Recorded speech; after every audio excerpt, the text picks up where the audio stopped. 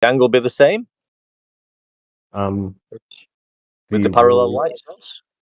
The relationship between those angles are going to be specific in that they're going to be different than the relationship of angles over a flat plane. I mean, just forget we don't know the shape of the Earth at this moment, let's say. So Right. we know the well, and we've got 500 miles with a stick and a shadow. We know it's 7.2 degrees. If we go another 500 miles, what would the angle of that stick and shadow be? Do we know that? It would So be. we're 1,000 miles away now from the well. Mhm. At 500 miles, we've got a 7.2 degree angle. What would the angle be at 1,000 miles? That would be another 7.2 in addition. So it'll be 14.4. So it's a larger angle measurement the further we go away from the light source, is what you're saying. Yes, it's double the first one. But angle off of what? What is it angled from? These are, I Baseline. believe, zenith angles. So vertical. Yes, locally vertical. So Right. the angles would just be the same all the way down, wouldn't it? Essentially, So you'd always have a 7.2 degree angle from anywhere. if you're going the same amount of distance away in the same direction, yes. Until So you have no more measurements because the sun is set. Wait, how could it be local? Because at the first spot, you're using that as your vertical, and that's 500 miles away. Yeah, So you're using that as vertical. you're using that as vertical for that specific measurement, and then No, you're for taking all the another vertical. measurements. No. For all the measurements. Yeah. No, you're not using the well to measure the angle at Alexandria, right? The well No, is just for Said. but that would be zero. The one without a shadow is zero, right? Mm-hmm. Right. So if you have 7 degrees off of that, it's Oh, 7 that. degrees off of vertical.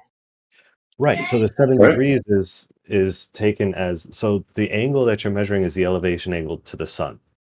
And then the 7.2 degrees is taken, hold on. Yeah. You think about what you're going to say next. this is where it gets tricky, you see. I mean, Eratosthenes must have thought all this out before he did this. Oh, yeah. No, yeah, you're right. So the 7.2, you're taking the vertical as I guess as the direction of the sun. So that's when we say that he's presuming parallel light. That's how he Right. gets the So 7.2 degrees from the sun. so all the sun rays are vertical for this thing. If we're presuming Sayin to be the basis of vertical, yes. Right. So then Yeah, you so just have a bunch of tilty sticks. yeah, we've got tilty sticks. That's what. If the Earth was flat, the angle wouldn't change with the parallel light source all over it. You'd have the same Right. angle at every distance. But if the Earth's curved, then the angle measurement would change. If the light source is parallel, Yeah, that's the right. Earth must be curved. Well, So we need to determine, how do we determine that the light source is parallel? How was that worked out? I mean, he obviously knew that, but how did he go about proving that? well, no. What I'm saying is that they're parallel. They're tilted a certain amount as you go further. So with a low sun over a flat Earth, you're going to get some degree of deviation, but over a curved surface, you're going to get a different degree of deviation. Yeah. So they're not plumb. With regard to the one in Sayin, they're not. Yeah, they're That's not vertical. with regard to Sayin, but locally, right? If you just take a plumb, then they are. Oh, well, if they are, then you've just proven divergent sun rays. Or parallel light rays over curved surface. So it could be No. one or the. It could be one or the other then. With 2 measurements, yes. As soon as you So- take 3 or 4 or 5, that's no longer the case. So it's either a curved surface with parallel light, or it could be diverging light on a horizontal plane. Is that what we've come to the conclusion of now? With 2 measurements, those are the possibilities, yes. It results to those 2 solutions, potentially. Right. So how do we go about deciding which one is correct?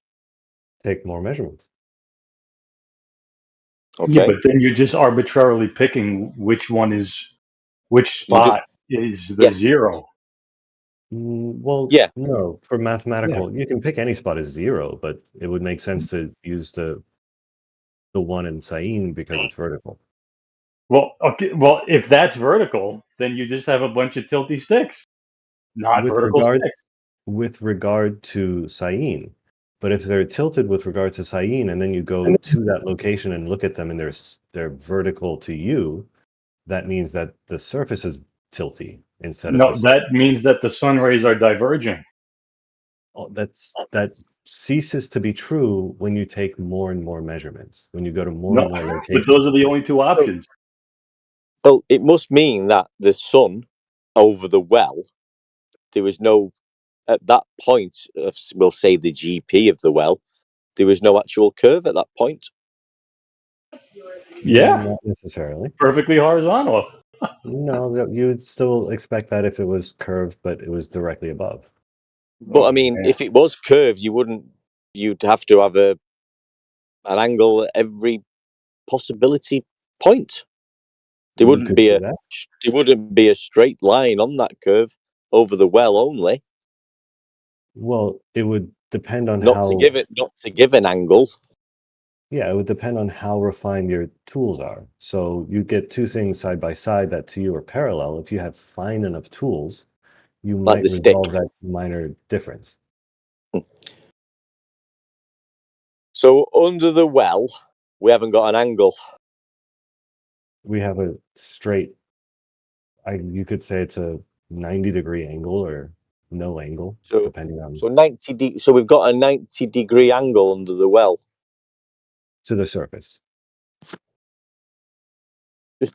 So what is a 90 90-degree degrees. angle? Just remind me again. Sorry. Surface. What's a 90-degree angle? I forgot. Perpendicular. To horizontal? Right. So we've got that in one. 90-degree angle is perpendicular. Depends Right. on what That, so you're measuring. It could be if we just horizontal. stayed at the well, then, if we just stayed at the well and didn't go 500 miles away, what could we determine from that? Not a lot. We could That we've got a determine that the sun 90-degree is angle. straight ahead. Yeah, you could determine that the sun is straight overhead. And we've got a 90-degree angle, You could make a 90-degree angle. which would require what? I'm not sure what you mean by that.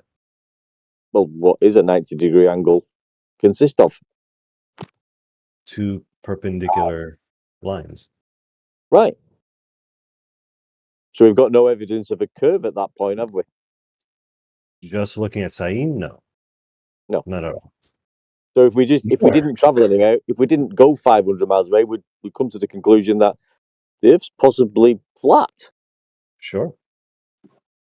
But I don't even think when you anyone go could- All niggas retarded. but only when you go 500 miles away and you measure another angle, then I don't understand what you're measuring there either. You Well, just then- measure an angle. Yeah, you're measuring angles, but then you open up the possibility of now you can resolve 2 solutions, right? A distant light source over a curved surface, or a near light source over a flat plane. So we're left with a dichotomy then. Yes. After measuring angles, we're left with a dichotomy about the surface of the angles can be measured from. Yeah. Yep. Okay. That's where we are, yeah. And we're measuring angles from horizontal or vertical. Yeah, but we're still trying to determine what the shape is of the horizontal. Yeah. I guess that was my next question. So if we have got a dichotomy, how do we prove one way or the other if something is true? Did you say something about adding an extra stick? Several. Okay. We've had this conversation before. I'll let you carry on with one duck. Yeah, that's the main thing. It's just add more sticks, take more measurements, and the light source no longer resolves to the same place. But how do you decide where the true vertical is? Like, I where's don't. the real zero? Like, will the real vertical please stand up? I mean, I think you can decide that sort of arbitrarily. Like any of them could be vertical. Arbitrary. It's only under the well. There's only one flat horizontal area at this moment we can say. Well, zero is the ground position of the star, isn't it? Yeah. It's the GP. Yeah, that would make the most sense mathematically to do these calculations. Yeah. So we've got a lot of angle measurements, haven't we, going on in these measurements? Did you hear the bit where Manufactitum said that the sun doesn't converge to a singular point the more sticks that you add? On a flat. Ooh, that's a tough one. Yeah. So the sun has to get flatter the more points you add. No, not The more angles fatter. you have, the flatter the sun has to get. What, fatter or flatter? Flatter, No. because all the rays would have to be parallel. Yeah, so this is what Mr. Dr. Mean was saying earlier. I think if you have a flat, large sun, like if it takes up the whole sky, I don't think. Hello? Do you have any flat earthers in here? Yeah, we're having a conversation with Manufactitum, so shush. For that, you're fucking retarded if you think the Earth's flat. Get some Thanks, IQ. mate. Like, Thanks, mate. Thanks for that. Thanks, mate. Sit down. We was just getting to the point where we was proving curvature as well with the horizontal baseline angle measurements. Hang around a little bit and all your problems will be solved. He left. All right. Merry Christmas. Merry Christmas, mate. Merry Christmas to all. All right, yeah, so back to I think with a flat sun, you don't get. I'd have to try a couple things. I'm not entirely sure, but my intuition says that with an entirely illuminated sky, you wouldn't get any shadows. I think you would just get diffuse light. I mean, obviously we've got a 7.2 degree angle, which is two straight lines. So, I mean, and we're using the surface of Earth for the angle measurement. I mean, what can we determine from that? With multiple data points, multiple measurements? Well, just with the one. With one, nothing. So we've just got one angle measurement that requires, we're using the surface of Earth and it requires two straight lines. So one straight line is the stick and the other straight horizontal line is the surface of Earth. You could do that locally. We could do it anywhere.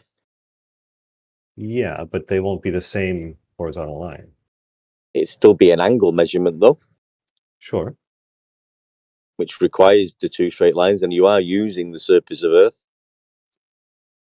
Not necessarily. Well, we are, because that's what we're doing. Well, you're using a horizontal reference, which could be the surface, could be like a table you set up. Like you don't really even need to use shadows to take that. It's the surface of liquid water at rest. That would be horizontal. We're using the surface of Earth in this instance, and we've got an angle measurement. Sure. Which is two straight lines. Locally. But it's the same if you want to see how... Well, we could do it anywhere, get the same result. Yeah, sure. Yeah. But you'll get different angles everywhere, right? Depending on where the light source is, obviously. Yeah. And we can determine where that light source is by those angles.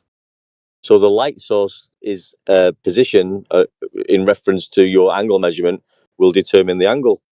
Oh, we can determine where that light source is because of the angles. Can we?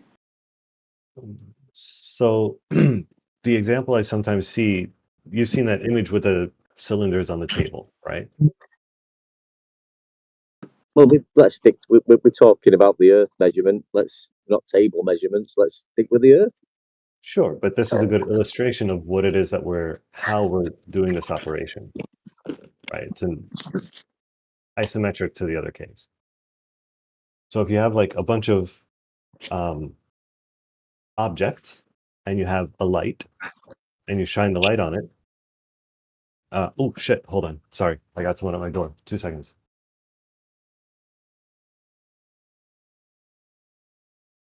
Pizza's here.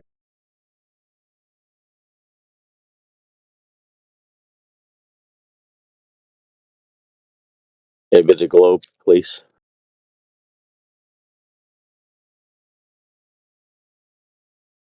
Or globe is on.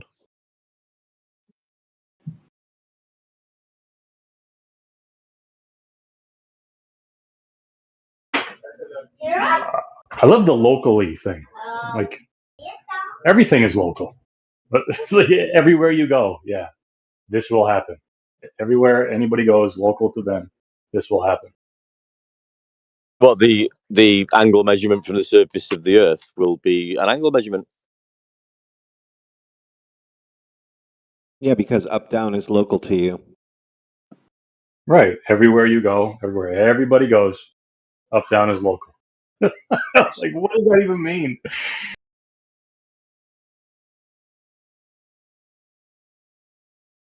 Well, it's getting away from the conversation of using the surface of Earth and obtaining an angle measurement. That's what it means.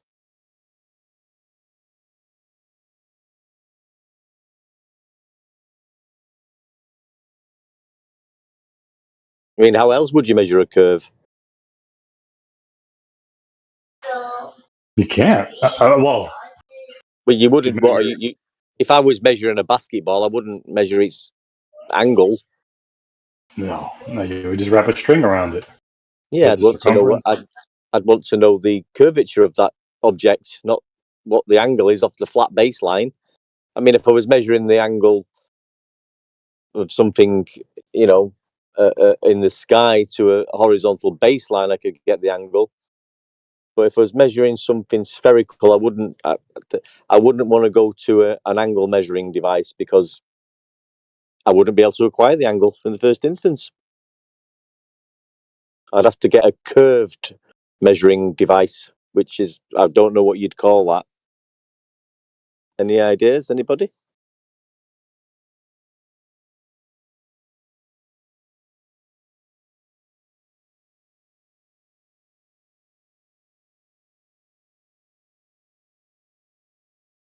Hello? Hello?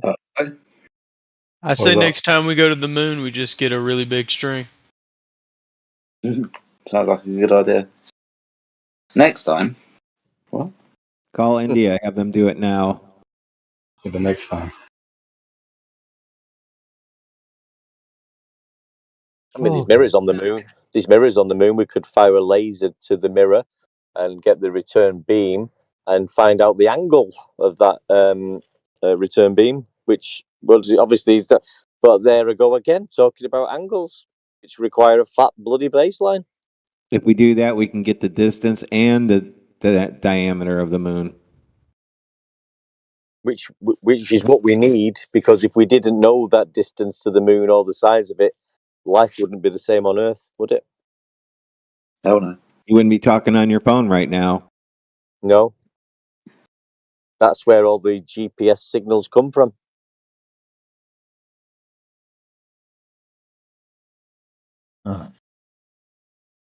You guys don't believe in Did you satellite. guys see Leave the World Behind? What? There is a movie called that. A new movie. Do you guys watch that? Is it a true movie? When we watch it, is it real? What? Is it a true story? Is it a true story? Might be. Maybe. When I watch it, will it change my life? I heard if you watch it, it makes your dick grow 2 inches bigger. What's it called again? Leave the world behind. I might watch it twice. If you watch it twice, does that mean you come back again?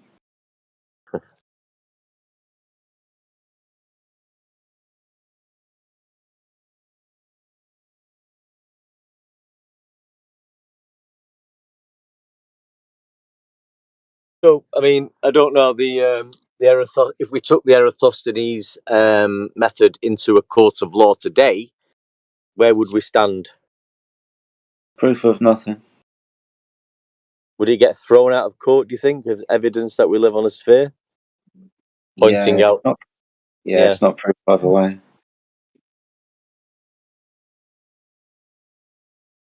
So it's not actual proof, is it? I mean, No. but people take this as proof. I mean, I kind of agree with you. I think Eratosthenes, as it was originally done, doesn't prove curvature. I think we all agree that both of those, that one demonstration yields two solutions. But I don't think that was the point that he was trying to make. I think he was just trying to measure the Earth, not really trying to show it was Trying to round. figure out the circumference of the Earth, right? Yeah. Yeah. He'd already been told or said, listen, after the Big Bang, the gas particles started colliding with each other and everything takes spherical shape. We can see that because the moon's spherical, obviously. So the Earth that we're standing on is spherical. I wonder what the circumference might be. Well, certainly the moon thing was probably told to him. I don't think he heard about the Big Bang back then. No, probably not. That didn't. I mean, I don't know when was that story invented? 1927. Oh, right. It wasn't Who necessarily invented that? invented. It was a Catholic priest, so he did some research.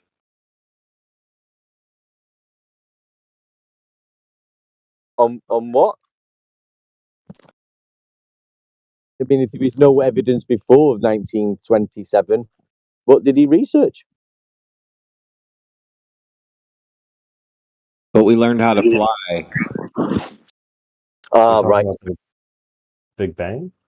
Yeah, the Big Bang, where everything was created out of nothing. Yeah. So they saw that galaxies were moving away from other galaxies, that all galaxies were moving away from each other.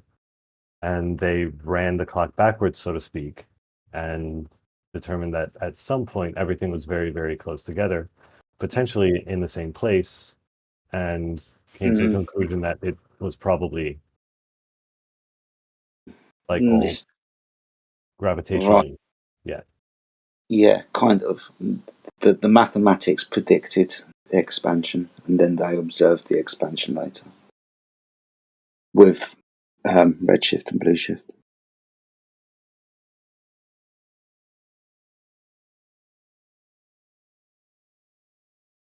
And acceleration. Yeah. Moving apart faster, apparently.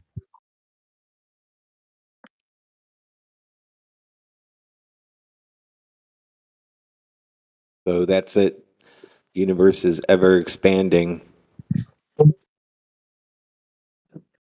I think so. I don't know what parts of that are still in contention. Is that like entropy? Well, this is we're increasing. We're increasing into more disorder. So eventually, the universe will die a heat death because all of that energy have gone.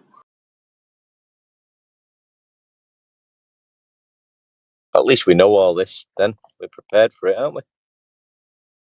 Yeah, I don't think it's that's something, we need to worry about. It's already been worked out. We don't have to even think about it.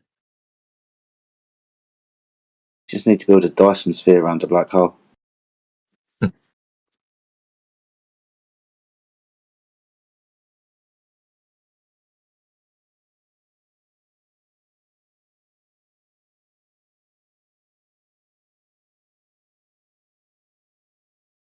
Any other court cases? Well, this one's been thrown out. I mean, the Eratosthenes has been thrown out. That was one. I mean, you could probably go to Alberuni, but this is another archaic. It's 2,000 year old. This belief. I mean, who would believe something that was thought of 2,000 years ago? As evidence. Like calculus, we believe that. It's 400 years old. I mean, apparently Alberuni got the height of a mountain, and he was nowhere near mean sea level.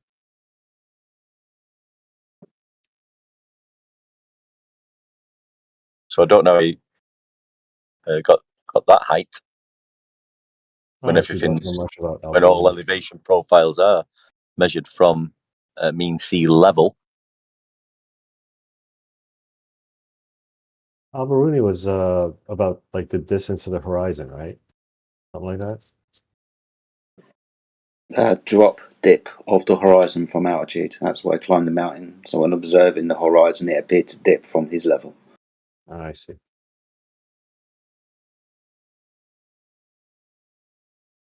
We would understand that's in the claim to geometric horizon, right? Is that the horizontal horizon? That's the horizontal horizon that can only be 1.225 times the square root of the observer's height in V. Yeah, that one. Right. So Eratosthenes was kicked out of court with the angle measurements and the flat baselines. Now, Alberuni came along, that was a hung jury. And he's also using horizontal reference frames to measure curvature.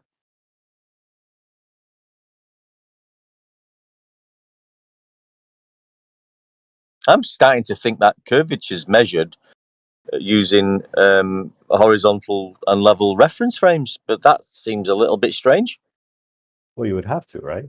Like even when people ask for drop over distance, that's what you're asking for. Drop off of a horizontal reference. Yeah, exactly. That deviation away with distance from that horizontal. Yeah. But you know what that's called when that's done, right? It's called elevation change.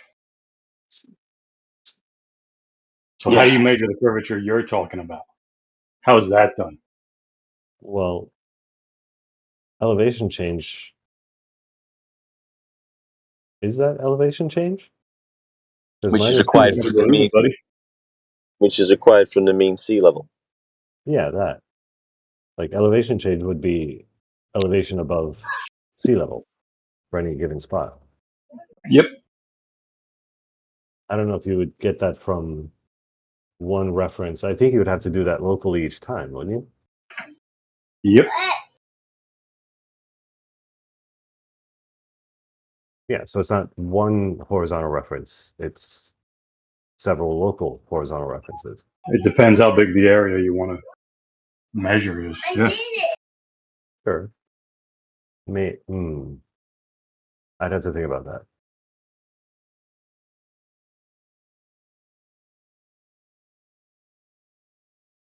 So we're measuring curvature using horizontal references and level references. Correct. Well, I would make a distinction between those two. I can't see how that can work. Yeah, how do you measure the one you're talking about then? Measure what? The one what? How do we measure the curvature he's talking about? Because if he's not talking about elevation change, drop from horizontal, what the hell are you talking about? No, I'm talking about drop from horizontal, but elevation change I wouldn't describe as drop from horizontal. That's what surveyors would call it, a drop or a rise from horizontal. I would call it rise from sea level. Yeah, that's a vertical change, which is a drop or rise from horizontal. But that's a local horizontal, not a single horizontal for the entire survey. Yeah, it's for the whole area. One if you want to horizontal do for the the whole state area? if you want to do the state of like North Carolina, you pick a spot and you would establish that spot as your datum, and you measure up or down from that. over the entire state. All horizontals are derived from each other. Yep. I'm not sure about We're just working in a small area, though, aren't we? Yeah. Yeah. So when you I mean, type up surveying, between here and over there will be measured to be horizontal, and then you will have a measurement from somewhere over there to your reference point.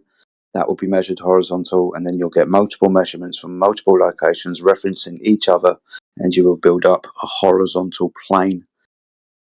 That's what you do.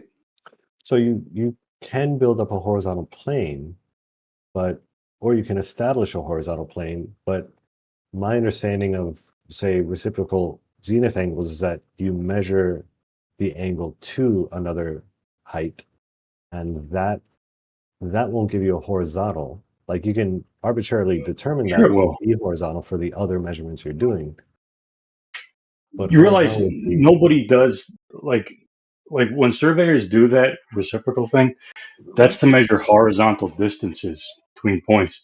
These guys on YouTube who say that they add to more than 180, nobody gets that. sure. I'm not talking about that result specifically. I'm asking about when you say horizontal distances, what do you mean by that? A straight line, a horizontal line from point A to point B, 2 points of equal elevation. So that line will be straight, but how do we determine that it's horizontal? Well, it's perpendicular to vertical. And it would have to be the shortest distance. Any other distance would be a slope. Well, even if it's tilting down, it would be the shortest distance. No, My question is, what? no, because that would be the hypotenuse of a right angle triangle, a slope. It would be the longest distance. correct. So I feel like you're embedding all this in a triangle. Yeah, it's a triangle. Yeah, Hey, triangle. no, Three well, straight that's lines. not the question. That's the point of, that's what we're trying to determine, is whether that straight distance from 2 points is horizontal or not. Yeah, it is. Well, how do we know? Why wouldn't it be? It would. It If would be the shortest distance. if we're measuring these two things over a curve, then it wouldn't be. Well, the curve is measured from that straight line, up or But down. you wouldn't be measuring a horizontal distance over a curve, would you? That's Well, what you we're trying to could. get to. You could, but then you'd measure that change as a vertical change from that horizontal. Yeah, but that horizontal doesn't necessarily comport with the surface. It doesn't have to. Well, I mean, we agree on that, but if you're saying that it's flat because of horizontal, No, I'm not saying it's flat because it's just horizontal. the reference. Absolutely. Okay, so the reference is horizontal. How do we determine whether the Earth comports with that horizontal? Well, I'm not saying that it does. I'm saying you measure the elevations from that horizontal. And then you represent those curves as contour lines on maps. 3D. Front, back, left, right, up and down. There's your 3 dimensions. So how do you measure the curve you're talking about? What curve? What is curving? It can't be Earth because we got the vertical changes. So what curve? Wait, what do you mean by it can't be Earth because we have the vertical changes? Yeah, because when the Earth curves, that's represented as elevation change. So what No, curve? no, Yes.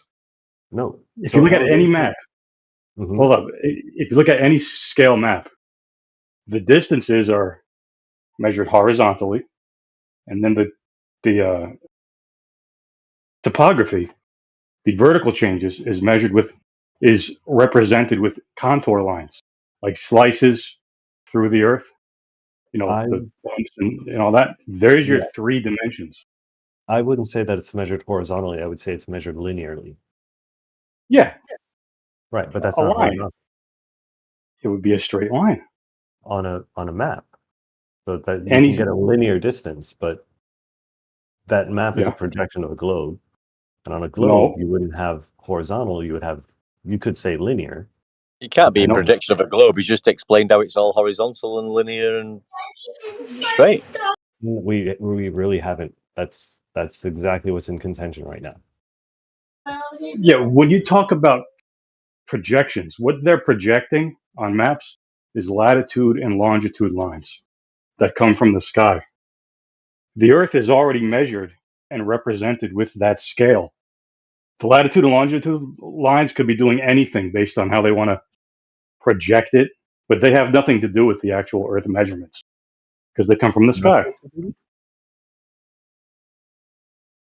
Nothing to do with them? Nothing.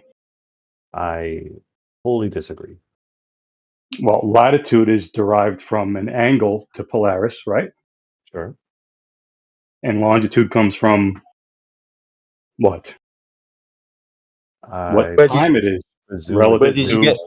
How did yeah. you get the angle though from to Polaris? What did you use as the Yeah, horizontal? there's another one. Yeah. Sure. You establish a horizontal 90 degrees off the plumb, off the That's right. normal, if you like. But you could use mean sea level, yeah? No. No, why not?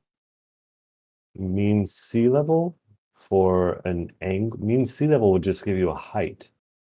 You could take your distance off of mean sea level if you want to do like a correction or something if you're higher than the surface, but mean sea level I don't think can give you an angle. Yeah, it would be the horizontal baseline for the angle. I don't think so. Yes, it is. Well, That's exactly what it is. Mean sea it level? depends how big of an area you want to cover.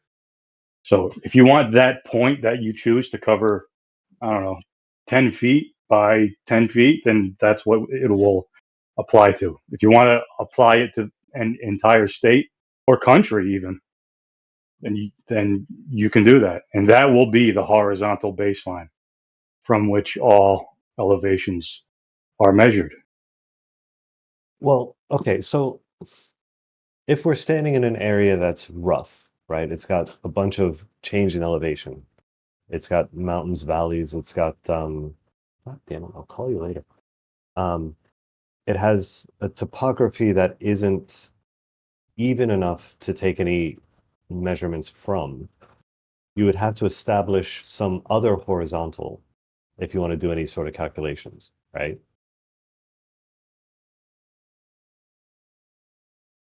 So you're standing in the sand dunes of the Gobi Desert.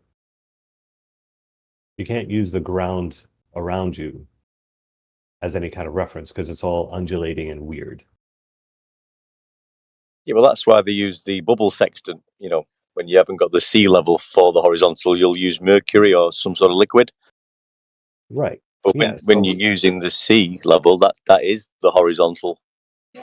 Yeah. Yeah, and All I I'm saying posted is how you it works. establish that. I posted how it works in the chat. So what they have are things called trig points, and they're all over the world, and they mark a distance from sea level, so that surveyors know how high they are. Yeah. So height can be given with reference to sea level. Right, Elevation. Yeah. But right. if you're saying that all of That's how those, all elevation profiles are determined. sure. All I'm saying is that elevation at different locations aren't going to be off the same horizontal. Well, Mount Everest is the same height wherever you are in the world. Well, the same height with relation to its base, To not the sea level. right, but not with relation to where you are, not compared to you, right? The height doesn't change when you move. The height with regard to what? Sea level. Sure, but it's sea level as considered as the base of the mountain itself. Yeah, the base for the horizontal base. Yeah, correct. Yeah, wherever I am with regard to sea level doesn't matter. Exactly. Right. What do you think that demonstrates? that all elevation profiles are taken from sea level, Right.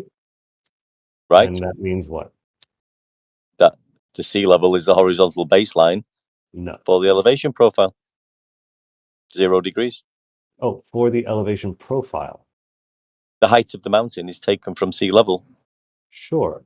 But Yes. to get from there to all sea levels are horizontal to each other, and therefore all verticals across the world are parallel. That's where you're making the leap. That's where you're skipping some steps. No, I'm just talking about level, horizontal, and elevations. Where You're you're talking trying about them to as though they're the you're same trying thing. you're trying to describe a curve, but you've not mentioned one yet. No, I'm just Yeah. trying to distinguish the words we're using, right? So Yeah, level refers to horizontal, elevation. sea level, elevation angles. Mhm. You're trying to describe a curved Earth, but you've not mentioned the curve yet. Yeah, not yet. But Not yet. in order to We're do that, we waiting. have We're to be still speaking waiting for that. right. We have to be speaking the same language. Because Yeah. when I say level Lay down. and you hear horizontal, there's a miscommunication there. Lay down. Are you talking to me? I don't know who that was. Sorry. Happy sitting. Thank you. So, yeah, level, elevation comes from sea level, but sea level is not equivalent to horizontal. No, sea level is a point on a vertical datum. So that point is what you measure elevations from. So the verticals are treated as parallel along that entire horizontal plane. Otherwise, Okay. your elevation measurements would be all fucked up. I'm I mean- okay with that. Sure, I'm Yeah, okay but with that. If we say that they're treated as, that's fine. So you have a straight line that you've established, and you're plotting all the elevation on that straight line. That's how surveyors do it, and that's fine. What I'm saying is, when we translate this into the real world, is that straight line? Sorry. Sorry. When we did that in the first instance, was we not in the real world? Yeah, that's how it's done in the real world. No. That's how it's charted. Yeah, In the real, yes, takes in the real world. In the real That's how world, it's yeah. measured. Nobody takes a slice of the world and slaps it on a piece of paper, right? We're taking measurements and we're writing those measurements on some reference. That's right. Right. So, like you said, if sea level is a point on a vertical datum, and we plot those points, we can plot those points on a straight line, we can plot those points on a circle, we can plot those points on a squiggle, right? That doesn't matter. We can plot them however we want. What we're interested in is, what does that translate to in the real world? Just a point. Right. Yeah, saying the sea level assembly of points that- aren't connected by on any grand scale. Nobody does that. Well, you can describe the distance between 2 points, right? Describe it or measure it. Both. You can measure it and then describe it. How do you describe it? Well, any difference between sea levels will be a vertical distance, down or up. Right. I'm talking Perpendicular, about that would be horizontal. not between sea levels, between 2 distant points. But sea level is level, isn't it? It's not curving, is it? Yeah, approximately. Yeah, so No. Hold okay. on. Whoa. It is level. That doesn't mean it's not curving. Well, you're saying level means curved now. It doesn't not mean curved. It doesn't mean horizontal. So what is Well, when level? you say It depends on what it's taken. It depends on the reference it's taken off of. well, when So you say curve, like curve which way? Is it curving down or up? And always. Yeah, but that doesn't mean anything. Yeah. Always. So that So depends on your reference, right? So Yeah. if you are taking measurements from one specific location, you could describe the curve as curving away from you, down away from you, right? That's we- not how these we're measurements are talking made. about We're I talking understand about that's how sea they're level. charted. Yes, We're sea not level. talking with sea level, not curve. Well, that's not yet been established. That's what we're Well, trying to establish. well, all elevations are taken from sea level. It's level. Sure. Uh-huh. You're trying to present us with a curve, which you've not managed to do up to now. Right, because you've armored the discussion against even allowing the possibility. I'm trying to establish how language works so we can have that even be a possibility to establish. You're not allowing Well, that in the discussion because of how you're okay, well, using these all right, words. I'll allow it. I'll allow. Okay, well, what I have to do then is tell everybody that level means curves, and then No, you can doesn't. say what you want. Hold on. Level doesn't mean curved, right? It's not Exactly. synonymous with curve. I agree Level with that. Yeah. means equal elevation. Level can translate into curve if the reference on which we're taking our elevation is itself curved. So give me an example. No, hold on. Give me an example of that. Give me an example. So replace the earth with a basketball, right? No. Let's not replace anything. Keep the earth. No. You want an Keep the earth. example. I'm going to give you my example. If you want to give an example, you're free to do so. All right. So you have a basketball and you want to The basket. There's no level point on the ball, by the way. Just let him. Let's just hear his example. Go ahead. Get it over. Go. Go on. Okay. The So you level have a ball. basketball, right? And you put a bunch of bobby pins in this basketball. If these bobby pins are all the same length and they're all sticking straight out of not bobby pins, Needles. yeah, sure.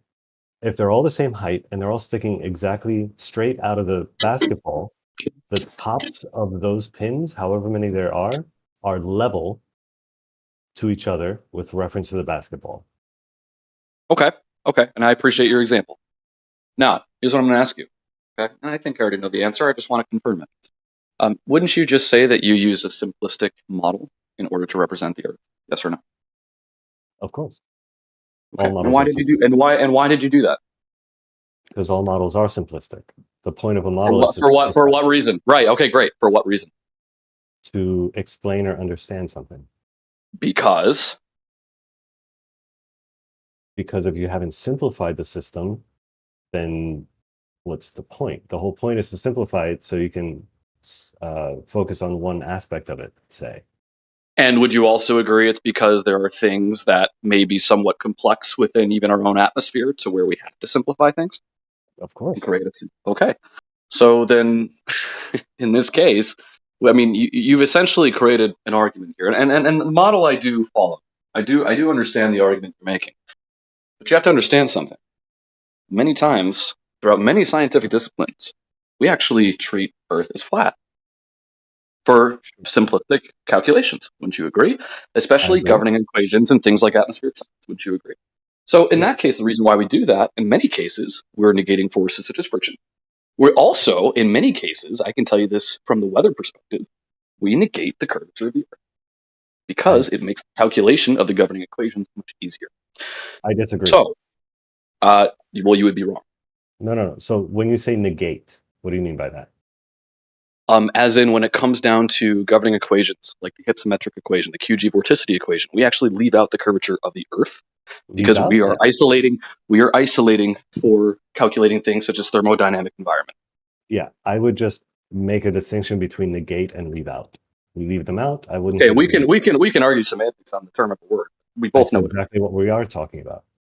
Okay, well, that's not the topic. Let's stay on topic and not get into semantics on words. That's small But the point clarification. is, okay, great. The point is, right, what I'm trying to get at here with you is that this model, in order for you to explain your point, you've had to simplify without even addressing the point of essentially sea level as why it would be quote unquote, or not sea level itself, but areas above it would be curved. You not once explained that in your model at all. You just basically made an oversimplified version of the Earth to try to connect it back without any connection, Yeah, because I was explaining one specific thing. which you didn't do. I was explaining what level means. Correct, and you didn't do that. Your model is nothing to do with that at all. Really? Correct. How? Prove me otherwise. What was lacking? A direct response to the rebuttal. You didn't even address it. And if I'm wrong, prove me wrong. What But I was the definitely know I'm rebuttal? not. Maybe I missed it. We're talking about curves, right? Mhm. We're talking about sea level, and not at sea level necessarily. You're making an argument that if you take it from a certain point, that we would be sort of integrating within curves. And so then you brought the basketball model, explained it very thoroughly, but provided absolutely no connection to this argument whatsoever. When you say integrating within curves, so all I was trying to establish with that example was the meaning of the word level. Okay, I wasn't trying to establish that anything was level or wasn't level. I was only talking about its definition. So in translation, you created a oversimplified model, and not only Oversimplified? that, but you never hold on that, and you just proved yourself you never even addressed the point No. at The all. point at that time that I was addressing was the use of the word level. Right. Right. You weren't addressing the point. You were getting hung up on semantics, just like what you tried to do with me 20 seconds ago. No, the point Address was the a argument. semantic point. The point It was a is. semantic. We're arguing about a definition of a word, or the definition of a meaning. That has nothing to do with the argument itself. No, the If you're argument somebody itself that's is even if you're somebody that's even remotely in a science position, yes, definitions are important. We've already established these meanings. These words have no no. essentially That scientific. was Yes, we have. no, that was exactly the point in contention was the meaning of the word. The meaning of the word was stopping the conversation from going forward, which is why I took the time to address it. Now, if you say that my model is oversimplified, I'd like to know what was lacking for that specific point, but the point again was really just that word. So, is there any agreement by the rest of the room about I don't know. his You definition? started talking.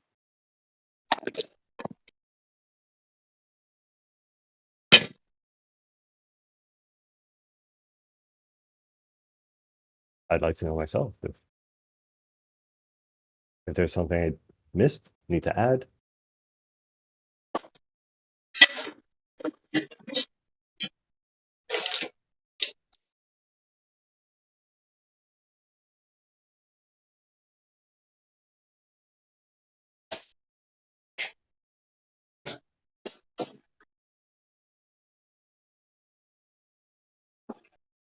Okay, well, on that note, I've been here a half hour longer than I should have been, and I should probably already be at work. So I'd love to pick it up again. Cheers in the meantime. Merry Christmas.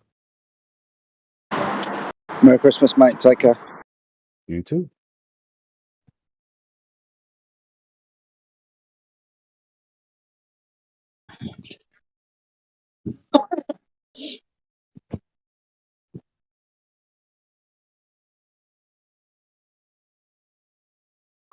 Ho, ho, ho.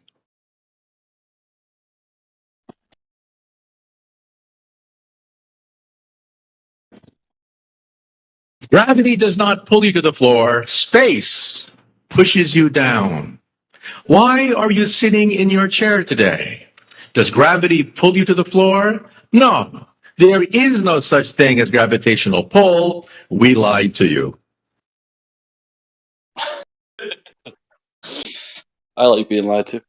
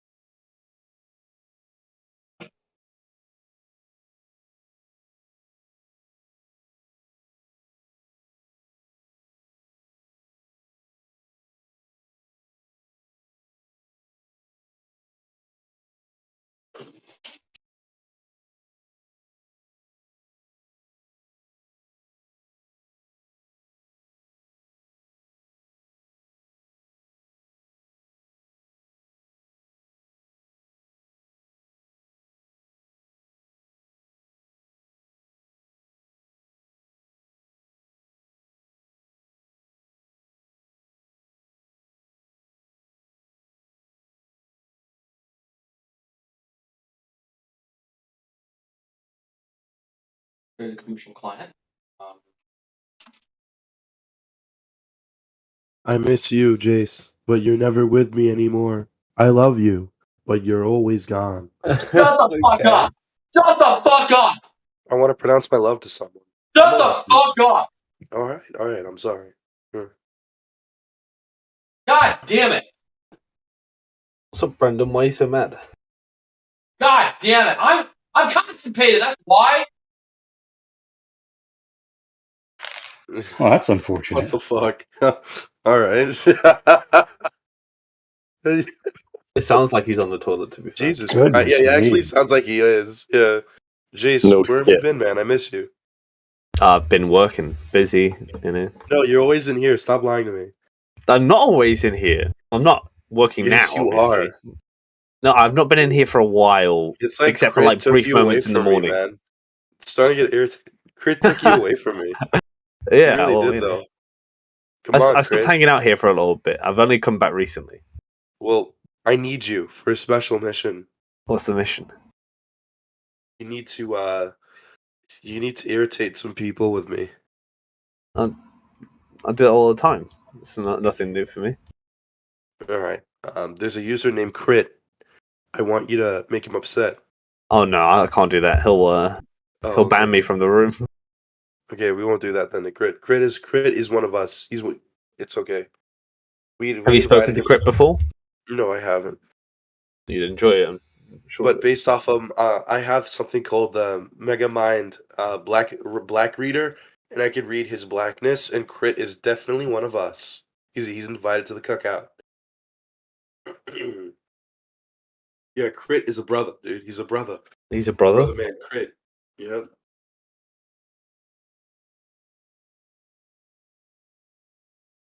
Yeah, I'm gonna go be black somewhere else. I'll be back. Have fun. I'm a stupid nigger.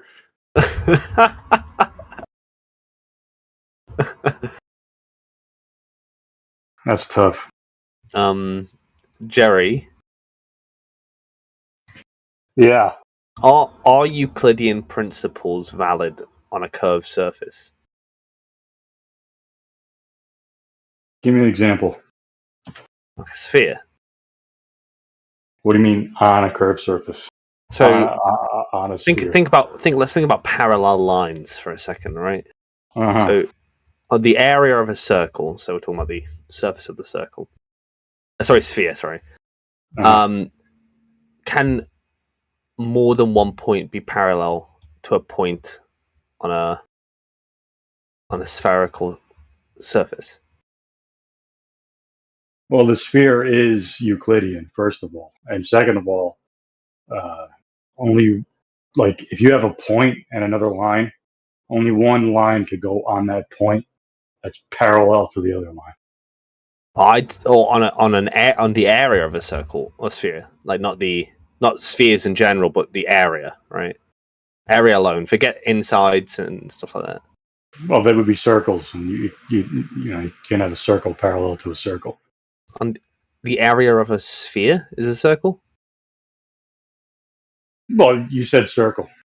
Yeah, I keep on correcting myself. I do mean sphere, right? The area of a sphere. Well, you can't have an area parallel to an area. You'd have the line parallel to other lines with the same point.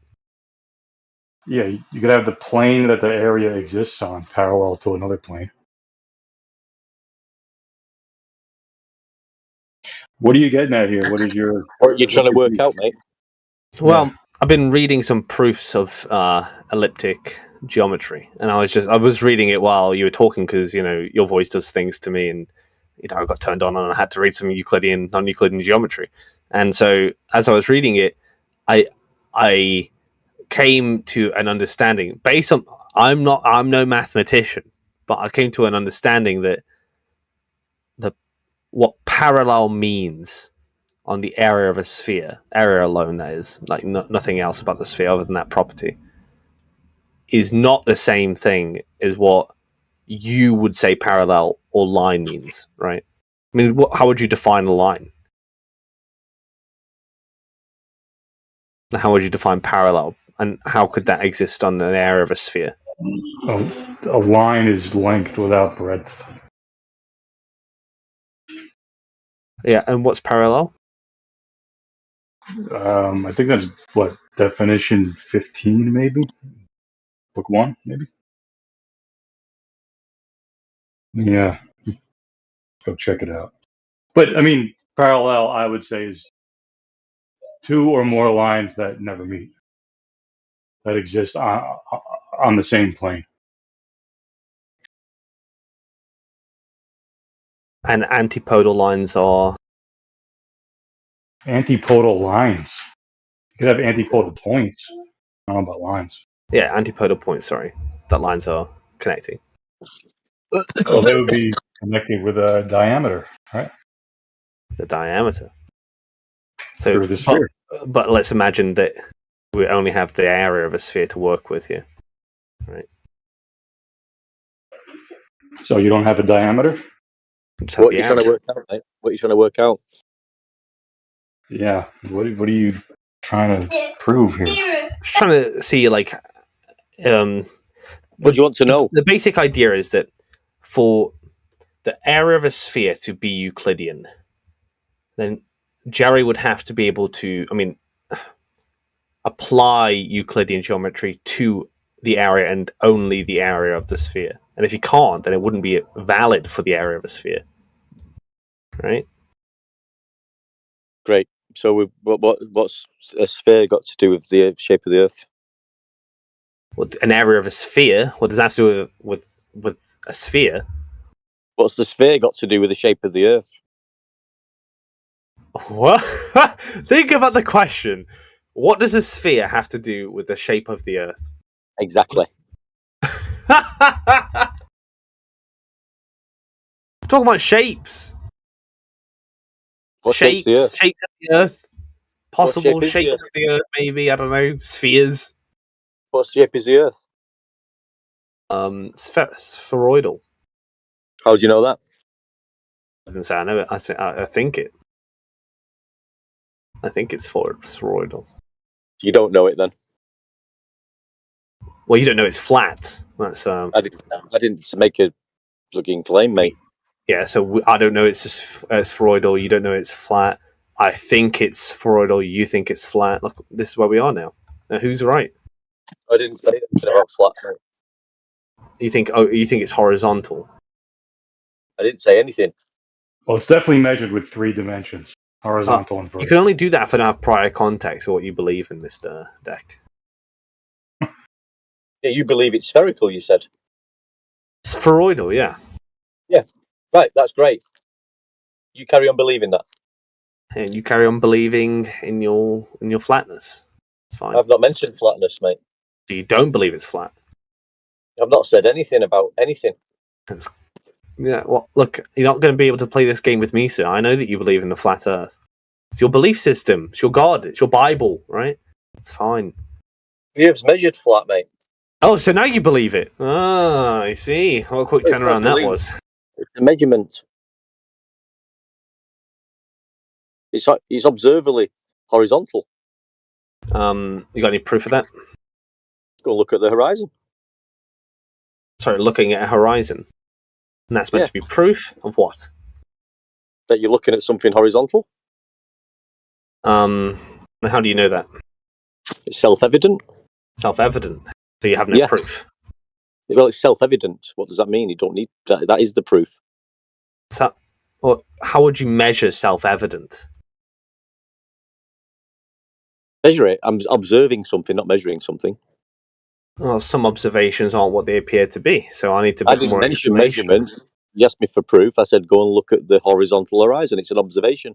You said, you said, how do you know it's horizontal? I said, it's self-evident. Let me assist, right? I think it's self-evident that the sun goes below the horizon. Doesn't move away, goes below the horizon. Right? Now, that appears to me... Down? Down, yeah, down. It looks like it's going down, right? One day. Not moving further away. Now, it looks like I it's going think down. you'd say, well, look, it is moving further away. It just doesn't look like it's moving further away. In which case, I'd say, well, it's self-evident that it's staying the same size approximately and just going down, right? What happens then? Do we not count self-evident observations? It's not going down though, is it? It just disappears. It's for the sake of argument, Jerry. It's not. See, It's yeah, not. but It's not supposed to be like a globe argument. It's meant to say that what appears to be self-evident in observation might not exactly be what you're observing. Well, then you're it's not observing. I got it. You're observing something happening. I'm saying when you look at the horizontal horizon, it's horizontal. How did you measure that? I didn't. So you have no proof of it. You just think it's horizontal. No, it's self-evident. You can't just say it's self-evident. I did I just say dispute that. it. I did just say it. I dispute it. So you need proof. Well, you're talking about something moving. I'm talking about looking at something that's there. Yeah, for instance, when the sun doesn't move further away, when it goes, does the sun go under the Earth? Does the horizon move? Does the horizon move? Is the I would horizon say is the horizon the it sun? looks like it does, but physically it doesn't. Yeah. So is it horizontal or curved when you look at it? Well, I'm going to say there's an imperceptible curve with our naked eye. Our or yours? Our. No, I'm speaking for myself. You speak for yourself. Yeah, I'll When I speak for look at both of us. Now I No, no. need you. Now I need The you.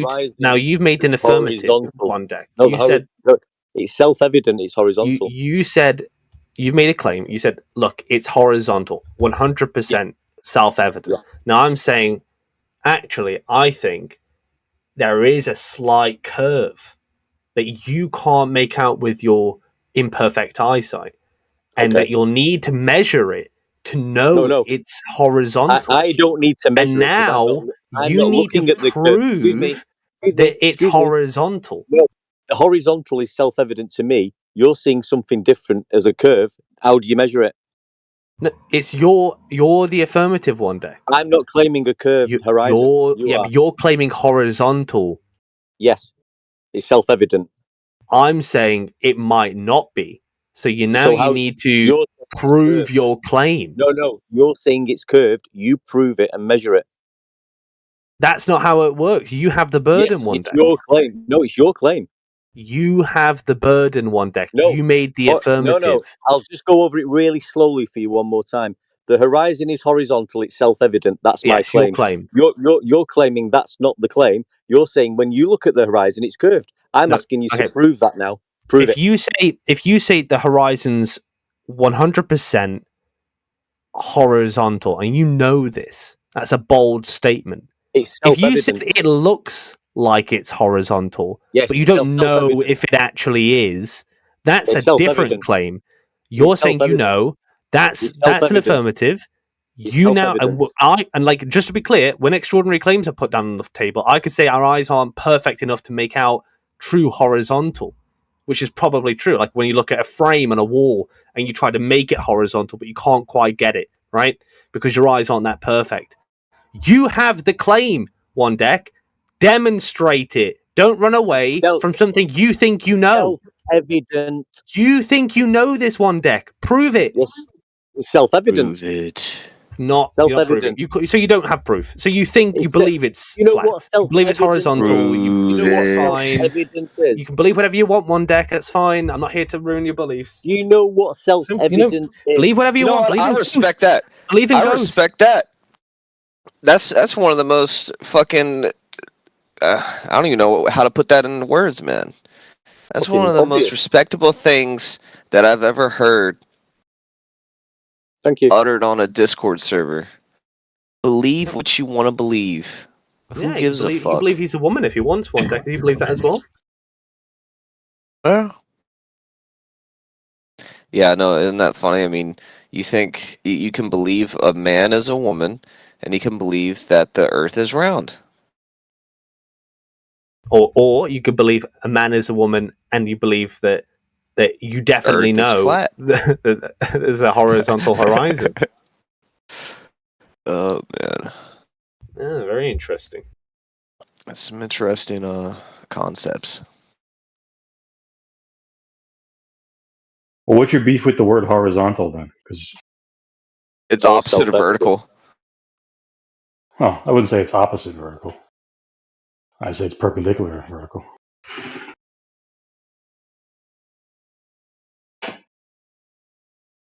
Fridnet, Is do it? you have a beef It's with self-evident. horizontal? Or? Tell me, if you hold a ball in your hand, where you're going to draw the horizontal line over the area of the surface. You can't have a horizontal unless it's like tangent. Right. Aside from tangent. So can you do is the horizon so that'll not be my part beef, really, wouldn't it? So where is the horizon? Is it a line on top of a globe? Well, I don't think it's horizontal, one deck. Right? You do. You said you know it. Yeah, it's self-evident, I'm just doubting it, right? I think my eyes aren't perfect enough to notice perfect horizontal, so it could be a little bit curved. You say you know it's definitely not self-evident, yeah. So I would like proof, one deck. Proof. Well, his proof is it's self-evident. Self-evident. It's not a proof. Self-evident. Yeah, but do you know what self-evident is? Self-evident means that it's evident not just to you, but to everyone, right? I'm not agreeing that it's self-evident, so suddenly it's no longer self-evident. You can't just keep saying it is. You gotta back up your claim with evidence, with proof, to prove your statement. You don't see the horizon as horizontal, then, obviously. Obviously, that is the case. I think I've made that pretty clear. So, what shape is the horizon? Oh, I don't know, but I definitely don't think it's Come on, commit don't think yourself, it's commit. flat and horizontal. So I would like one day you to prove it to me, just so I'm clear that it's definitely horizontal. When you look at it, what do you see? Oh, I see a slight curve. My eyes are that good. I don't know. One deck, you're going to prove that it's horizontal? It's very self-evident. slight. Got a negative canthal tilt. I can see all curve. Anyway, one deck, you're going to prove that it's horizontal? It's self-evident, mate. I thought you had already won this debate. I thought this was meant to be flat earthers had done this years ago. Why is it taking so long for you to prove it? It's a good question. You're gonna have to go run to Nathan Oakley and ask him for some more arguments one day, because I think you're running points. out. Yeah, he needs some No, it's not an argument. I'm just talking about the horizontal horizon. That's all I'm talking about. It's like, I said that a horizontal line is opposite to a vertical line, and that other fellow chimed in and said, actually, it's perpendicular. And I was like, you know what? He's right. And that's it. Moved on. Life continued to spin. Yeah, so the gentleman looks at the horizon and sees a curve. Well done. So I've seen images where people have shown a slight curve on a horizon. So I don't know who to believe anymore. One deck, you need to prove it, right? You need to prove it, so I know it's definitely horizontal. One deck, I need to know this. Images of two girls kissing and eating each other out. I've seen those kind of images. Yeah, but pussy lips aren't horizontal; they're curved. Is horizontal level? It's kind of self-evident. Is horizontal level? Yeah, is it? Well, I think there's several meanings for the word level. So is horizontal level? Well, it can mean that, and it can also not mean that. So what does level mean then? It has several meanings. What do you think horizontal means? Well, I'm saying, does it come under the jurisdiction of the horizontal? If horizontal and level are synonymous, then there's no point in mentioning what level is. Because so is the horizon horizontal and level? Tautological. Is it level? I'm going to say that you think a horizon is level, and I'm going to say that will be tautological if you then say horizon and level, or horizon. So you think the horizon is level? I think there's several definitions for level, like I said, and some of them don't include the word horizon or horizontal. Do you know what the horizon is? Well, the horizon is just something you see where the sky meets the earth. Yeah, so how can it have a physicality then? A physicality? Yeah, has an optical. It's an optical effect that can be affected by physical things. So how do you measure it then? Well, I don't know. I mean, you tell me how you measure it. You're the one who says it's definitely flat and horizontal. I said it appears horizontal. I didn't say you said it's definitely horizontal. You've measured it clearly because you know it. No, I didn't. No, I didn't measure it. I observed it. Right. So that's your standard of knowledge, just an observation. So can you measure to the horizontal horizon? That isn't science, is it? Has it got a measurement to it?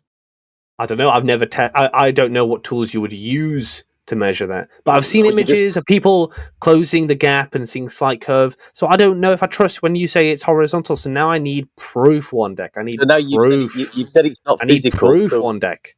Listen, you said it's not physical, so you obviously can't measure to it, can you? Everything for you hinges on the horizon being horizontal, and you still haven't proved it. I thought it'd be easy. Everything hinges on this. Is your life, one deck. You care about this one thing so much, and you can't prove it. This is easy, mate. This is really easy. Then do it. Yeah. So it's not physical, is it? I didn't say it was physical. So you can't measure it's to it, can you? affected by physical phenomena. So it's not an Earth curve blockage, then, is it? Well, curve can affect physical what you see, right? Well, the horizon's not physical. You've just admitted that. Yeah, it's incongruent. Yeah. Yeah. So it's not the Earth curve blockage, then, is it? Well, Earth curve, as with all things, can affect what you're seeing. Now, I don't think it's the horizon Earth curve. I didn't say it was. I said it could be affected by it. I'm asking a question. Is it the Earth curve? I said no. It's affected by it. So the horizon's not the physical Earth curve blockage. No, it's affected by it. All right. So where is the Earth curve then? The Earth curve can be congruent or incongruent with what you're seeing the horizon to be. So where do you measure it from and to? Well, you wouldn't measure it by looking out into the distance, that's for sure. Anyway. Well, you don't measure with your eyes, do you? Anyway, I'm still waiting. You're trying to shift off the fact that you said you know that the horizon's horizontal. Point, dickhead. How do you measure to it? You're shifting the point, one day. You wouldn't measure You still with your haven't eyes. proved. You don't measure with your eyes, do you? Well, no one does, but apparently you know that the horizon's horizontal. How do you measure to the horizon then? I didn't say I did, but I do know that you think you can, because you think the horizon's horizontal, and you don't think. Well, actually, you don't just think that. You know that. You've got proof of that. No, the horizon's not physical. With the proof. You've admitted it's not. I will wait for your proof all day. One day, everyone has a niche, right? Everyone has a topic that they're interested in, and they know a lot about that topic. You know. Now yours is what's your niche? What's your niche? What's your niche? What's your niche topic? Yours is horizontal horizons, and you still haven't proved it. What's yours? That's a really bad thing if that's your niche. Yeah. All right. What's yours? Horizontal. Visually, it appears horizontal. That was my statement. That's not a proof, though, is it? You seem to be triggered about it. It's not a proof, though, is it? No, it's just a self-evident observation. It's not clearly self-evident if I'm disputing it. Well, it's not a physical thing you can measure, is it? Obviously. So you just hope it's horizontal. You don't know it is. No, it appears horizontal. You want it to be horizontal. When I look at it, you want it to be horizontal. I understand. I understand. Something you want. It's fine. We all want things in life. Yeah, it's fine, you want horizontal horizons. I don't care about horizontal horizons. It's fine. Yeah. So how do you measure to it? How did you measure it? It's fine. I mean, look, you don't know. And that's fine. But why would you say you know one deck? Why would you say you know it's horizontal? What tool did you use to measure to the horizon? I've said several times I've not measured the horizon, but I'm just happy that you now say you don't know it's horizontal. I'm just happy you say you don't know it's horizontal. So the horizon's not. It's all I've ever wanted, one deck. You just believe it's horizontal, one deck. It's fine. It looks that way, mate. Yeah, it's self-evident. It looks that way. Have your belief. You know, worship it does present itself horizontally. Yes, it does present itself that way. When I look at it, it looks horizontal. Now, how do you measure that Earth curve blockage in your world? Earth curved blockage? Yeah, the horizon, where boats disappear over and fall over. Well, I'd say that's just an observation. So it's not the Earth curve blockage then that the boats are dropping over? I didn't say it was. I think that it would definitely be an inference towards that. That's the globe plane, mate. No, it's an inference towards that. You do believe you live on a globe, don't you? For instance, there's two things you'll watch when you believe you live on a globe, don't you? Mr. One Deck, there's two things. Hello. I'm answering your question. I'm answering your question. You believe you live on a globe, don't you? Yeah, it's an inference. Yeah. An inference can generate beliefs and knowledge. Is there a distance to the horizon? Yes or no? What? Is there a distance to the horizon in your globe model? Yeah, but that could change. It doesn't have to be congruent. So it's not physical then? You've already admitted It can be it's optical. I've said one deck. It can be You said affected it's by where the physical sky things. and the fucking sea appear to meet. I Now you said said it it's can the be Earth curve blockage. affected by Now you're physical changing things. your mind and saying it's where boats drop I said off. it can be That affected would by make it physical things. physical. So One make deck. your One mind deck. up. One Make your deck. mind Let up, me ask mate. you a Is question. it physical or is it I've optical? answered a few of your questions. Now it's my turn. No, you've not So answered them at you all. observe two things. One deck, right? You observe sometimes no immediate curve about 2 miles away. Sometimes you do observe some sort of obstruction, right? Yeah. So What's I the want to distance know to the horizon? how would you explain a boat going bottom first over an obstruction? How would What do I you think explain that it? is? It's an optical effect. What kind? Describe it to me. Optical. Describe the optical effect. What's it called? What's it called? And how does it work? Because all optics are physical. I'll tell you have what's physical happening, explanations. mate. I'll tell you what's happening. A boat sails off over the horizon. Yeah, go on. You're saying it's Earth curve, aren't you? I'm saying it's an obstruction. Yeah.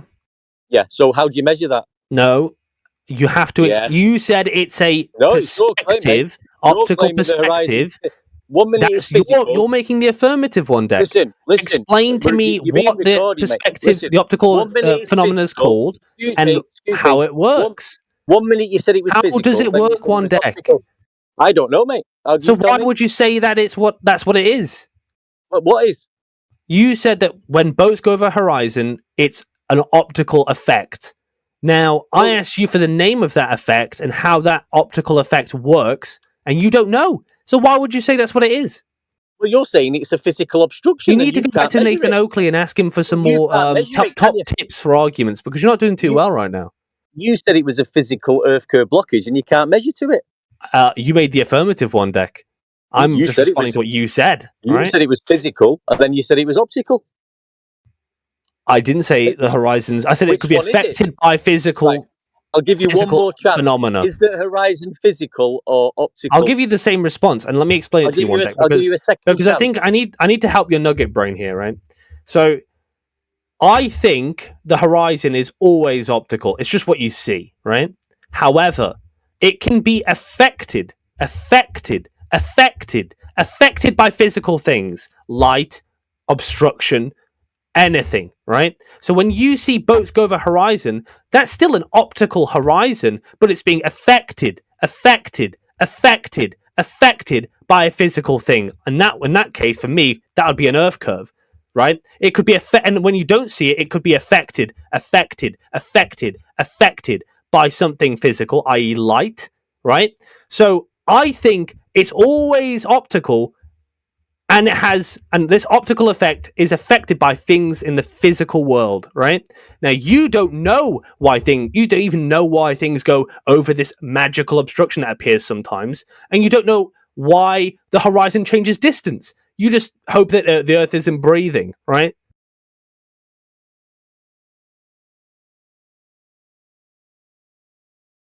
I haven't claimed the horizon changes distance.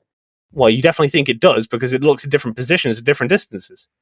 Yeah, because it's not physical. So, does the Earth breathe? What's that got to do with what causes it to change size? Well, how do you measure to it if it's not physical? What causes it to change size? How did you measure that not physical object? Why does the horizon sometimes appear in front of things and then behind things? Because it's not physical. Because it's not physical. So the Earth breathes? No, because it's not physical. It's an optical illusion. Physical. What's causing that? What's the measurement to that? What's causing it, one Deck? What's causing it?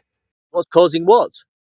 The Earth to change size, the horizon to move in between objects. The Earth doesn't change size. So what's happening, one Deck? What do you mean, what's happening? Why do you sometimes see the horizon closer, further away? Things go over a horizon, sometimes they don't. It's not fucking physical, dickhead. Yeah, but what's affecting that optical illusion for it to be sometimes closer, sometimes nearer, sometimes things go over it, sometimes things don't? Go on, I give in, tell me. No, I'm asking you, because you believe that. No. You don't know what. You what can't just say that everything hinges on looking out in a distance and not know what the fuck you're looking at. Why do you think the distance of the horizon changes? Oh, you are dense, one Deck. You are dense. Go back, go back to Nathan Oakley, all right? Ask him questions. Say, look, there's this really smart globe earther, and you need help. And ask him to come and help you. Yeah. So let's get back to what you said. Why do you think the distance to the horizon changes? I told you. I think the horizon is always optical, right? So it's not and physical. It's then affected by physical things like light, obstruction, and so on. How do you measure to it then? I didn't say you can. Well, there's a claim that you can. If you had like a building in the ocean, you could measure to the building. No, the horizon. Right? The horizon, I don't think you can measure to it. No, that's the claim on the globe model. You can. Nobody says that. You think Yes, you do. want them to say that, so you have some stupid argument to argue against. Nobody's ever said that. You have heard of the Earth curve calculator, haven't you? The Earth curve calculator is an approximation based on a certain ideal conditions. So what's it measuring to then? Is it measuring to an optical illusion or a physical location? Well, it's measuring to a location, but that's not where the horizon will necessarily be. So is the horizon not physical then?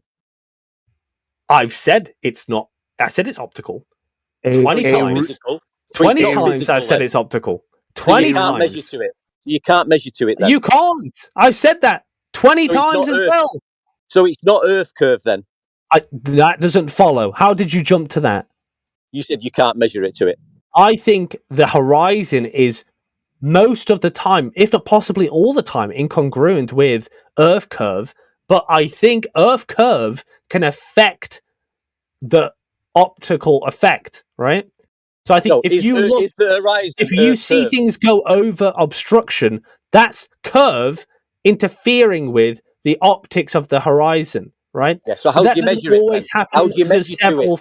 What? How do you measure to it?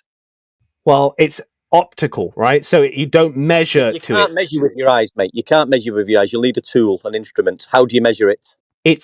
I said you can't. 20, 30, 40 times, and you still don't get how do you know the distance? How do you know the distance? The issue is, right? The issue is, you don't know what happens. You don't know what's happening when things go over obstruction. You don't know what happens when things get closer or nearer or further away. And all you're doing is you're trying to regurgitate Nathan Oakley's arguments. But when you hear a Glober argument actually speak, you're not prepared because you don't expect us to say things that against the straw man that you think we're saying. Yeah. Right? Yeah. So all I'm saying is, what tool do you use to measure to the horizon? What do you use? So you can't use your eyes to measure. If I clipped the amount of times I've said you don't measure to it, how many times do you reckon that will come up? How do you know how far away it is then? How do you know how far away it is then? I didn't say I know how far away the horizon is. The globe calculator tells you how far away it is. It tells you how far away the curve would be. There's a claim on the table that there's no atmosphere and it's just a sphere. So that's what they're imagining the curve to be. So but that's not the world we live in, is it? Deck. No, it's not. No, it's not Earth curve, is it? Correct. I've not said that, One Deck. Listen. Listen, retard. Nobody said that. We know, Yui. We have to imagine the water ball. We get it. Yes, you have to imagine it. Close your eyes. Imagine it. Okay. Close your eyes. Close them really tight. Close your eyes and close them really tight. One Deck and say, "I do believe in globe. I do. I do." And click your fingers. That's what it takes. Times. Click your ankles 3 times. That's what it takes. And then suddenly Wizard you'll see of Oz stuff. Judy Garland, everyone. Yeah. So you just got to imagine it. Thank you. But that was a joke, to be fair, One Deck. But I imagine you no, you started it. You don't have enough IQ you points said you have to imagine it, sir. On the day with no atmosphere. Listen, come on, shake yourself. We have the distance markers of those oil rigs. You should know that by now, Britnat. Yeah. You can measure to an object. Yeah, like an oil rig. Where's the horizon? So the horizon's where the sky meets the earth. Yeah, and in that famed oil rig still, where is it? Where's it located? Sometimes sometimes it's between, sometimes it's behind, but I don't think the Earth's raving. Yes, all the famed images of those oil rigs are in defiance of the geometric limitations of the 3959. Yeah, you're arguing with someone who doesn't. All of them are. Yeah, if okay, this is the so you're left imagining the globe. Old Hostro, this is the crescendo, really, isn't it? If you think a glober thinks, like one that spent more than 2 hours in this call, thinks that No, I the don't think the Glober horizon is thinks. always. That's how they've ended up in this Hold on. If situation. you think they think it's always congruent with Earth curve, No, they then say the you same are thing not as you. debating That against the it's globe. never. You're not debating against the globe anymore. You're debating against a retard, and you hope that that's what Globers think. Well, I wouldn't call Globers retarded. I just think they're gullible. You're just not And they arguing have the against the globe. inability to critically think. You're not arguing against the globe. You're arguing against a misunderstanding of the globe. It's just straw man, right? Yeah, you wish that the 3959 water ball was a straw man. It's the steel man. That's what it is. No, nobody. Yes. I have not met anyone who thinks that the horizon has to always be congruent with the Yeah, but here's geometric the Earth thing, curve. Britnat, you don't understand, Britnat. I've tried to explain this to you many times. If the Earth were a ball, okay, you like to imagine. So here we are in With the an atmosphere, imagination. If the Earth were a ball, with an atmosphere. Click your heels 3 times. Excuse me. Okay, what? Okay, if an ant is on a basketball, that ant on the basketball is on Earth, correct? There's within the quote unquote atmosphere. As that ant walks away, eventually it will disappear, correct? On a basketball, yeah. Yeah, on a basketball. And they claim the Earth is a giant basketball. Yeah, so the physics are going to be a magnitude greater than a basketball. Yeah, right? so, but we know with certain observer sites where the limitations of that the giant basketball are. We know when the ant begins to disappear because it's walking over a curve. No, I didn't say geometry. I said physics. The physics will be a magnitude greater. So light, the physics of light, the physics of weather. Yeah, the imagining of bending of light. The physics of atmosphere will be. No, well, this is the thing. This is the core thing. Britnat. Yes, Britnat, Daddy. I explained to you yesterday. Go back to your 10 years ago self before you found yourself chanting in this flat Earth conundrum about refraction and things. When you saw a lighthouse in the old days, you knew you were seeing a lighthouse. You and the other people weren't saying, oh, there's the lighthouse projected up beyond the geometric limitations of the globe so we can see it. No. Well, you guys are left in your imagination right now. I agree, right? Look, I understand that when someone back says it up a little bit, enough with all the endless rationalizations. I'm going to do some and rambling. Just deal with the reality of the situation. So I agree with you that maybe it's hard when someone says, "Don't trust your eyes," right? I agree with you. I actually feel the same way sometimes, right? So when someone tells me when the sun's setting, that actually it's moving further away, but I see it go down a horizon, right? Yeah, just skip over the lighthouse. I think I trust my eyes. I think when the sun doesn't change size, I trust my eyes. And you're telling me don't trust them. It's actually moving away, right? But I would rather trust my eyes. You asked the wrong guy. You asked the wrong guy, Britnat, because I've photographed sunsets, okay? Yeah, well, look, I've got photographs too. And okay, hold on, time out. What's happening when they're the same size? He's noticed how he's gone to the sky now. Now we've pointed out how the Earth's not curved. You didn't point that out one deck. He was just saying that you have to trust what you see, right? Oh no! If I'm being asked to do that, why are you asking me not to do that in other cases? You have to imagine the globe, don't you? I forgot about that. You have to imagine things like hold on, Yui. What I was trying to tell you, Yui, and you started. Oh, I've photographed sunsets as well. I'll unmute you so we can hash this out together. You're unmuting. What I'm suggesting to you is to do these photographs of sunsets and then hang around after the sunset and see what you can see through your smartphone or through your camera. Because I found that after photographing a sunset to completion to where the sun goes bye-bye, I happened to photograph the horizon about 10 minutes later. Guess what? You can still see the sun in the sky above the horizon. And guess what else you can see, Britnat? You can see the reflection on the top of the water.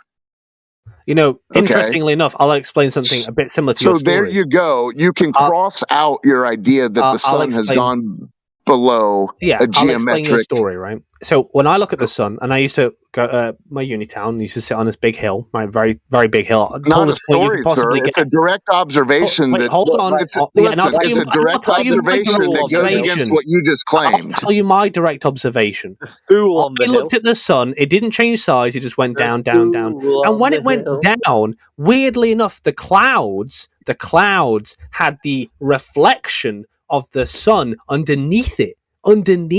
So to me, it wasn't going away. It was going down so that the sun could reflect up onto the clouds, right? That's interesting. That would, if the sun's not changing size, going below a horizon and reflecting up onto the bottom of a cloud, I'd say no, it's reflecting on the surface of the sea, Einstein. That's very interesting. Very interesting. It's how we have two completely different observations. Now, whose eyes are not being correct here? Because we have to trust our eyes. Meanwhile, you're going back into the sky again when you've got no evidence of Earth curvature. We're pointing out. You be quiet until you've proven horizontal horizons. I've asked you many times, one deck, and you still haven't done it. Yeah, your physics. You completely bastardized. Listen, you completely bastardized my example. Yeah, he skipped right over it. He jumped to the sky. He said, "Oh, the sun's reflecting out the bottom of the clouds." You're telling me to trust my eyes. Listen, I'm trusting the sun's not moving away. Listen. Hey, I said the sun was reflecting off the surface of the water that you claim it's below. No, below the clouds, not the water. No, below the Earth curve, behind it. Below, my example was different from yours. I wasn't telling you your example. It had nothing to do. It had nothing to do with my example. You debunked the idea that the sun is going below a geometric horizon. My idea debunks the idea that it's moving away. I'm trusting my eyes here, Hosred. No, why does your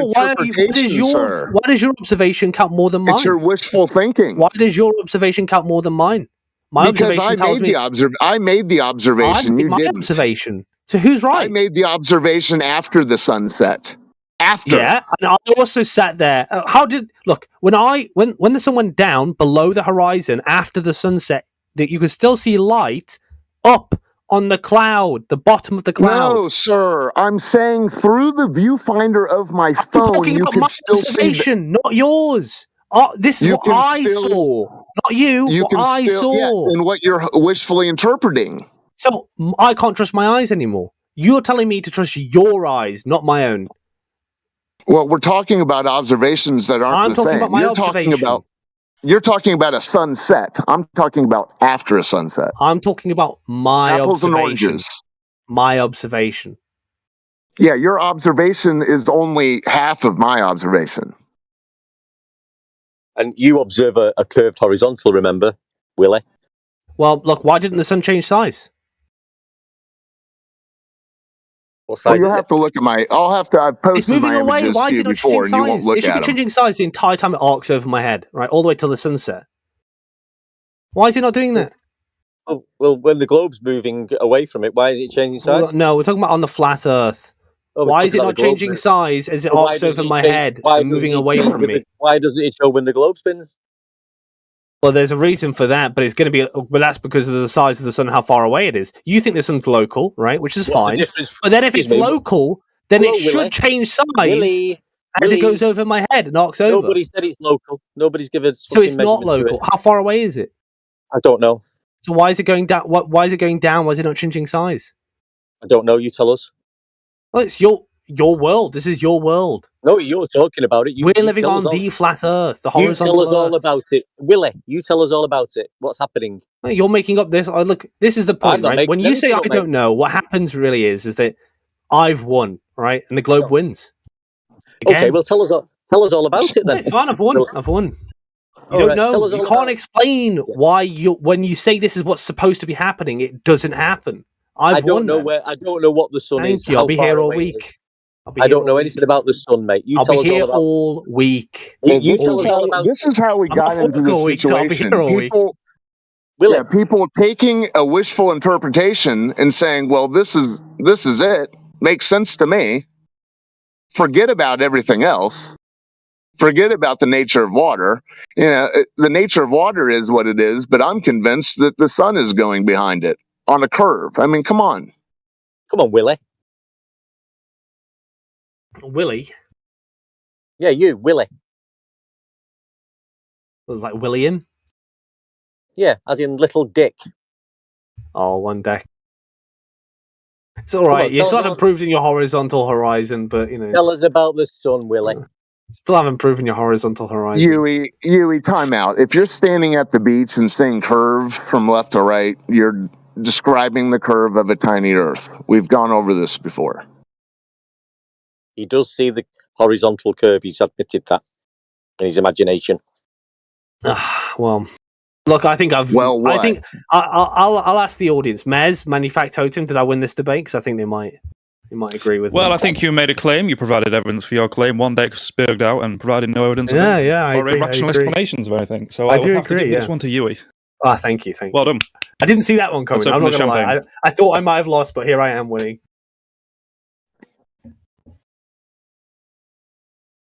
Yeah, the guy who quoted Judy Garland is announcing himself winner. Amazing. I always do. I mean, obviously, if you're claiming that the horizon's physical and non-physical at the same time, I mean, that's solid evidence on its Earth curve. Well, one deck, if you want to believe that's what I said, that's fine, but you know what I said. Yeah, that's what you did say. But you won. See, this is where I'm questioning whether you guys actually believe this stuff. So I don't think this was difficult to understand. I think you're pretending to not understand. Well, we got to the bottom of it. It requires to imagine along with Britnat. You gotta close your eyes and say, "I do believe in globe. I do, and then you'll fly off into the globe realm." Can somebody clip that, please? Clipped. Yeah, you guys seem endlessly surprised that all the reifications seem to match up. What's going on, guys? Well, someone was quoting Judy Garland a moment ago. He asked us to click our heels together, and that's There's in the no global place like world here. globe. Oh, good lord. Maybe it's a conspiracy. Like the guy said, you're just pretending to not get it. Yeah, it's a big conspiracy. I was just wondering if you guys had some sort of an argument with the conclusion that the Earth is flat. No argument. No argument? Okay. Goodbye.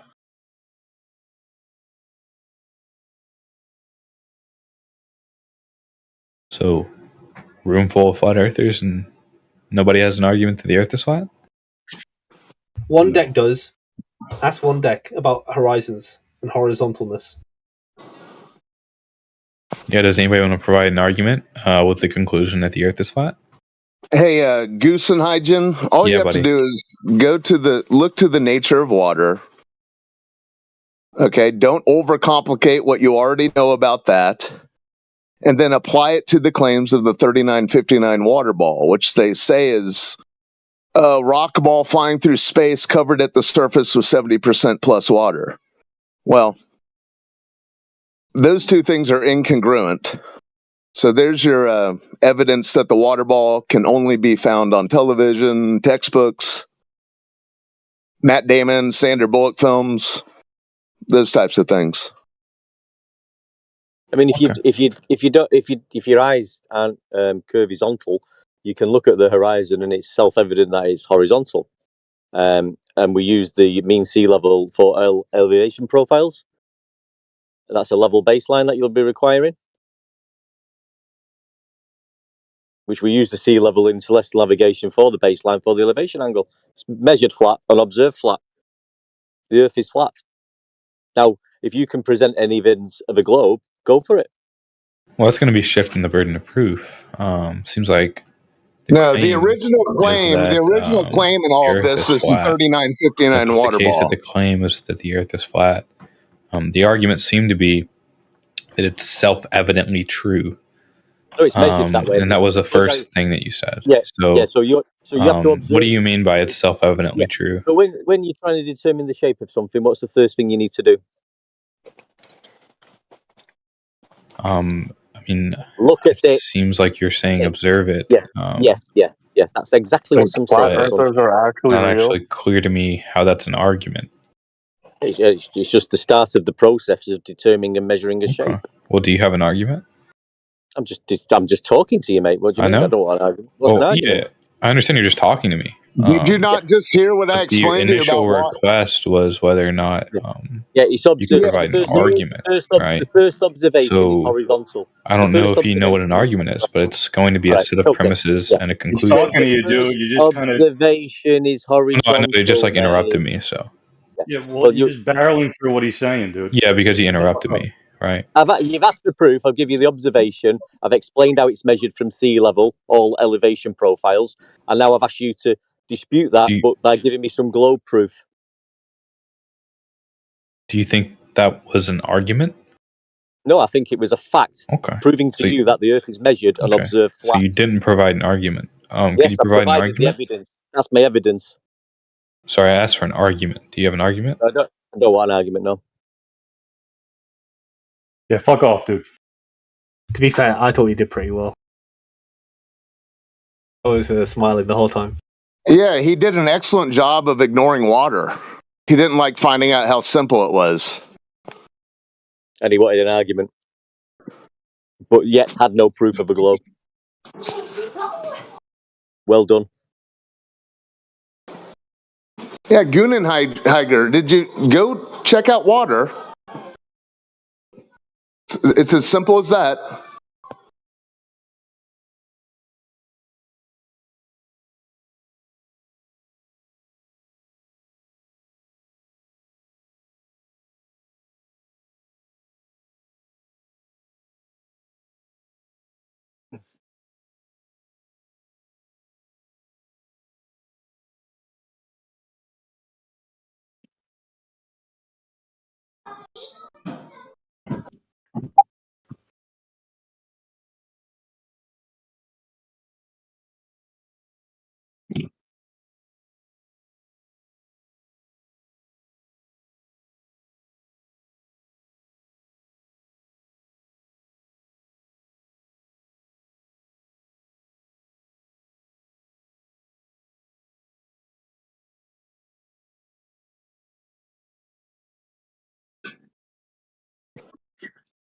Hey, Gusenheiger, I'm not sure if you're listening, but the original claim in all of this is the 3959 water ball.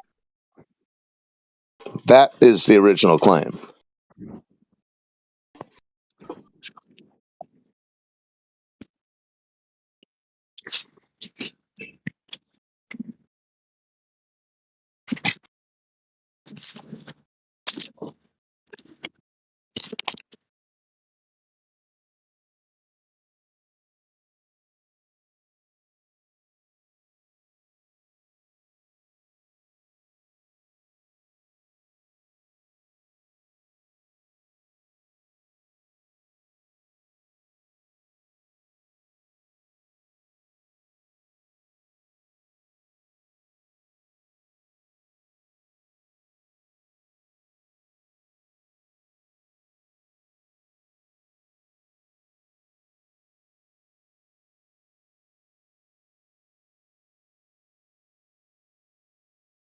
So I was watching.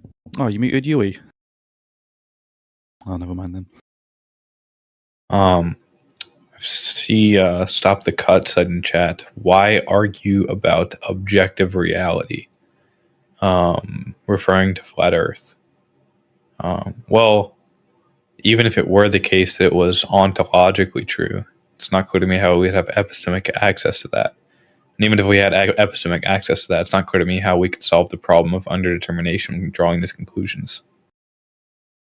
It seems like the conclusion that's been derived that the Earth is flat, I'm just asking for the argument of, which there's a failure to do so on their behalf.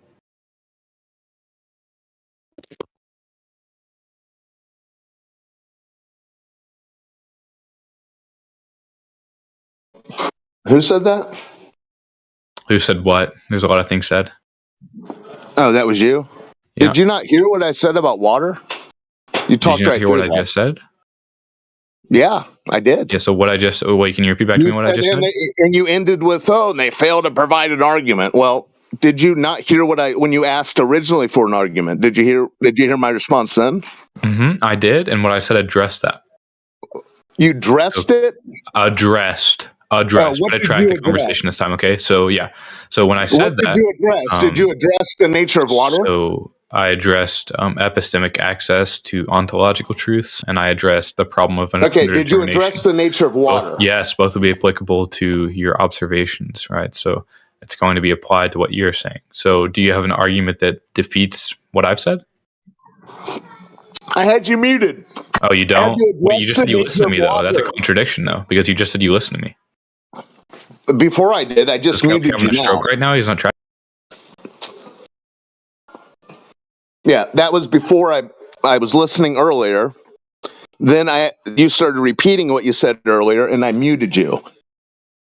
Yeah, Haas, what we have here is a guy who's taken a course in college for philosophy.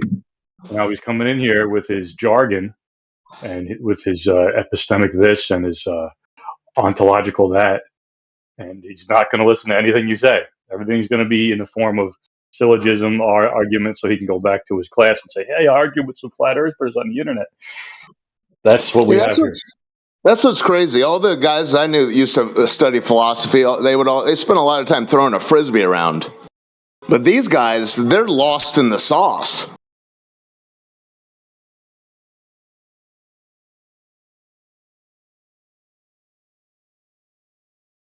Yeah, I mean, so I'd like to take the bait there, right? But it doesn't actually seem like you've addressed what I've said. What I've said is in regards to the problem of underdetermination. I don't know if you know what that is. And specifically in regards to your epistemic access to that which is ontologically there. Now, if you want me to explain these concepts to you because you're too retarded and can't track conversations and you just don't know anything about epistemology, that's fine. I can explain these concepts to you in a very coherent manner. So if you want to do that, or you just want to play bad faith and well poison and talk about how I just want to use jargon, that's fine. Projection, sir. You asked for an argument as to why the Earth was flat. I pointed to water, and now you're setting up a word salad buffet. Okay. Which part of that do you think was a word salad? Did you want to try the entire thing was a word salad buffet? Okay.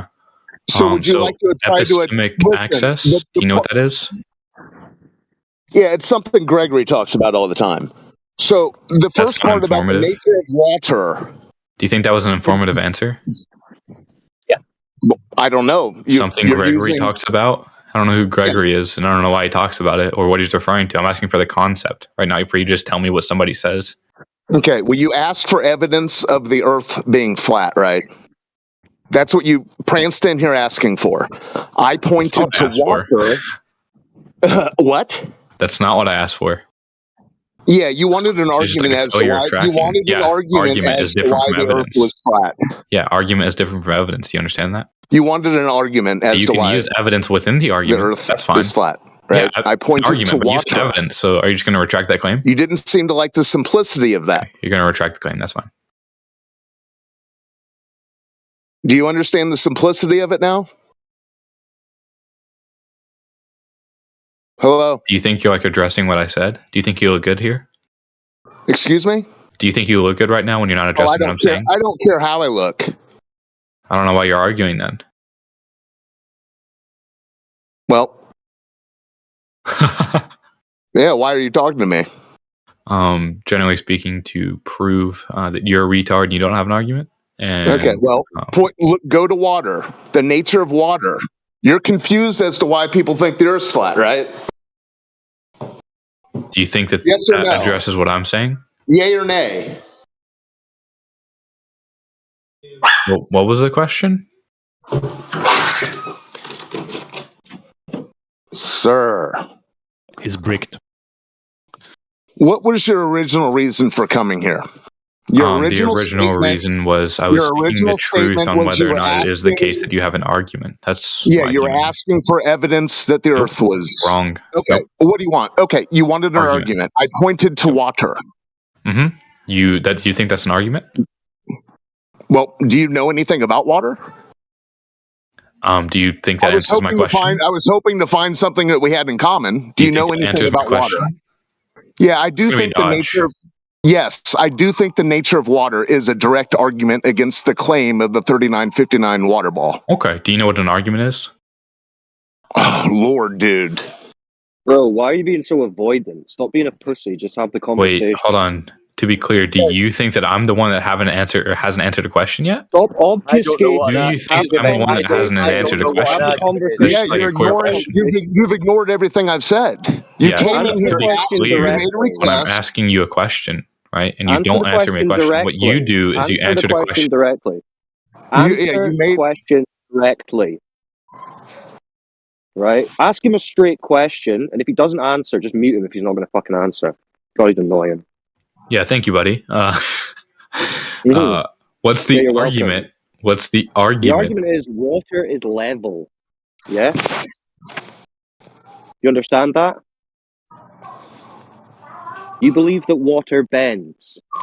Don't Is you? that premise one? He wants to attempt to deconstruct You can't even have the conversation. Do you think that you can give an argument that doesn't have a set of premises and a Here's a conclusion? question. Straight question. Is That's a water level, dodge. yes or no? He's obfuscating right now. You just dodged the question. He's prevaricating Is very water hard. level? Is He's water getting super level? monosyllabic because he can't engage. Answer the Is question. water level? Is water level? Try again.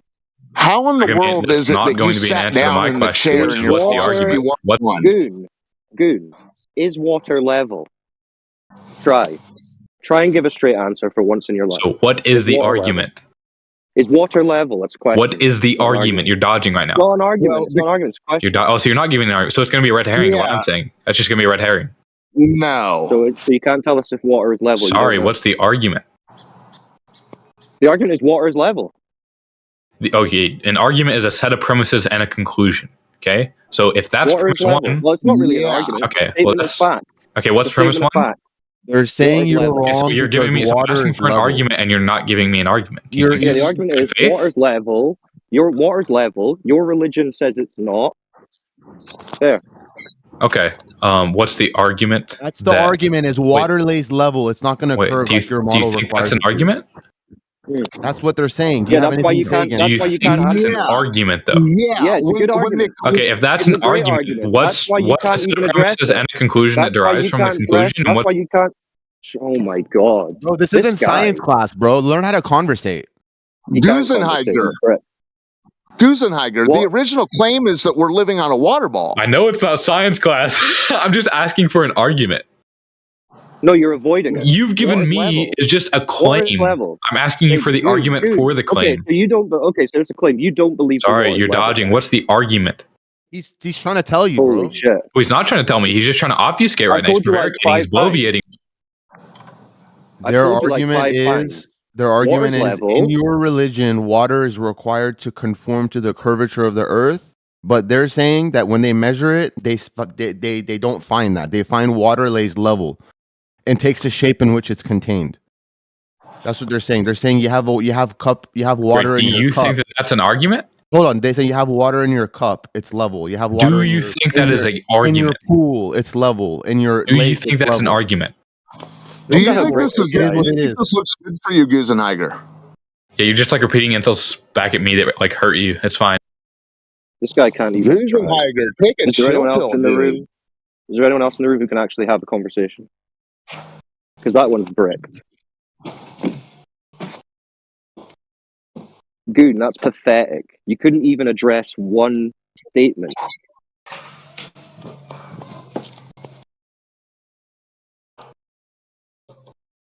One more chance. Goon. Take a deep breath, Gusenheiger.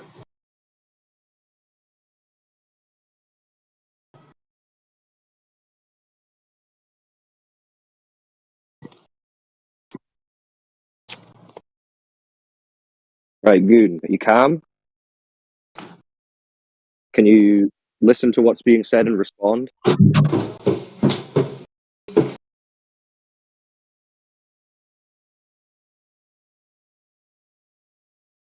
No? I'm on mute now. Okay, awesome. Yeah, so the reason I didn't respond to what you were saying is because it's a red herring to what my question was. No, it's not a red and herring. you The admitted point it is, was. You admitted you're it wasn't an talking about- argument, so it would be a red herring. Now you're just like walking back on what you said before. That's just going to be a concession, right? And that's actually a contradiction now. The conversation is about the Earth, yeah? Wait, I can play it back. You said that it was not an argument. Conversation is about the Earth, yeah? Wait, we We're can having a play it back. conversation about You the said it nature was of the not Earth. an argument. To be clear, you said it was not an Well, argument. my statement, And water if is my level. question is what is the really an argument, then that's going to be a red herring to my question. The argument is water is level, not curved. All right, P1 is water is level, not curved.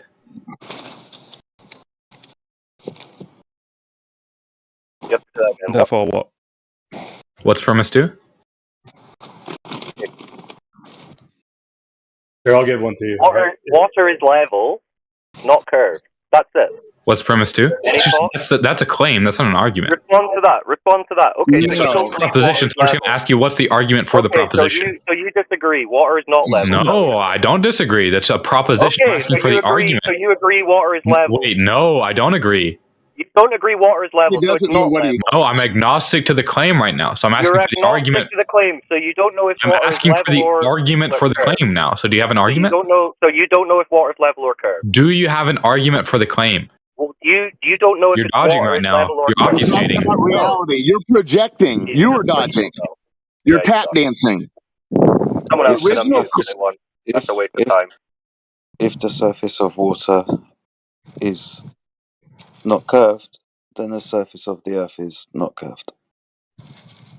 Yeah, he's on mute. It's up to you, Jedi. If you want to talk to him, go for it. Use the mouth. No, that's fine. He just didn't seem to understand it, so there you go. No, he does understand it. That's why he doesn't want to answer it, because he already knows he's toast. That's why he doesn't want to answer it. A pussy. One of the worst I've seen. Wow. Congrats, dude. Yeah, put a frisbee on your Christmas list.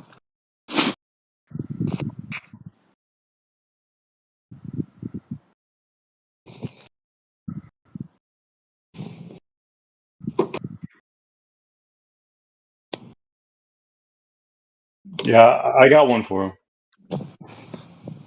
If the Earth is a spherical object, right, there's P1, then the surface of liquid water at rest must curve. Okay? Now, a water level is a tool that uses the surface of liquid water to establish a horizontal, straight plane of reference. Therefore, the Earth cannot be a spherical object. There's an argument.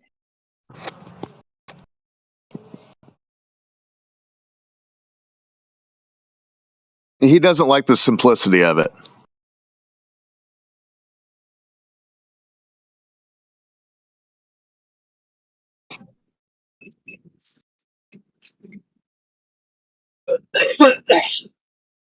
Yeah, you're going to have to unmute him if you want him to respond. Yeah. So what was premise 1 again? If the Earth is a spherical object.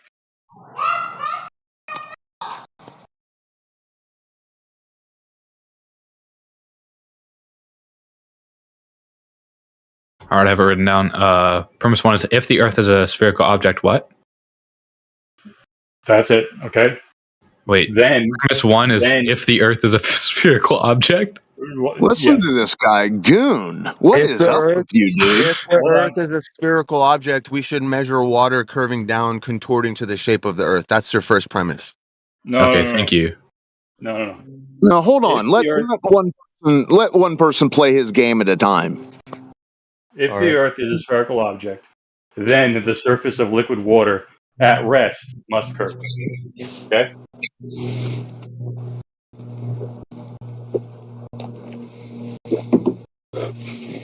Are you writing it down? Yeah, you said premise 2 was hold on. No. Just no. deal Premise with one that. is if the Earth is a spherical object, then the surface of liquid water must curve, right? Liquid water at rest. Oh, at must rest. curve. Okay. Okay. Now, a water level is a tool that uses the surface of liquid water to establish a horizontal. Wait, is this premise straight. 2? Yeah. Oh, premise 2 is A talking water about a tool. level. Okay, go ahead. A water level is a tool that uses the surface of liquid water to establish a horizontal plane of reference.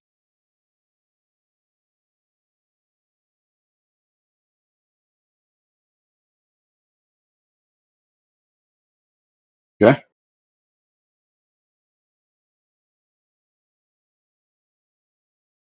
All right, got it written down. Therefore, the Earth cannot be a spherical object. And that's the conclusion. Yeah.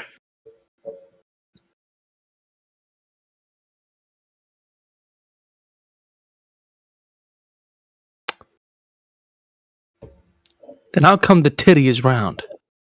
Are you going to run that past your philosophy teacher? Yeah, so there's a couple problems with it off rip. So the initially the conditional, so the premise one, the conditional, isn't actually set up with the conclusion that the Earth, the Earth cannot be spherical, or it can be a spherical object.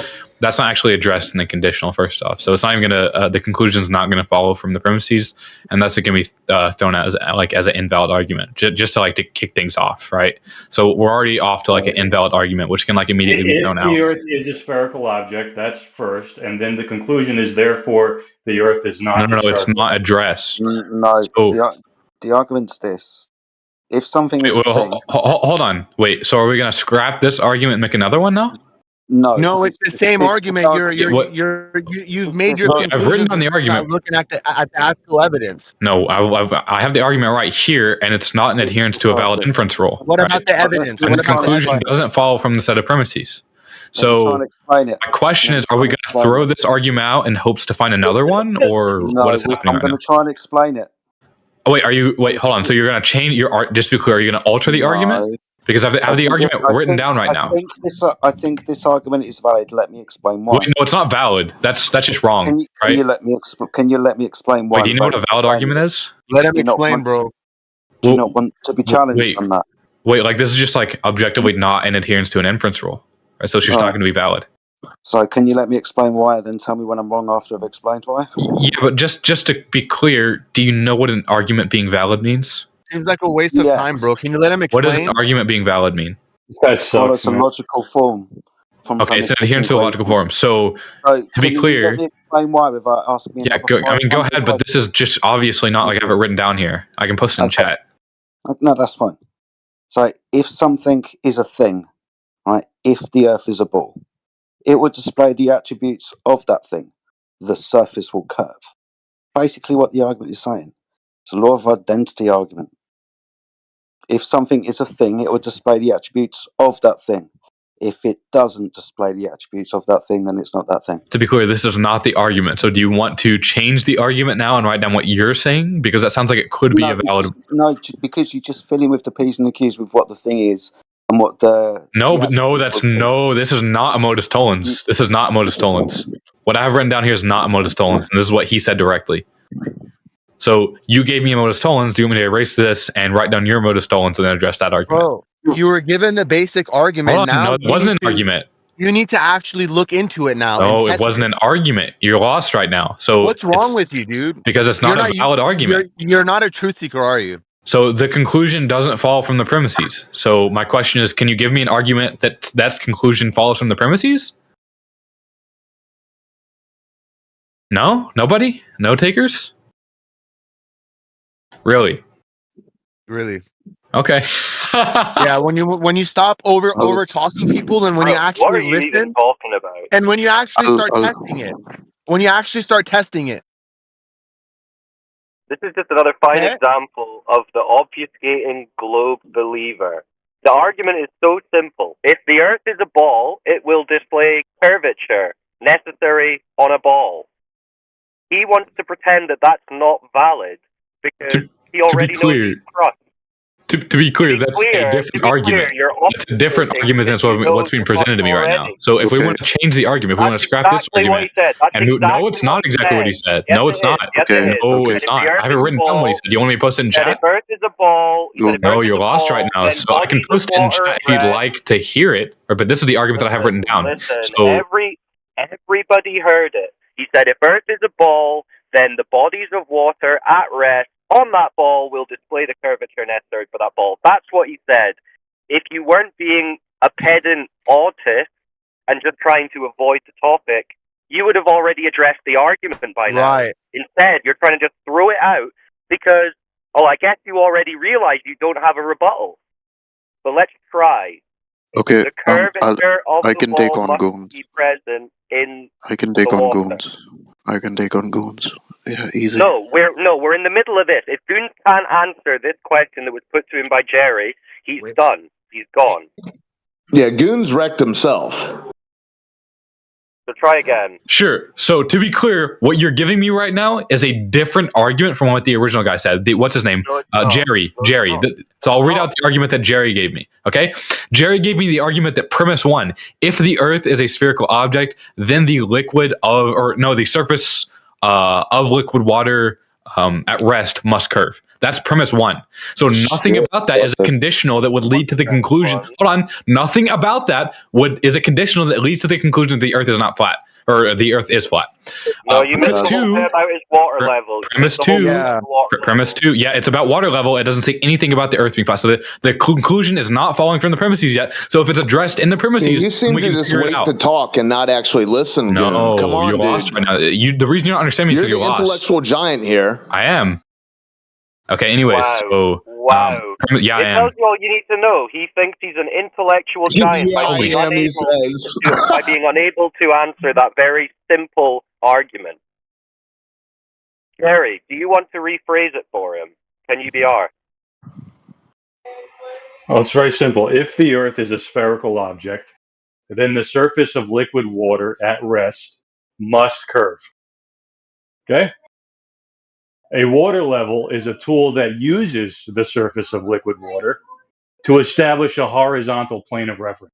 Which is not curving down, by the way, for the other guy. Right. Therefore, the Earth is not a spherical object.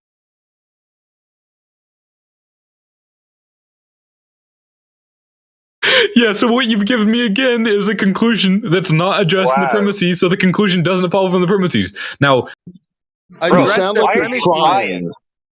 is addressing the premises. He literally addressed the premises. If you measure straight or level water, you're not measuring water curving down. Therefore, your Earth isn't curving down. It's very simple. And stop crying. That's very annoying.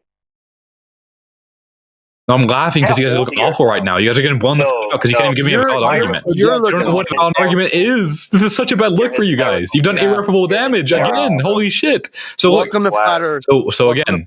Okay, calm down. Calm down, buddy. I know you're on the verge of tears right now. Yeah, you're telling other people to calm down. Bro, you've literally just been crying and hysterical over the fact that water's level. You haven't been able to address water being level for like 20 minutes that I've heard. It's probably been longer than that. So you're in no position, you're not an intellectual giant, you're a pussy, and you're too emotional. So just address the argument. No one cares that you've taken first year philosophy and you think you're some kind of philosophical genius. You're really not. So settle down. Know your place. Yeah, sure. So the argument that I have here, it's already been agreed because you asked him to rephrase it, so you know it's not valid. So we can just that's not why he was asked to restate it. It's because you fucking obfuscated for like 15 minutes in between him asking it. So we have to restate it again, just so that anyone listening can understand what's going on, without having to account for your 15 minutes of crying. It's not because it was an invalid argument. It's very clear. Every single person in the call understands it. You're just pretending to not understand it and pretending to claim that it's invalid. It's very simple. I didn't change it. It was exactly the same as the first time I said it. Yeah.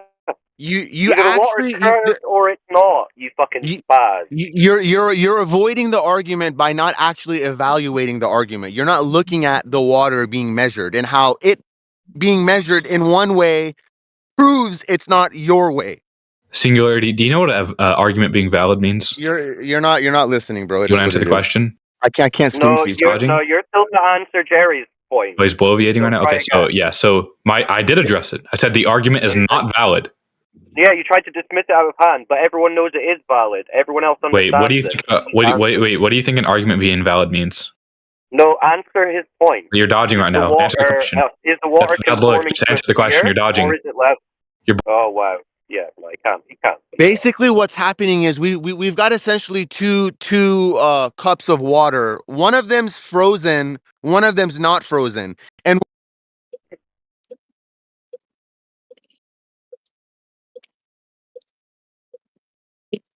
Singularity, you cut out, man. I don't think he knows what a valid argument is. Oh, he's muted. Yeah, he's muted. He's not. He can't engage with the conversation at all. If he's going to dismiss that and say no, that's not valid.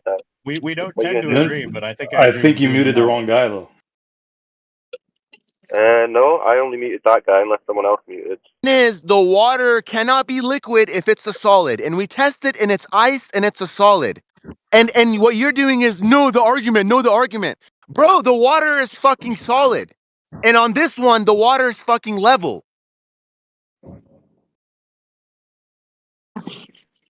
That's how we got hockey. Yeah, someone else is going to have to unmute him, so I'm not going to bother. He's brick.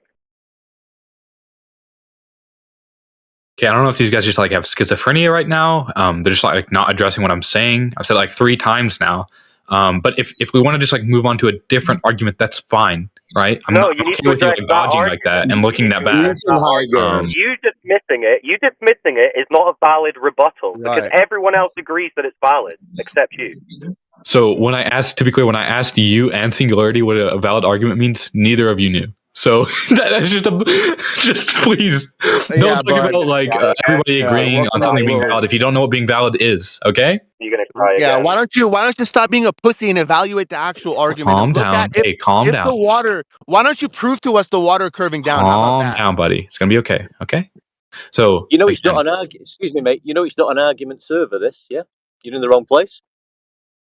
Well, yeah, I understand the retards. I understand that. Yeah. So when I ask for an argument, right? No, we're not. Obviously, this isn't an argument server, mate. This is the wrong server. Ad homs. Sure. Ad homs. We don't argue avoiding the argument. Ad hom. Disingenuous.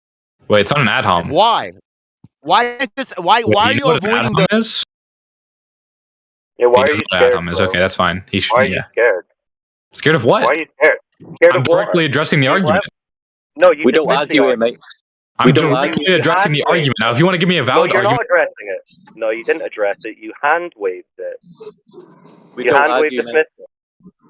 That's not. Do you think that hand waving an argument is addressing it?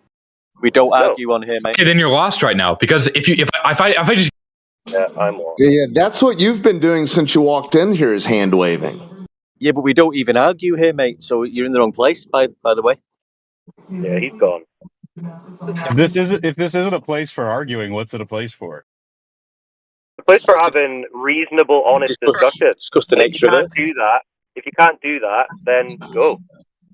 But isn't using reason using logic, and isn't an argument using that would make a point? Yeah, that's what we would like. But that guy couldn't do it.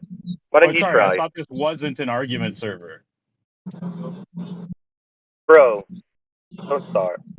Can one of you address the argument? Were you here to hear the argument from Jerry? Maybe you can address it. It just seems like a non sequitur. It doesn't seem valid. It doesn't follow. Right. If the Earth is a ball, the water is curved.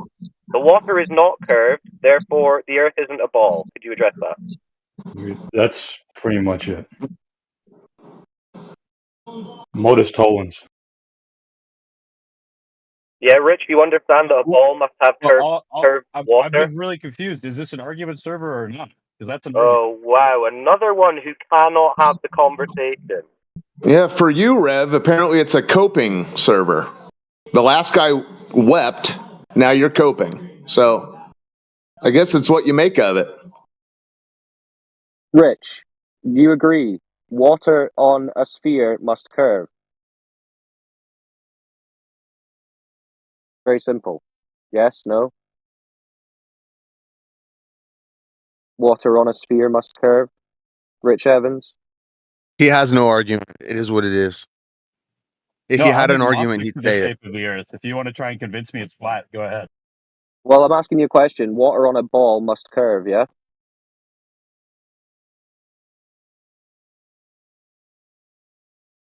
Wow, these guys can't even get past the first Chill out, boys. question. I'm just at the drive-through. Give me a moment. Well, this is what they do now. They can't. They've got no Okay, fair globe enough. evidence. They've got Fair no enough. globe evidence, so they've just got to come on for an argument about. Just tell us how it's flat again.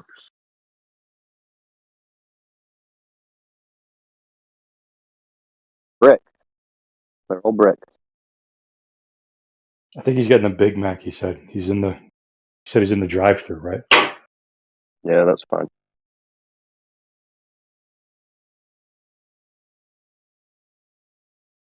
I can't believe it's what like the Globers are doing. They come in on here with no globe evidence, talking about wanting an argument about something. Fucking sad news, mate. Well, let's move past whether or not it's an argument server, and then let's just discuss what's your position on the shape of the Earth. Well, I've not seen any evidence to suggest it's a globe.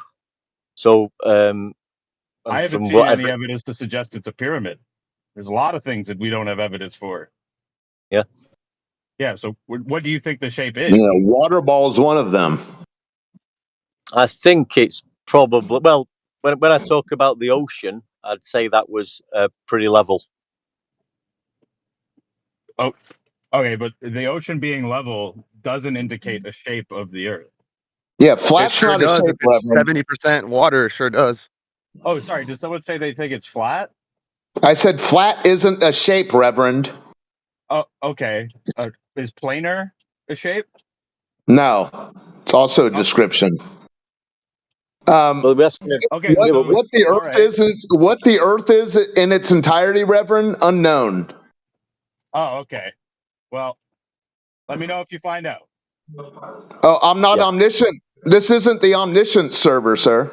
Oh God! Can we try and figure out which server it Now is, he's and just praying. talk about that instead of talking It's about not every the server in omniscient. this model? You're asking me to be omniscient. No, I'm not. Yeah, yeah. Well, find out. Let me know when you find out what shape that is. It's I would have to have Yeah, a because you God don't point of know. view. You said you can't. You don't Yeah, know. it's unknown. And I don't think it's Correct. yeah. I'm never Is something going. Yeah, unknown I'm never going to unknowable? know that. That will Is never be something known. unknown unknowable? It's the Anything ocean. is possible except for the impossible.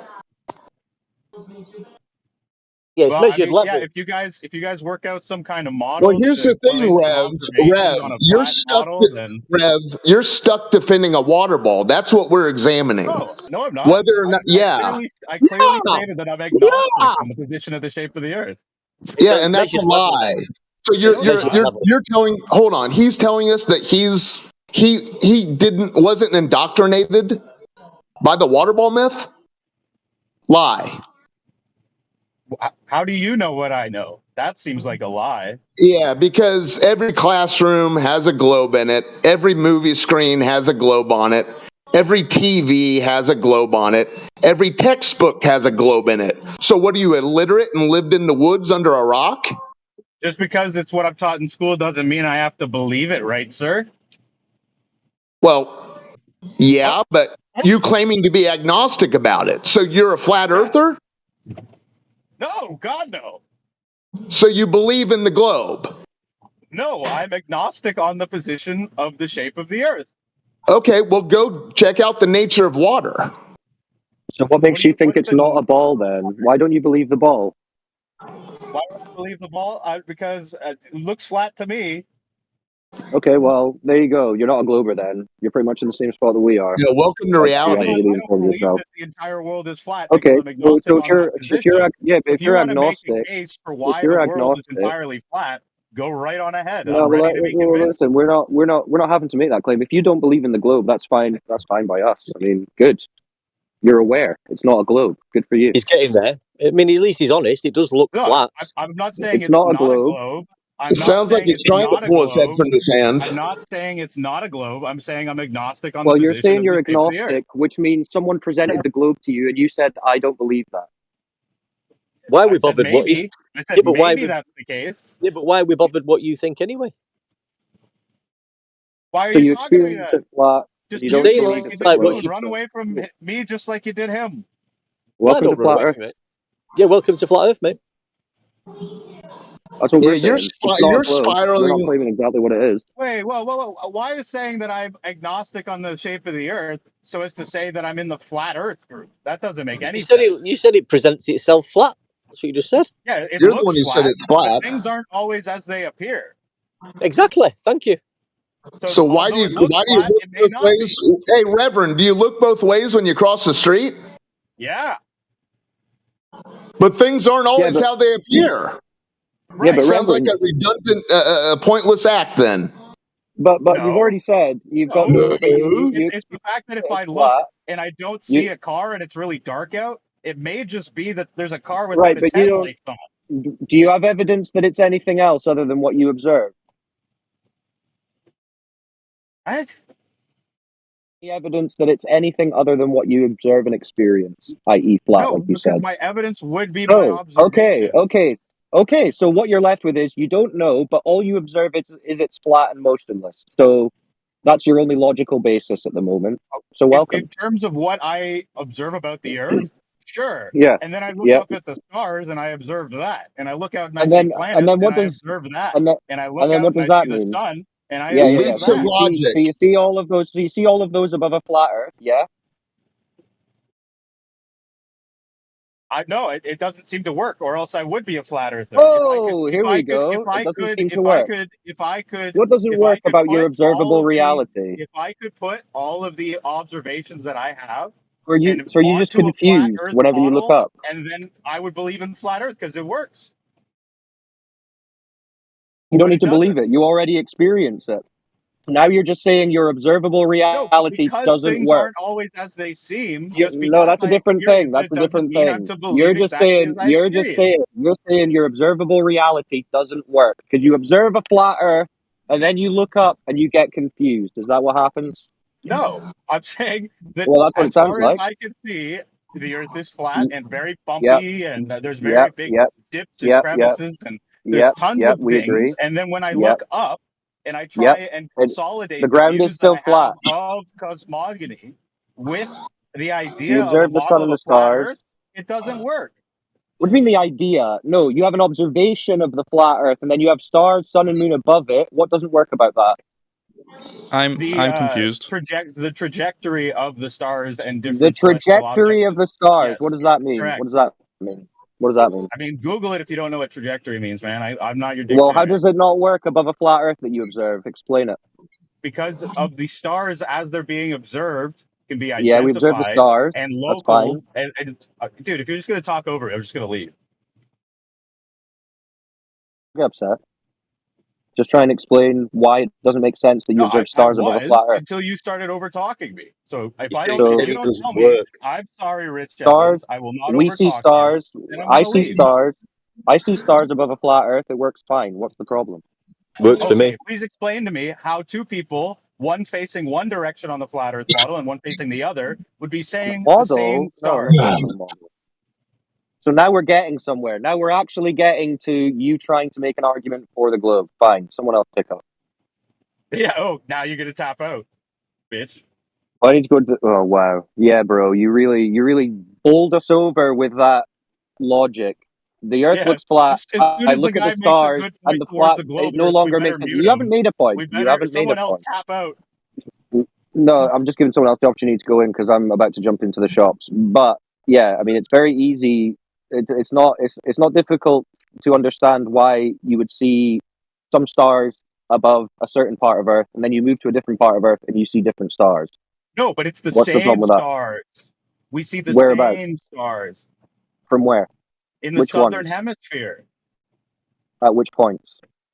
And what If stars? you were in Cape Town looking south and south from Argentina, you would see an overlap of some of the similar stars, which would not be possible. Which would not be Yeah, possible on the a stars flat move. Earth. Yeah, the stars move. What's Yeah, the we're problem with that? talking about at the same time. Oh, at the exact same time. Yes, there are Okay, portions of from stars which that point?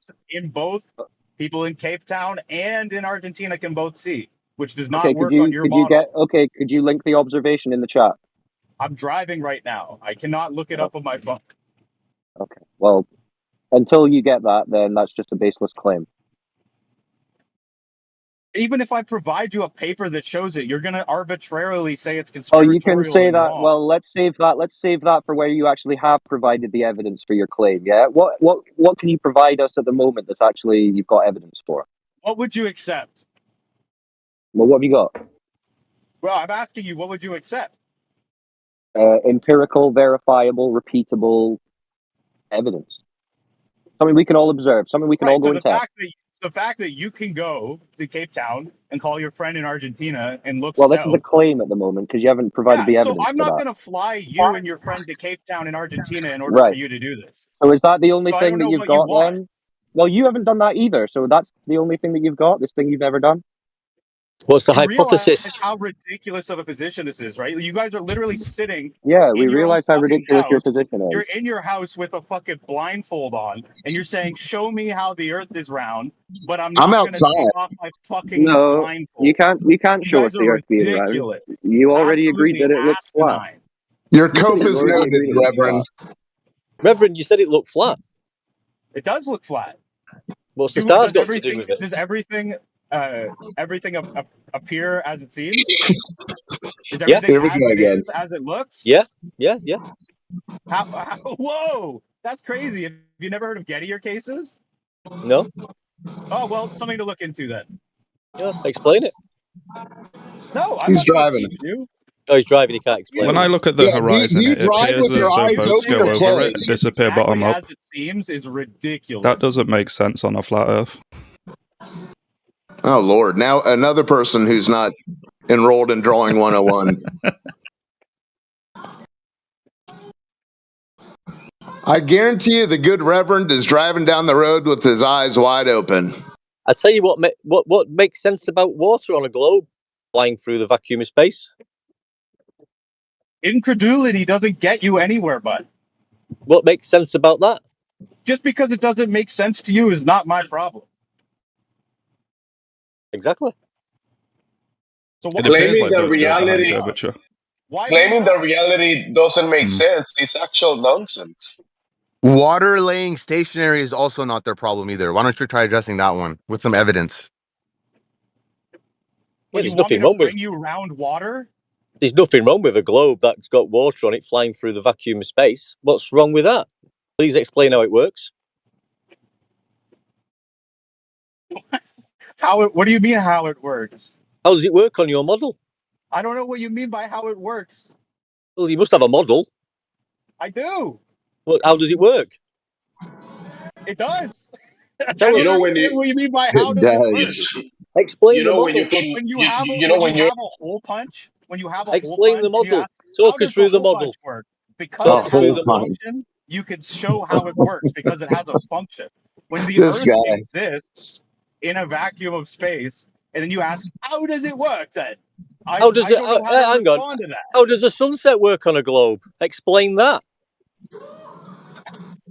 Because as the Earth rotates the globe and as the Earth is spinning, there is a point at which the light that is coming from the sun the passes earth through the atmosphere rotates, at a that's longer nonsense. angle. Hold on, What, you that asked me flat to Earth? explain sunsets. You asked me to That explain flat Earth? sunsets. That flat Earth that you observed a minute ago? But that's nonsense because you don't see the ground spinning and you're claiming it is, and you see the sun moving and you're claiming it's because the ground is spinning. That's nonsense, dude. Explain latitude. Do you feel the speed of a plane when you're inside of it? How does longitude and latitude work on the globe? Are you in Explain a that. The plane? speed of a plane when you're inside of it? Explain Are you in a latitude. plane?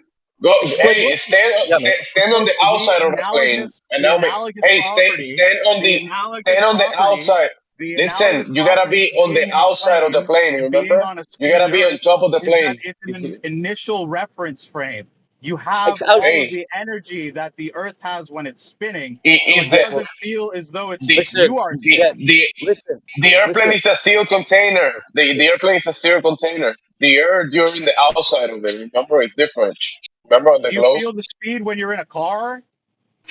Yeah, but he's That's a explained sealed how. container. He's Listen, go explained on how. now get on the top of the Feel. car. Or Whoa, get on the whoa, top of whoa. the What are you airplane while it's talking flying. about? Calm Is down there a a minute. When you're in a difference? car with the Yeah, bro. window Like, down, do you feel the He's, speed? he's trying to explain how the sunset works on the globe model. And how he said it was spherical.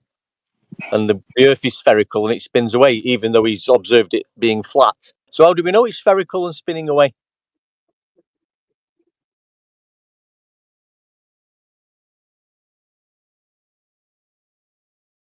How do you know that? How do you know that? How does that work on your model? How And does that longitude? work then? How does longitude and latitude lines work on your model? What?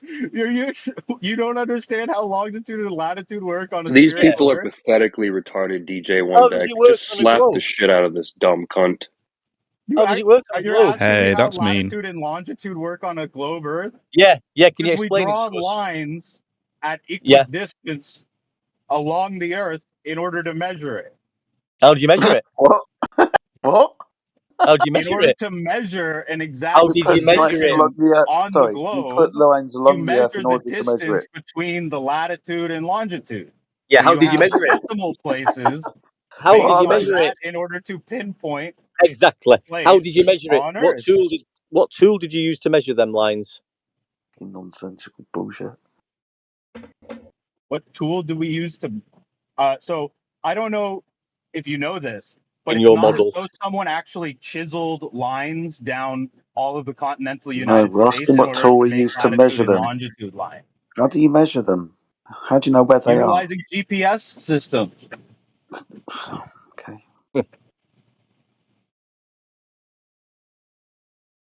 You So you guys have don't know. nothing better to do than sit in a room and be incredulous. So you Really, don't know how it it's works on your astounding. model. All this stuff doesn't work on your model very well, does it?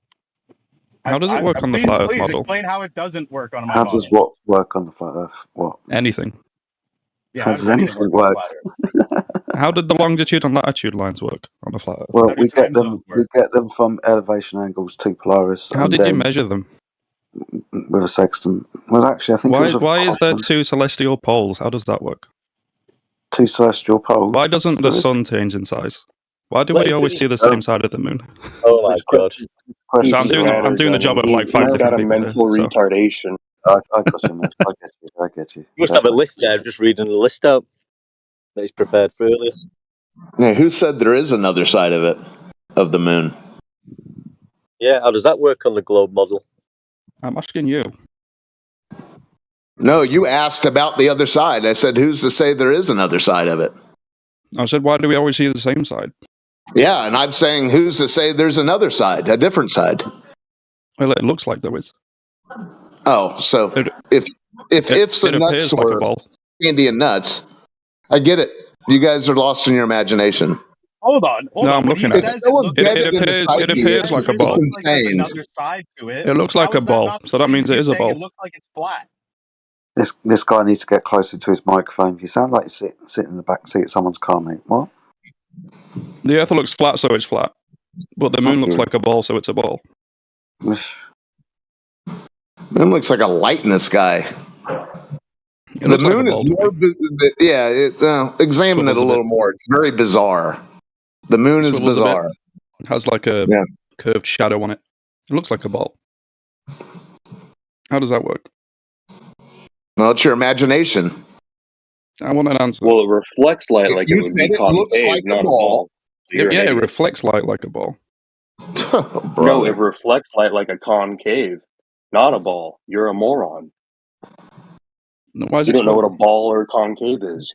You're The sides incredulous. of it, you can see You're a around it a mental little bit retard. when it swivels. Oh. I'm just looking for an answer here, guys. Can anyone provide any? You don't say. So you asked why you saw the same side of it. Now you're telling us that you see more than one side of it. Yeah, it swivels a little bit. Okay. Well, the fact that it's Seems like a embedded in your psyche. Listen, it's embedded in your psyche that the moon is a rock ball.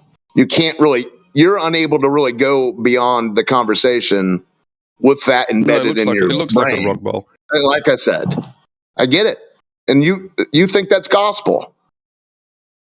I think it looks like a ball. He's never seen a I got ball that. lit You're with a stuck. flashlight before.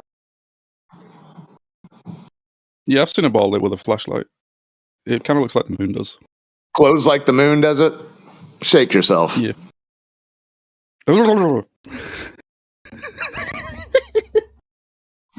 Did that work? It still seems like a ball. Yeah. I don't know how we can square this circle. If the Well, Earth like looks I flat, said, so it's it's flat, and the moon embedded looks in your like a ball, so it's a psyche. ball. Listen. You have these work out? you have these moon golf films to source from. So Moon all golf? these things are embedded. Yeah, Alan Shepard, the moon golf astronaut. You have all these Who's the things moon golf embedded. astronaut? Alan Shepard. You have Never all heard of these him. things. Well, it's part of your mythos. I've never heard of it. Well, you're not very well read on your own mythos. I'm not. I'm just going by my own observations.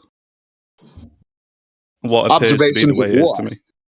It looks the way they've told you it is. No, it looks like a rock. Okay, what does the sun look like? A big light. Okay. Oh, not a ball? I don't know. It's kind of bright. Okay. Yeah, so's I the don't know moon. about the sun, but the moon looks like a ball. Okay. It's like not as bright. So it looks like a ball. Does that mean it is a ball? In your The Earth imagination, looks yeah. flat. That means it's flat. Well, it's measurably flat. It looks flat. No shit. There's Okay. topography. And the moon looks like a ball. Yeah, he thinks a Okay, mountain well, you're is flat. standing. You're You're a standing moron, on the guy. Earth, though. Okay, You but I'm stand looking at on the the moon. Earth. I Yeah, have you're a standing on way the better Earth. view of the moon. I can see a lot more of the moon than I can of the Earth. How much of the Earth can you measure as compared to the moon? I don't know. Well, I can see about Well, take a wild guess. out my window, maybe a mile. If you can measure an inch, But you've I got know there's the a lot moon more top. than a mile of the Earth. But I can see Yeah, like either welcome to all Flat or Earth. like maybe How half far of the can you moon. see? How far can you see, sir? Now about a mile out a window. See a mile out a window. Yeah. Well, that tops the amount you'd be able to measure on the moon. What does that mean? Oh, brother. I said it means you have access to the Earth. Okay. I have a bit of access to the moon. I can see it. You can looks see like it a and ball. imagine. Yeah. But you're standing on the Earth. Mm-hmm. So you have more access to the Earth, right? Well, I can touch a bit of it, but I can see a lot Yeah, more of and the you moon. can see a mile of it. So there you about go. a mile of. I know, like there's a lot more. A mile is more. Earth A mile than, like, is more this than mile zero. around me. So like, I can only see a very small percentage of the Earth. Okay, But I well, can see a quite large percentage of the moon. You can go fill up a bathtub. What Right. do bathtubs have to do with this? Water. I still don't know about this golf moon thing. It's Alan Shepard. You can fill up a bathtub and check out water. See what it does. I can. It's as simple as that. Because they claim we're on a 39, 59-mile radius rock ball flying through space that's covered at the surface with 70% plus water. That's the claim. I don't know who they is. The powers that be. Who are they? Those that have quilted the mythos that is embedded in your psyche. Who are they? I haven't spoken to them. No, it's in your subconscious, sir. Is it? Oh, I didn't know that. But you How do would know? you? I don't know. I'm still trying to figure out how this thing that looks like a you ball don't in the even know who sky Alan can fit with this Shepard thing is, that so looks like a you've flat kind of Earth. you've lost a lot of credibility amongst your outer space water ball believers when you don't even know one of the I'm just looking for an explanation. moon adventure. You don't even know one of the moon adventurers' names. I don't need to know. Well, learn the mythos. Does it interest me? Oh, doesn't interest you. Okay. No. So please don't. No more telling us about what you look at the moon and see. Then, thank you. But I thought things appear the way they are. No, it's not that, Mez. You can measure things with a telescope, can't you? You know the distance when you look at things, don't you? Do I? That's what you said to me, yeah? When was that? About 5-6 weeks ago. Oh, well, that was a long time. I don't remember. So can you measure a distance with something with a telescope? Can you move?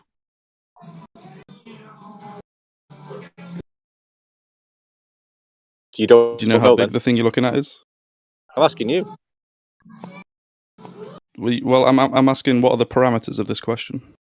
No, I'm just going off what you've already told me. You can measure the distance of something with a telescope. How does that work? Well, if you can move around, you could triangulate it. If you know the size of the thing you're observing, you could figure out its angular resolution. How do you get the distance to it? Well, if you know how big it is, you can know how big it should appear through the telescope. And how do you get the distance from A to B? Things closer appear bigger. Things further away appear smaller. So a 90-foot tower will be smaller the further you go away from it, in reality? Is what you're saying? Yeah. So the actual physical size changes the further you move away? No, I said it appears smaller. Right, so it doesn't change the size then? Well, the way it appears smaller. That's what I'm saying. Yeah, so it doesn't actually change size physically, does it? No, the actual physical size of it doesn't change, no. Right, that's great. So at least based on my So my experience. How do you get the distance to something with a telescope? Because if you know how big it is, then you should know how but much you of its said, angular size. They were. You don't know anything about the story a moment ago. You said, who's they? Well, I know that things that are further away appear smaller. Okay, where did you get the idea that the moon is where it is? I don't know where it is. It's in the sky. And you don't know what it is either. No, well, you told me that things appear the way they are, and it looks like a big rock. That's a ball. No, it looks like a light. I'm just trying to figure out how a big rock that looks like a ball in the sky can fit on a flat Earth, because the Earth appears flat. It's not on the Earth. I'm trying to figure out how these two things can coexist. I'm yet to hear an explanation.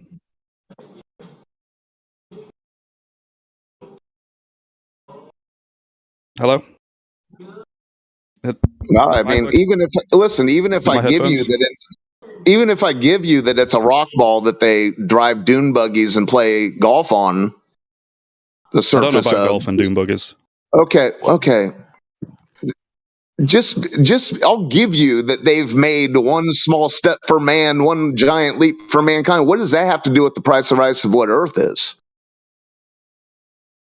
Well, because we all see the same side of it. So how can it... Of Earth? How does it work on a globe model? Well, the globies say that the moon orbits around the Earth. The same side, the same face of the moon. How did he know that? The Earth. Sure. Did the scientifically prove that? I don't know. I want to hear how you explain it. So then we have to imagine this rock ball, and then imagine the ball we're on, and then imagine it going around the ball. Yeah, I'm not sure that works, because the Earth appears flat. Yeah. So what does the moon? If the Earth measures and is observably flat, what does anything in the sky have to do with anything? If I see a plane fly over, if I see a plane fly over, does that mean we're on a plane? What do you mean work? What do you mean work? Well, how can it work? A bird? What do you mean work? Because if the Earth looks flat and the moon looks like a big rock ball. Yeah, but what do you mean work? How can these two things work together? Where does the moon go? Well, it's in the sky. It moves about. How is that? How does it move around in the sky? Yeah, it moves around in the sky. But how? I don't know. In what path? How does the sun fly through the endless void of the universe? I don't know. Why are you assuming that the moon would change the nature of the Earth? I'm just wondering how it works. Well, how's it work on your own? That question doesn't make any sense. So try thinking of a question that actually makes sense. It seems like some sort of the globies say that the moon orbits the Earth. Yeah, the globies say. Well, the globies can say whatever they want. What did the flat earthers say? We observed the sun, moon, and the stars above an observably flat Earth. What's confusing you? Well, how does it work? How does it work? What does that mean? You're just listen, Mez. If you're just here to try and ask anything, even if it's retarded, just put yourself on mute. If you've actually got a decent question, then ask that. How does it Well, work? I'm imagining like. What are you talking I'm about? imagining a big rock.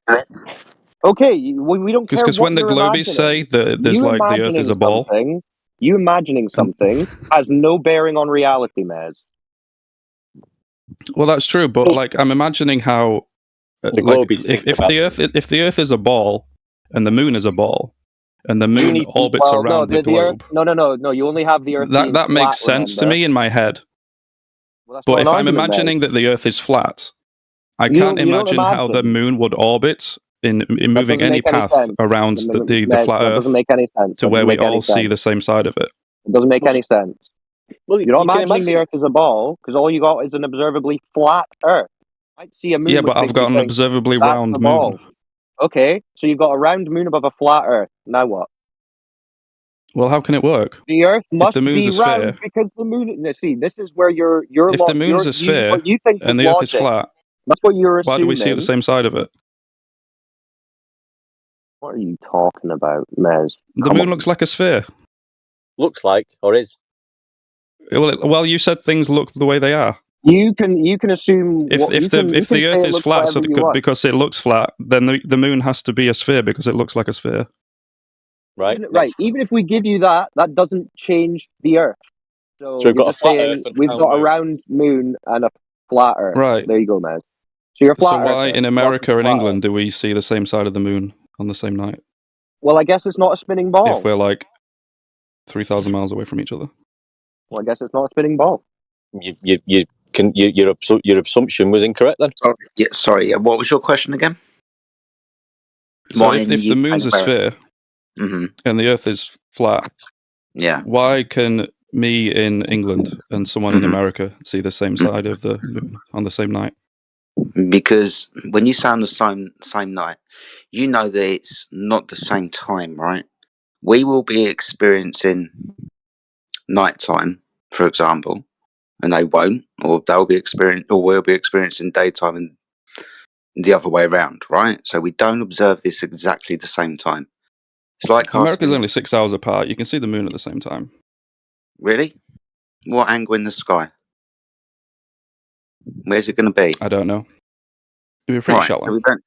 So so when you say we observe the same side of course we do. It's just by the time that the moon's got round to America, it's night time, so we can see it.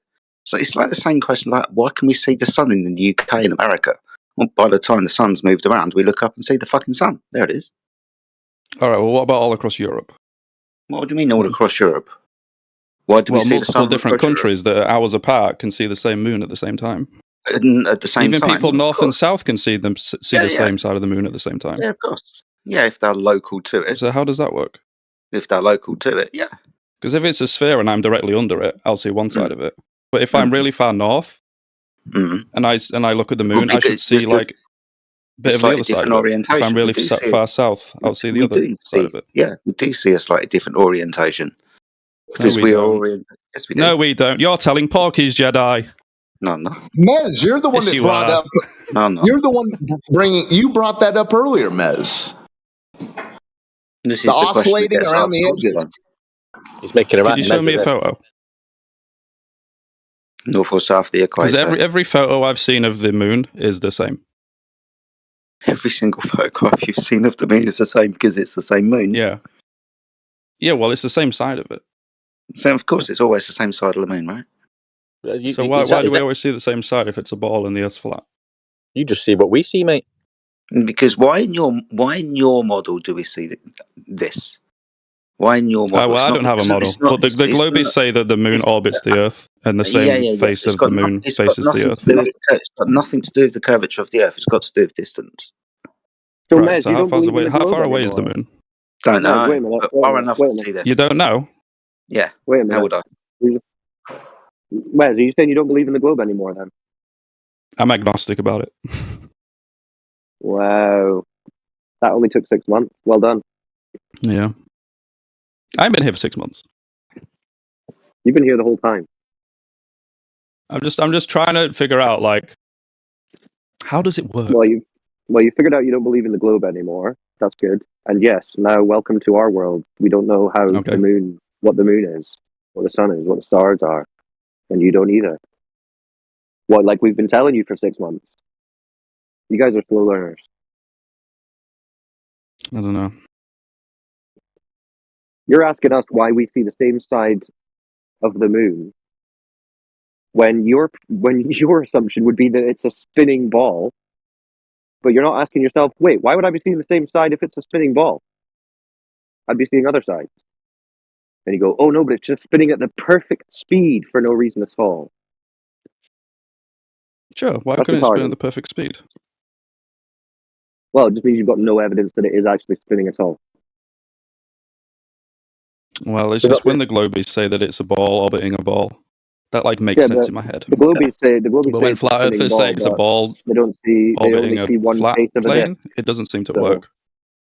What do you mean work? It doesn't add up, you know. Jedi's just explained how it works. No, he didn't. He lied. He didn't. He did. Excuse me, what? He lied. We all see the same side of the moon. Yeah, that's what I mean. But depending on your orientation to it, north, south, east, or west, you will have a different view of it. Well, if we've got a different view of it, we should see a different part of it. No, we just see the same size, just from a different orientation.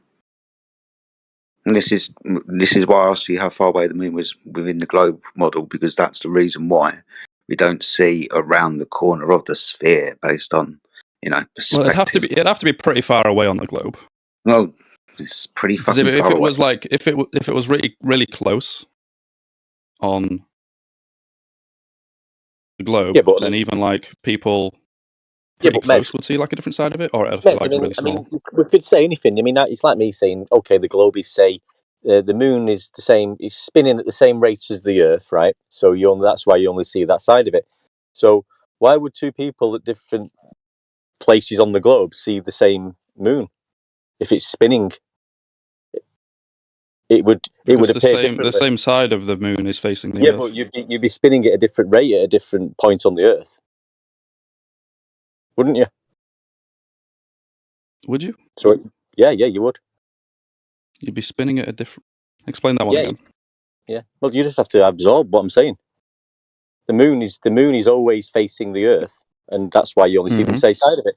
But there's lots of different points on the Earth where people see the moon at the same time. Yeah. So is the only one side of the moon pointing at one point all the time? Well, on the globe, yeah. It doesn't work on that. It does not work in that. Doesn't work. Yeah, it does. Explain how. Well, they say if like if the globe, if the Earth is a ball, and the moon is like quite far away. Yeah, if this is a big if, yeah, we can't be sure here. But if the Earth is a ball and the moon is a ball, and the moon is quite far away, and the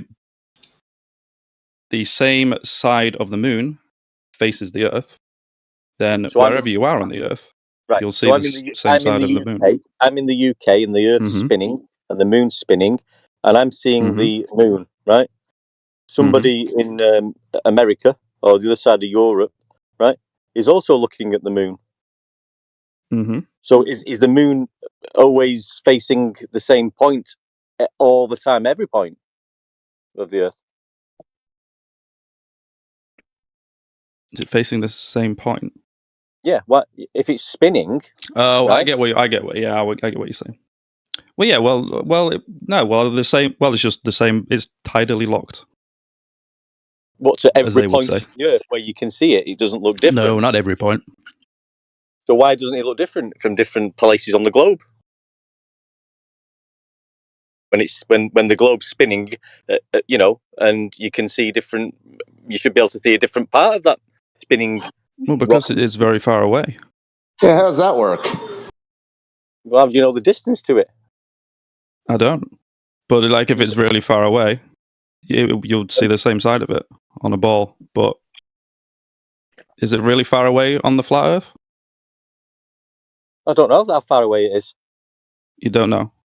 No. So it could be close. It could be far away. I haven't got a clue what it is or where it is.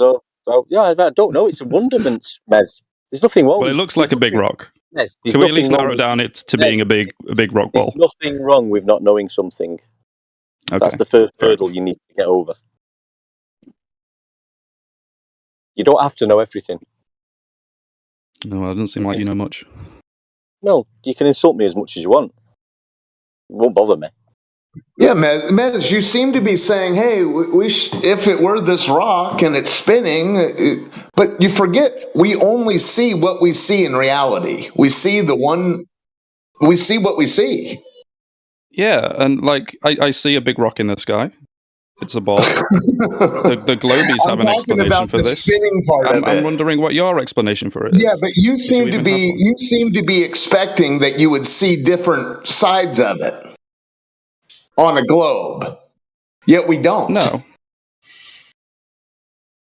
Are you guys referring to the moon? I'm confused. But why would I see different sides of the moon on a globe? Oh, brother. So you guys are talking about the moon, right? Yeah, we're talking about the moon. I'm trying to get him to explain how the fuck the moon works on a flat Earth, and no one can do it. I mean, if the moon would be... Hold on. What? Explain what? How the moon works. Why do we always see the same side of it? I've already explained that to you. It's just a distance enough away. No, you don't. There you go. Okay, so it's really far away. Hold on, Meg. It's far enough away to where two people 3,000 miles away can see the same side of it. In your model, that's the reason why, right? Yeah. In your model, so in this model, then all right. Oh yeah, sorry, not my model. I'm agnostic. Well, the heliocentric model. Okay, so because of the distance. So in this conception, well, being as we're observing the same quote-unquote phenomena, we can just give the same cause, right? Distance. It's distance. Okay. Now, we're not making a claim to distance. It could be a different size, which would obviously bring the distance closer. But yeah, or further away, depending if it was bigger. Do you think we could triangulate the distance to the moon?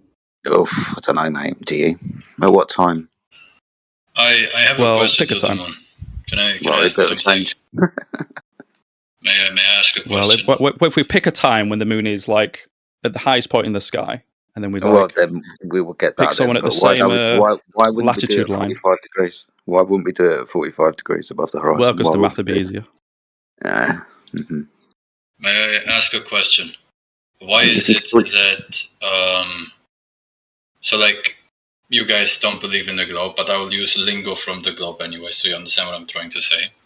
Why is it that from the northern hemisphere you see the moon upside down than a person who is watching towards the moon from the southern hemisphere? What is causing that? Why do you think that is in the globe Earth model? Due to the fact that you're watching from the northern hemisphere and the southern hemisphere. Okay, and what does that mean? Are you say north of the moon and south of the moon? I mean, I can just show you. I kind of understand. I can just show you. Give me a second. I just found something. What's this? Yeah. Someone made a model. We understand. Oh, it was me. Sorry, 2 seconds. Thanks. So we do understand what you mean. I'm just trying to walk you down a path. So you realise that you're just one side of it compared to another side of it. You say northern hemisphere, which is one side of the moon, compared to southern hemisphere, which is the other side of the moon. So I'm not referring to the moon with northern and southern hemisphere. I'm referring to the Earth. Yeah, but you're talking about why does the moon change orientation to you as you go from one side of it to the other. Your plane of reference from one side of the other is north hemisphere, and then you go to the southern hemisphere. So one side of the moon to the other side of the moon when viewing it from the Earth.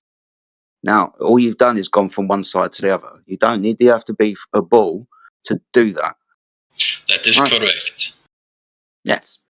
But for that to be the case, we will be so close to the moon that we will see a complete different, not just angle of the moon, we will see much more of the moon.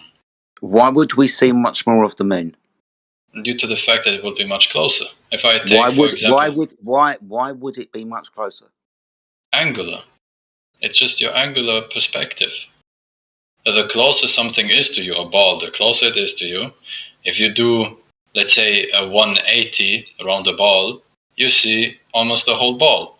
Now, if I push the ball 200 meters away from you and I tell you, okay, do the same distance, walk from this corner to the other corner, you just see only a tiny angular difference. I get that. I just want to understand why on a flat Earth model the moon is closer all of a sudden. Because the moon, for you to see a change in the face of the moon, right? The perspective of the moon would be so close to us that in fact, if we would go from one side to the other, we should see much more of the moon from one side of the angle, and from the other one a much different side of the moon, not such a similar one. No, we go on the Earth. Go on then. Where do we see the same face of the moon with like super small difference in angle? Because there's still a distance, right? Like a difference in what we see from the moon. If you're in the southern hemisphere, you see a little bit different, like a more shifted one, but it's so minuscule it is almost non-noticeable. I mean, who's observed the Earth from a flat Earth, then? I don't know what this question means. Sorry, can you repeat it? I mean, just some people talking about what would happen on a flat Earth with the moon. How do they know this? How do I know what would happen on a flat Earth? Yeah, how does anybody know what would happen on a flat Earth if you think you live on a globe? I mean, are you just asking how you came up with hypotheticals? I mean, you just come up saying with them. people in here in this conversation are saying on a flat Earth this would happen. I'm just wondering how they know, how they tested that. Again, I don't need to test something to state a hypothesis. Just repeat that, please. I do not need to prove something. I do not need to make an experiment to state an hypothesis. You're more than welcome to disagree. Okay. It's just a presupposition then, yeah? No, a hypothesis is not a presupposition. That's nonsense. So it's neither true nor false at that stage? The point that one I think... Go on. Sorry. The point Wondrek's trying to get to is within the premises of your hypothesis, you must have established those things within your hypothesis to already be true, right? Then it wouldn't be an hypothesis. Well, no, because we understand that within a hypothesis, there are something we are asking a question about if we're formalizing this type of hypothesis, right? I mean, it's pretty much math, like simple math and angular math when it comes to differentiating the phase that you will see on a surface, on a spherical surface, and how close it will be. You can do the math on calculating how much it should change based on what distance it is, right? Mm-hmm. And we see with the moon that the shift that occurs in like the face of the moon, quote unquote, the face of the moon, when we go from north to south, is barely noticeable. Like you have to use machinery to see that in fact there is a super small shift in the face. With the naked eye, you cannot really notice. So this thing must be so far away, if we would be on a flat Earth, must be so far away that would happen.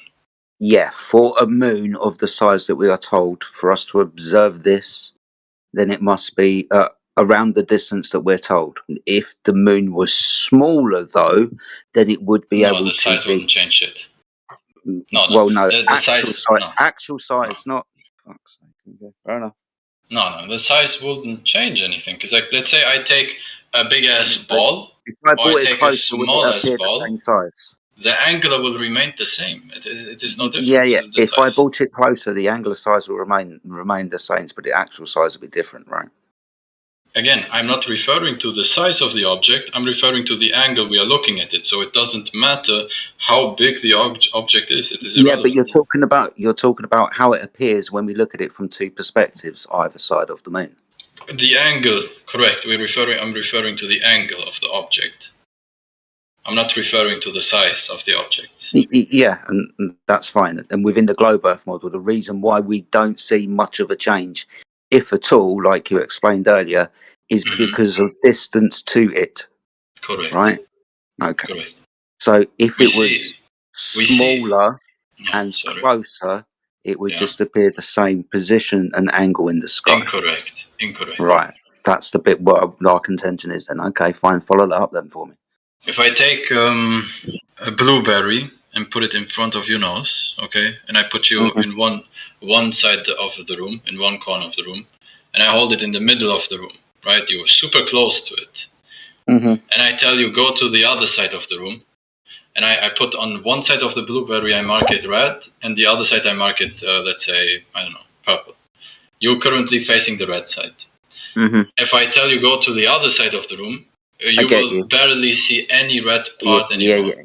Yeah, that's because it's right in front of my face. Correct. No, and now if I take the same blueberry and I go really far away, it will basically not change. Like the amount of what you see will remain the same. You will shift your view, but it will be dependent on the angle. And I can make the blueberry fucking the size of Earth, or I can just leave it as small as a blueberry. It will not change anything. We get it. So all we can draw from this, the only conclusion that we can reach is if the Earth is flat and we move north or south of the equator or being underneath the moon and observing it from different positions, then the moon is a far enough distance where we don't observe it to be a sphere if it was. Can you repeat that, please? We can triangulate that. Can you repeat that, please? And about triangulating it. What we can derive from this is if the Earth is flat and we move north or south of the moon, then the moon is of a distance where we don't appear to see any more of the surface of the moon if it was a sphere. If the moon was a sphere. I see. But again, that also makes no sense because on a flat Earth, when you say north and south, it is not like the same as on a spherical, because if you like, when I say north or south of the equator. No. Like, yeah, I mean, we don't need to get stuck up on. I know what you mean. You know what I mean. So I'm not going to be pedantic about it. It's just important. So that's why I'm pointing it out. When you're on a plane, right? And let's say you are on Africa on the plane, and you go quote unquote north. You end up going towards Norway and so on, and eventually you will start on a plane. You will continue on going onto the other side and just keep on going to the other side of the ice wall. So you will eventually reach the southern hemisphere again, correct? Like the quote unquote southern hemisphere. Yeah. So my issue that I have with your explanation is, if the moon is truly like that close that it causes that effect, why is it that the people from the south on the other side of the earth are seeing the same perspective towards the moon as the people that are on the complete opposite side of the earth? Why is that? That makes no fucking sense. You're going to have to state that again, because you're talking about people observing the moon, and I want to be very specific. If you say at the same time, they'll see the moon in a day-night cycle, but depending on their orientation or location on the Earth, it will not be at the same time. I wasn't referring to the same exact moment. I was referring to that they see the same face. I didn't say anything about see the same face. Correct. They see the same face even though they are on the other side of the Earth. Why is that?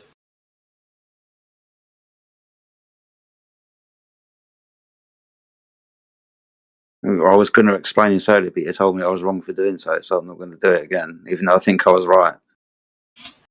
Do you understand what I'm trying to point out, though? Try and rephrase it a different way. I'll try to find a picture. I'll try to find a picture. Give me a second. Because you brought up flying in a plane and flying over north and going back south again, and then we were talking about the moon.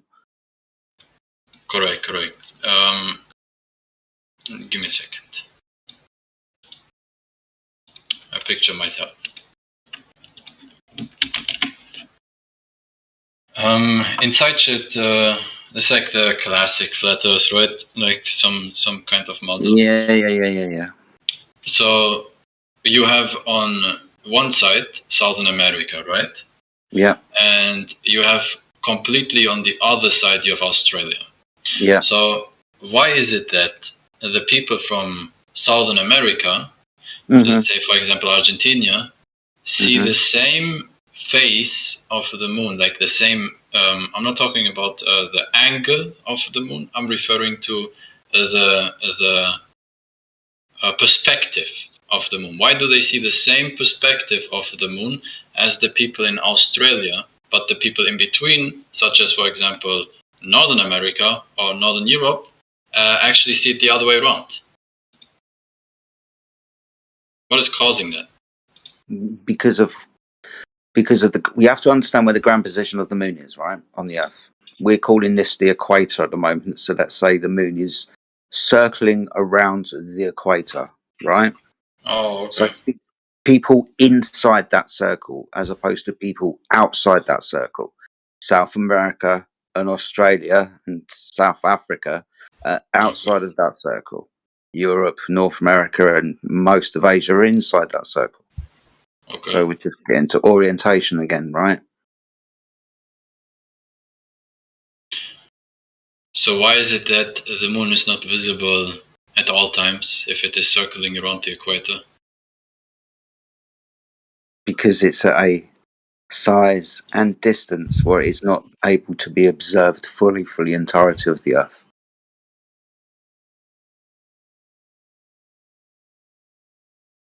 What is the size? Don't know. But you know it's too small? Do we see it at this? Do we see the moon all of the time from every location of the Earth always? No.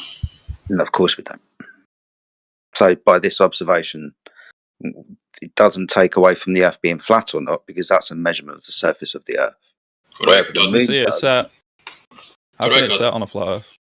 Correct, but really the way the moon.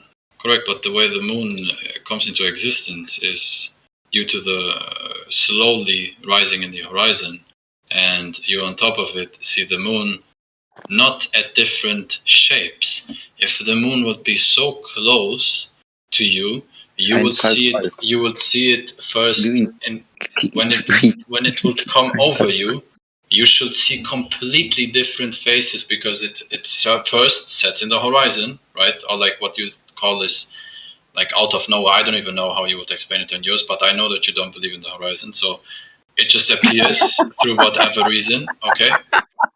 Like let's just say it appears through whatever reason. I'm not trying to like be too pedantic. That's why let's say like it just appears for whatever reason. I don't want to get deep into it. And why is it that you see from the second it appears to the second it disappears the same angle, the same face, even though it is within your worldview, going literally over my head and then going to the other side of me? Oh yeah, short answer to that question, man. I don't know. You don't know? No. I think there's a lot of don't knows here. Right. Well, yeah. Especially I mean, hey, I appreciate the don't know. I appreciate it. Well, especially when we're talking about things in the sky. Yeah, definitely don't know. I appreciate that. Mm.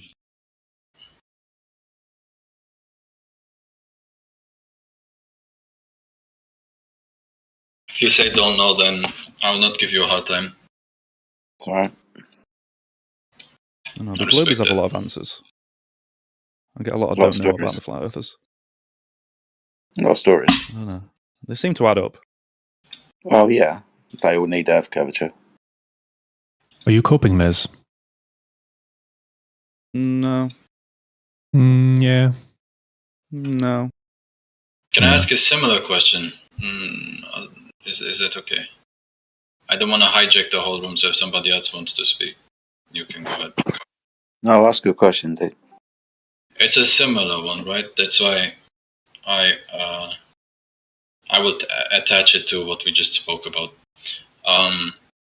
From the southern hemisphere, we see a complete different star alignment than from the northern hemisphere, especially when it comes to the southern what is it called in Australis or something or whatever, like the North Pole Star and the South Pole Star. I forgot the actual terms from them. Why is it that you cannot see the same stars from both of the hemispheres? Because on a plane, it should literally just be a couple more meters on a flat surface. But on the You can globe, see the southern what you call the southern celestial pole, what you call it right now, the bottom of the ball. Standing on the bottom of the ball, you look at the sky and you see the celestial south, right? Or if isn't you it go called to the Polaris or something? no, that's the north. Polaris is the north, is the celestial north, right? Okay. But then you can go to the Canary Islands, which is 36 parallel above north of the equator, and you can see both of the rotations. You can see the south, the Where's the celestial Canary south, Islands? I and don't the know where they celestial are. north. Where are the Canary Islands? I think it's 36 latitude 36 parallel. 36 latitude north, just off the west coast of North Africa. Let me see. Oh, sorry, west coast of Africa, not North Africa. And yeah, I remember that the stars are doing a movement that is like the stars are doing this movement that is converging and diverging Oh, they're towards. next to Spain. Yeah. Oh, Listen, the stars are converging and diverging, like going. You see them doing a circle like a gear. They're moving towards you and away from you, towards you and away from you. You can do a time lapse of the movement of the sky, and if the camera was moving, if the camera on the ground was moving with the ground, you wouldn't be able to see these perfect circles, this movement of gears in the sky like clockwork, because the Can ground you is stationary and the gears in the sky are moving, converging and diverging. You see this phenomenon. Can you show me the evidence what you were claiming about that you can see the southern Yeah, pole star they have from an Canary Islands? observatory over there. They have an observatory over there. You can find the observatory and they show you images of everything they see from there. Can you just like give me a link or something? I would appreciate that. Yeah, I'm not in the computer. I have to dig it up for you. I would Adrian, appreciate that. Adrian, can I ask a question about South? If I can answer, you can ask. Is it Bolivia in South America? In South? I'm pretty sure it is, right? Yes. Okay. Let's say that we take 2 telescopes and go to Bolivia, Salt Lake. Yeah. And there is a Salt Lake. There is a 4,000 miles squared of flat surface, and we put that telescope there and we watch the stars. And then we watch the stars for 1 month and we conclude that they are moving and doing everything. But that surface, all this 1 month will stay the same. What we will do with that surface? We can take also aeroplane but start from Bolivia and fly wherever you want. But I want that we fly over that Salt Lake because it's flat down. I do not really understand what you were trying to explain, I have to admit. I'm telling you this. Let's say that 10 of us watching the stars in that Salt Lake in Bolivia, what is 4,000 miles squared flat. And then we go to London and observe the stars. And then we say, look, here stars are moving differently. We see different stars. That will change the surface in Bolivia. Yeah, that would change not the surface in Bolivia, but it will change the relation of the surface between London and Bolivia. Okay, but what will happen with that surface in Bolivia? It will stay the same or it will change? So you are asking a question which is, in my opinion, multi-layered. So the first answer would be nothing changes, because clearly the ground will not start becoming flat or spherical once you discover that the Earth is flat or spherical. What will change though is the perception of the object that you are on. Okay, Does perception of objects will tell you when you know the surface of the object or something what is above the object? You can dissect through looking up what below is. Yes, you can. Can you do something with the surface of the object? Of course you can. What You can do go with the up, surface? just like how you can look up to find out Can you about do below you. You can can you go do up. something? You can Can go you do up and something? look below. Okay, can you do something on the surface? Yeah, you can go What? up and look below. You No, that can is going watch up. the I'm surface. telling you, without not going up. Can you do something Ah, on the surface? like as in me, or as in a scientist who has like more access to tools Eyes, that I don't. eyes like anybody. I'm sure there's plenty of ways. You could strap like a camera or some fucking, I don't know, thing where you can send it all the way up to get a look down, so you don't have to go up, I guess. If you are on the beach on sea level, can you do something if you have a sphere like a geometrical object? I mean, there is ways how you could find out if the Earth is spherical even without looking up or down. I guess you could just try to see, for example, I don't know, like see Paris from New York. Like put a laser, a very strong laser on the peak of the Tour d'Eiffel and point towards, I don't know, like Trump Tower and But check. did you know that they are doing that? They are shooting photos from long distance, and there No, is not Guinness photo. record. Yeah, but Also this about is laser.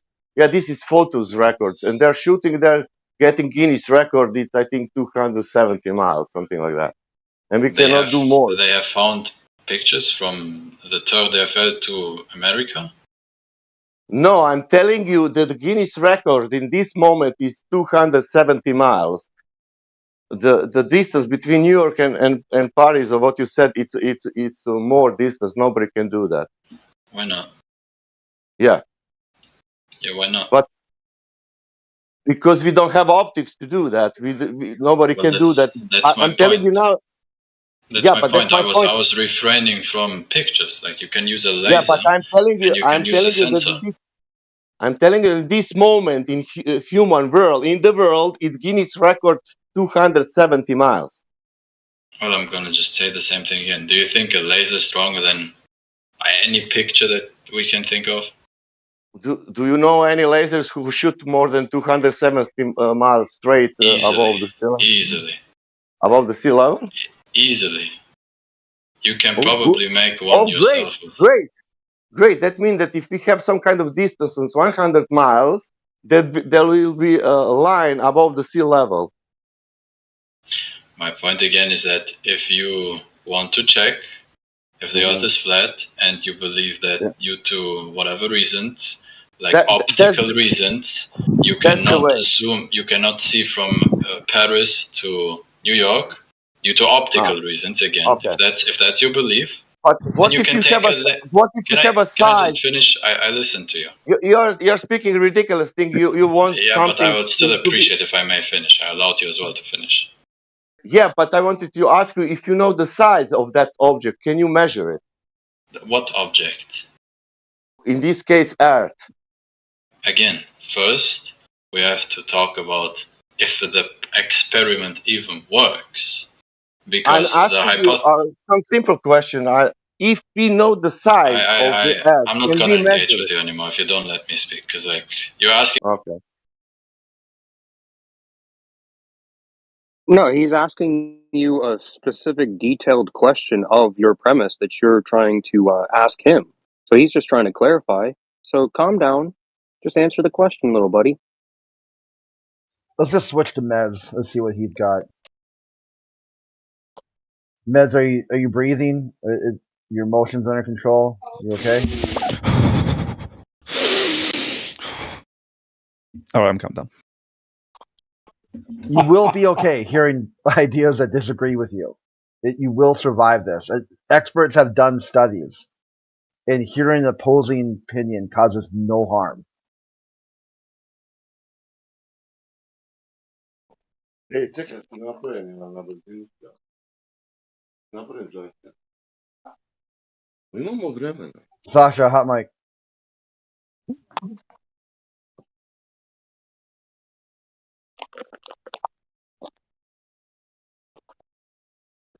The Brit's here. What's going on there, Brit? Hello. Or is it a day of bricked or not bricked? That's a good question. What'd you say? Check. Bricked.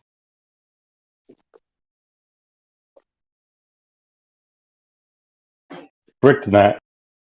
No. Nothing new under the sun.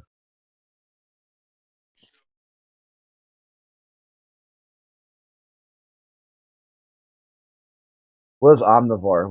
Is he even in chat? What's your complaint, dude? I don't have a complaint. Or You having a good time in the chat? You're musing about something No, well, I said there are FE servers that aren't as big on muting and banning as this one, but you know, you do you. It's fine. I know the deal here. Yeah, generally what I do is I pretty much ask them, do they know why they're angry? What is flat Earth? If they really can't articulate even that much, why they're so triggered over a topic they can't even articulate, there's really no point even going any further than that. They're inside their own headspace, and it's just on them. I mean, like, what do you think they have to add at that point? Yeah, and people are put in timeout, for their own good because it's like it's detrimental to their cognitive abilities. So we can tell if somebody's very triggered. It happens to me. I get put on timeout all the time. I'm still here. I'm not mad. See, the main difference is this one's live streamed, so there's an audience that we're also aware of. Where if you just have a casual chat on some other flat Earth server in some of the downranked, sections, generally I've been in those chats too, where you just let the globals vent until they're out of breath. They vent until they need a diaper change and to be put down for a nap, and they leave on their own. Here that's not very good, content. Just hear some kid spiraling until he has to be put down for a nap. Okay, Did you actually want to talk to me, or did you just want to say that? I don't think I need to be part of this. No, I'm just kind of curious when you're sitting there like comparing, flat Earth spaces, like you're some sort of shot caller. Am I a shot caller? Wow. Okay, that's cool. I will call some shots. Just a bellyacre, I would say. Yeah, because there is a rule. If you see it, no concern trolling, right? What's that? You see the rules for the section. There's no concern trolling. I'm not concern trolling. I'm not. This is not a concern. I'm telling them, this is how it is here. See, this is the best part too. You could test this, right? You could, if you don't want to be here because you don't like the way the channel is moderated, just get the fuck out. Like, holy shit, what are you waiting for? When I come for, I get here. When I go to the other, if I want to talk about flat Earth stuff, I'll generally go somewhere else. But believe me, this channel delivers absolutely. Okay, let's go. What do you want to talk about? You pick a topic. We'll follow it to a full logical conclusion. I want to talk about the curved water in the Bethesda naval tow tank. All right, fire away. Well, they built this large half-mile. Are you familiar with the tow tank? Do you know what a tow tank is? Yeah, it's where they test miniature ships to see how well they do from like depth charges or types of different storms or waves and whatnot. Right, different models of ships. They scale the model down to like down to the ocean, and how well can the ship turn? How well can it perform its like combat duties? Different waves and things like that. Yeah, they do this for non-combat ships as well. And the big tow tanks are essentially indoor pools, and they call it correct for Earth curvature because they have these rails that the tow assembly uses to pull the ship. And they want the rails that it's on to be exactly the same distance above the water throughout its like half mile, or more length. And in order to do that, that means that they need to have the rails have to be level rather than straight. That's their terminology. Because when you talk about this kind of engineering, level means perpendicular to the direction down, which on a globe is going to be a curve along that distance. Yeah, because you've got multiple downs. Yeah. So that's why it curves. Because you got down, and then another down, then a new down, and eventually you add up all the downs, and you've got a lot of downs. You got lots of downs. There is a multitude of downs. Yes. Okay, so I would say, can you do the same thing with one down? Well, if they say, and this document that I'm putting in chat, I think I put it in chat here before, but I imagine Yeah, chat gets cleared like every 45 minutes or something. Yeah, I know. There, I put a link in there. You can look at the PDF there. So this document is about the engineering they had to do for the tow tank at the Bethesda Naval Shipyard, and they, because of the precision required, 0.005 inches in some cases, or 0.003 inches, they need to correct for earth curvature along the length of the rail, because it's a half-mile pull and there is a bulge in the middle of water. A hump? A hump. So from horizontal, it curves up. Yes, I guess if you want to call it that way, yeah. Oh, that's weird, because everyone tells me that it's supposed to drop from your position. I'm not sure that your formulation is especially, I don't understand what you're driving at there, but we know what balls look like. Well, ships in the distance, do they go down or up? Only if there's a hole in them do I think they go down, or possibly submarines go down. All right, good. Great. So we agree. Ships don't go down in the distance. They don't drop.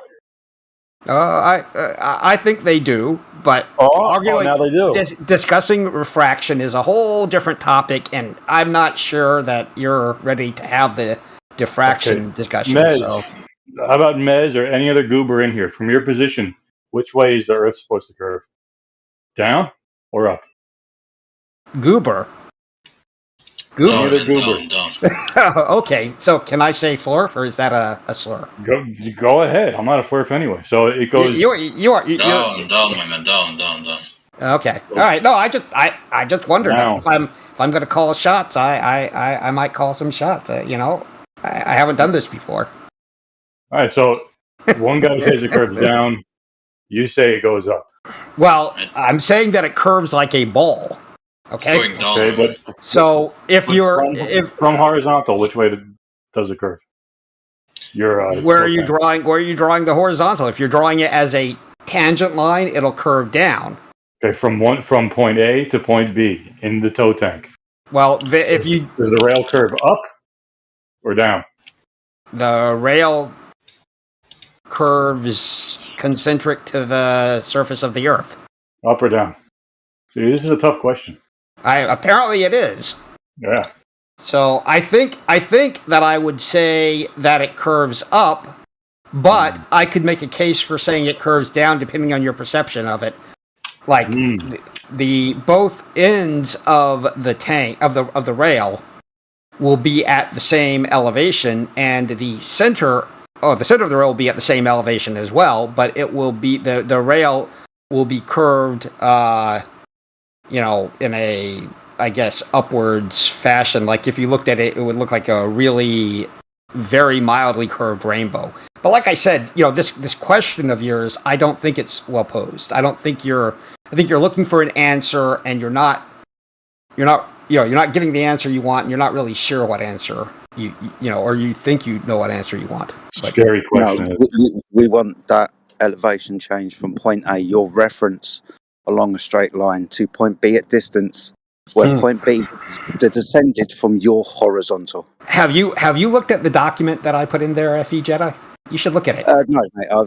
I'm wandering around, so I'm not looking in the chat. Oh, well, I think you'll like it. You should definitely take a look at it. It goes into great detail about the engineering that was done.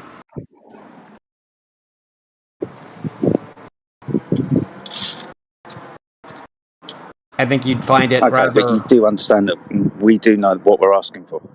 I believe that you know what you're asking for. Yes, I'm not you're asking if it curves up or down. Doesn't really make that much sense to me, but I believe that a deviation from horizontal with regards to the surface. So if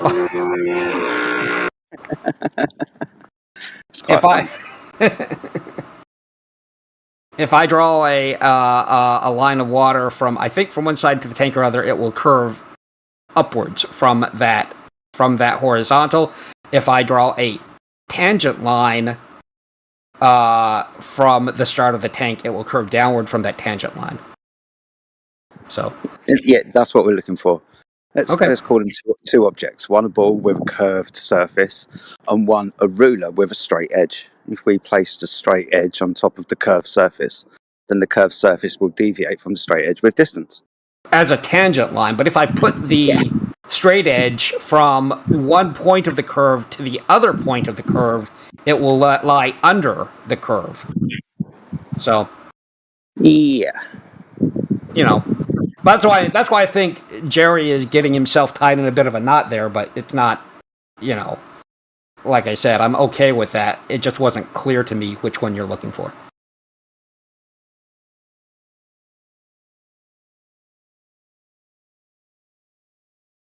Well, you said that the curves, so I did, and I gave you the two different options. You can have a tangent line, or you can have a line that's drawn as a connection. I'm asking you, in the tow tank, if we have from point A to point B, a horizontal, which way does the rail They will curve above the point A to point B. Upward, okay. Yeah, but if you draw a tangent from point A... I've read the paper. Can you tell me the methodology that they used to set the rail up with the curvature of the Earth? They have many pages of it. Do you want me to read from the paper? Yeah, just tell me the methodology that they used. So they start by drawing a long line, or not drawing a long line, but using a wire to kind of map it out. They used high precision digital theodolites. No. Don't tell me what they used. Tell me the method. The method and the instruments of how they did it. I think a high precision digital theodolite is an instrument, yes. Is it not? Okay. And they also used... And how did they use the theodolite to get the curvature of the tow tank? Well, they used the theodolite to check for... They used theodolite measurements as a guard against the accumulation of unknown systemic errors and to test the line synthesis algorithm. Yeah? Right? Straight. Yes. Yeah, and then they used a calculation of the curvature of the Earth to adjust from straight. So they use. So this is what they say. This is what they say.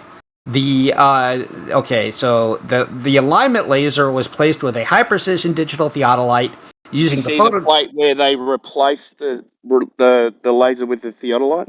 Is that the part you're going to read out? I imagine I can if I can find it. So you haven't read it? I have read it, Timbo. I have. Okay. And so methodology, but I wouldn't. And how they did it. Go ahead. Well, I'm explaining it to you. Okay. Go ahead. They have these theodolites. They have lasers that they're using at multiple points in the rail with temperature recorders. Okay. Yep. To determine to correct for I'm trying. I'm trying, Timbo. Step by step. Go. How they start. How they finish. All the vertical straightness data was corrected for the curvature of the Earth as the detector moves away from the laser along an ideal level rail surface. Corrected. The curvature of the rail causes the detector to fall below the nominally horizontal laser line by an amount proportional to the square you said it of went the. Above. Hold up. You said it went above. Yeah. Well, it depends on whether... No, Jerry. Do you know the difference between a line connecting to... Get back to your fucking Timbo, Timbo, Timbo. I think that Crit thinks you need a diaper change there. You maybe Crit method. Crit. Right, Timbo. You shut the fuck up and get back to your method. All right. Yeah.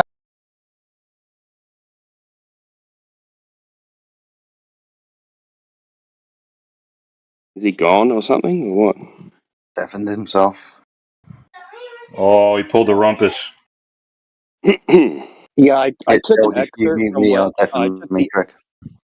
hold on. I took the excerpt from his paper, and it says that all vertical straightness data was corrected for the curvature. So there is no curve that's leveled; it's just corrected. They assume the curvature, and they assume a refractive index as well. They started off with a laser line, and then the digital reader gives it a reading from the laser line, and they can adjust it to the calculations of the curvature of the Earth.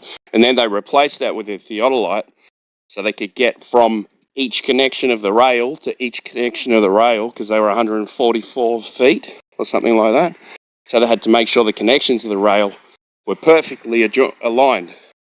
Now, what they did was they shot the theodolite, and then they made adjustments for the curvature of the Earth off the level line of the theodolite. So that's all they did from a calculation.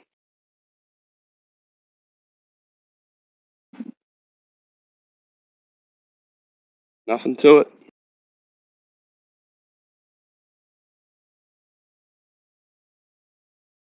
I don't know how they think this proves curvature of the Earth. A calculation of the curvature of the Earth proves curvature of the Earth. Weird. Yeah, he claimed it was measured. See, they're liars. And even in the paper, it claims it, and then you have to go read at the, their methods, and you see it's a calculation, not a measurement at all. Timbo's created a stare in the chat room. That's really funny.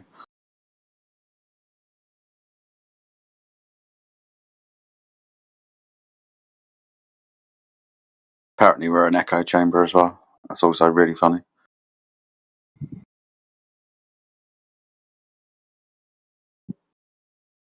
What's with them saying they're like model agnostic? They don't even want to claim they're Gloobers now because they're just like, oh, I'm agnostic to the model, and then they just go say ridiculous Gloober things based on a fallacious model. Cowardice.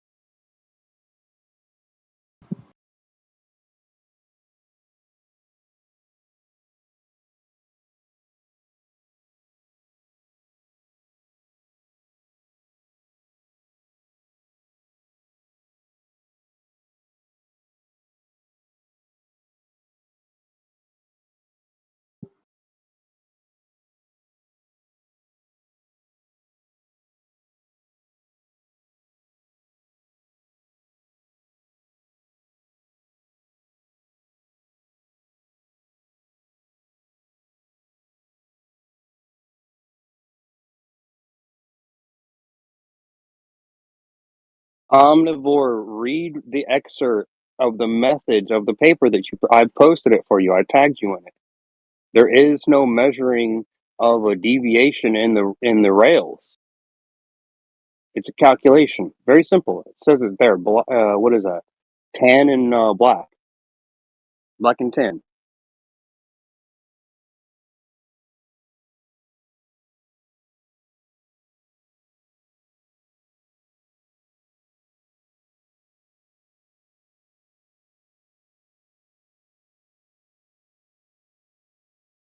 But anyways, Omnivore, are you saying that at point A is lower than point B in the middle, and point C would be below point B? Or are you saying that point B is above point A and point C? What are you trying to say, buddy?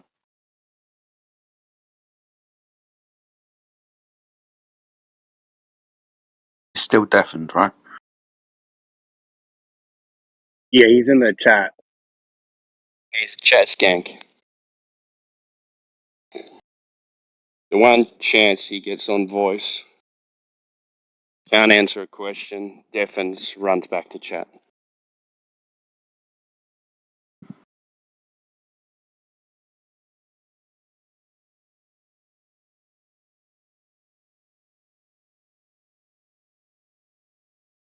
Tanks. I think they rotate. They must rotate these arguments. Didn't that come up 12 months ago? Well, I've been hearing this one for years. Oh, it's ridiculous. Bethesda tow tank thing, yeah. Yeah. Yeah, so they're saying that it won't measure, the water won't measure level at some point in this thing. Like if I go to point A, it's going to measure level. The surface of the water is measuring level. If I go to point B in the middle, it's measuring level. And if I go to point C at the other end, it's measuring level. So I don't get their claim, which they must not know what level means.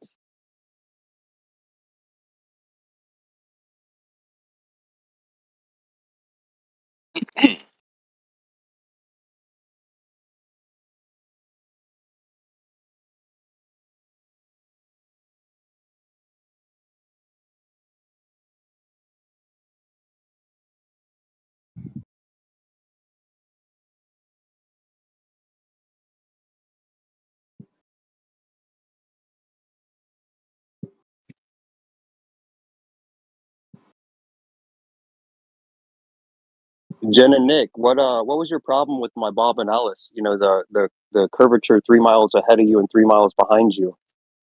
You said that was dumb, and then you drew a dumb cartoon in response to it without an application. Like I have a real picture that was included in the diagram. You didn't include a real picture. So why don't you come off mute and tell me about the slope-a-dope?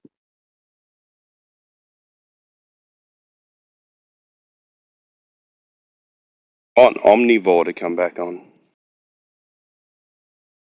Hey, Omnivore. Get back in here.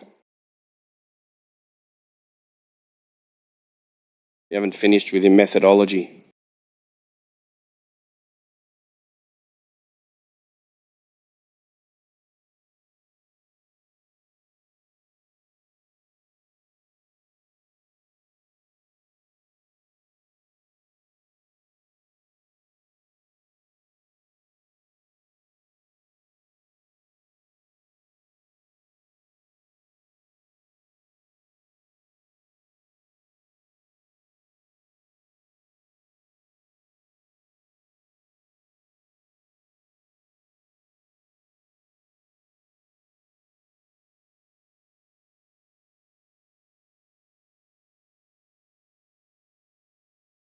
What's Omnivore talking about? Why didn't Crit block me? What did I do wrong? You've been upsetting people again, Timbo. Yeah, probably. I think it's the accent. It's a kind of an accent. I've had worse, man.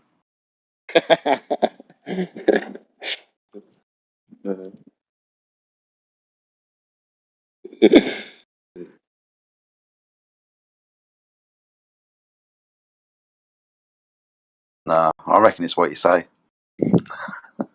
Yeah, probably. But I remember I jumped on one time and jumped on and I asked this guy a question. He goes, "Oh, fucking Australian. You guys are assholes." What? I haven't even said anything yet. Oh wow, he's a smart guy. I think he was like an American who lived in New Zealand. I think that's where the problem was. No prejudice involved at all. Then I get you. No, none at all. He's a fucking Australian. You guys are assholes. All of you. All of us. All 25 million people are assholes. Yeah, always. Mate, All at the same amazing. time. Yeah. Not a generalisation there.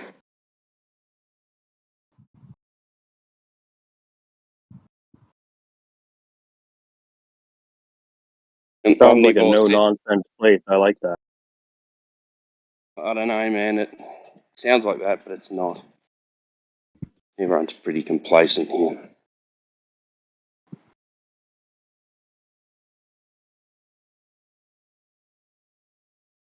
Everyone's, I kind of like my life. I'll do whatever it takes to keep it, you know. I'm not going to rock the boat. Just go along with it.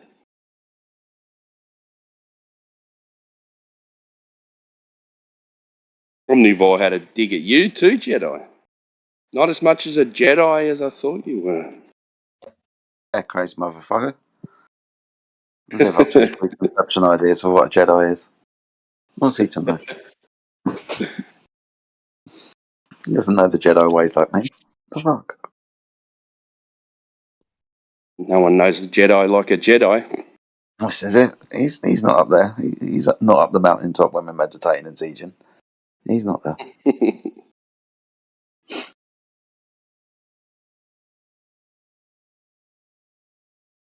Mountain up, flat Earth. You'll see.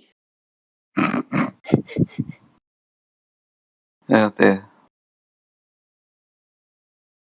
Really be interested to see an Australian dubbed version of Star Wars now.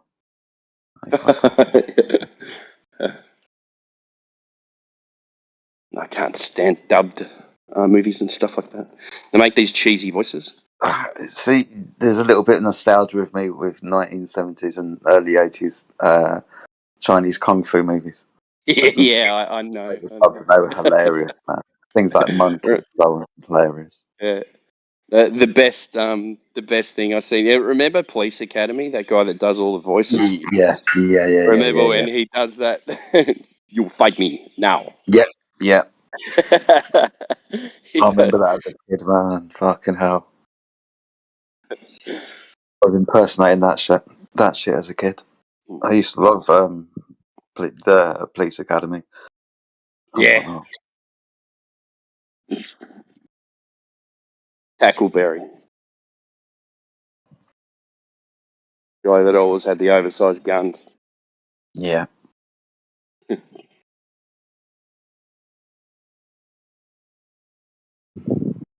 But yeah, I was watching. I never thought I would, but I started watching Squid Game. I thought, fuck it, I'm gonna do it. I'm on holiday, like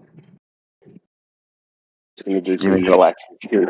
It's not the most relaxing thing to watch, but it's dubbed because it's Korean, dubbed into English, and they make these weird faces.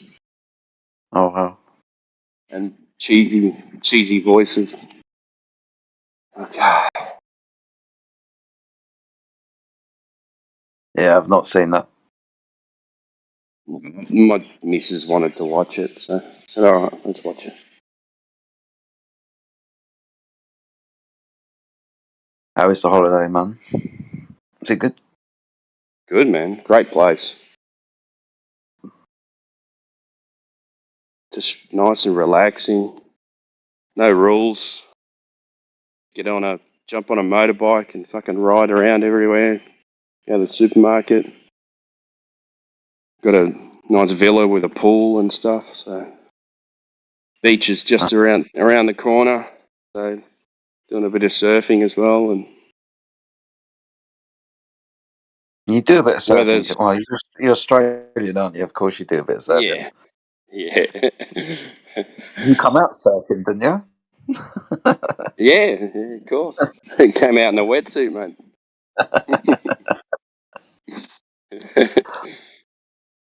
Yes, surfing's not as common as you think it is. Like, yeah, we all go to the beach, but people Aren't jump you on too those. old to go in wetsuits now, Dimbo? I'm 42 and fit, mate. Nah, everything's sagging now. No, it's not. I'm a tradesman, mate. I use my muscles every day, and I go to the gym. So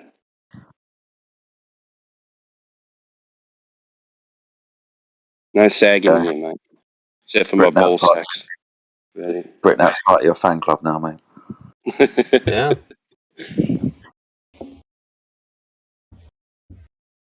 Mez is unmuted. Let's go. Oh, hey. I didn't realize. Oh, it's Simon Dan. I've been watching a few of your videos. I don't know who that is. Oh shit. Keep talking, Bez. Now that you said that, I'm not going to be able to get that out of my head. You sound like Simon Dan. Just say flat Earth. Say this, Mez. Flat Earthers say Flat earthers say. Yeah. Fuck you doing this, Simon Dan? What the hell? Didn't he try and take out a lawsuit on 24/7? Oh, I had some story then. I'm not He came partial to in, he any of got that. absolutely bombed, and then his lawyer came in and got absolutely bombed as well. Oh, Uh, that's crazy. Who is Who Simon Dan? pretends? How do you spell it? Who would you? Why would you be Simon Dan? SCI, like Psy, like Oh, I science. was spelling it like PSI. No. No, size and fire. Oh.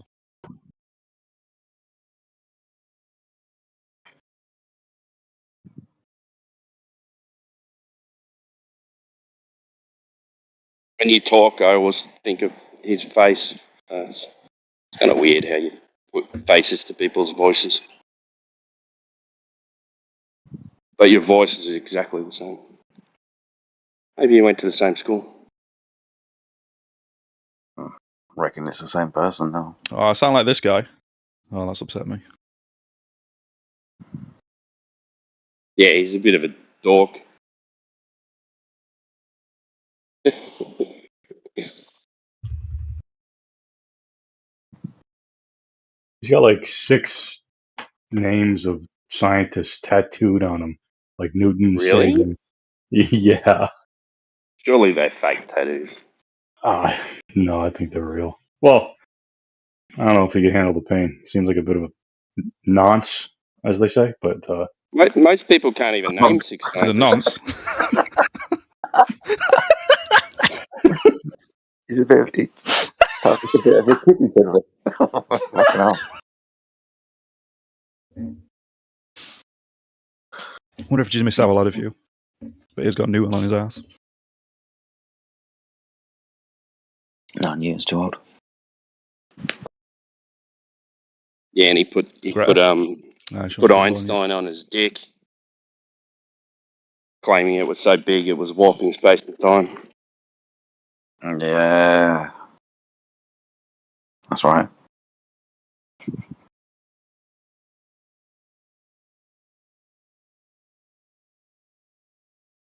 So, Earth curvature then, gentlemen? Yeah, apparently in tow tanks.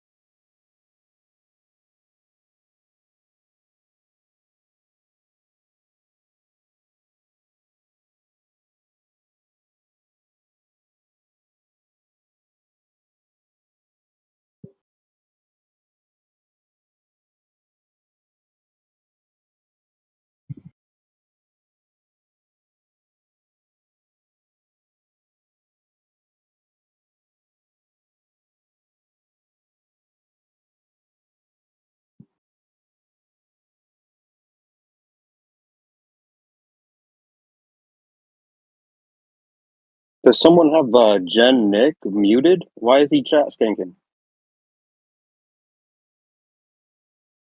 It shouldn't be.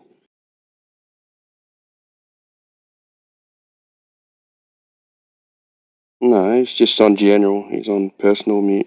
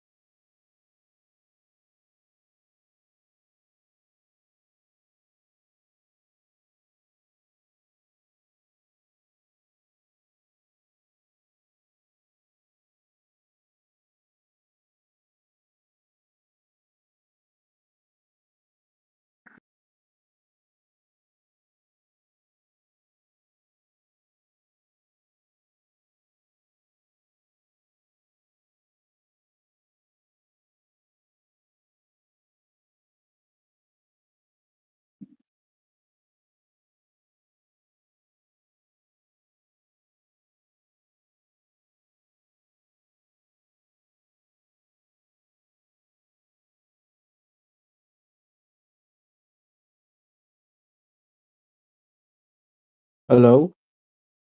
Hello.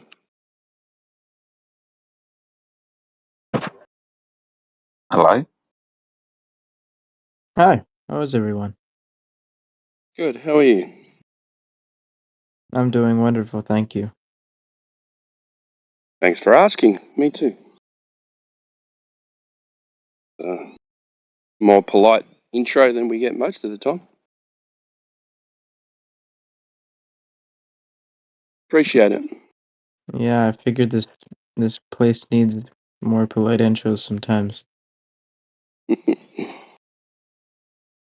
From both sides or from one or I couldn't start a conversation on Flat Earth, though. I'm just here to listen. well, you're alright, but there's no one really here at the moment. You can ask away if you want without getting interrupted, you know. Mm. Okay. What do you know about the globe? Uh, uh I don't know. I honestly never talk about it. I just like to listen for now. You can kind of listen, and then when you're not listening, you can move your mouth and make noises. Mm. It kind of works. Yeah. What do you reckon?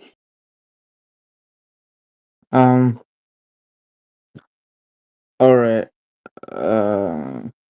Well, the globe is round, Round or right? spherical? Spherical. Yes. Because round can be flat. True. Could be 2D. Nothing's really 2D. Yeah, exactly. Well, What's yeah, 2D? nothing. There you go. Welcome to Flat Earth. Nah, I'm just joking. Uh, so, how do you know the Earth's a ball? I don't. Yeah, there you go. Problem solved. All the problems with the world have gone away now. We We can don't all really live in know. harmony and peace. Yeah. Timpo's definitely got that vacation vibe going on, hasn't he? Yeah. Different world out here, mate. Different Timbo. Fuck it up. Yeah, I'll be back soon, don't worry.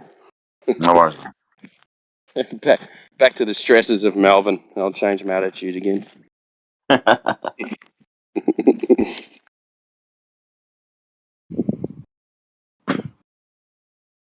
Alright, so do you experience the Earth is flat? Sorry? Do you experience the Earth is flat? What do you mean? Do I experience that? Like, you know, when you go outside, stare at the ocean, stare at a lake, does it look curved? Mm-mm. Nope. Does it feel or look like it's moving in any way? Well, no. Nope. Unless you're looking at the night sky. Yeah, but that would be the sky moving, wouldn't it? From your position? Well, that's what it looks like, right? I mean, Yeah. who's to It say looks it's not like the it. Earth? The Earth moving. It looks flat. Looks Oh, and feels stationary. it looks either way. It looks like the Earth could be in motion and the sky looks like it's moving by consequence. Or the Earth could be still and the sky is in motion. From our point of view, it's difficult to tell one way or another. Right? Yes? Yeah. No? Is there really even a way to tell that? Well, like you said, we just look up at the night sky and we've got two choices, really, for what's going on. It's either, like I said, the Earth is moving or it is the stars that are moving. There's no real way to tell from that vantage point. Yeah, I agree with that.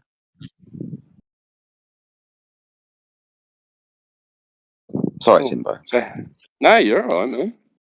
I'm just chilling, man. So how do we know the Earth's a sphere?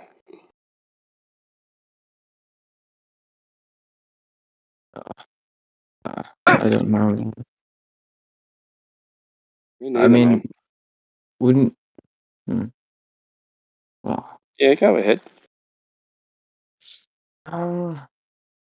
If you were a round earther, how would you prove the Earth is round? Should know that. Spherical. Yeah, spherical.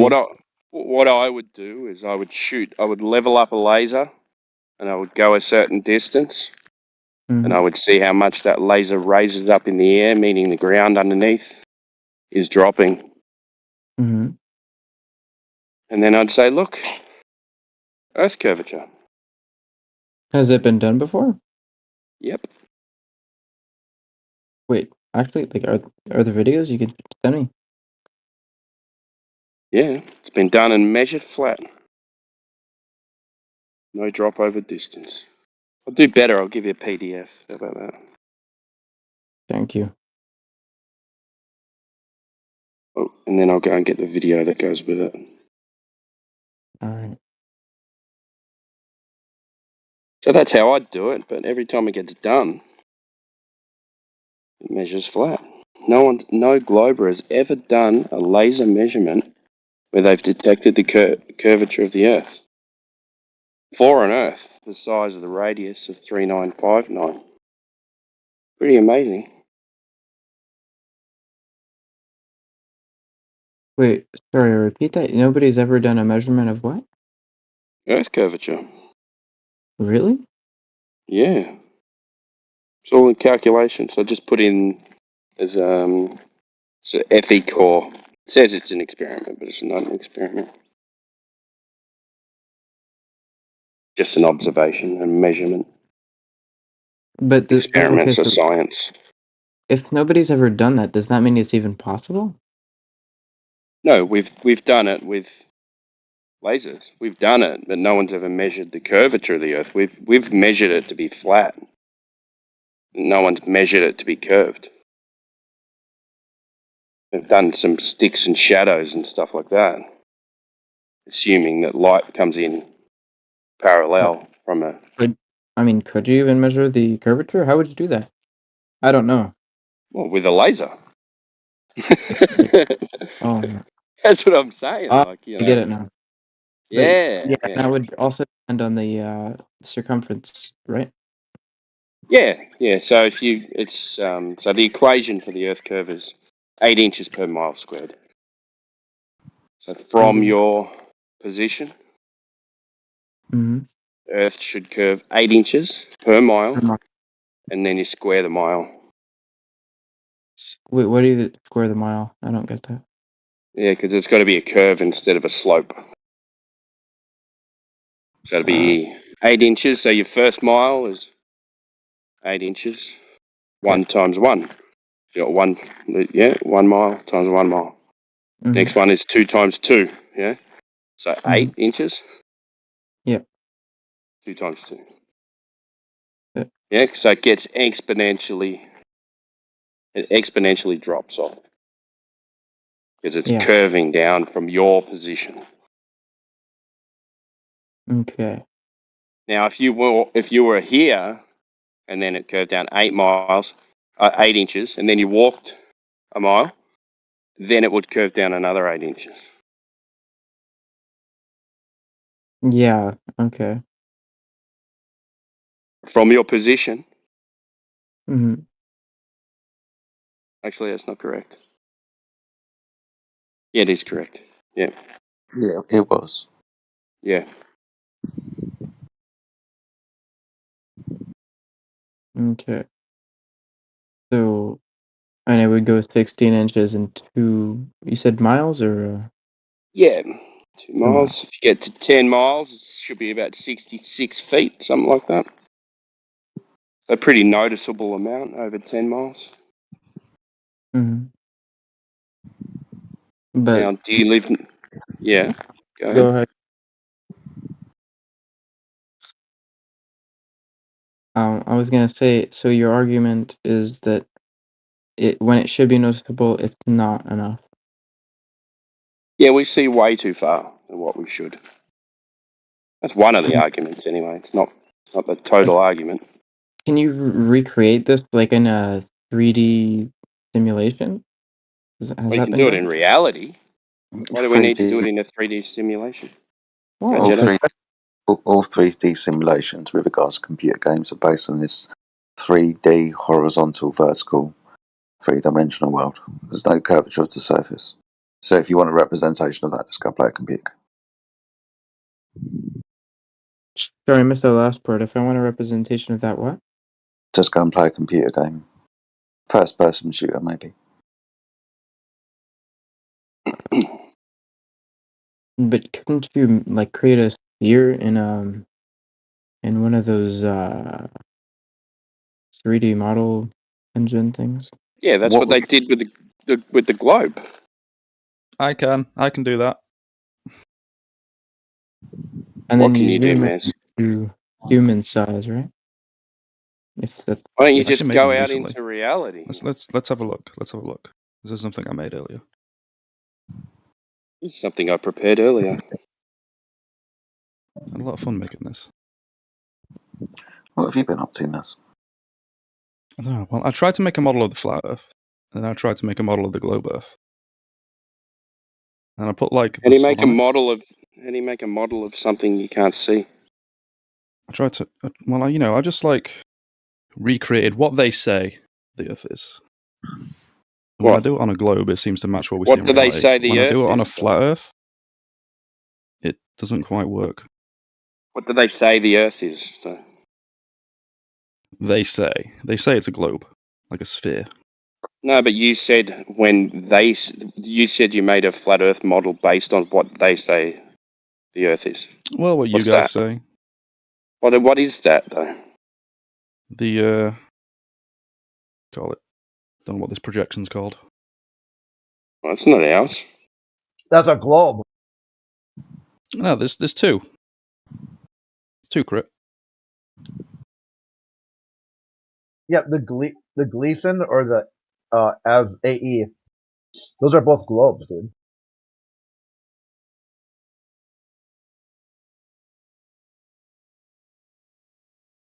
It's what? If you project a globe over a flat plane and suddenly your model doesn't work, you had two things there. Either the globe or math. Which one did you debunk? Well, I just showed what happens to the sun on this flat Earth model. That's a globe model, not flat Earth. It's your No, model. it's flat. It's flat. No, that's a globe. It's my you flat Earth projected model. a globe onto a flat surface using math. So Yeah, which one did you debunk? to make a flat Earth model. No, to make a globe model. No, it's flat. It's a flat Earth model. No, it's a Yeah, but whose mathematical model is that? representation of a globe. It's my model. Yeah, but it's not our using model. Using descriptions of the flat Earth that I've seen in this chat. I think Jedi's What are posted the a few. descriptions of the flat Earth? The descriptions is It's the projection of the Earth where the North Pole's in the center and the So the actual projection of the Earth doesn't even matter. The path of the sun the Earth's surface is is what actually flat? matters. Huh? Say that again. What? Yeah, I know you couldn't hear me because you were talking through me. And, What well, other yeah, you were claims? talking whilst I was interrupting you. How dare you?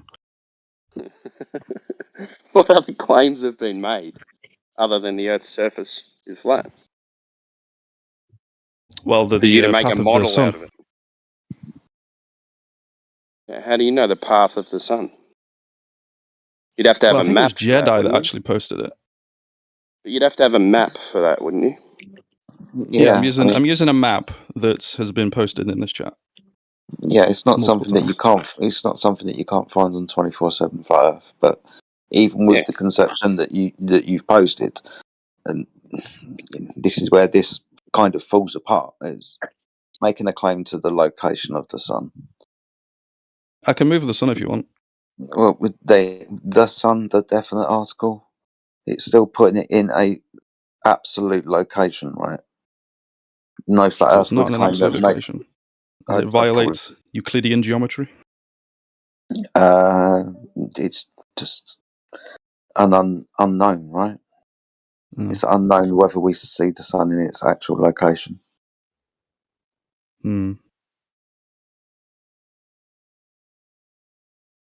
But I can change it around a bit. How would you like me to change it? Oh, they're all going to be straw, man. Do you have any? Well, no, because I'm asking you. I want it directly from the horse's mouth.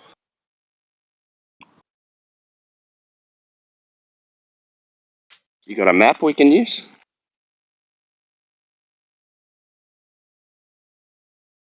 Well, you'd need to provide me with a map. Then I can make the model. I'm not going to do that. Oh. I'm trying to be as helpful as possible here.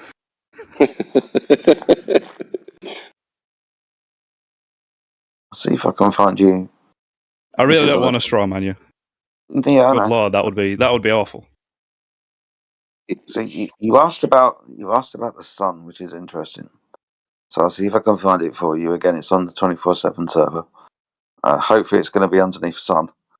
But yeah, there's many maps out there which are based on how the sun moves across the Earth, and quite a lot of them, if not most of them, 99% of them are all flat, mate. So I can give you that if you want. Yeah, but those are all projections of a globe, aren't they? Not necessarily. Can you show me the ones that aren't? They're all, when you say projections of a globe, no, they're all primarily the projections of a Mercator map, which is a square map, right? And a Mercator projection is the one that is wrapped around a ball. Due to location towards the north or the equator or the south, things elongate or get smaller. So then this would be just a Mercator projection from a flat Earth, kind of north-central projection. It just shows where the sun is, or where the surface of the Earth is illuminated by the sun due to its location, or observed angle above the horizon.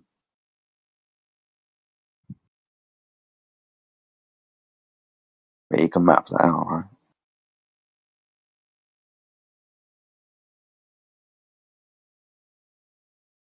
Yeah, I suppose. Map anything the way you want it to. Pretty much.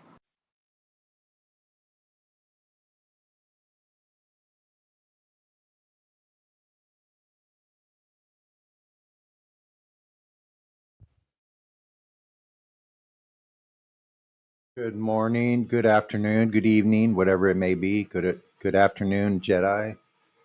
What's up, man? Not much. It's a bright, sunny day here in Southern California.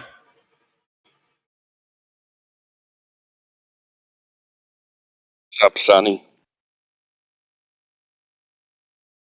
What's up? Who's that? It's Timbo, not T-Dub. Oh, Timbo. Timbo. Good to see you on here this morning.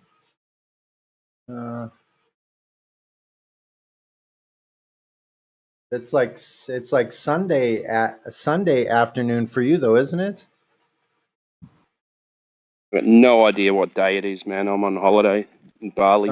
Sunday evening or something? Is it the evening there? Sunday morning. Oh, it's morning. Yeah. Oh, that's right. That's right. Early morning. That always kind of trips me out. How like it's light out here. It's already dark in England. Kind of gives you an idea of the swath that sun is producing. Yeah, I couldn't sleep. I'm in Bali at the moment. It's like 2 o'clock in the morning, 2:30 in the morning. Wow, that's a nice place to be. I've heard it's quite beautiful there. Oh, it's 30. I'm sitting outside next to the pool. It's dark, but it's 30 degrees.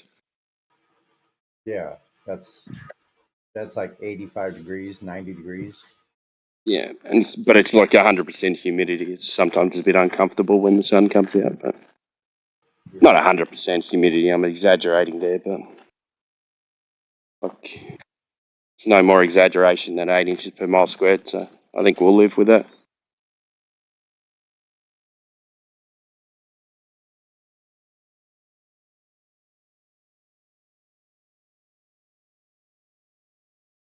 Yeah, I bet you have some really great views of open water, open ocean there, don't you?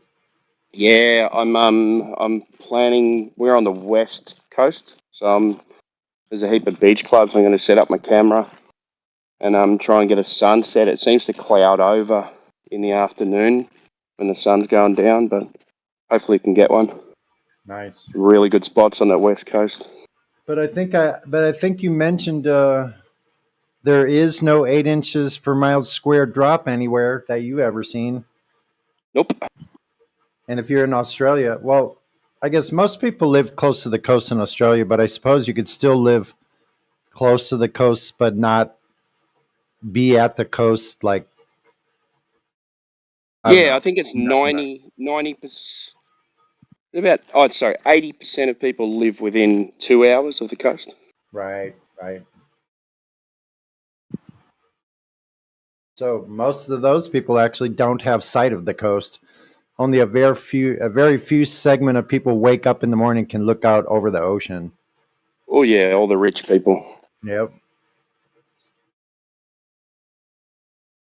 Everywhere you go, because well, as a crow flies, I'm probably only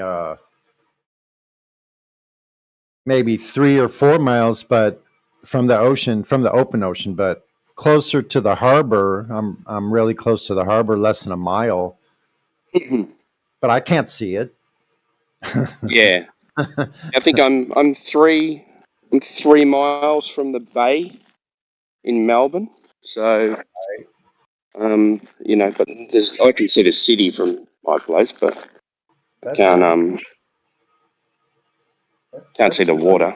That's really nice, though, that you can go on vacation there in a place like Bali. I suppose you're not too far from Bali in Australia, are you? It's from Melbourne, it's 5.5 hours, but from Perth or something like that, it's 3.5. So it's not too bad. It's close. Like I think we can get to Fiji quicker. You can get to New Zealand in 3 hours, but it's not warm enough. So it's about a couple thousand miles in or something. 5 hours. Yeah, well, it's got to fly. We fly across South Australia, and then we head straight up through Western Australia, and then across, and then you fly over the top of Western Australia and straight out to Indonesia. Right. So it's a fair way. Yeah, it's a couple thousand miles, I would say, probably at least.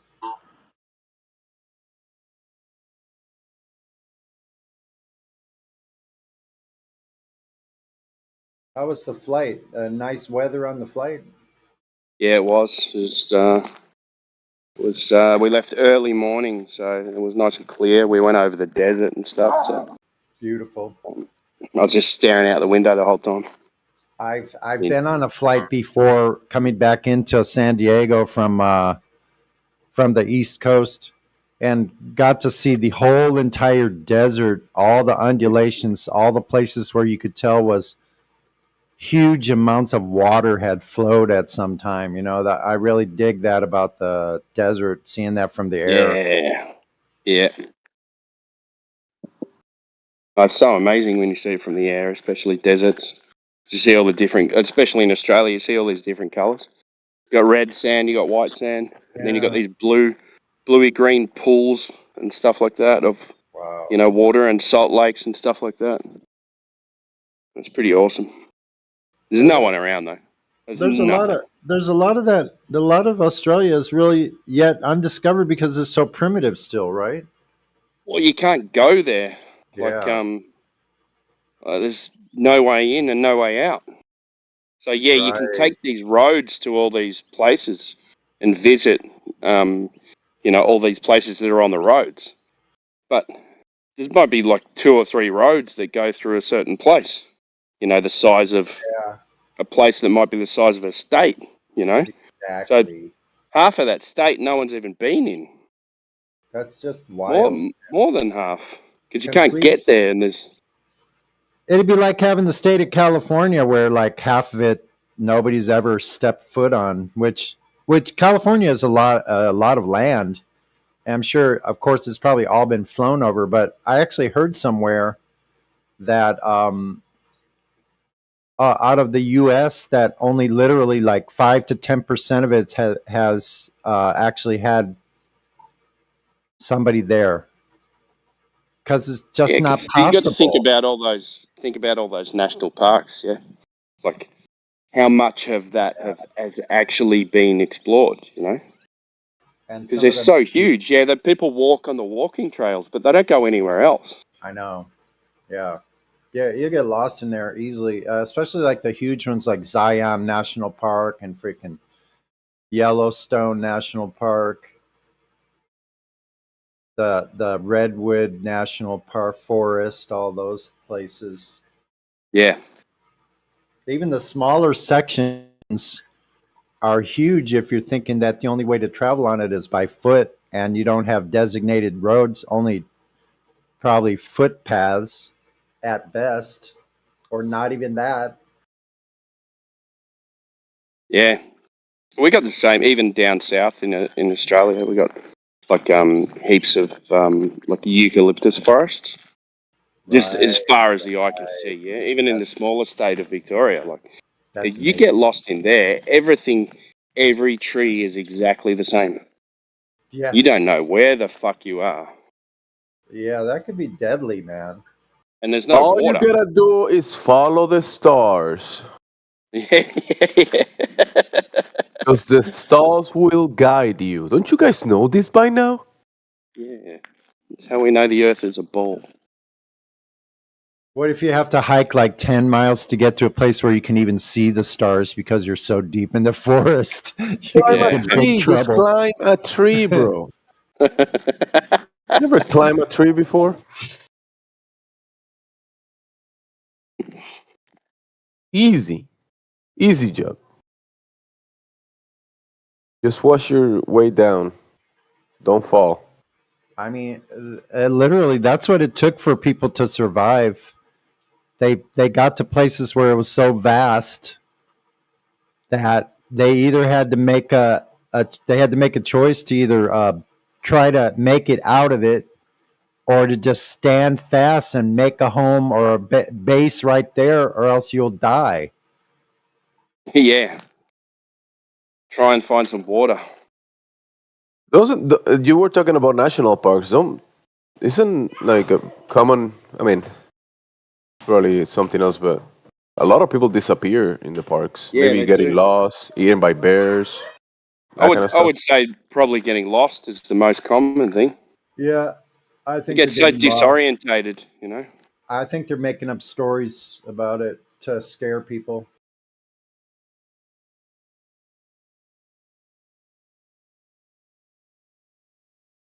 Are you scared?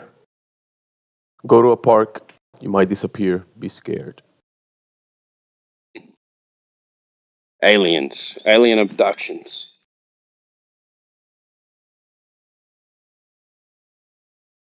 Maybe it's the Yeah, sodomites trying to get right. you.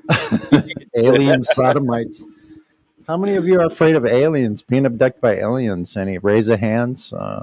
They're gonna do sexual experiments in you. Ooh. The alien sodomite.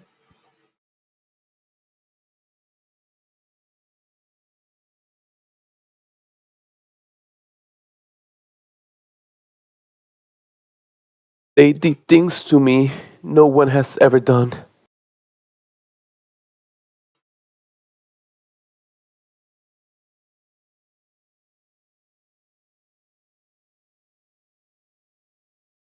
Where's the Globers? Come on, save the conversation. Where's the Globers? Globers. You know the movie? Brains. Brains. Remember that movie, Sonny? Which one? The zombies going, brains. Brains. Walking, looking for brains. I remember the Brains. first movie, the Is first that what zombie you're asking movie for, I Globers? watched. You want to eat Glober brains because you haven't got any of your own? Wait, what? Oh, is that? What? Can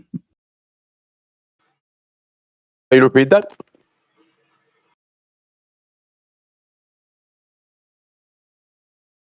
He said we want to meet Globers because he's claiming that we don't have a brain of our own, but yet the Globers come here. Yeah, like zombies. No, man, you're right. You got me. I don't have a brain. Like, I sold it. It was a good deal. Sold my brain to the television salesman. Yeah, I send it through email.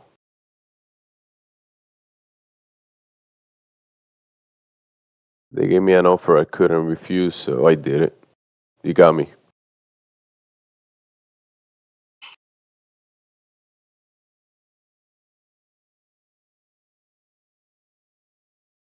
I mean, if we didn't have a brain, that would mean, Jamesy, that we would be listening to what the television was telling us and believing all those cartoons, right?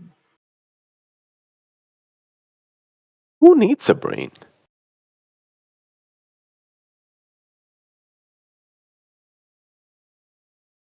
We got daddy government.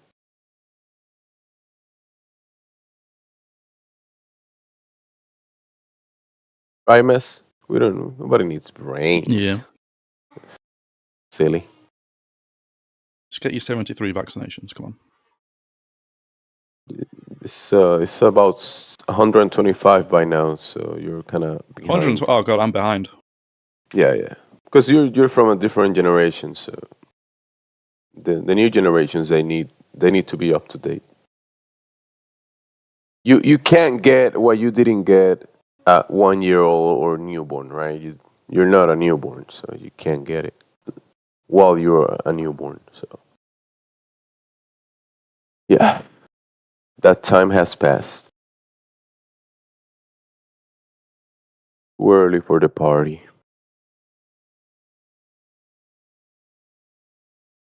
We're too late. Look at the aliens doing some science in the guy. So 30 Celsius, 86 degrees Fahrenheit. Yeah, that's pretty warm, and sun's not even up. —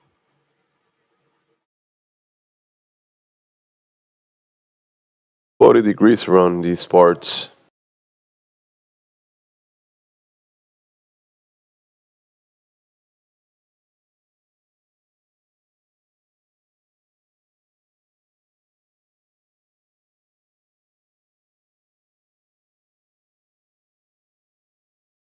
I mean, 40 degrees Fahrenheit, because I know those down under people, they speak a different language. Yeah, but ours makes sense. So we've got 100 is boiling and 0 is freezing. So in between all of that is in between boiling and freezing. Nonsense.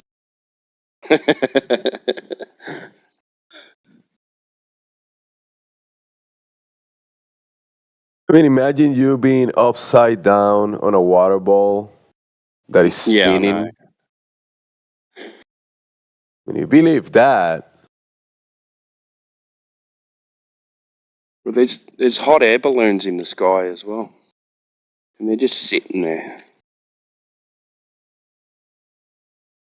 Holy shit! Is Britt still here? Brit? Wow, Brit's not here. Okay, I just went back and listened to that spiral he had. Holy crap! About 4 hours ago, that one. Yeah, like 3 hours and 40 minutes ago. Like, I got tipped off. It would be a good one. Like, holy shit, dude! Like, these are things he should agree with one to. Deck? Yeah, with one Was deck. it with one deck? Yeah, it was funny. It's like all the stuff he should, even if Globe, what one deck was saying was objectively self-evidently true. And he's arguing against it and then getting mad. It's like, dude, like, you can agree to that, okay? That is true even if you think the Earth is a globe. God, that was great. That was like, man, it's like an early Christmas present. A nice globalist spiraling out of control over just a word. Maybe his boyfriend left him. He might be upset. It did sound like it, because I never heard him go like that. Hey, look at the right side. You can get a new boyfriend, Brit. It's all good. Yeah, I've heard him Kim. do cackling, where he just kind of like ah. But yeah, that was like a that was madman. glorious, man. I'm gonna send one deck a message. It's like, well done, like. And even still, it's like it's not really on one deck. One deck didn't purposely try to trigger him. Like Brit just triggered himself. One deck was just there. It could have been anybody. Just tell him he can come back and blame me all on me, okay? Yeah, He'll that's the get it. thing too. Like blaming, like somehow it's one deck's fault for what Brit did. No, Brit is in charge of Brit. Okay, there's nothing from one deck didn't use violence or force or some sort of coercion and took his agency away from him. Brit had agency all the way through the whole thing. He chose to act that way and to freak out. It was on him. Full stop. Is it like that Disney movie that is like the little girl that has all the personalities in her head? What's the name of that movie? Let me find it. Yeah, and it's sadness, happiness. The Fire Guy. Yeah, yeah. I think there's a new one out as well. That's actually a really good movie. Inside Out. My daughter heard me saying that and she said, "Inside Out, dude." Oh, okay. Thank you. Can we watch it, Daddy? The new one. Let's wait for the new one. We already watched the other one. Another one. I heard some funny lore yesterday I was going to share, but never really got a chance to do it. So you guys remember Ranty, right? Yeah. Okay, Only his rants. Yeah, Ranty Flat Earth. And then at some point, he decides Bev proved the Earth was a globe to him. So he changes his name to Flurf Spective. And at that point, everyone starts calling him the Flurf. So he became a Flurf, like an actual, he identifies as a Flurf. So then he goes on an apology tour and hits up all the big, anti-Flat Earth channels and, falls to his knees and begs for forgiveness and whatnot. Then at some point they decide they're going to do this group exercise about are there spirits and ghosts with this conspiracy cats guy. And instead of talking about spirits and ghosts, they do like some sort of psychological evaluation of him. And they deem him unfit for, human, like his content is unfit. He's mental health issues. So then he kind of fucks off for a while because now he tried to get in with the globalists. The globalist said, no, nah, man, you're disqualified. You're kind of done. So then I looked up what he's up to lately because someone said, hey, you can see what he's up to now. He's into celebrity gossip. American celebrity gossip. Like, holy shit, dude. Is this what you're downgraded yourself into? Like, I guess he got a lot of subs by covering the trial between Johnny Depp and Amber Heard. And then he decided to rebrand himself as a celebrity gossip sort of guy. You're like, wow, what the fuck happened to you? Like, if someone were to put that on like a bingo card or whatever, like, like. Isn't gossip like 2010s kind of talk? Like, yeah, it's like this is why he was never really a flat earther to begin with. But like flat earthers kind of like upset with not really upset, but sort of reject pop culture in celebrity worship, and that's part of the problem. A lot of flat earthers say this sort of hero worship for people who aren't even that important. That's kind of the reason why you got these hero worshiping of government agents too. And then somehow he's going to go from I've taken thousands and thousands of photos demonstrating the flatness of the earth. And now, son, thanks, Bev, into he's a flurfer. He's got flurspective into like trying to masturbate, trying to bait people into debates where he like just freaks out into an apology tour, into getting rejected by the globalists and having mental health issues, into celebrity gossip, American celebrity gossip, nonetheless. It's like, holy shit, dude. Did you see your life taking that? Is that where you saw your life path, your life's work? That's where you saw yourself, like 5 years ago, 10 years ago.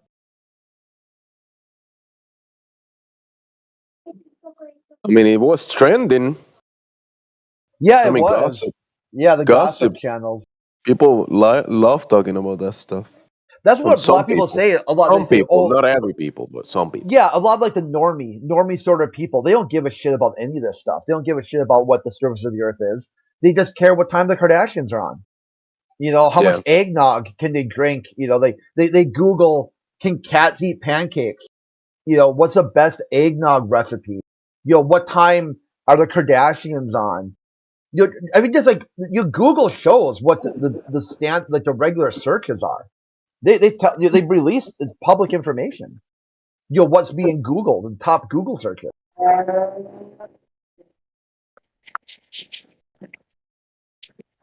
So right now, trending number one is Trump.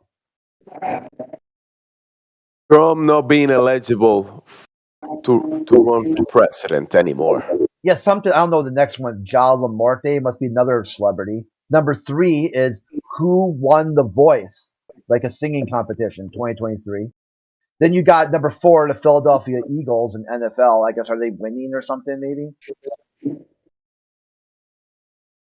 So, Crit, it sounds like you understand that nobody.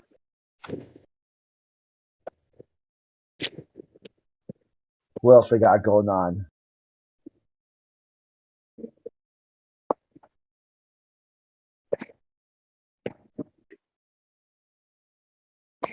The top news is like gossip.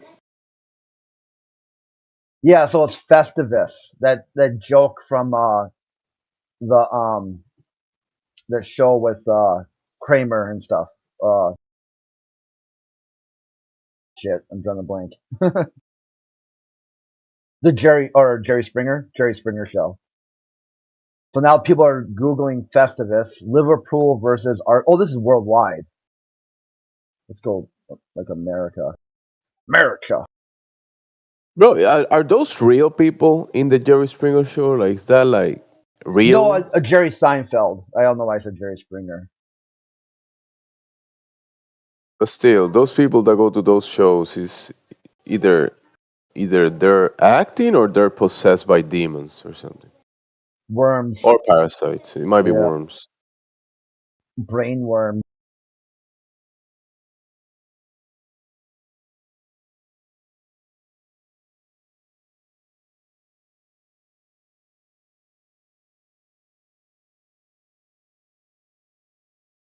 The flat Earth. Here's an amazing question. Google question. People have actually Googled this. Is Israel in the Middle East? Holy crap. That's like Are the Dallas Cowboys a football team? Is the Mississippi in America?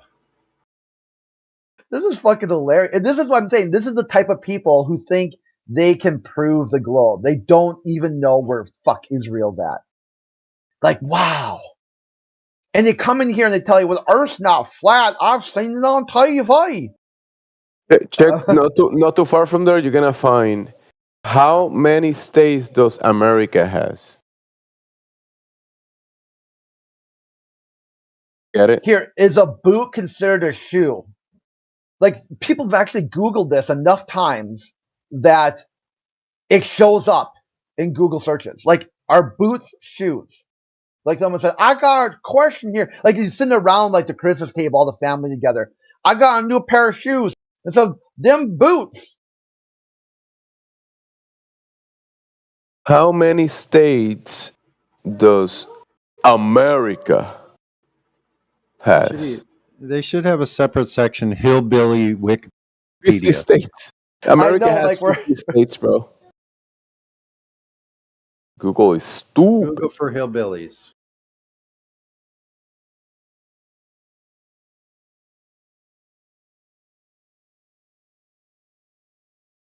You should say, hey, bro, is the United States of America? Oh, there it is. The United States of America is a federal republic consisting of 50 states, a federal district, Washington, D.C., the capital. Oh gosh.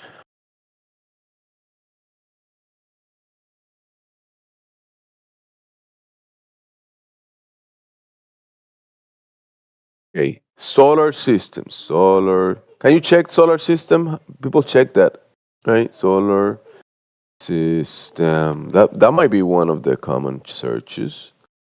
Solar system. Ooh, our solar system is made up of a star, the sun, 8 planets, 146 moons, a bunch of comets, asteroids, and space rocks, ice, and several dwarf planets such as Pluto. Pluto is a dog. Yeah, I was being goofy. For some reason, I confuse Pluto with Goofy sometimes. Yeah, I saw what you did there.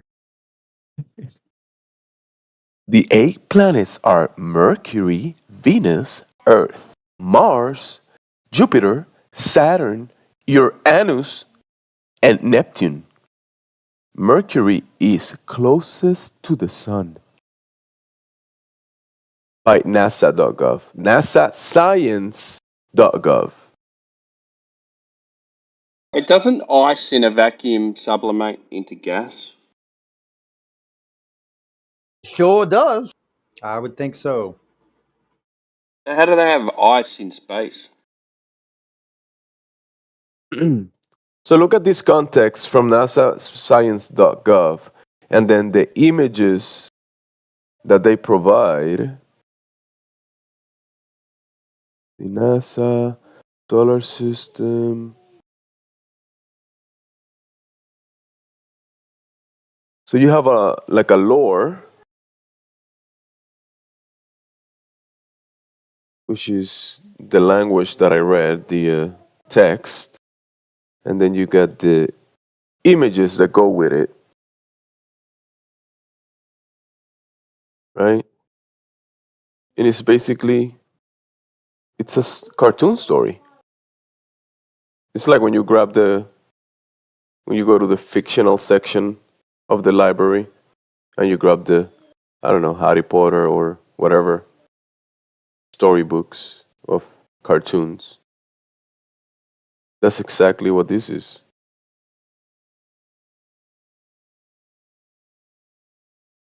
Fiction.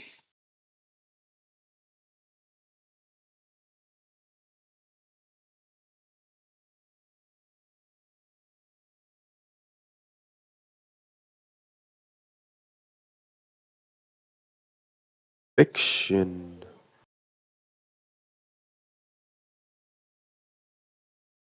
Isn't it funny they got a name for fiction, like fiction, and then the books that are real, based on reality, or so to say, is non-fiction.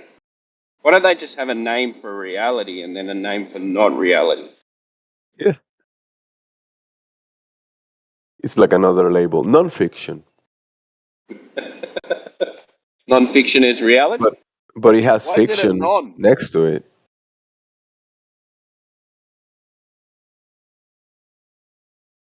Yeah, isn't it reality? No, it's non-fiction. Ah, but what about reality? Fiction comes before non-fiction.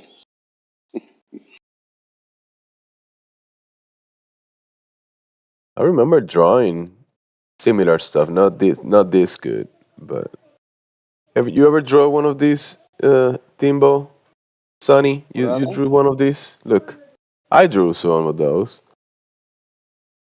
I did it, but it wasn't that good. Wait a minute. Yeah, I What? remember doing stuff like that. I was pretty into it when I was a kid and an adult. Oh, drawing those things. Oh yeah, yeah.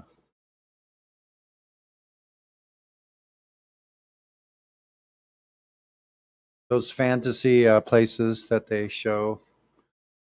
Yeah. I remember kind of like people will put some effort on Earth and draw the continents. Like this Yeah, is I used to Earth. do that. This is Earth. We gotta make it right.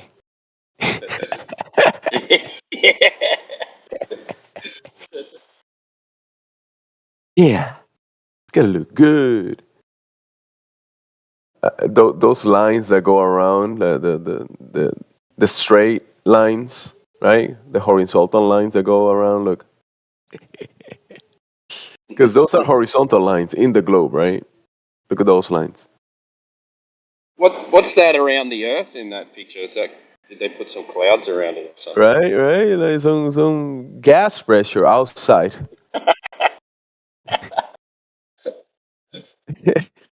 That's a good pic. I kind of like saw it, but ignored it because it's just dumb. But now that you say I it, thought, this is fuck, what I'm is telling Earth you. got Like you see rings the now? child. That child was like, "All right, I'm gonna make this extra right. Yeah, clouds out there in space with no I'm gonna make container. this pop up." Yeah, look how the clouds are just floating around Earth over there. Hey, where's the moon? Oh, he missed them. He put too much Nah, effort he on the fucked up. clouds, and he fucked up. He forgot about the moon. What a dummy! Can you have Earth without the moon? Like, can't have that.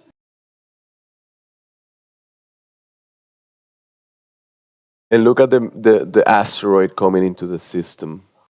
The I saw rock of that fire. Don't worry, boys. It's coming, and NASA's gonna save you from it. Because we got Space Force I that know. will We'll stop it. get in. We'll get in with the aliens. We'll have the aliens shoot it down. That's right. We'll shoot it down from Texas. You know how Hey, many? have you guys ever watched that movie with Leonardo DiCaprio, Don't Look Up? It's like a comedy about an asteroid. Like it's Yes, pretty that's funny. hilarious. It's hilarious. How good is it? That's a good one. Yeah, That's worth watching again, actually. yeah. Everyone's so obsessed with social media that they're not even concentrating on what the people are actually saying. It's so. Yeah, I thought it was so well written. It seems to really fit in with our dilemma. Like we're over here and we're talking about all this, and everybody else is just like, "Oh, look at the war." Yeah, the same thing, Sonny. Thought Yeah. exactly the same thing. I saw so many similarities. So whoever wrote that is paying attention. Probably a flat earther. Yeah. A lot of them probably are, I would think.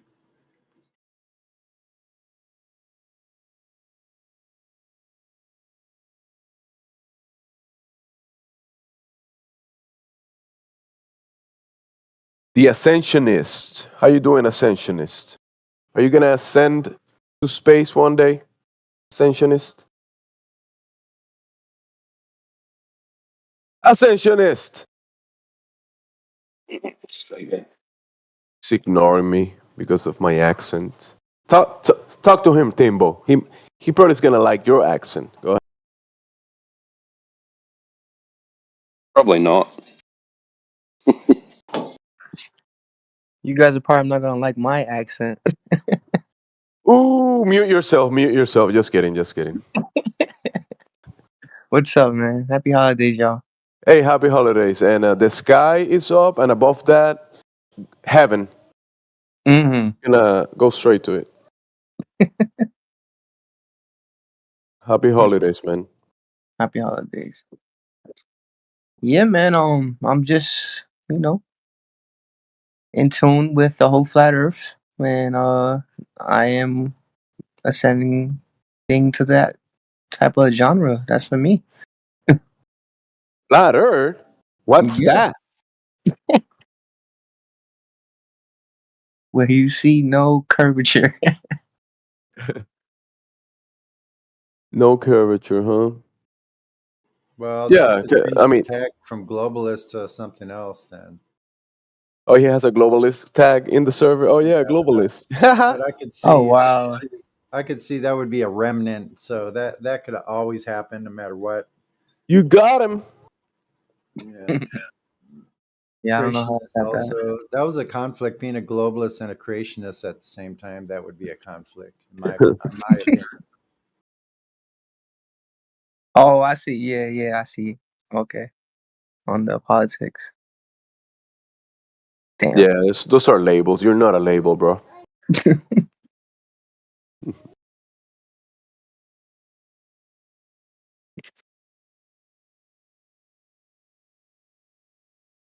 What do you think ascension is? We have a horizon in reality, don't we? You see the horizon? You know, we get horizontal lines from the horizon, right?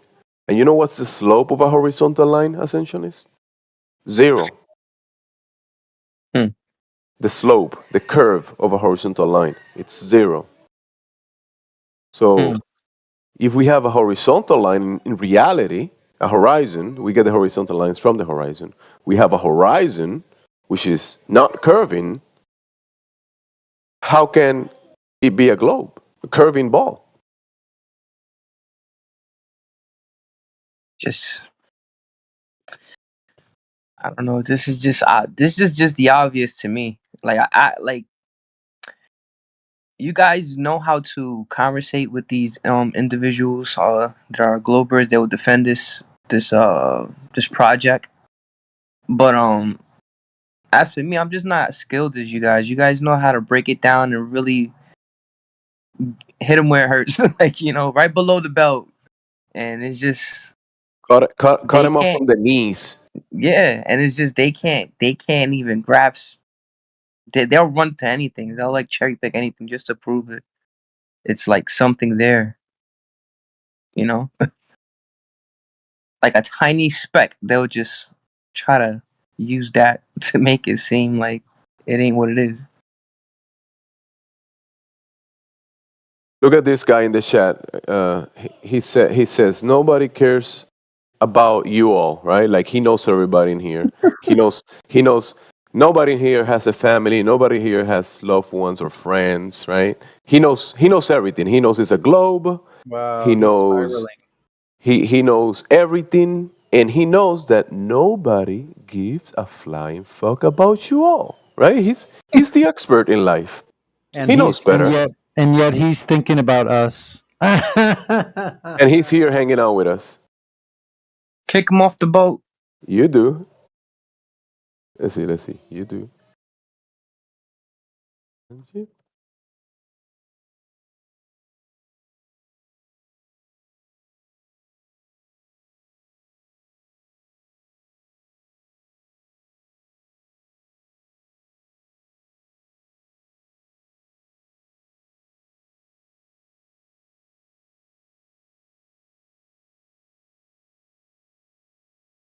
Hope everybody's doing all right. Since this guy's saying nobody cares about you all, hey, I do. So he's debunked.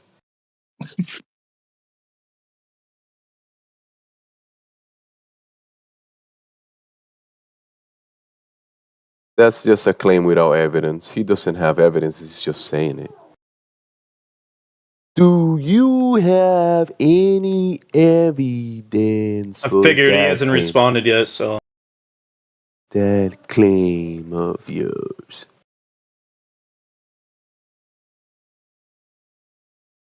Maybe he's projecting.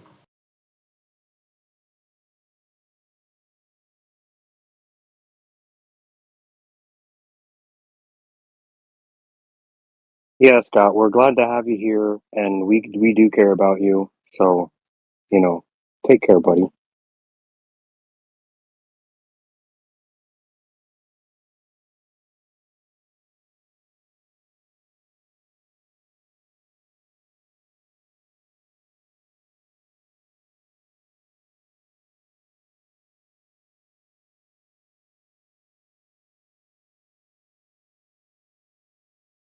All right.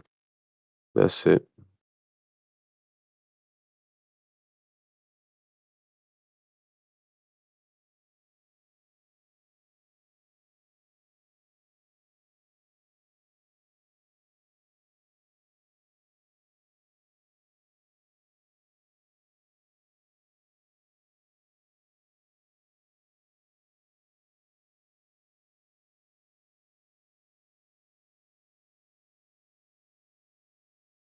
Do you care about your papa? Do you care about papa?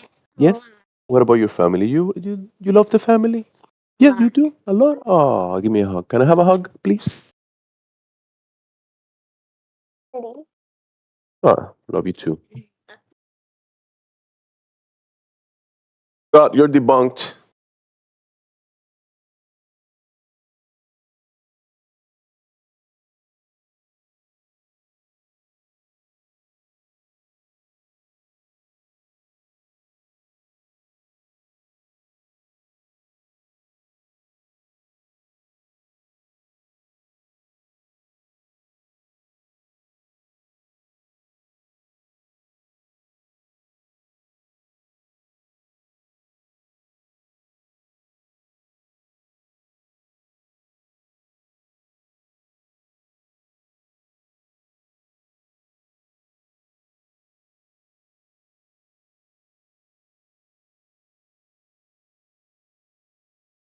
Just remember, guys, whenever Scott is here talking to you and telling you Earth is glob because glob, and my wife said so, because he's been here. My wife works in the particle accelerator, whatever. And she can't be lying. Just remember, he doesn't care about you.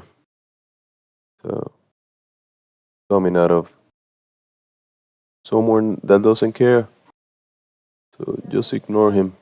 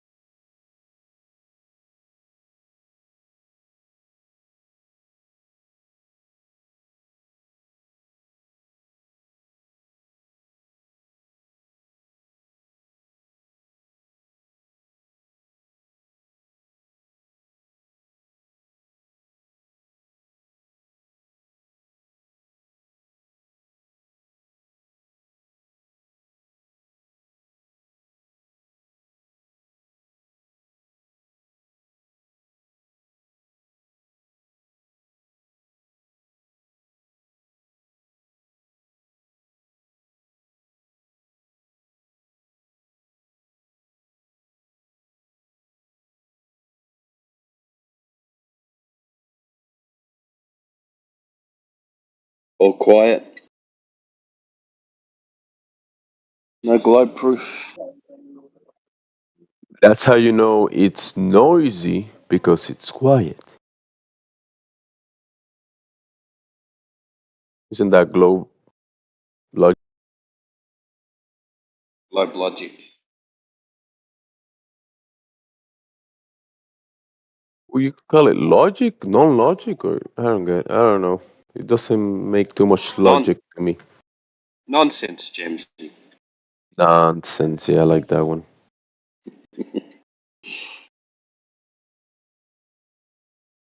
You know how you know you're spinning? Because you don't feel any movement.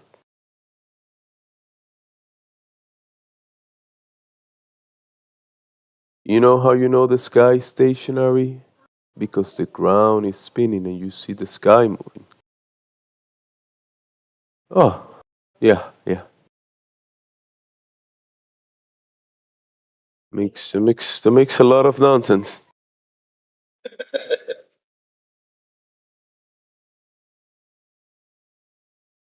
Next time I'm gonna try to use that one. You know, flatties, you don't get it. The globe makes sense because the sun is 93 million miles away and blah blah blah. Yeah. That makes a lot of nonsense, bro.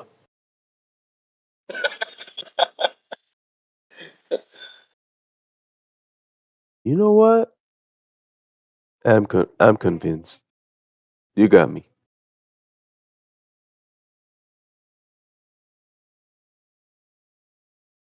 Don't you see the curve shadow on the moon, bro? I mean, I'm using my eyes, I'm looking at the moon, and I see what appears to be a shadow on the moon. If that's what it is, it's like a absence of. Wait, Timbo. Yo. If I'm in a dark room and it's dark in the room, is that a shadow? It's an absence of light. Oh. Okay. So it does. If I see something dark, it doesn't necessarily means it is a shadow. Oh, unless it's on the moon, and then it has to be the Earth's shadow. That's What the else only could it thing it be? can be. Yeah, what else could it be? Yeah. Can't be anything else. That makes a lot of nonsense.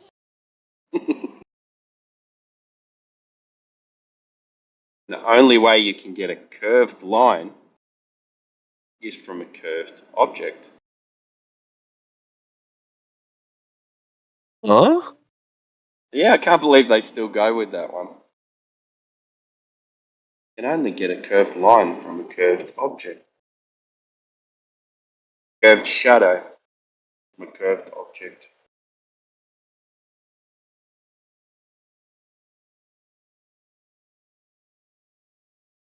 Singularity. How you doing? Singularity. Hello. What up, bro? What you got about the heaven electro-opticals? Oh, nothing much. Nothing to share, really. You did share some stuff with me. I was kind of like, whoa. Let me see if I still have it. Was it you? That's secret info, bro. It's just between me and you. All right. I'll keep it a secret. You did. You shared some cool stuff with me. Thank you. Appreciate you. I'm interested in that stuff. James is interested in that and parasites. I'm interested in getting rid of parasites. That doesn't mean the exact same thing as being interested in them. It's not like, you're interested in your wife or a girl and you want to make a family. It's not the same with parasites. Even though it kind of works similarly. But it's not the same. No.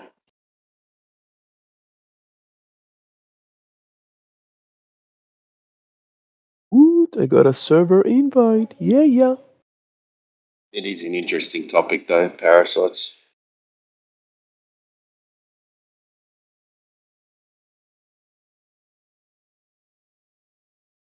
Oh, I got options. Please select your role. Globe Earth, concave Earth, flat Earth. Still researching. I love it. Or a Secret the glober sucking off the teat of flat Earth.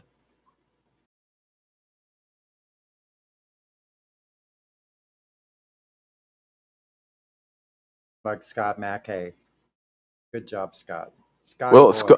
Scott said that nobody cares about you all, right? But does NASA has to prove themselves against people that are questioning them, right? They don't care. They don't care, but they're being questioned. Yeah. They're sure pushing that agenda awful hard for not caring. Ooh, I'd say my family cares about me, Scott.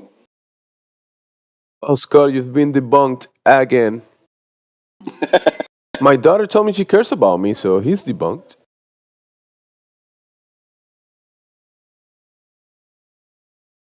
She doesn't say. She shows it. I mean, that's family, bro.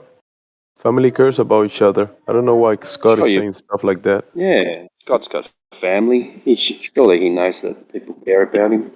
He's probably drunk at 2 p.m. Drunk on the globe.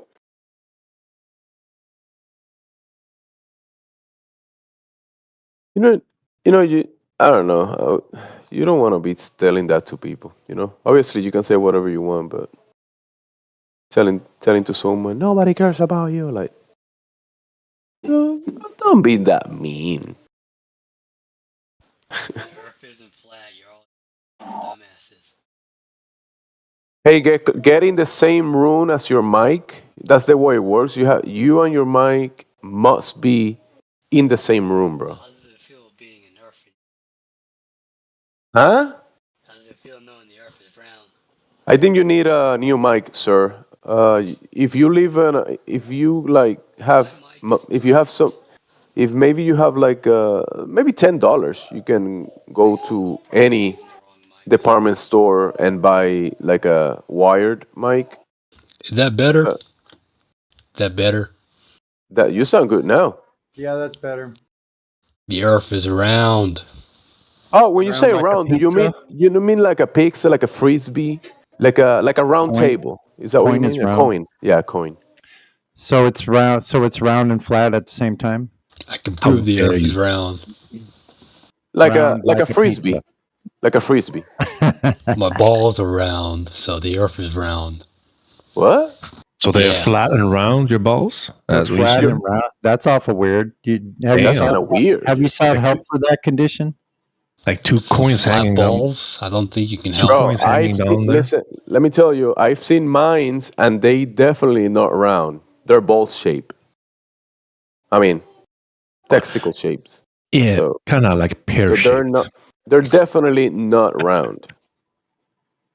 So you're gonna have to go to your doctor and get that checked. That's a serious condition. That might be a serious condition. It might be life-threatening. So that sounds like testicle cancer. Coinsicles. He's got instead of testicles. He's got coinsicles. This guy got coinsicles. Oh my god. Where is he? He dropped out? Are you still here, sir? I'm checking my balls right now. I was going to ask him how he spells Earth. How do you spell Earth? Girth. How do you spell Earth? Girth. Girth. What do you say it with an F? What do you say it with an F? I say girth. Do I say F? Yeah, girth. I think it's probably because, African influence. This is the best that the Globetards have. This is the best. They can do. That's all you can muster. Hey, you are the best. You are the glob savior. I think the Earth is round, so it's round. Hey, you did it then. Derp, do you live in America, Derp? In America? No, UK. Oh, thanks God. Do you have a driver's license? Do you have a driver's license? Yes. You have a driver's license? I have a driver's license. Hey, everyone in the UK, just make sure you keep attention when you're driving because of this guy. You should have to get an IQ test to get a Yeah, driving license. because there's a maniac on your roads. You'll know him because he's driving on the left-hand side of the street. I mean, if you go 60 miles per hour in a school crossing. Yo, everyone in the UK know that Derb has a driver's license. Just be careful out there.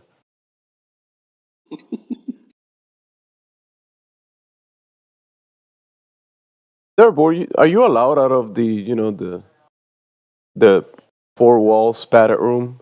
Are you allowed outside of that room already or no? This is his library time. Oh, okay. They gave you connection, a Wi-Fi connection to speak to the outside world.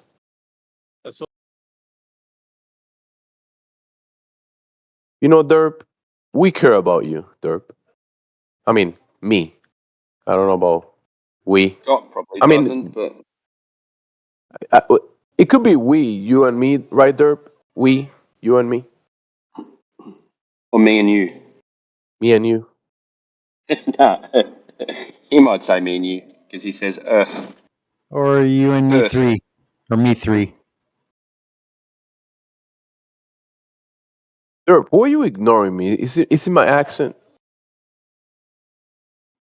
Yeah, you have a strange accent. That It might be his mic. It's probably his mic. Derp, you need a new mic. It's an American accent, isn't it, Jamesy? Yeah. his mic. Your mic is changing your accent to Spanish. Yeah, America.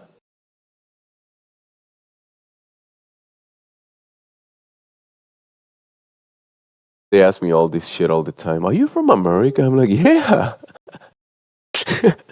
I am from America, bro. No, you're not. I mean, You think yeah, Americans sound yes, like I am. they're funny. No, you're not from America. You have an accent. I'm like, Brazilians are from America too. bro, you could go to any states in America and you're gonna find people with accents all over the Yeah, place. you could find a Korean person living in Tennessee and they sound like a Tennessean.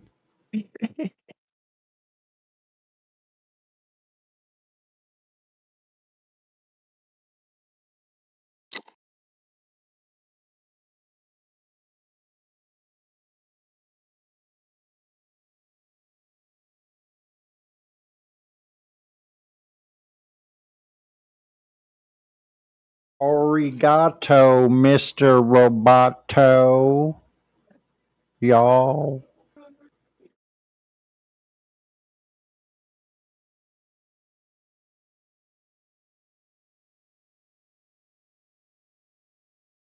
There are between 350 and 430 languages spoken in the United States, making it one of the most linguistically diverse countries on Earth.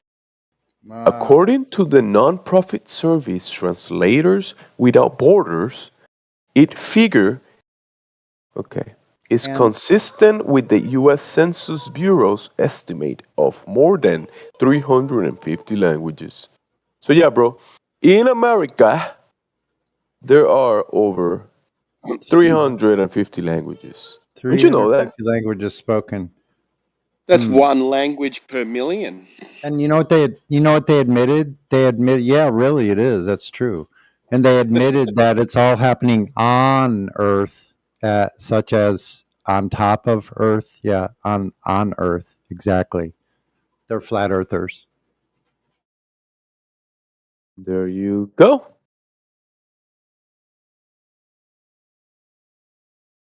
Hey, why are they saying if it's on Earth, didn't you get the little caption notice?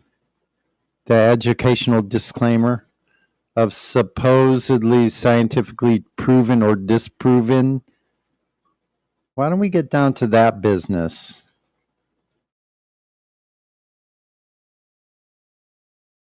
You wouldn't want somebody just putting captions on stuff and diverting people's attention away from the truth, would you? Without it being like fully examined for the public to see for themselves? Excuse me, sorry to interrupt. Deputy Admin Super Staff announcement. all tech channels and VC channels will be shut down for an hour starting at 3 p.m. and everyone will be moved to stage channel. So I after went silent there for a while. around 4 p.m. Eastern time, all channels will be open again. But before that, everyone will be moved to stage channel. Thank you, guys. That's Thank only you. on this server.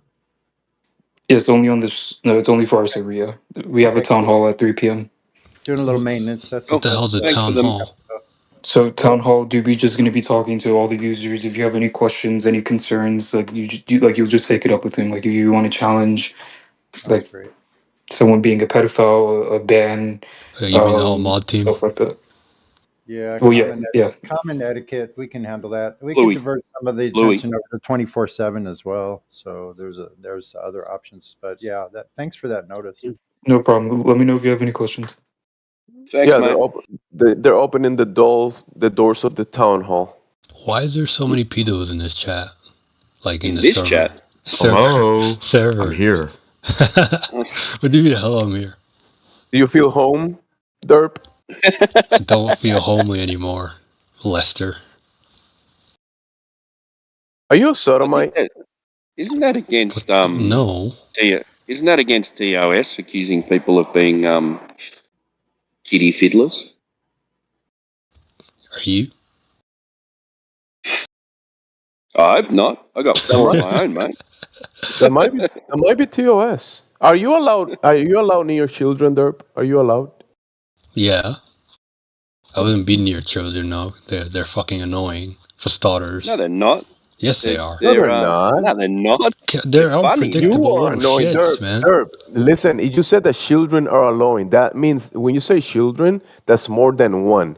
If you find, Like, listen, I've if you never. listen, They're okay. all annoying. Like, they're all. So listen, if you find that teenager. one or more person are annoying, that might mean that you are the annoying one. I mean, have you Children are seen annoying, kids? wow. Like, they have no filter. Like, they will tell you straight up. That doesn't mean annoying. Have you seen kids, Gemsy? I've seen them. That's a weird comment. I remember Have you how I seen was kids? when I was a fucking kid as well. Like, I had no filter at all. Derp, using the word fucking and kids in the same sentence, it's like Why did that go? Why not did your mind go allowed. to that? That's kind of sus in its own You right. have done this 2 times already in less than a minute. I swear a lot.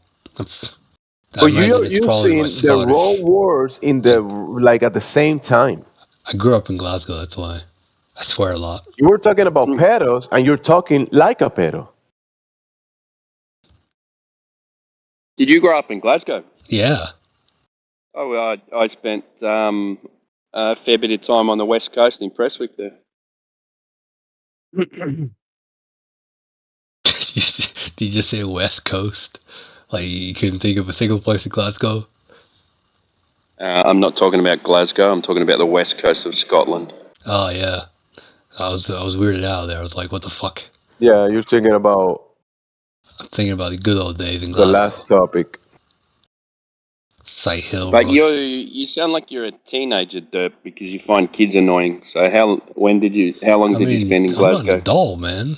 Like, early 20s at this point. No, near Why do the you mid find 20s. Why do you find kids annoying then? They're fucking annoying. That's just it, bro. Like, I think that's because he looks at the mirror. Hey, Timbo, he looks at the mirror and he thinks he sees an adult, but inside his head, there's no adult there. That's why. I'll tell you why right now. It's because kids will call a black man a monkey straight to his face. Hey, that's the first time that you didn't use the word fucking before And kids. you can't kick them in the face, you know, like, because, you know, child abuse. I've never heard a kid call a black person a monkey. It happens more than you think. I never it seen does. that. I It's think happened to me. you're living in the wrong side of town, Derp. That's adult language. That's adults teaching people that. It depends on how you raise your kid, I guess. Happens a lot more often than you think, to be honest. You got taught that by an adult. Yeah, You might be doesn't happen. it might be globetards because globetards say, yeah, you come from monkeys, that kind of stuff. So it might be like a An globetar evolution religions. thing. Yeah, Yeah, maybe. revolution religion stuff. Might be that. They learn it in school, Derp. This is part of the Especially in like depopulation Glasgow, thing, though, that right? happened a lot in Glasgow. He's programmed to hate kids. I mean, if Bro, I had a kid, he wouldn't grow up racist. oh, please don't do it. Whatever you I do think you there, need. do not multiply. Why not? I'm superior, aren't I? Bro, we're trying to fix the world, not fuck it up more than it is. Wait, superior to what? Superior to the previous generation. To the previous generation? Yes. Which generation's that? Millennials. That's the previous one? Yeah. Fuck, you are young. I'm a Yeah, Zoomer. what generation are you, dude? Zoomer. Boomer. Early Zoomer. I don't even know what I am. I mean, I Like, they got experienced no some of the respect for old 90s. people, no respect for kids. Like, it's crazy the way they're being taught, man. Generation Y is more You're in fucked your than me, 40s. mate. You're Like in your they haven't 40s. experienced like proper childhood. They don't go outside. They're on their iPhones. You're So you're what? superior to others in your own generation, I mean, I had a fucking not childhood. previous generations. You just corrected I yourself. played Good, around in good the job. mud when I was a kid. No, Like you they didn't didn't. do. Generation Timbo. Y didn't do You're that. just saying that. You're I just saying did. that. I No, you literally did did. that. I went around picking up Wait, frogs. I'm on the I think I'm on the border of Generation X and Y, and we never had computers. So Why? Really? what do you Yeah, it's mean? probably because of where you grew up. No, I think wouldn't that make you a Because of millennial? where I grew up. What do you think? I live in a third world country. I mean, you sound South African. Now I sound South African. Oh my god. Just word of advice, Derp. Never ever again use the words. Sorry. Never ever again use the words fucking and then kids right next to each other. Okay. Why do you keep repeating that? It's so weird. Because you said it, and it's just it's like your mind's fixated on it, bro. Because we have children, we have children and people that say that stuff. We gotta keep an eye for those people, right? Around children. Maybe I'm a fed. Maybe you're Or a a pet. fad. Fed. Federal Or a agent. pet. A fed or a pet? Twisted FBI. How much are they paying these days? Is it like good money or It's what? not good. Wow, they just I hired thought you any- were superior. Wouldn't you find a better job? Yeah. I'm superior. You're to a police superior? officers. Because I Are get you- paid better than Are you police like a You're officers. superior, supervisor but for you the thought I feds in was this? South African. That's weird. I mean, you're Australian, right? Yeah, that's Not a a bit very- different to South African, but Not a very good It's a pretty judge. close accent if you think about it. Like, not really. It's like saying American accent's like an English accent. depends on where you live, to be honest.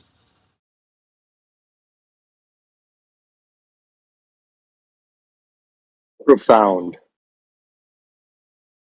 Profound from the superior man. Canadians sound pretty fucking British, especially like in the East Coast. What, I sound fucking British, dude? Yeah. Fuck.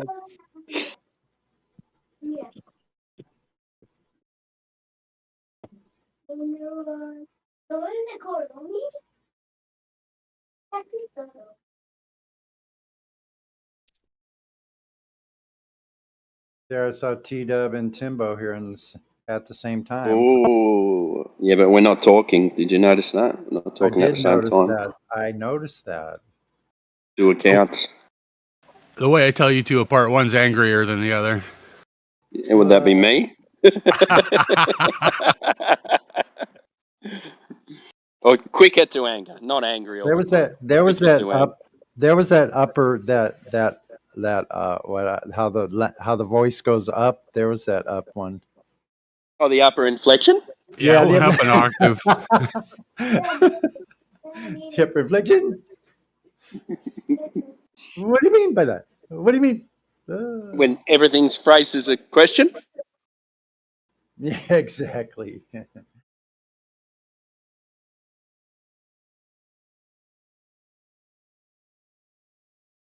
Yeah, I can be a bit more hostile than T-Dub, I'll tell you. Or less patient, I would say.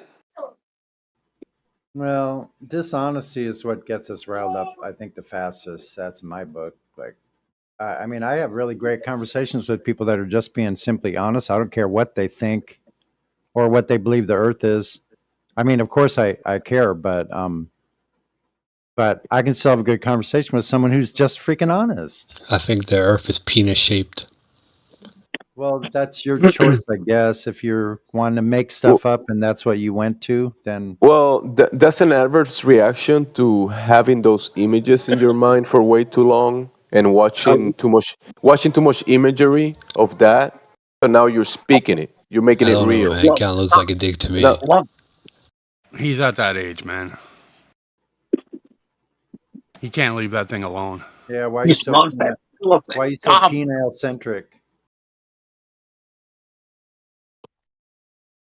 He just discovered it. That's why. He just found out how it works, and that's how he's like, "Oh yeah, let me abuse it." Now, like I said, he can't leave it alone, man. We Every got minute of someone every else day. someone else might want to get in and talk. Yeah, Tem Tem Tem Mackay. McKay. I stole your shine. It's team, goddamn. Tem. Team. Team McKay. Yes, sir. It, How you doing?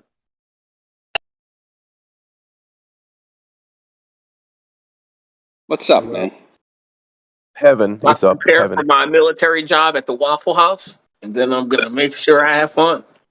The military job at the Waffle House. Nice. They gotta have armed guards to keep the people back from those waffles, I guess. Oh, it's worse than that. I It's wish it worse. was that simple, friend. It's worse than It's that. he's protecting the waffles from the zombies because the zombies go waffles, waffles, right? Hey, I got a question. I heard you Americans have waffles with fried chicken. Is that true? Yeah, that's fucking Yes, good sir. It's too, delicious. man. It's delicious. What the hell? That's Who the gourmet fuck's that? eating over here. That's gourmet eating over here. That's good stuff, man. Waffles and Actually, fried they have chicken. that here. They have Cajun food here, and I'm walking down the street down Fifth Avenue, and a guy goes, "Here you go, try this fried chicken with waffle. It is the best shit ever, man. That is some really good food, especially if the Well, chicken is done right." did you say that food is the best That's shit? good. Yeah, Can you, why did I say that? bro? Strike my last. Strike Food that goes last in statement. from That one food is side really and shit goes out the other side. Those are gotta not keep. the We same gotta thing. keep it It doesn't happen at the separated. same time. Keep it separated. I know. I Oh, know. okay. Because you were making it like derp using those words together. Got to be It careful doesn't of it those words. doesn't But that mix is as some well. really good. That is some really good food. That's good.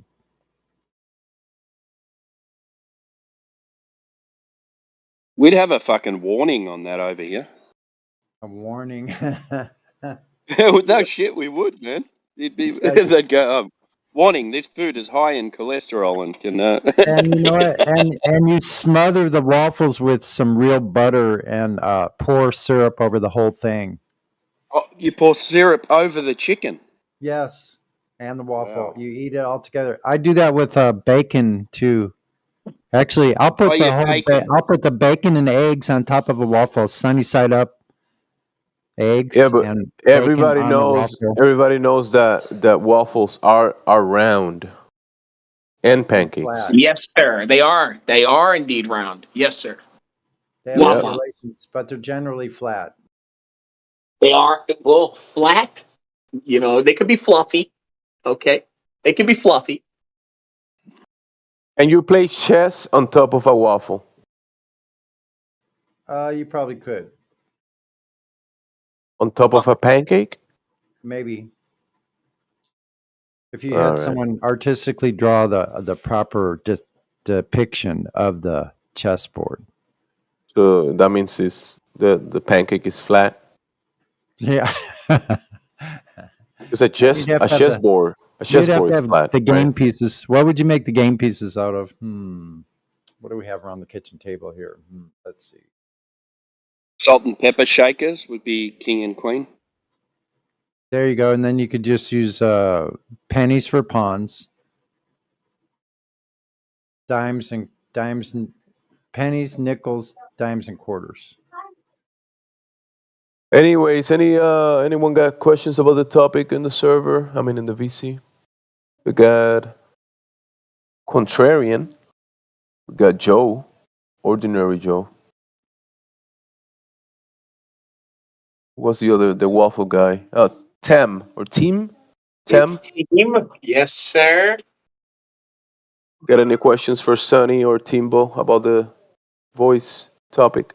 You know, well, I mean, do you guys ever plan to go political? You know, does this ever go public for you guys? You know, do you guys actually hope for flat Earth to break through on the mainstream? You know, at some point or another, marijuana, for example, I'll never forget it. You know, they just really went to war on it. You know, and right now we stand marijuana itself and the supporters. It is indeed 51% and growing. You know, it's at that point today. Do you project that flat Earth will pick up one day in that same fashion? Already Like a has. flat Earth supreme leader? What's the The product flat Earth being sold? supreme? Is that Yeah. Is that the intended I guess action here? Yeah, like a priest, like replacing the Pope with the flat Earth leader. I mean, I don't know about the Pope. Isn't he the king of the world? I don't think so. Not in my opinion. No? Not in my opinion. Because he's not the Black Pope. You mean the Black Pope might be, right? Nah, I don't know about that either, sir. So who is the king of the world? It has to be the Most High, right? I think right now Joe Biden is trying to be, and he's falling downstairs. But I think he wants he's to falling be. upstairs. But I do think he wakes up every day. He tells himself he's the king of the world. I do believe that. I do believe He's Joe falling. Biden. I wonder what he's thinking about that when he's falling up and downstairs both. Probably I just shit my pants. You know the rest my of the double world, chocolate chocolate? like the rest of the world's laughing at you guys at the moment because of him. It's a big comedy over here. We're laughing at ourselves. Anyone with self-respect, at least, we're definitely laughing at ourselves. Hey, Donald Trump is going to come back, and he's going to be the first flat Earth president. I don't know if he's any better. What? Yeah. What do you mean? I watched the dude on wrestling when I was a kid. Anything can be better than Joe Biden. He was hilarious. You just think, just tell me what can be worse than Joe Biden. Tell me what. They're ripping Donald Trump off the ballot. So what are they going to do to him? Yeah, I think Hillary Clinton would probably be dramatically worse. They're trying to get him off the ballot. But that's his twin sister. Let's not talk about twins. Let's talk about something I won't else. argue with you there. Guys, the Earth is not flat. Your fucking brains are. Oh, okay. But is it square? My brain is pyramid. It's pyramid shape. He was wrong about that. Hey, Krishna, tell us how the world is a sphere. Krishna, that guy left. The one that said you brains are flat. He said that and dropped out. Yeah. Oh, that was so brave of him. That's the best globe argument you could make. No, we could argue that it would be round, though, but it's not a sphere, though, right? Yeah, you could draw a circle, a perimeter, round, and then inside of that perimeter build, I don't know, a contained environment that can have ants living inside and plants and water where fish can grow, right? Like draw a circle on the face of the water. But you need a contained environment, in my opinion, right? I will say it might be kind of like the safer way to keep it kind of like constant in a certain way with the weather we are pattern. contained with the atmosphere, right? Atmosphere? What's that? Our ozone layer. That's not the atmosphere. Wait, the ozone is containing the gases? I'm asking. I don't know for sure. No, because remember, a container will be something I would say more solid because the gases are gases, right? Gas state. So the gases So like a firmament. Yeah, well, did you see that guy? Did you ever see that guy that built a terrarium that he put some plants in it and then added some water, and then he put a cork in the top of this big terrarium? It was like a maybe a meter by a meter, like sealed terrarium, and he left it for like 20 years, and the plants grew. It had its own weather system and stuff like that. You ever see that? I have not. He didn't need to add any water, didn't need to do anything, and the plants just grew and they created oxygen and all the rotting vegetation He also created had carbon. insects. Not I think it was some insects and bacteria inside, some fungi that Yeah, developed in there, and he had like cycles. That's pretty neat. Besides contrarian, you must not have got the memo, but they banned hairspray a long time ago, a few decades back, because there was a hole in the ozone layer. So if that was your container, you wouldn't be breathing, bro. Yeah. Oh, learn something new every day. Hey, apparently contrarian, the you know hole that's was a good over one. here. Actually, that's a good one. Who was that? Old Ross. Ross. The ozone layer. I remember they saying that stuff. oh yeah, it Paul Hoss. changed rock stars forever. Especially hair bands, I get it. Yeah, they had to start using wax instead. Then they went to bleach. That is kind of like you say, the gases are containing the gases, but when you go to the propane gas guy and you say, hey, can I get some propane? You need to bring a container, right? Contrarian. Absolutely. Or maybe, yeah. Or at the tire shop when you bring the car, you say, hey, can I have some air pressure around the rim? Gotta have the tire. Yeah, you need the tire. Yeah, if without that, you wouldn't have that gas pressure. No, I get it. It was honestly just a question. Yeah, no, I get it. It's just examples that we can kind of examine in the realist level because there's so many examples of this happening. Like if you open that container, the high pressure is gonna violently go towards the low pressure and equalize or sort it, right? Because I get you.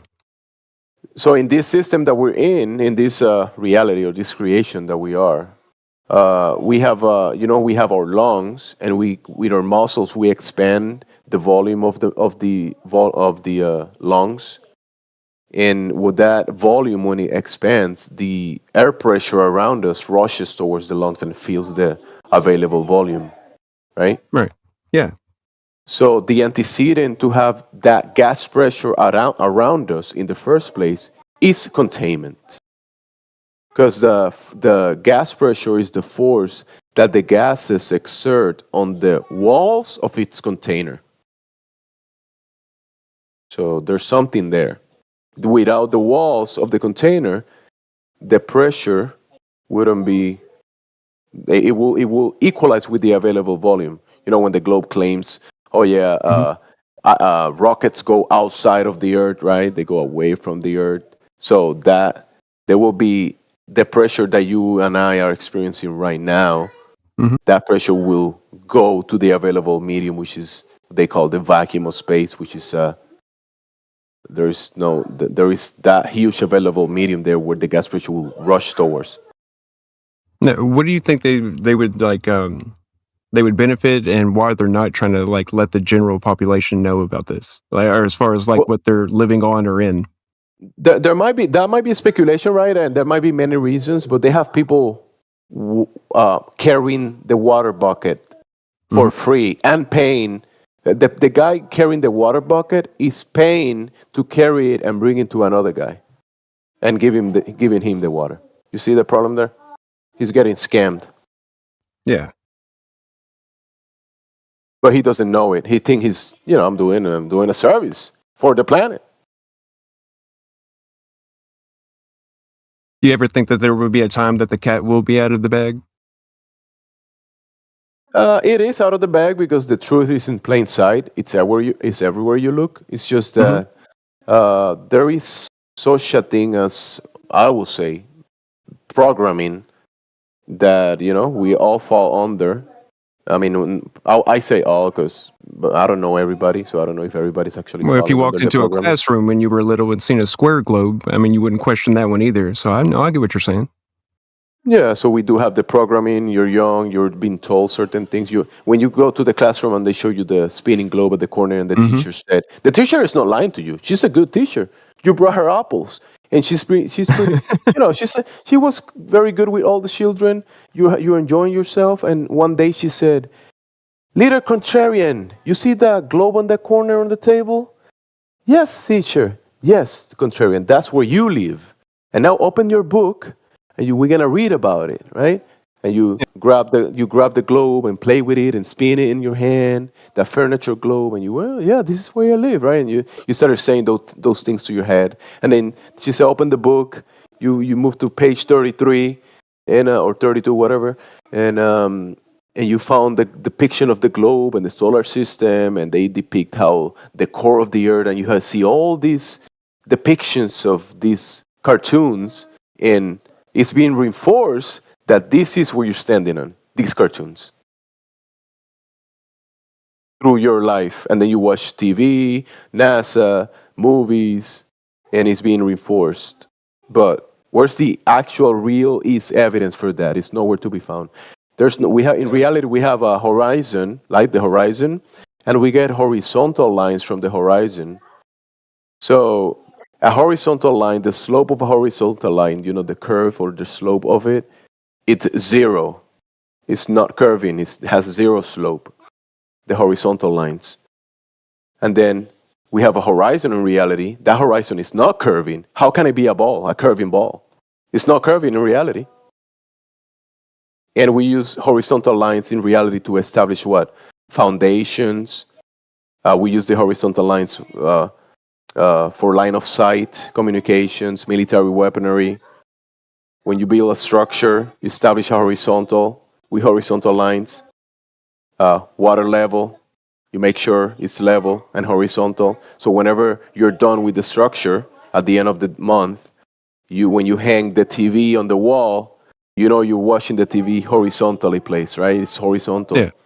And then when you put the cup of water on the table, it's not falling off the table, or the hot soup, because it's horizontally placed. And then your neighbor in the building next to your building, guess what? He did the same exact thing. Even though he could be a little higher than you, maybe there's a hill next to your house, but even though he's higher in elevation and you're lower, he had to establish that horizontal, right? That is not curving, Yeah. and that level. And then the next neighbor did the same thing, and the next neighbor did the same thing. You can establish these parallel horizontal lines on top of each other. Doesn't matter the elevation, higher elevation or lower elevation. You have these horizontal lines. Doesn't matter, but they're not Yeah, and when curving with a slope. and when they say when you said before, you said when are they gonna, why do they keep this from us? They don't actually keep it from you. If you want to look, the information's there. They tell you all about it, like like James was saying with gas pressure and needs a container. That's NASA's description of air pressure, gas pressure. So basically, believing a lie is always easier than seeking the truth and accepting it. Well, it's easier. It's easier It's to convenient. convince Yeah, someone that's a good word. about a lie Right? than it is to convince someone that they've been lied to. Yeah. And the lies also incentivize monetarily in some ways. Because if you are like Timbo, he builds structures and sets foundations for buildings, right? If you're doing that job, you're never gonna use the globe for any of that. But if you For are like nothing. a glober believer in YouTube, and you wanna sell the stories about the globe to get ad revenue and sell, you just go to Google Science or Google News, and you're gonna find a bunch of news about we found 27 new exoplanets in the far away solar system, and you clicking on that shit, and you got the pop-ups popping, and you click. I don't like this pop-up, but you popping on them, right? You clicking on the pop-ups, and you got all these ads about this globe religion that you will never see in reality. It's all cartoons, You will never experience it. It's complete nonsense because it goes against your senses, what you're experiencing, what you can verify. It goes against reality, but people still believe it, even though it's cartoons on a screen or a book or furniture on a table, the globe, spinning globe on the table. Yeah. And then many people have the argument of, oh, just look at the sky. You want to know if it's a globe? Look at the sky. So they're saying, okay, look away from the claim that the ground under your feet, it's curving. I mean, the claim is that it's curving, but when you measure it, it's not curving. Then the other claim is that it's... Like, that's just a thing that's going to happen. And, like, whether or not we're in favor of it, like, it's something that we should probably be aware of as, like, parents or individuals in charge of children, like teachers, stuff like that. And I got, you know, like muted for that. So are the rules going to be consistent on that since it's like against California law? Like yeah, I don't know.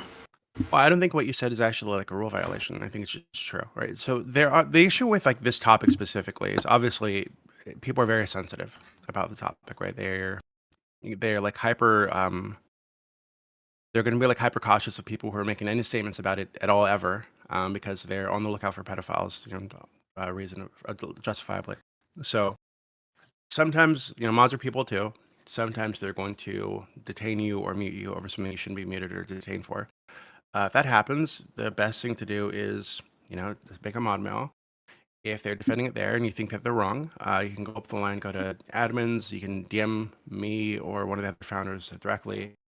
And sometimes there's a disagreement on the mod team about how it should be handled, right? So we just need to talk about it in our mod chats and figure out how we want to handle it. So, it does happen sometimes. Okay. All right, cool. Okay. All right, thanks. Now, some of you have no problem. Some of you have your hand raised and you don't have like a question, so I'm just gonna go through a few of you. Why not? So Charlie, you're up. Hey, I wanted to comment on because you said if any of you heard what I just said and want to yell at me, raise your hand and type it in discussion. So I did that. Oh, okay. I probably wholeheartedly agree with like most of what you said. I think analogizing, quote, Aisha was of age and enjoyed every second of being fucked by Muhammad is probably a little bit different than saying what happened back then was acceptable because like the Quran said it's acceptable, or like at the time it was acceptable. I think like getting descriptive of it and saying that a 9-year-old enjoyed every second of being fucked by somebody is a little different in description, right? I think that's like trying to be provocative, trying to like be a piece of shit, rather than just saying like, hey, right, like my religion says this is okay. Yeah, I understand that, but this is why I mentioned that some Muslims actually believe that she wasn't 9 years old. They think that that's not true. They would say that she was 16 or 17, or I think some even go up as high as like 19. So, given that I have none of the surrounding context for that screenshot, it's very likely that it was just one of those people. And I don't think there's anything wrong with saying like a 19-year-old or an 18-year-old or even a 17-year-old, or given the context, enjoyed being fucked by her husband. Like that seems it's a little graphic, right? I'd say it's bordering on like NSFW for the server, because we do have minors on the server. But I think in the context that I have, which is like the one snippet of like text, it seems fine.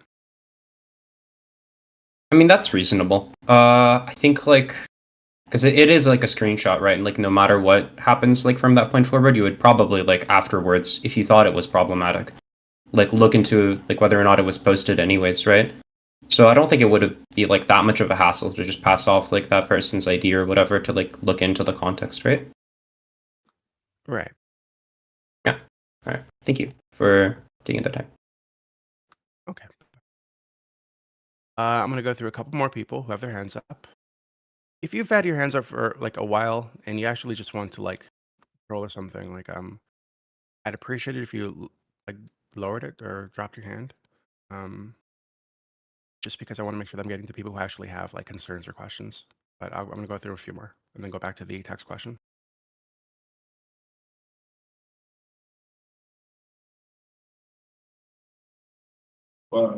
Yo, hello. What's up, Dewey? Hello. What's up? Yeah.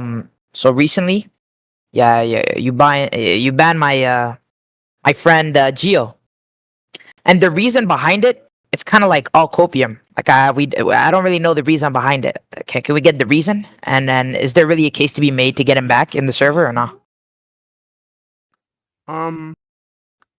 Okay, hold on. So, just 1 second. So a lot of people are saying they can't see the question channel. Yahweh, can you look at the perms and make sure it's like visible for people? Yeah, I can't see it. It says it's like visible for me, but I don't know why they wouldn't be able to.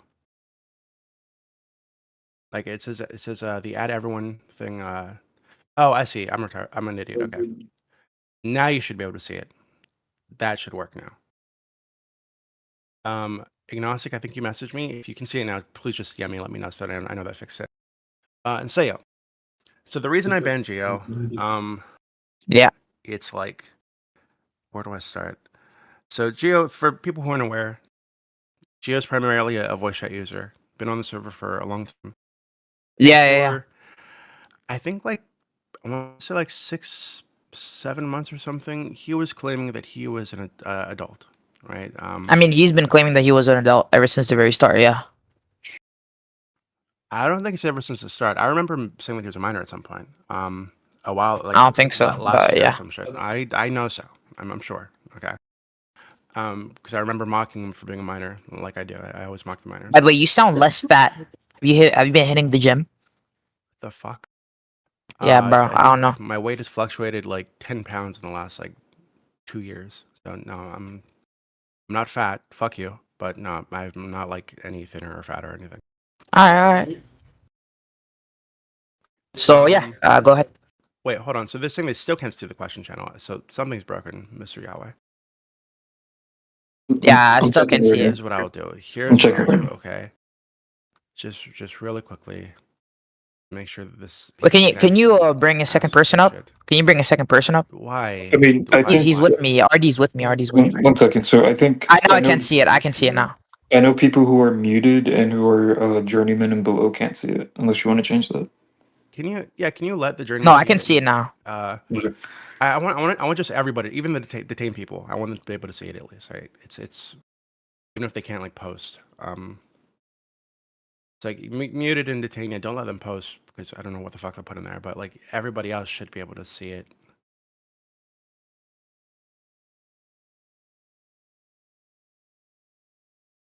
Okay, so the reason he was banned, I banned him, is so he was pretending to be an adult for I think like 6 months, maybe more. I can't remember. Yeah. And so during that time period, a lot of shit happened, right? So one is I found out that he was having like I knew that he was having like adult conversations with people in DMs. Some of them even sexual, right? People who thought that he was an adult. He had what I'd consider to be an inappropriate conversation with me in DMs, where he started sending me pictures of this girl. He said it was his girlfriend. Yeah, but he showed us the pictures. No, stop, shut up. I told him at the time she looked like a 12-year-old, right? And he just like defended, like, oh, she's not 12, yada yada. And I was just like, it was just like a stupid conversation. And then he started opening up about like his desire to like manipulate women and how he gets off on manipulating them and getting them to cut themselves and please stop talking. Cut themselves and carve his name on their skin and shit like this. And I thought he was just being edgy. He said, that's stupid, edgy young dude. Then he sent me, I think, a couple pictures of Geo carved into some girl's like skin. Like, and he was like bragging about it, right? How he gets like mentally ill girls to do this for him. So I spent some time trying to talk to him about that and convince him that that's like the wrong, obviously it's immoral thing to do. I don't think he should be doing that. He defended it, and we had a discussion about it. But yeah, that's not a conversation. Please stop. That's not the conversation I'd have with a child, right? I wouldn't be okay with having that conversation with a 15 or 16-year-old, which is apparently what he 16. I think he is actually. So no, he showed us his school ID. He showed us his school ID, like high school ID. Okay, and how old is he? 16. Okay, 16. Yeah. So, okay, so I think he's gonna turn 17 in not long. Please, so this was like earlier in the year, right? So I don't know when his birthday is, but he was probably 15 when he was talking to me this way, and probably 15 when he was talking to other people this way. But even if he were 16, I still wouldn't be okay with having that conversation with a fucking child, right? The conversation that we had. There was nothing like flirty or sexual about it. I'm not gay or anything, but Yeah. the conversation that we had was not a conversation I'd have with a kid. So the fact that he was having the conversation with me while I thought he was an adult is, I think, completely like inappropriate, right? So I found this out. I was talking to him about this in voice chat when I learned about this. Yeah. And I later found out. Oh, well, in that same voice channel, he was bragging about having a 27-year-old girlfriend when he was like 15 or 16. Huh. And like saying there's nothing wrong with it, just like bragging about it, right? Also, completely inappropriate, right? Right. And this was a girl that was on Discord. So I told him like, hey, you need to give me your Discord information because I need to know if she's on the server. If you're saying she's not on the server, then just give it.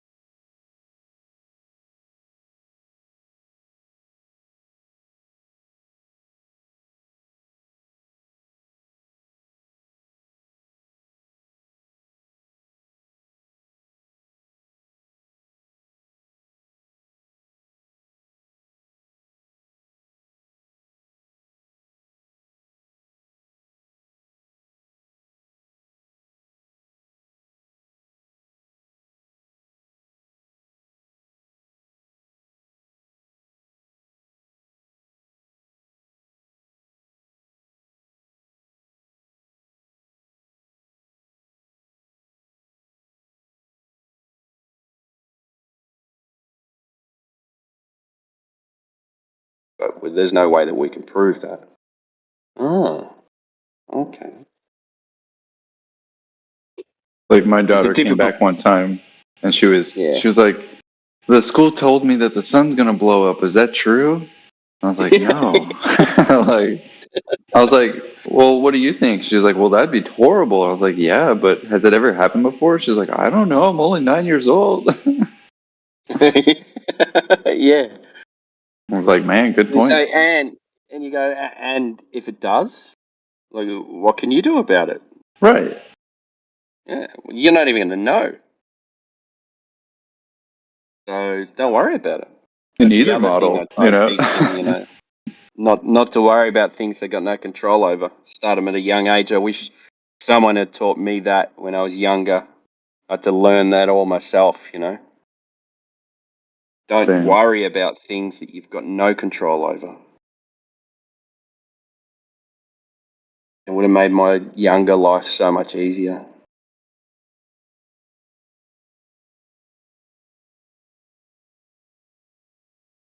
I Especially when wish I was a I was flat called a earther when I was nerd. younger. Oh, me The too. amount of stuff I've learned, just about life in general, Mm-hmm. would have been so much easier, so much more relaxing.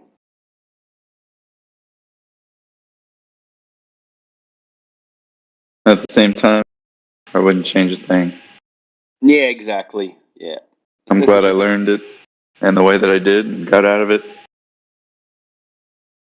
Yeah, I think you can put more use to it when you're at an older, more mature age, and you've got kids and stuff as well. Like everything becomes a lot more practical, and you can control yourself on who you actually have the conversation with as well. You don't have to blurt out that the Earth is flat at every single family get together. You can just kind of pick and choose your times, make a little joke here and there, and like if anyone wants to talk about it, you can talk about it. But they always ask don't. me. Yeah, yeah. They always bring it up first. I'm like, I didn't even bring this up, but are you sure you want to ask this? Yeah. Sure, you want to talk about this? Have you got a spare 4 hours or what?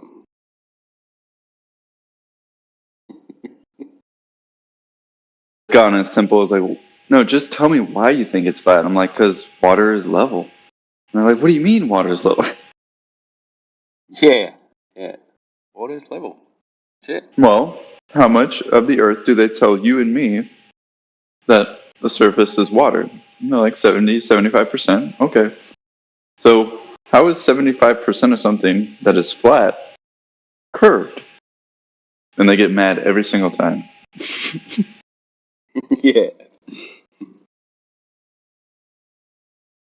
Hey, I paused the bot, but I got to nice. duck out. I got to duck out for a bit. So if you want to put it back on, just chuck it back on. I'm sure Adam will be all over it. Yeah, Good I'm to just chat working with in you, the man. background. Yeah, same, man. I'll probably check in later on. All right. Catch you later. See you, dude.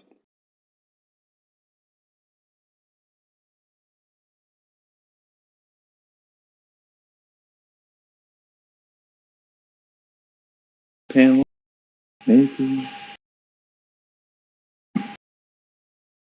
All familiar faces.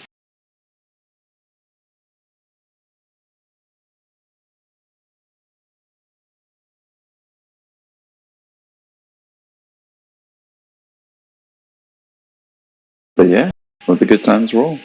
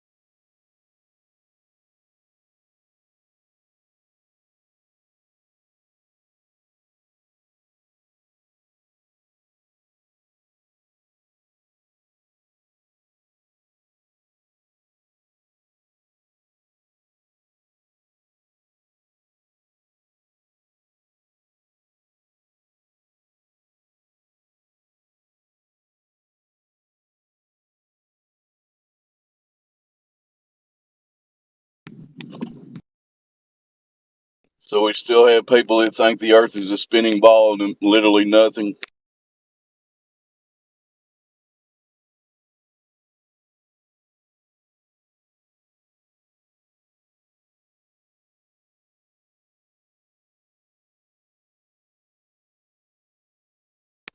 Does this mic work? Unfortunately, we still do, Dave. Coming in great, by the way.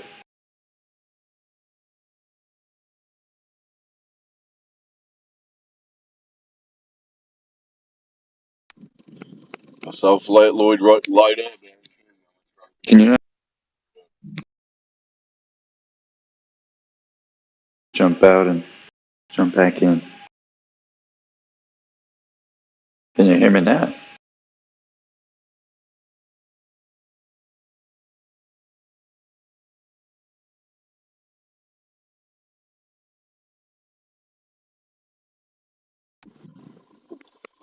This is an official checking of the mic.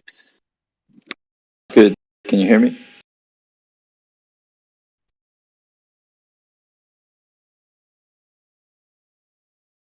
My mic's down. Hold up.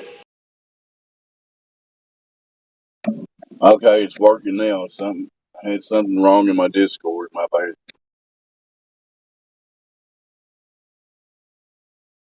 Sweet. We happen to have anybody new here that's intellectually honest and wants to think for themselves. Doesn't look like it today so far. That is sad. I wish more of our fellow humans would take that approach to be intellectually honest and think for themselves. That would be a better world, wouldn't it?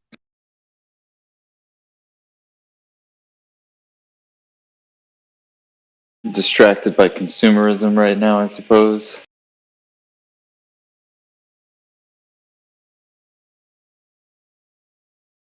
Sure. It is always a nice holiday seeing family. So there are some pros and cons. I hope you guys are all having a good holiday too.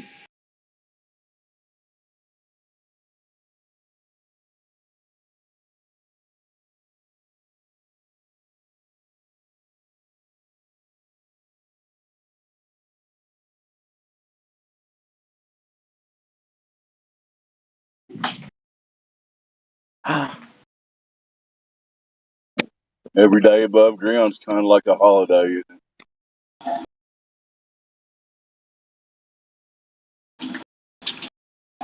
Every day above ground, I guess so. As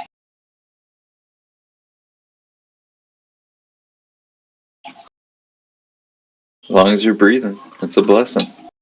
As Ethergrass would say.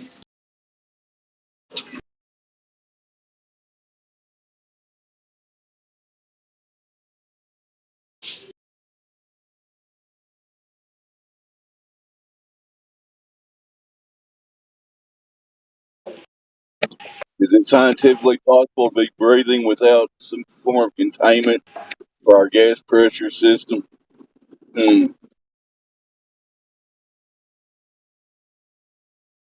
Yeah, I mean, everyone knows if you just have gravity, right? I mean, it just magically holds the air. I mean, you don't even need a demonstration, right? I mean, you just look it up. Of course. Gosh. How did I miss that? Yep, good old gravity does whatever you need it to do at any given moment for whatever flaw you're trying to fix in your stupid model.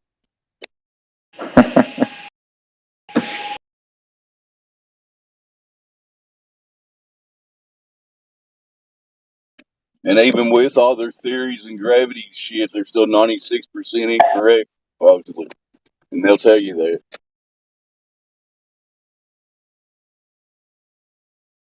Yeah, and they're, of course, still right about everything else.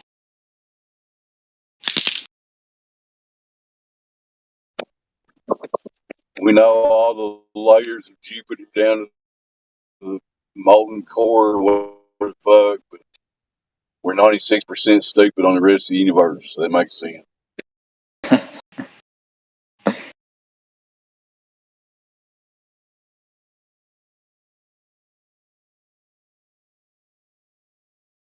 Random fact I ran into today.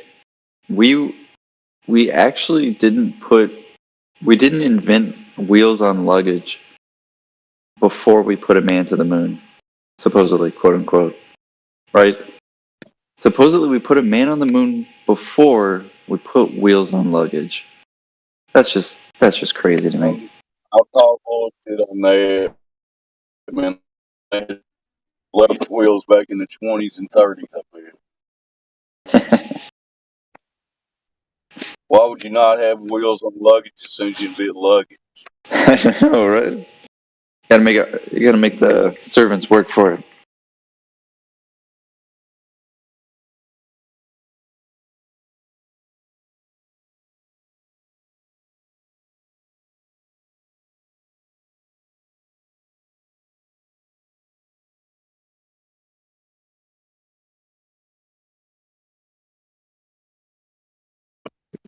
Anyone listening right now, we got wide open airwaves coming in to discuss the shape of the Earth.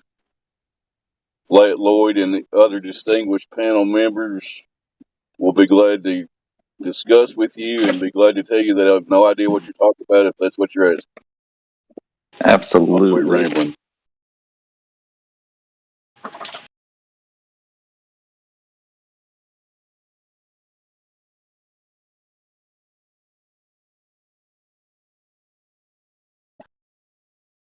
If you're out there listening, you think you live on a spinning ball, it turns out that's just not the case, but that's up to you to figure that out.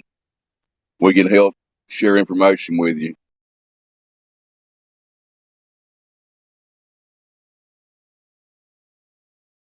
And flat Lloyd just covered one of my favorites, the 75% flat water ball. How's that possible? 70, whatever percentage it is flat water on the outside of a ball, but it's still a ball. Okay, then.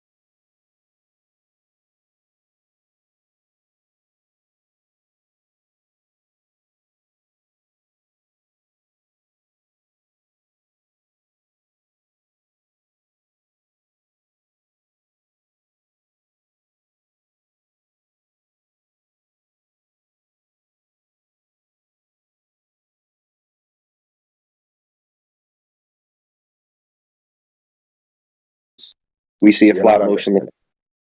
Yeah. When you go to the beach and you observe, that is reality. I'm not arguing with you when it comes to that. But what happens is that you're trying to bridge all of reality into the scope of you yourself, which is wrong. That is incorrect. If we don't experience curvature or motion in reality, like we just agreed, where's it coming from?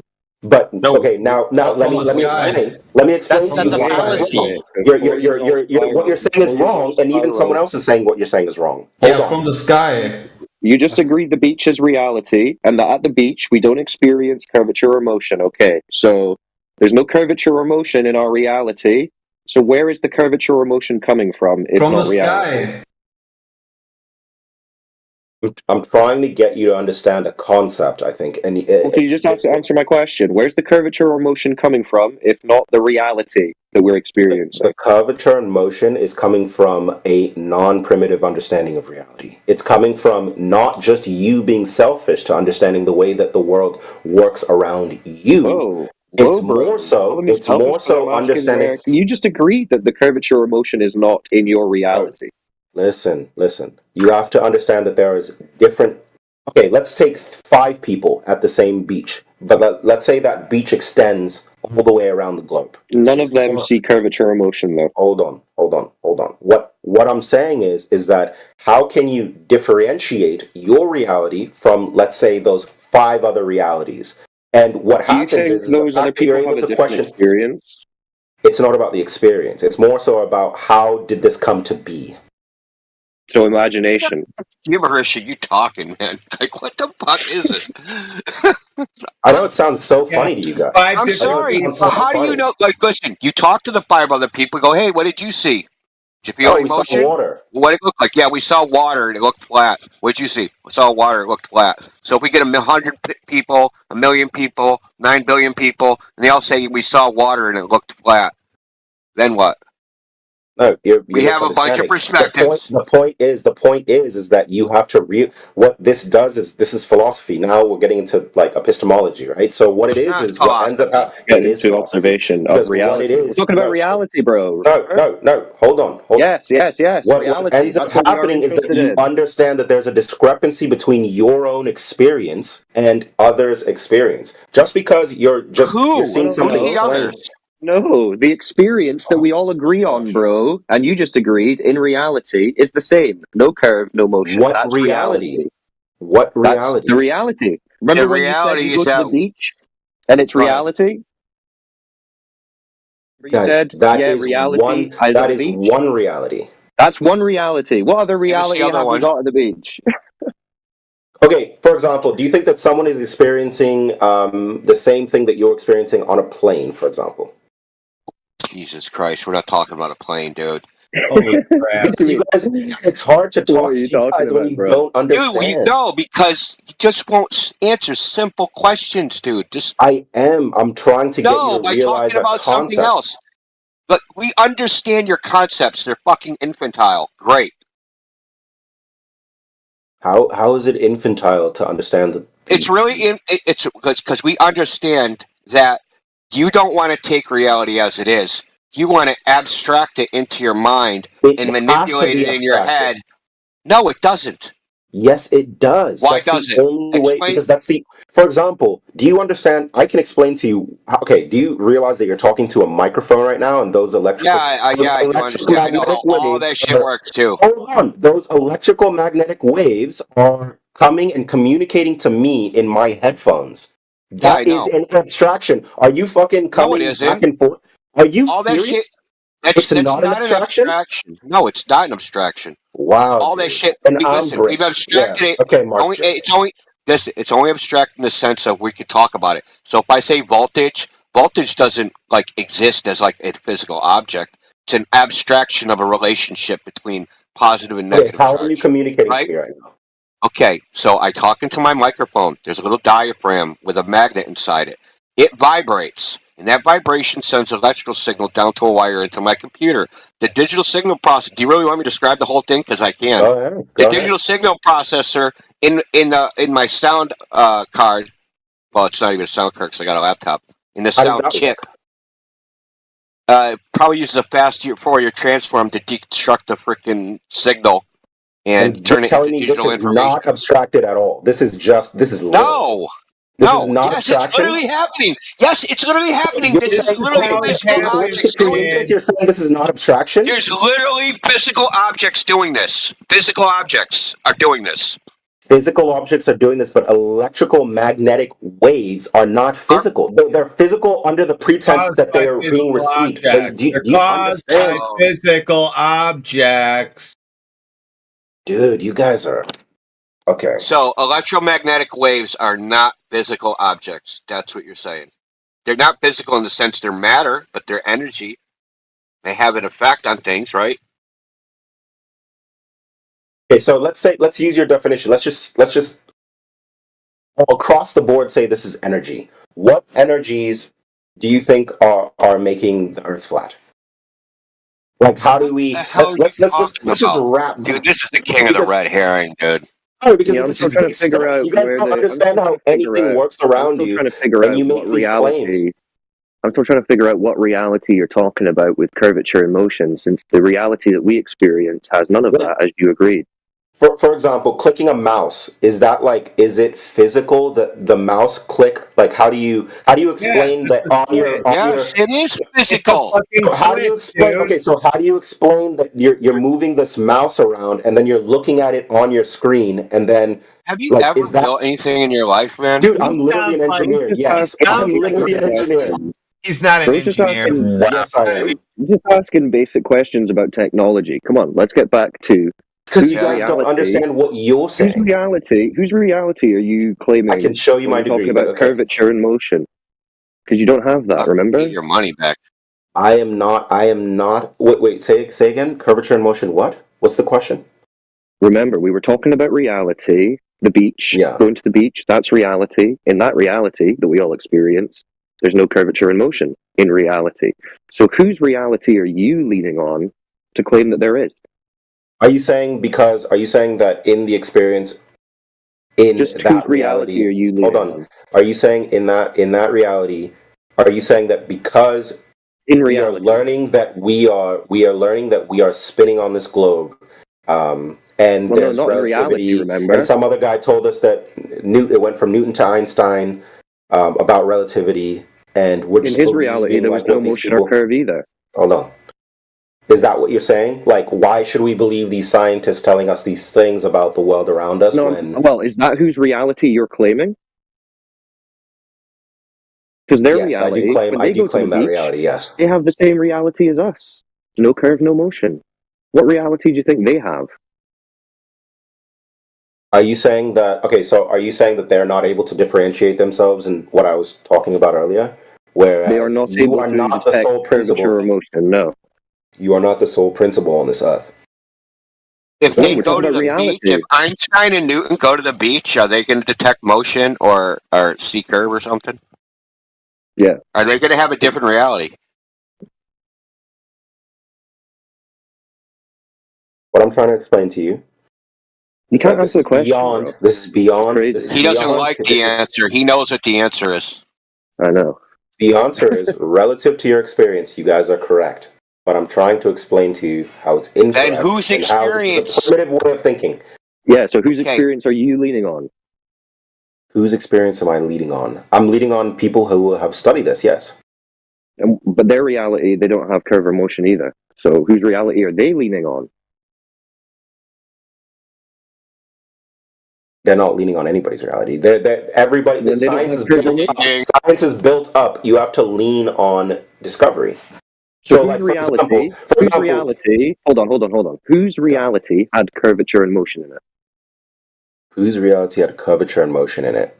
Who were the first people to do this? Navigationists, like way back in the day.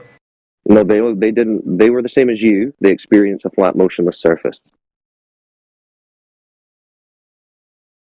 How can I use? Can I use references? Can I give you studies? Does that work for you guys? Can I give you like A study, how the a history reference of of this what? like went on? Can I give you? Can I give you You that? could Or you could try, sure. Why not? okay. That's always fun. No, it isn't. I'm only Do kidding. you know the history of it? Sorry, go on, India. Yeah, no, I'm only kidding. I'm just joking around. Listen, they also, I don't know how to put this. You keep saying it's like some primitive notion to just go, oh, this is reality and that's what it is. So what's the antithesis of that? What's the opposite of this primitive notion? Is to have some sophisticated idea about reality that you don't perceive, but you can think of in your head. Is that sophisticated? I typically refer to that as delusional. So do the psychiatrists. Yeah. When you don't deal with reality, they call that psychosis. Well, sophisticated, I mean, it's definitely sophist. There you go. So somewhere far back in history, some guy, his reality did have curvature and motion, apparently. Some guy. Epsilon was about to tell us all about him. Yeah, I mean... No, I'm not going to talk to you. You don't like the I'm not implication. going to... No, I understand what you're saying, and I don't disagree that your reality as you experience it is what you're saying. But what I'm telling you is that it's more complex than that. It's your experience, too. You're It's not really everybody saying else's much. experience. It's everybody you understand. know, everybody you've ever met, Yes, everyone they've ever met. But you're not understanding relativity. You're not understanding the way that things work in scope, and that's what's hard to explain. And I'm not saying that what you're saying is wrong, because what you're saying is It's like technically scope on your No, word of the hold on. day I'm not calendar or disagreeing with something. you. No, Yeah, that's you're not no. actually giving us any meaningful. now. Yeah, You're not that giving was us any meaningful evidence by saying You've some maybe guy never somewhere did this anybody that used the at word. some I'm sorry. point. It's just meaningless vagary. It's vague. It doesn't mean anything. You're just saying you don't understand the scope is Okay, is it meaningless wrong gibberish. for me? Is it wrong for me to say that I agree with what you're saying, but I disagree that what you're saying is the end all be all? Does that Right, make but sense? you'd have to give something else, which you haven't given anything. Me personally, okay, I don't have. Well, I what do don't you do know? the What did they mathematics. show you? Well, what did they show you? I'll give to you. convince you. I have 3 down this list so far. Give me just 1 second, because I have to walk it through. But I don't know if you guys are even going to read these studies. I feel like We've heard them all 1,000,000 times. Only you are Googling this for the first time. We're just watching you do it. Only I'm Googling it for the first time, okay? Yes, you are the first time doing this because we have been through this thousands of times with you guys. Okay.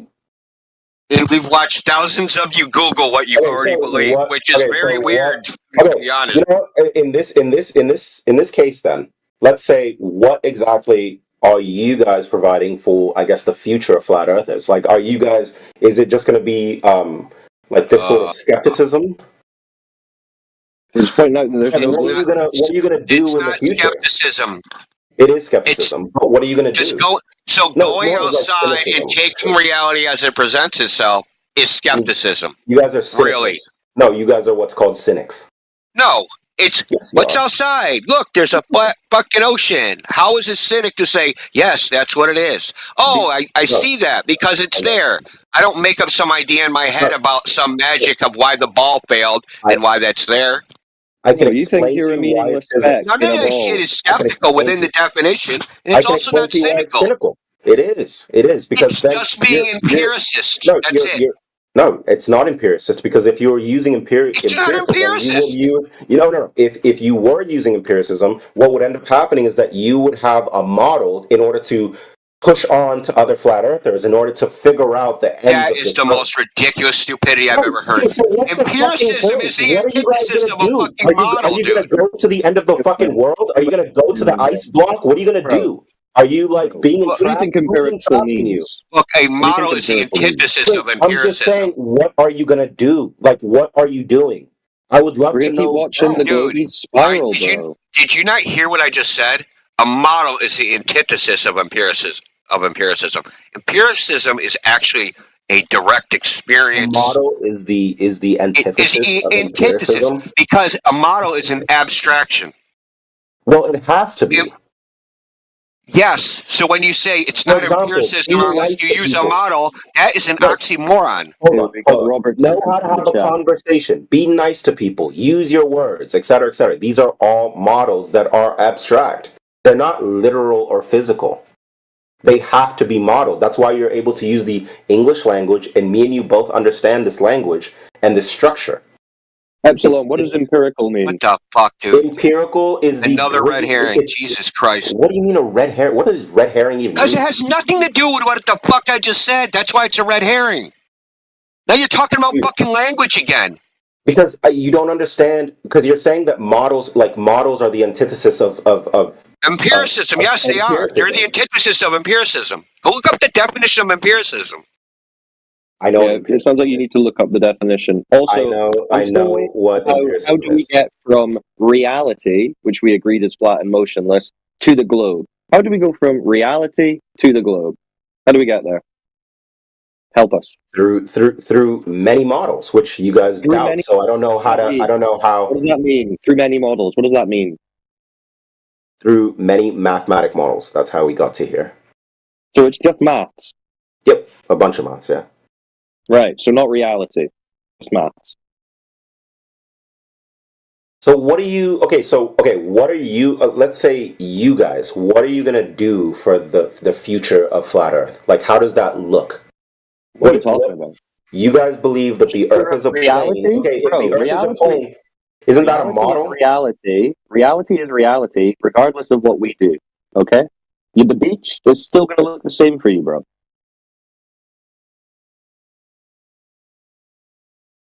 Okay, what would you? Is there any discovery that you guys will make? Is there what's going on within the flat Earth community?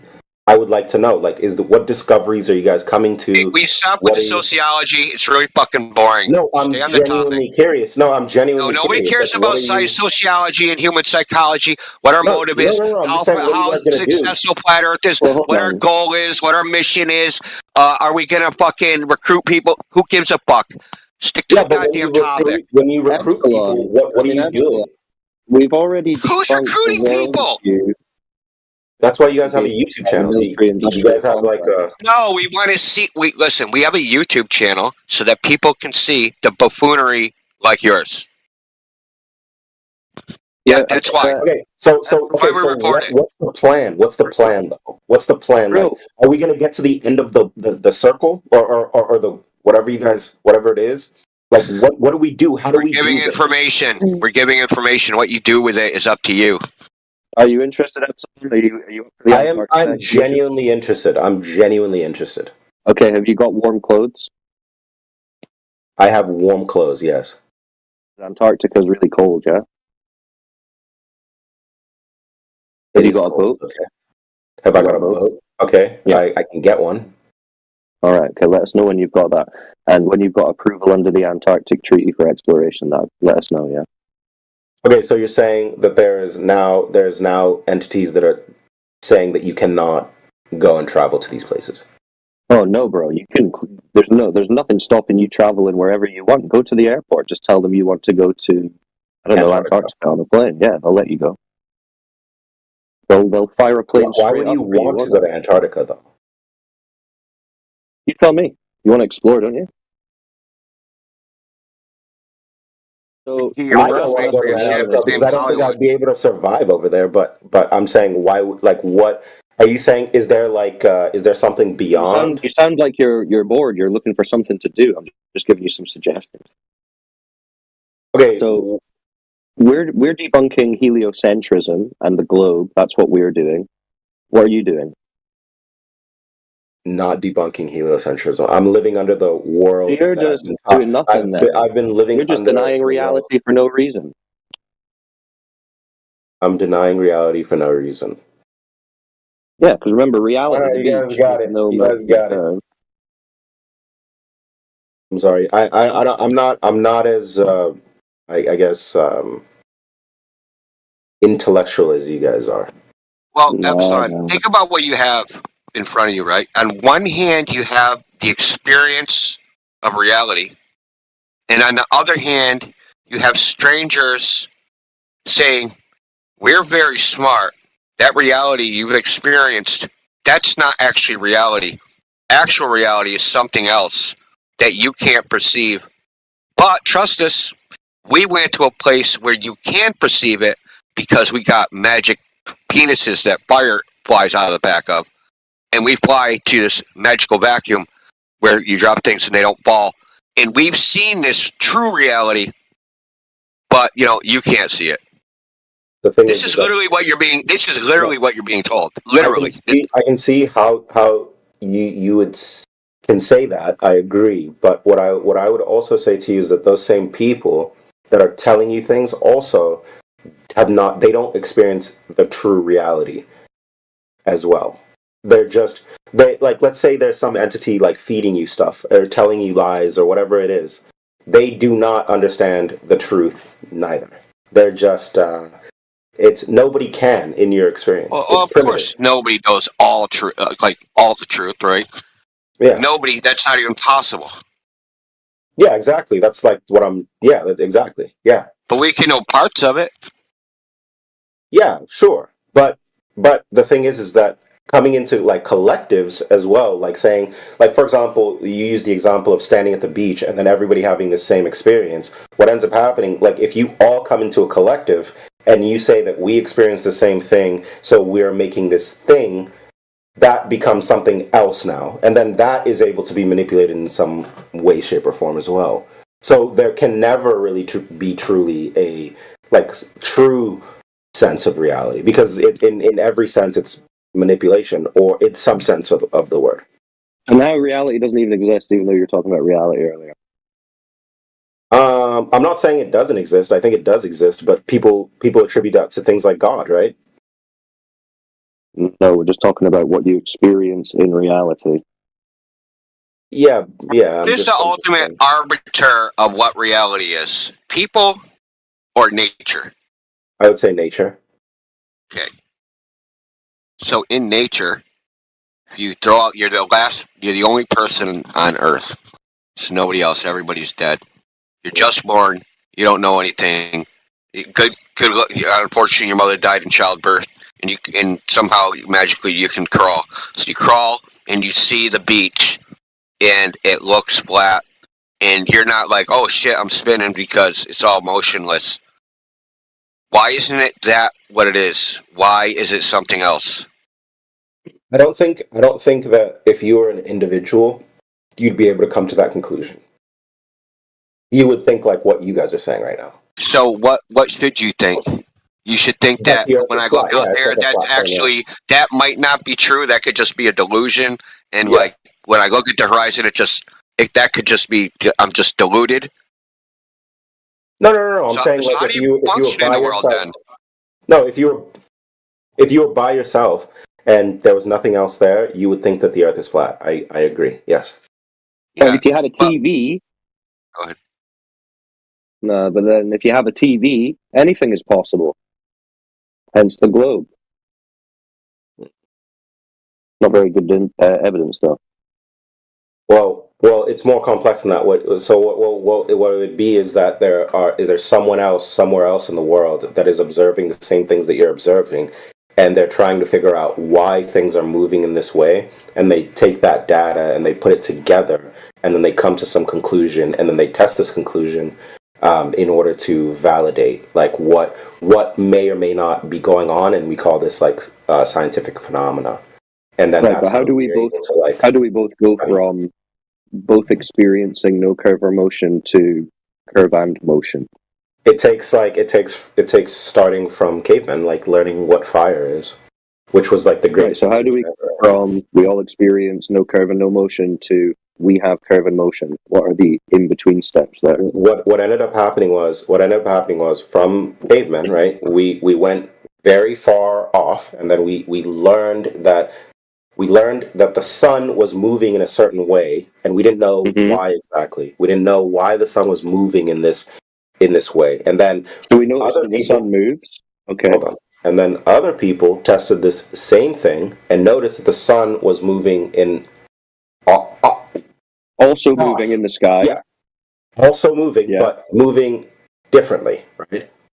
And then they came together and then they said, well, Because of this, that means that in these different places, there's something going on with our movement, not necessarily the sun's movement. So we are not moving, or we are moving, the sun is stationary. So they looked at the sun moving and then decided that the sun was stationary. The sun is stationary, yes. So they looked at the sun moving. So they looked at the sun moving and then decided the sun was stationary. In different places, yes. Why would they do that when they're seeing the sun moving? What do you mean? Sorry, I didn't say that. They're observing the sun moving. Yes. And they're concluding it's not moving. Because we are moving relative to the sun. So they're concluding that the sun is not moving when they're observing it moving. Yes, because of the rotation of the Earth, yes. Why are they concluding that? Because of because if the sun was moving, it would be like, let's say we are the center, right? What ends up happening is that if we are the center and the sun is moving around us, the same phenomena would happen regardless everywhere, right? But we're just talking about the sun moving at all. Yeah, but I'm trying to explain. That's I'm trying to explain. That is correct, actually. No, that's incorrect. So, okay, do you believe? You know the Ptolemaic model, there's something called the Ptolemaic model. It's an epipsychic model. It's geocentric.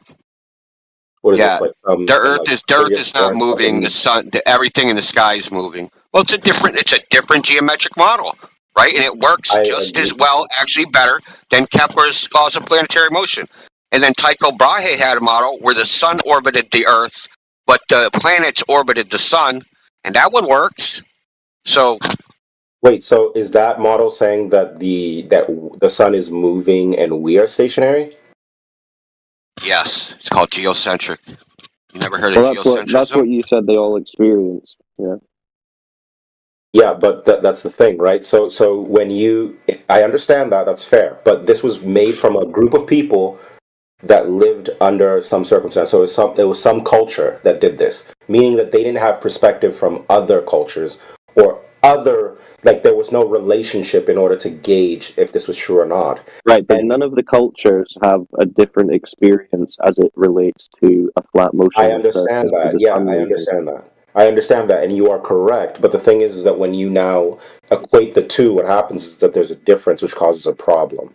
So now this difference... Well, no problem in terms of the basic facts that everyone can still agree on. It's not a problem that the surface is flat and motionless. It's not a problem that the sun is moving. That's not a problem. However it's moving is not a problem. How it's moving above the observably flat motionless surface. So basically what you're saying is they observed a flat motionless surface with the sun moving, but they assumed the opposite of that. No. Why did they assume the opposite of that? Well, because this is what I'm talking about and trying to bridge this relationship. So what happened is if you're going to use that model, right, the geocentric model that he was talking about in India, this was made from one culture. And then when another culture came... It was Western civilization, dude. It's the same culture. Yeah, fine. When was it? Do you know exactly? So the reason they abandoned the Ptolemaic model is because they didn't like the idea of the Copernican principle that the Earth has a unique position in the universe. So it was abandoned on philosophical grounds. It wasn't abandoned because it didn't work. Yeah, but that's why philosophy is we need philosophy. So that's what philosophy probably illuminated. You need philosophy so that you can make up stuff and throw people off. No, actually. If we're saying that the globe is now philosophy, then you've proven our point. No, you needed philosophical principles in order to prove that the Earth is a globe. Well, if it's reality, you don't need philosophy. You can demonstrate reality. So what I'm saying is I understand your version of reality, but that's your version. It's not my version, bro. It's everyone's version. No, I understand, and you're correct. You're correct. But what happens is that if I am a human being experiencing, let's say, night and day differently than you are experiencing night and day, what happens is there's a bridge between this relationship.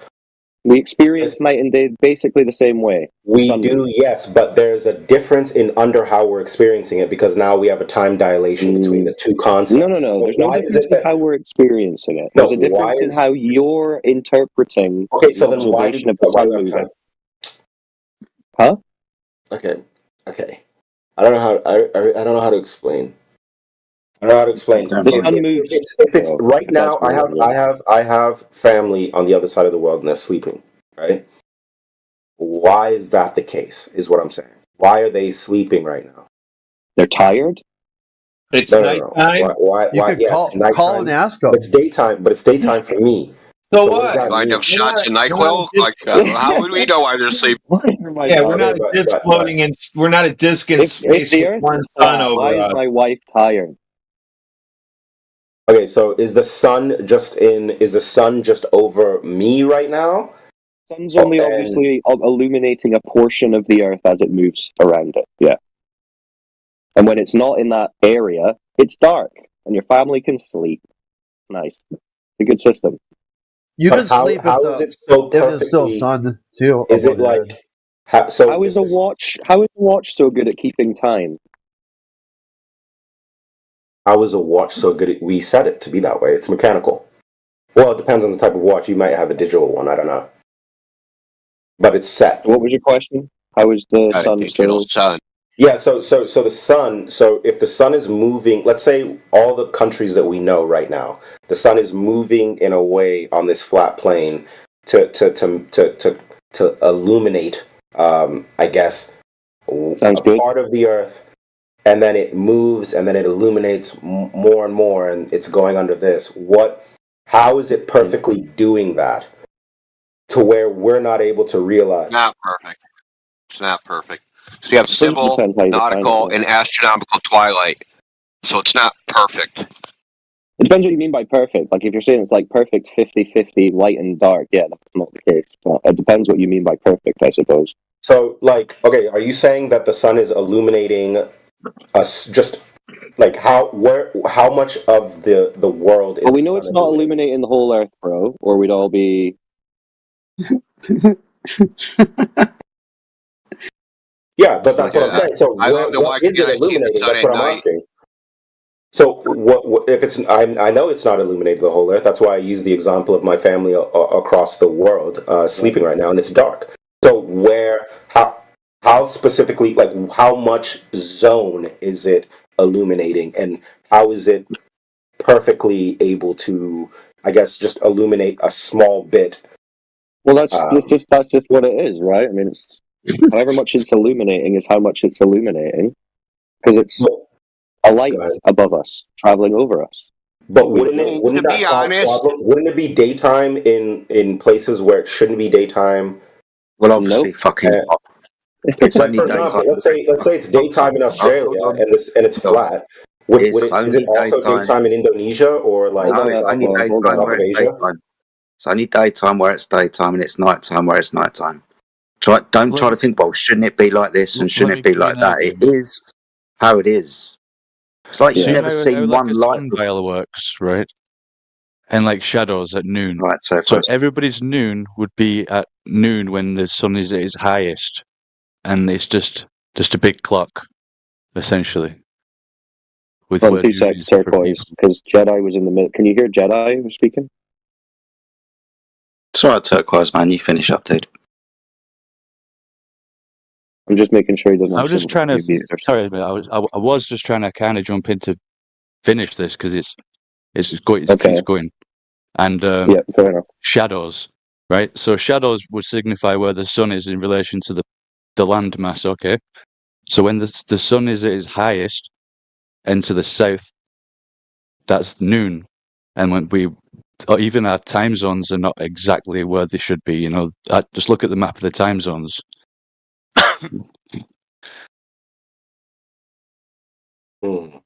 So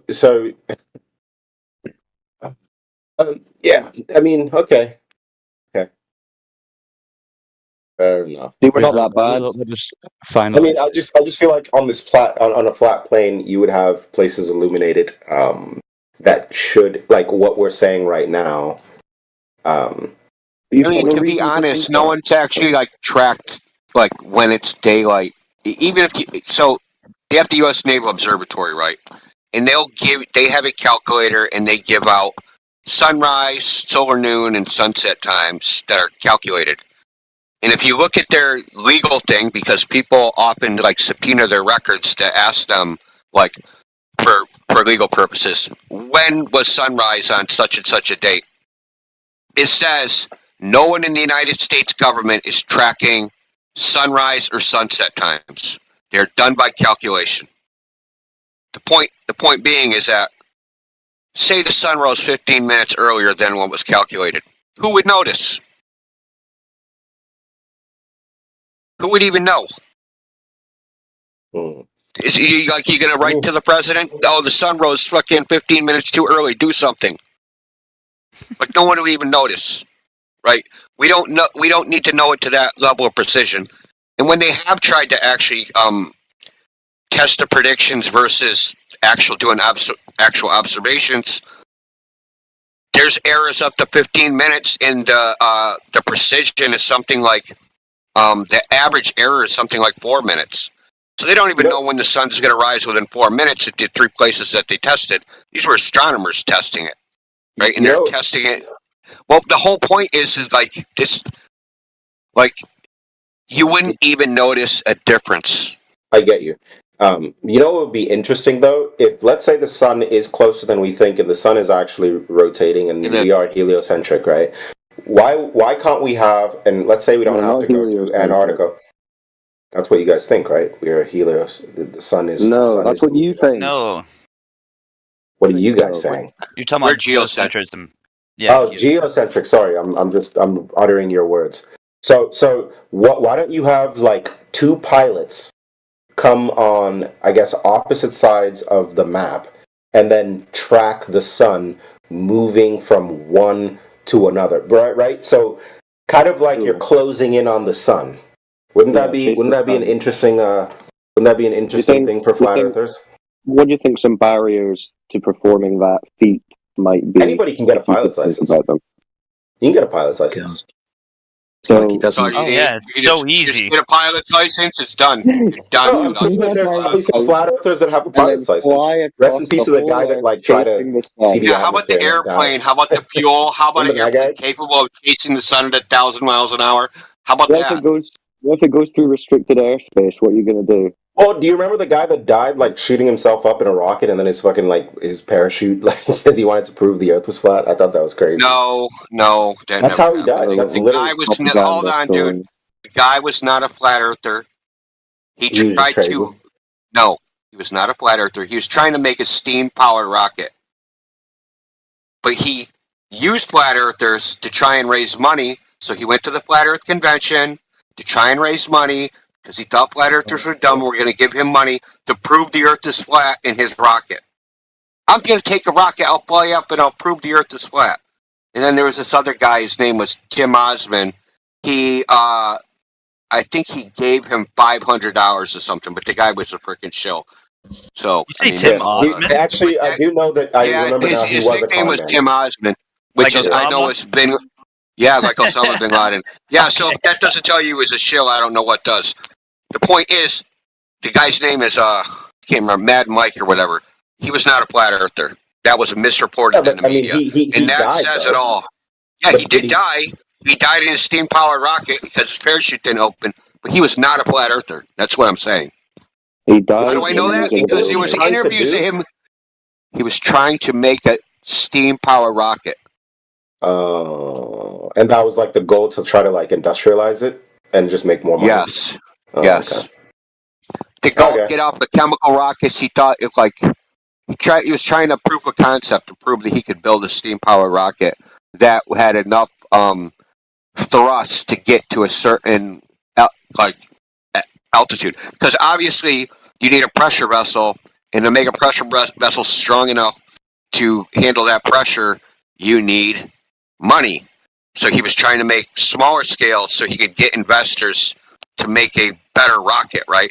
That's how, like, if you're privately funded, right, you get investors to go to one stage, and then another, more investors for another stage, and build up to like a corporation. Hopefully, do you guys have? That was him. He was only on stage 2, so he made a rocket. He did that. He didn't die, and then he tried it again, and he did that. Okay, fair. Do you guys have? There must be people who believe in flat Earth, maybe in aviation, right? Like, is there? So do those people come together to where maybe they have the resources or the capability to be able to maybe conduct an experiment like that, like chase the sun almost? I mean, I'm not trying to say this. It sounds funny I don't to know me what the saying point it, but would be. well, just to make sure. I mean, how would you chase the sun? I don't know. How would you I don't do know. that? I actually don't know. I don't know because I believe in a different model. You don't even know that the sun's a physical object to chase, so. Why are we chasing the fucking sun? To prove to the world that the Earth is a fucking plane. No, just measure the ground for that, bro. Yeah. You just measure the floor to do that. You don't need to be chasing the sun around and around. That'd be stupid. Just measure the floor.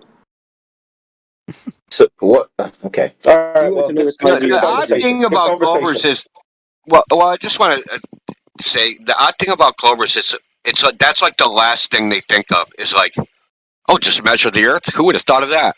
Like you guys are always talking about the sky and all these other derivative abstract things. Like this is a super simple problem. It's not complicated. And I think that's why people hate it. It's like, no, it can't be that simple. No, it really is that simple. Just do it. I just wonder, for example, like if you're saying that things are that simple, like, and I got almost memed for saying the English language. The English language is pretty complex, right? So I just don't know if things are as simple as I guess you're making it seem. Okay, well, I mean, let's put it this way. If the surface of the Earth isn't curving, can it be a ball? If the surface of the Earth is not curving, can it be a ball? The surface of the Earth is curving. Okay, that's not the answer to the question. It was a hypothetical. Oh yeah. No. It would. The answer would be no. Okay, so we can automatically rule out ball could be a ball by just measuring the surface right there. No, right? You can do this. What? Okay. No. No. Here, I'll let Angel take over here. Okay, so what situation could I measure a flat surface on the surface of the Earth and it could still be a ball? What situation is that? So the issue you're going to have here, right, is that all areas are going to be relatively flat to you from your perspective. As you're measuring it, I mean, presuming you're measuring it across the surface. Oh, don't bring up scope. They're going to get crazy. You're gonna have a relativity issue.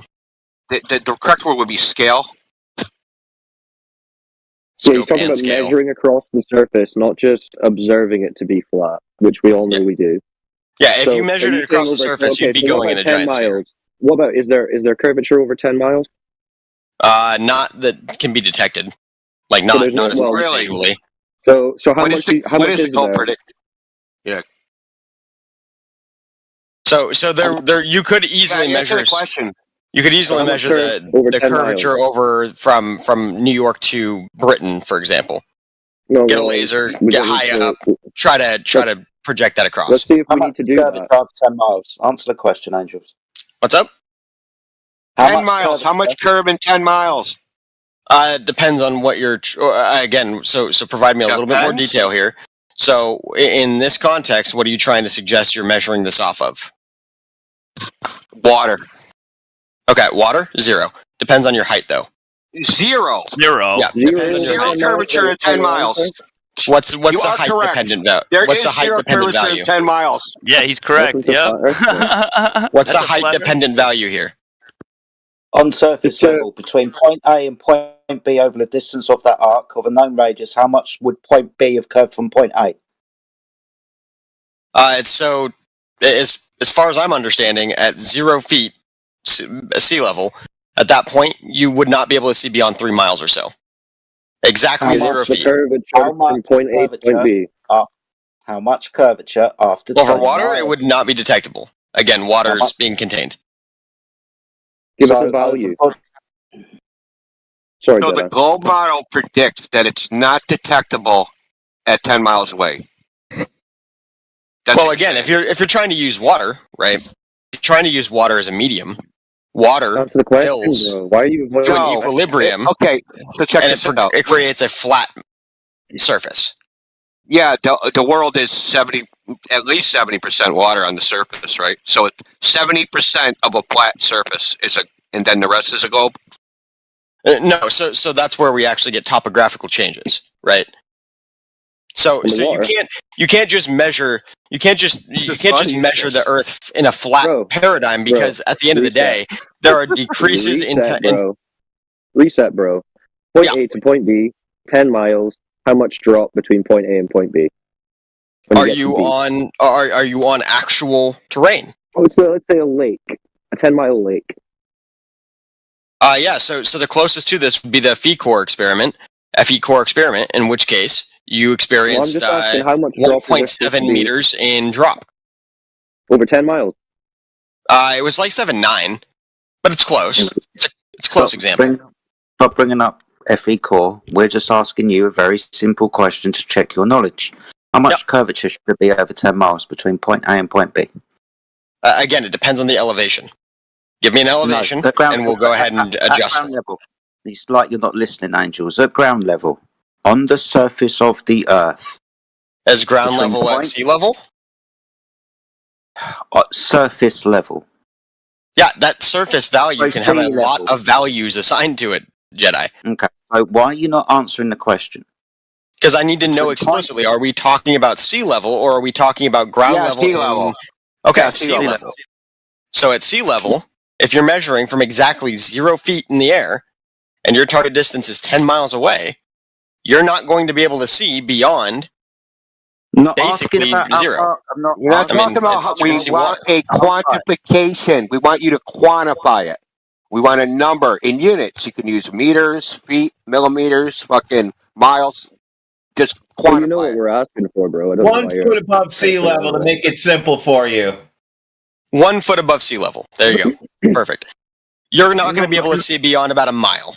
It's a little over a mile. We're not asking what you can see. We're not asking what you can see. We're asking what the drop is due to curvature, in feet or meters or fucking millimeters. I don't know. Topography underwater matters too. You don't know. It's 66 feet. No, because again, the Earth isn't uniform. It's 66 feet. It's 66 feet. Can't be. The Earth isn't uniform like that. It doesn't work that way. Okay. It doesn't work that Even way. if you take the oblate spheroid, the difference between the polar or equatorial radius is something like 0.01%. Okay, so if you use 8 inches per mile squared, it's either 3.98 or 3.9 or 8 point or 7.97 or 7.98 per mile squared. Okay? Again, though, we're trying to measure this in a hypothetical. No, we want to go prediction. So like if you want a prediction, the Earth should technically curve away from a flat line at 1/16 of an inch over every 100 feet. That would be like the lowest possible. So it's linear. That's the prediction. So it's a slope. No. It's got failed high school math. You just described the slope. I mean, again, that's the prediction of over 100 feet. The Earth is a slope. No, that's an incorrect. You said no, value per. You said value per distance. That's a fucking slope. Yeah, but you're making an extrapolation beyond what I'd said. Very wheelchair friendly. Very wheelchair friendly. I make an extrapolation of what you said. You said no, you didn't. You said drop. You said drop you did not. Per distance. You said drop per distance, right? Over 100 feet, you're expecting a derivation from a flat line of 1/16 of an inch over 100 feet. That is going to wrap around, right? So at a certain point, no, that's the slope. If you continue that line for yes, it absolutely is. But you're referencing only one line. If you take that line and you transmit it across the entirety of the Earth, it's going to slope away from you and then come back. Yes. What are you talking about? Drawing a whole bunch of 100-foot lines? Confident about this shit. Every single time you draw a different line, you're going to have a different reference point. In which case, let's see what you're reading from. Where are you reading from? Let me just pull up Microsoft Paint for you really quick. Jesus Christ! I can't believe I have to do this. Yeah, so you're making a polygon. Hold on. So Let you're me making just a go ahead and polygon of pull a up bunch of Microsoft Paint. No. Please don't. You're making a. You can just explain this in words. Okay, so you're making a polygon of a bunch of straight lines. So you're making a polygon of a bunch of straight lines. That's what you're doing. So here you go. This is literally how easy it is. Just answer any simple fucking question, dude. No matter how simple it is. No, you're not. You're trying to intentionally avoid questions. Okay, here you go. Here's what I'm saying. Go ahead and just pay attention to the visual aid in the side here, right? So, at a certain point, this globe that we live on is going to line up with the exact 90-degree angle of this line if you were to draw one down from it. At both sides, you're going to have a slope. Correct. 1/16 of an inch over 100 feet is what the estimation is. At that point, as you start to go to the right, it's going to slope down and away to another 90-degree angle. But at a certain point, it's going to run parallel to that of the line. Again, you could just draw that line from the very center of your you're making a polygon through the Earth. Fantastic. Well, what's your source with this? There's no sides on a circle. Where are you reading? Where are you getting that formula? I know, but you're using a bunch of straight lines. This is what's used in determining accuracy of lasers, for example. Look, I'm trying to be nice, right? So, you're not letting me finish what I'm saying. Because you won't admit that you're making a polygon. How am I making a polygon? I'm using a circle as a reference point. Because you're using a bunch of straight fucking lines. No, I'm not. You're not. So where's the curved line in this? So again, if you draw a straight line in any direction infinitely from Earth, you're going to have curvature away and curvature back into. Did you just hear yourself? I said you're making a polygon. You said I'm not, and I said you're using a bunch of straight lines. I'm using a singular straight line. Pardon me? I'm using one straight line. And at the end of that straight line, of that straight line, what do you use? Nothing. It's not. It's just a reference. So your one straight line is a circle. No, the one straight line is the line that I'm projecting from that circle. So where are you getting a curve, a ball from? So as you project that straight line infinitely, let's assume you get high enough that there is absolutely no potential obstruction. If you were to take that straight line, you can only measure it up until either parallel, in which case you couldn't see it anymore, so you can't measure it there, right? Or the two 90-degree angles, well, technically three 90-degree angles it's going to create in conjunction to that of the Earth. Damn, bro. Anybody know what this dude is talking about? Yeah, all this because you don't know how much curve is in 10 miles. Okay, I'll go ahead and illustrate even further because you guys are not understanding it. Wait. Hold on. Let's just clarify. Just go ahead and clarify. Are you saying that there is one more circle? Are you saying that there is a red herring anyway? It's not. Are you saying that there's not? Are you saying that there's not 66 feet of curve over 10 miles? If that fits the 1/16 over 100 foot, which I believe it actually does. I believe it actually does. So you're saying So you're saying there's 66 feet of curve over 10 miles. The one that you said was undetectable. Okay, no, there's not 66 foot of curve over 10 miles. I didn't say anything. I'm making lines on a circle with a fucking platform. Do you think there's 66 foot of curve over 10 miles? Yes or no? Generally speaking, yes. Generally speaking. Like, yes. So, that is the way that it works. Why did you say that would be undetectable? Because the way that Earth's topography works, it's not uniform. It is not a uniform Earth. There is topography. You cannot account for that within that mathematical model. That's why we said water. Water also doesn't matter because water is going to create a flat plane because it's contained by that of gravity here on Earth. Holy crap. You said it again, dude. Water in this case is not a good metric to try and determine Earth curvature unless you're using the exact same model I just fucking drew in. So let me get this straight. The water's flat, but the land is curving, and it's a ball. So too is the water. The water's also curving, but it's not a good reference point because it moves. Because it moves. You don't have it. So if you look out beyond the ocean, you don't have a reference point behind the ocean in most cases, like from New York to Europe. You don't have a reference point that's visible. Yeah, you do. I can look across the English Channel and see northwestern Europe. What are you fucking talking about, you idiot? Show me. Go take a picture outside your window of the English Channel. Lad, please post your picture you took. Quite easy. Quite simple, dude. You can go to a body of water. This is why we brought up lakes earlier. That's a secondary reference point, though. How wide is the English Channel? 23 miles. Okay. At that point, from Dover to Calais, if I go to Folkestone, it's 35 miles. You cannot see the very bottom of any of those buildings. I shouldn't be able to see any of them. It's the cliffs of Dover. What the hell are you talking about? That's not to say you shouldn't be able to see any of them. You can see the whole fucking thing. And in actual fact, there should be over 200 foot of curvature between Calais and... No, that's not how that works. That's not how that works.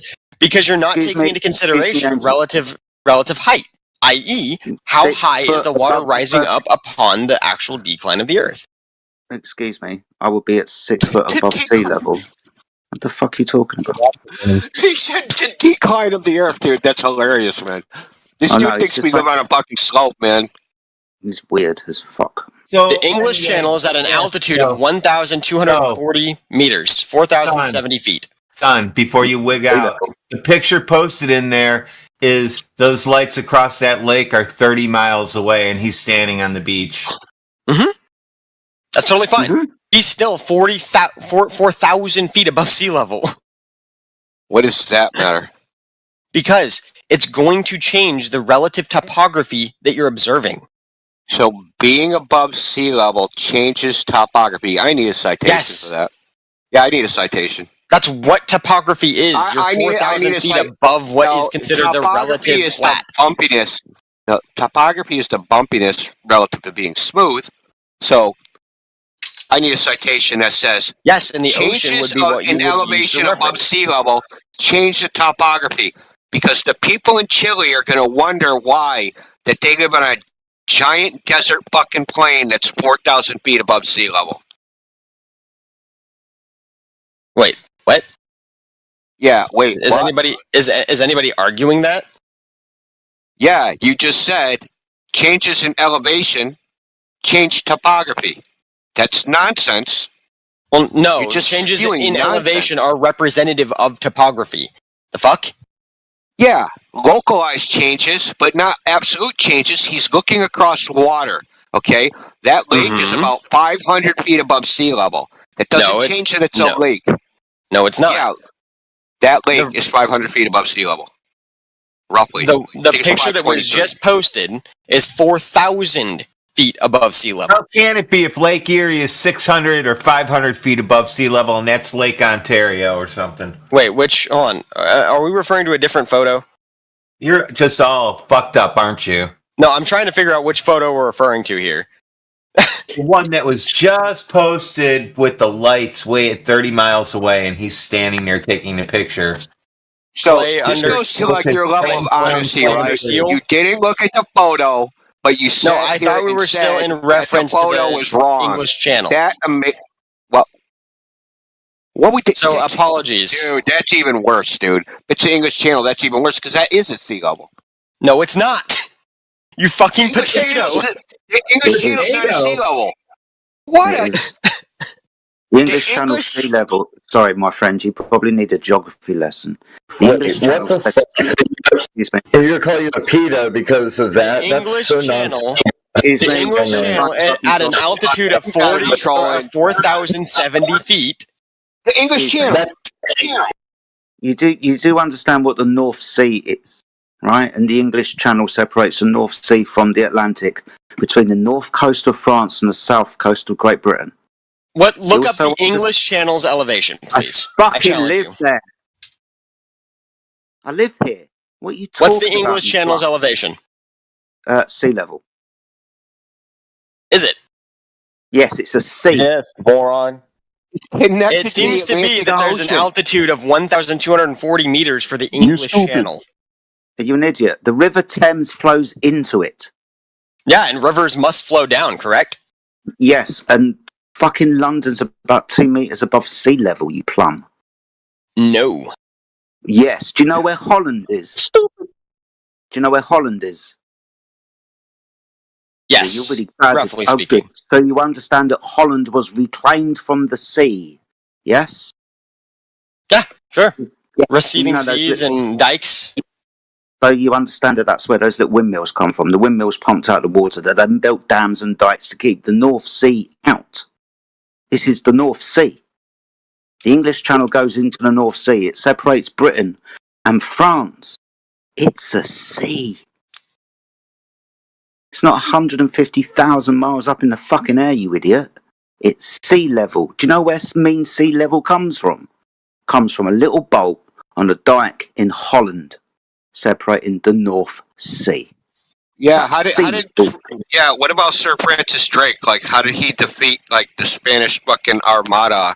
Like, what the fuck? And then Where did you get they the were information that the 4,000 channel was feet so above high sea up? level in Spanish galleons. Hey, check out the diameter he made the ball by adding 4,000 per side to the radius. So radius of 39, he added 4,000. So he has 7959 mile radius ball now when he added that 4,000 feet.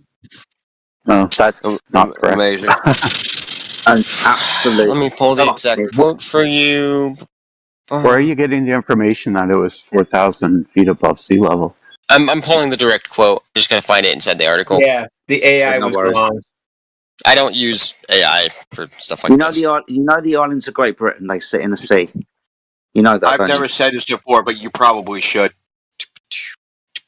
Angels. The Isles of Great Britain. Can they you give sit me a in moment, sea. please? Can you give me a moment, please? No. Yes. I want you to. Yes, I can absolutely have a moment. I'm just gonna go ahead and here. I'll do that. You won't mute me. Does he possibly think Why are oceans we go talking to this? uphill? Seriously. He thinks oceans go uphill. He's a fucking idiot.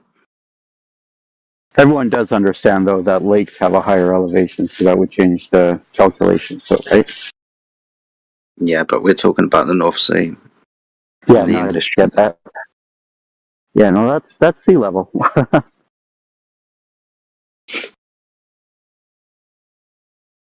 Let's all wait for Angels to come back and not be honest and lie again. I'm just curious where he got the information from.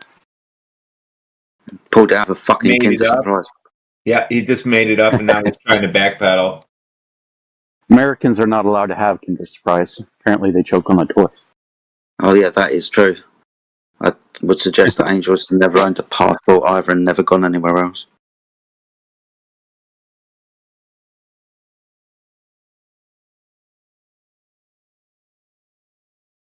But happy Thanksgiving to my American friends. Happy Turkey Day. Like Holland, a lot of New Orleans is under sea level as well. Let's celebrate taking over the land from everybody.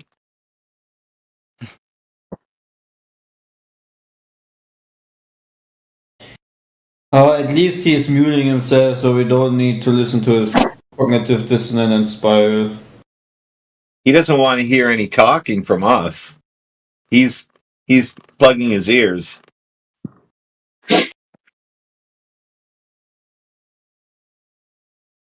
Yeah, let's be happy for once, man. Imagine listening to him spiral. Well, imagine how much easier the channel would have been to make if the channel was 4,000 feet above. Just a straight shot through. Yeah, you just build a little tube into the water there, straight out. You don't even have to do anything. You just straight and straight through. Look at mountain.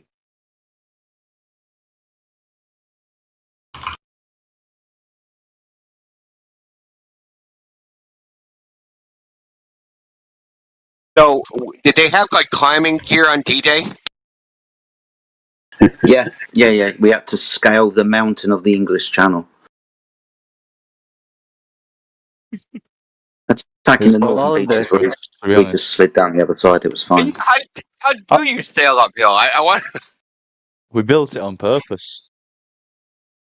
Well, all of the planes, when they were, dropping the paratroopers, the paratroopers were just jumping out of the plane right onto the land. So Hey, Come out with water skis. Surfed it down. Jedi. Surfed the hump. Jedi, don't tell this globe about the technology that Germans have used with beacons of a radar to get these unmanned bombs to London. Don't tell him about this. That there was a straight line of radar signal possible by the Germans. I'm not going to tell him anything until he apologises or concedes that he was incorrect. Oh, you will never concede. He's a special one.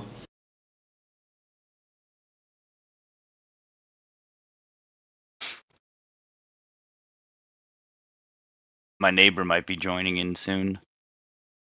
I was That's smoking cool. outside with him and was like, yo, just listen to what I listen to. Check it out. And started flat smacking him. He's like, wow, this is interesting. There we go.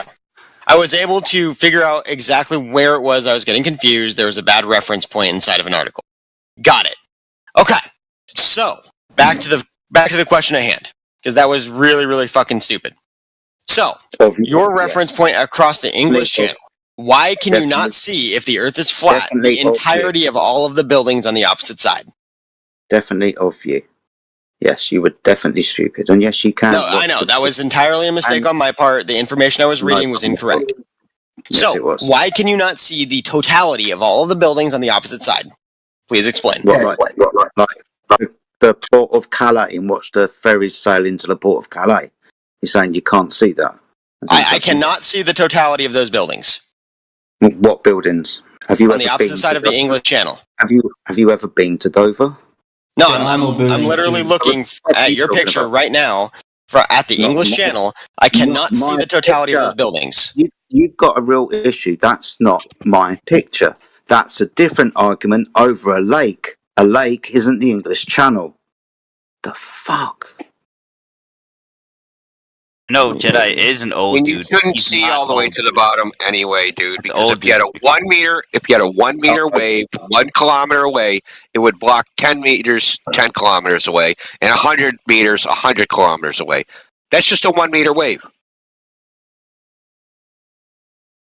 Dover from Calais? Yeah. Anywhere. No, I'm just trying. I'm going through the photos on the right hand side here. Don't you have to, for that 1 meter, 10 meter, doesn't the photo have to be taken from the ground though? 1.2 times the square root of the observer's height in feet. Yep. And in which case, the Earth actually blocks off most of the actual curvature in terms of the physical Earth curve. The physical Earth curve. What? Yes. So what you're looking for here is horizon reference points. You need to be able to see past the horizon, and the only way to do that would be to increase the FOV, and in which case, or well, technically decrease and focus on a central point. At that point, though, regardless, you're changing the perspective of the horizon because you're literally able to see farther with higher magnitude optics.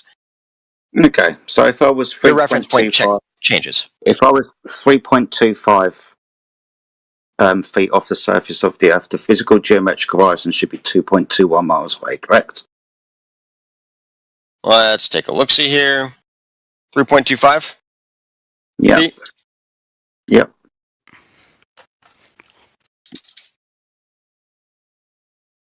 Yeah, 2.2. That should be the rough point, in which case things start to fade away. So you see the image that I posted of the bottom of 6 wind turbines. Yep. The wind turbines are at known distances from the observer. The one on the left-hand side is at 8.4 miles away. The one on the right-hand side is at 11.2 miles away. In reference to the distance markers, where's the horizon? Is it in front of it or is it behind it? You're seeing the first one at 8.4 miles the most. The one at the farthest you're seeing less of. You can literally tell based on the black marks. I'm asking you where the horizon is in reference to the distance markers. Where's the horizon? Is it in front of them? Is it between them? Or is it beyond them? It's in front of them. You're not seeing the full. You're not seeing the full picture in any of those cases. I'm not seeing the full picture. I'm seeing the horizon beyond. I'm seeing the horizon clearly a fraction. beyond. Yes, you're seeing refraction, but at the end of the day, that's creating excuse me, can I finish a statement? No, can I finish a statement? I'm not. You are. This is I'm literally not. This is why where you flat earthers, you cannot follow a copacetic point. So you're seeing a portion of each of those windmills, a portion of the bottom. You're seeing a portion of it, but you can visibly see as at even half a mile or just shy of half a mile in discrepancy distance, you can visibly see the black markers at the bottom of these otherwise yellow posts fading away. That's showing. You fucking idiot. Yeah, it's smaller with distance. You said earlier, sorry, Turquoise, you said earlier, I can't see the bottom of fucking the White Cliffs of Dover because the physical Earth curve was in the way. No, that's not what I'm saying at all. What you said earlier. It's very gradual. This isn't something that's going to immediately occur. It's not going to just drop off, especially over water. Specifically, and you said, yes, Earth curvature. Paraphrasing physical. That's why Well, if you're paraphrasing me, that's not what I said, right? Okay, why can't I see the bottom of the White Cliffs of Dover then? Tell me again. So show me a photo. Let's examine it. We did earlier. You've already looked at it. Would you mind tagging me in the photo? No. Scroll up. Is it Dover from Calais? My goodness me, what the fuck do you think we've been talking about for the last 15 minutes? Are you just using this as a tactic so you've got time to think? No, not at all. Right then, so you said that I can't see the bottom of the White Cliffs of Dover because the Earth curve is in the way. I then give you this observation where the horizon is obviously well beyond its geometric limits. And the White Cliffs of Dover will rise above that of the water level, creating a part of the image that you're expecting to see. A part of it. Again, you have this weird construction that the Earth curvature is going to drop off exponentially when there is no evidence to suggest that, nor have I ever made that claim. You're using your own math as a placeholder here. The water is the ocean level is the best metric to try and determine what relative Earth curvature is going to be. At that point, anytime you have a differentiation in topography from sea level, from 0 feet above sea level, you are going to change these numbers. It does not matter where. If it's 1 foot above sea level, you are changing how far away you can see an object. If that object on the opposite side is 1 foot above sea level, it is technically going to be capable of being viewed from a different distance other than its original from sea level. If you're looking at an object from at 10 miles above sea level... I don't care, now this is just turning into word salad. No, it's not. I'm speaking completely logically right now. Go ahead and steelman what I just said, if you would, please. No, I want to answer this question. Where should the horizon be for a 3.25 observer? How high is the object above sea level? No, we're talking about where should the horizon be. Again, how high is said object above sea level? And that'll give us a reference.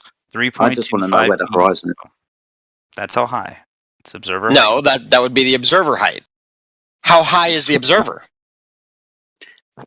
We've just told you how high is the observer. I've just told you that 5 times. Bro. The camera's the observer. Okay, so let's say hypothetically it's at 5.5 feet. Just the average height of a human being. 3.25 feet. No, 3.25. 3.25 feet. Fine. Okay. Yeah, we agreed this earlier. What? And you gave me the answer. You're going to have a flat. Angel, why are you talking? Why are you talking? Because I'm answering your question at this point. I haven't answered it. I haven't asked it yet. You fucking idiot. You answered this question. You answered this question earlier. You said yes, it should be at 2.21 miles. But as soon as I bring you an observation from this observer height, where the horizon isn't at 2.21 miles and is clearly beyond the wind turbines at a safe estimation of 12 miles, you scream refraction, making the horizon non-physical.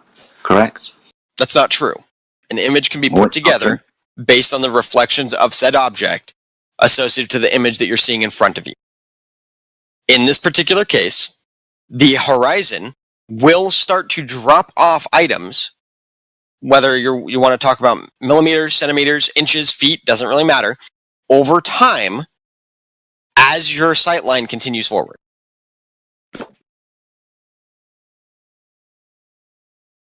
That's why those the black measurable surface that we can visibly see on said windmills gets smaller. You do That's understand why it happens. You do understand that there's a distance between about 3 to 4 miles between the platforms, right? You do understand that things get smaller with distance, correct? You do Yes, understand of course that. they get smaller, at least with reference to that one point of reference. Good, so they're getting further away. That doesn't make their physical dimensions change. Even your famed black swan photo doesn't change the dimensions of the actual oil wells. I don't know what he's talking about. He's just word salading. What? It doesn't physically make the objects any smaller. It's your observation point, your reference point. Exactly. What are you talking? That's what he's been talking about for 15 Dude, minutes. he doesn't even know what he's talking about. He just asks the guy, what is the observer's height? And then you say what the observer height is. And then he says, yeah, but at what height is the observer? I mean, you can't make this up, dude. So look at actually, Doctor just posted a fantastic video to try and prove what it is that I'm talking about. It's very easily seen. As your reference point changes, i.e. zoom, you can see more and more of an object because your reference point is changing. The reference point at that zoomed level is not the same as it would be if you were just looking at it from your eyes. It's not. However, because that reference point's changing, it's not giving you a clear picture as to what is actually in front of you. Dude, what are you talking about? None of that means anything with reference to this argument, though. Look at this is quite literally. If I'm not mistaken, this is actually the photo of what was shown. It's the video. No. So I assume you're talking about the black swan, right? So it's not even an argument that I No. We're beyond that. There's a video in which case there's a large scale zooming effect, in which case. Oh, okay, I just thought I'd post it. I mean, I thought I'd pause it for just a second there to just note that this is some of the rhetoric that's coming out, absolute buffoonery from the globe. And I'll continue. Comments? Suggestions? What a bunch of idiocy. I never heard such cockamamie nonsense. Indio was there for part of that conversation.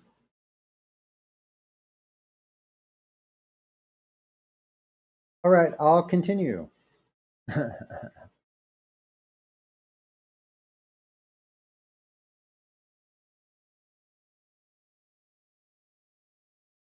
That zoom changes the perspective of the individual. Shush. Crypto, it's the one with 6 wind turbines. I know you're not looking at it, but that's the one that's in reference in the moment. And the video that's associated with it, where the horizon is clear. Right? Sorry? The argument's the same, though. Yeah, exactly the same thing. But I just wanted to at least know what picture we're talking about. Yeah, fair play. So, I mean, look, man, the point is that you're essentially making the argument that the horizon refracts and the objects don't. No, so those objects disappear from the initial base perspective, right? From the initial reference point, those objects disappear. You cannot see them. What would you expect on a flat surface? I would be able to see the entirety of the objects at effectively any distance.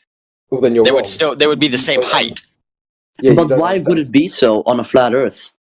Like, why wouldn't you be able to? Why would you not see the? Haha, fascist joke. No. I'm actually siding with Angel. King Harambe, King Harambe, you have a world-class username. That's what I was laughing at. So I'm actually siding with Angel. Well, I mean, that's a mistake, but I can give you the answer that you seek. I would say that Angels isn't a guy you want to... If he's on your side, you should probably rethink your side. But regardless, why... So, okay, here's a question. I think this is where you guys are getting this wrong. You're just... Why would it blur? So...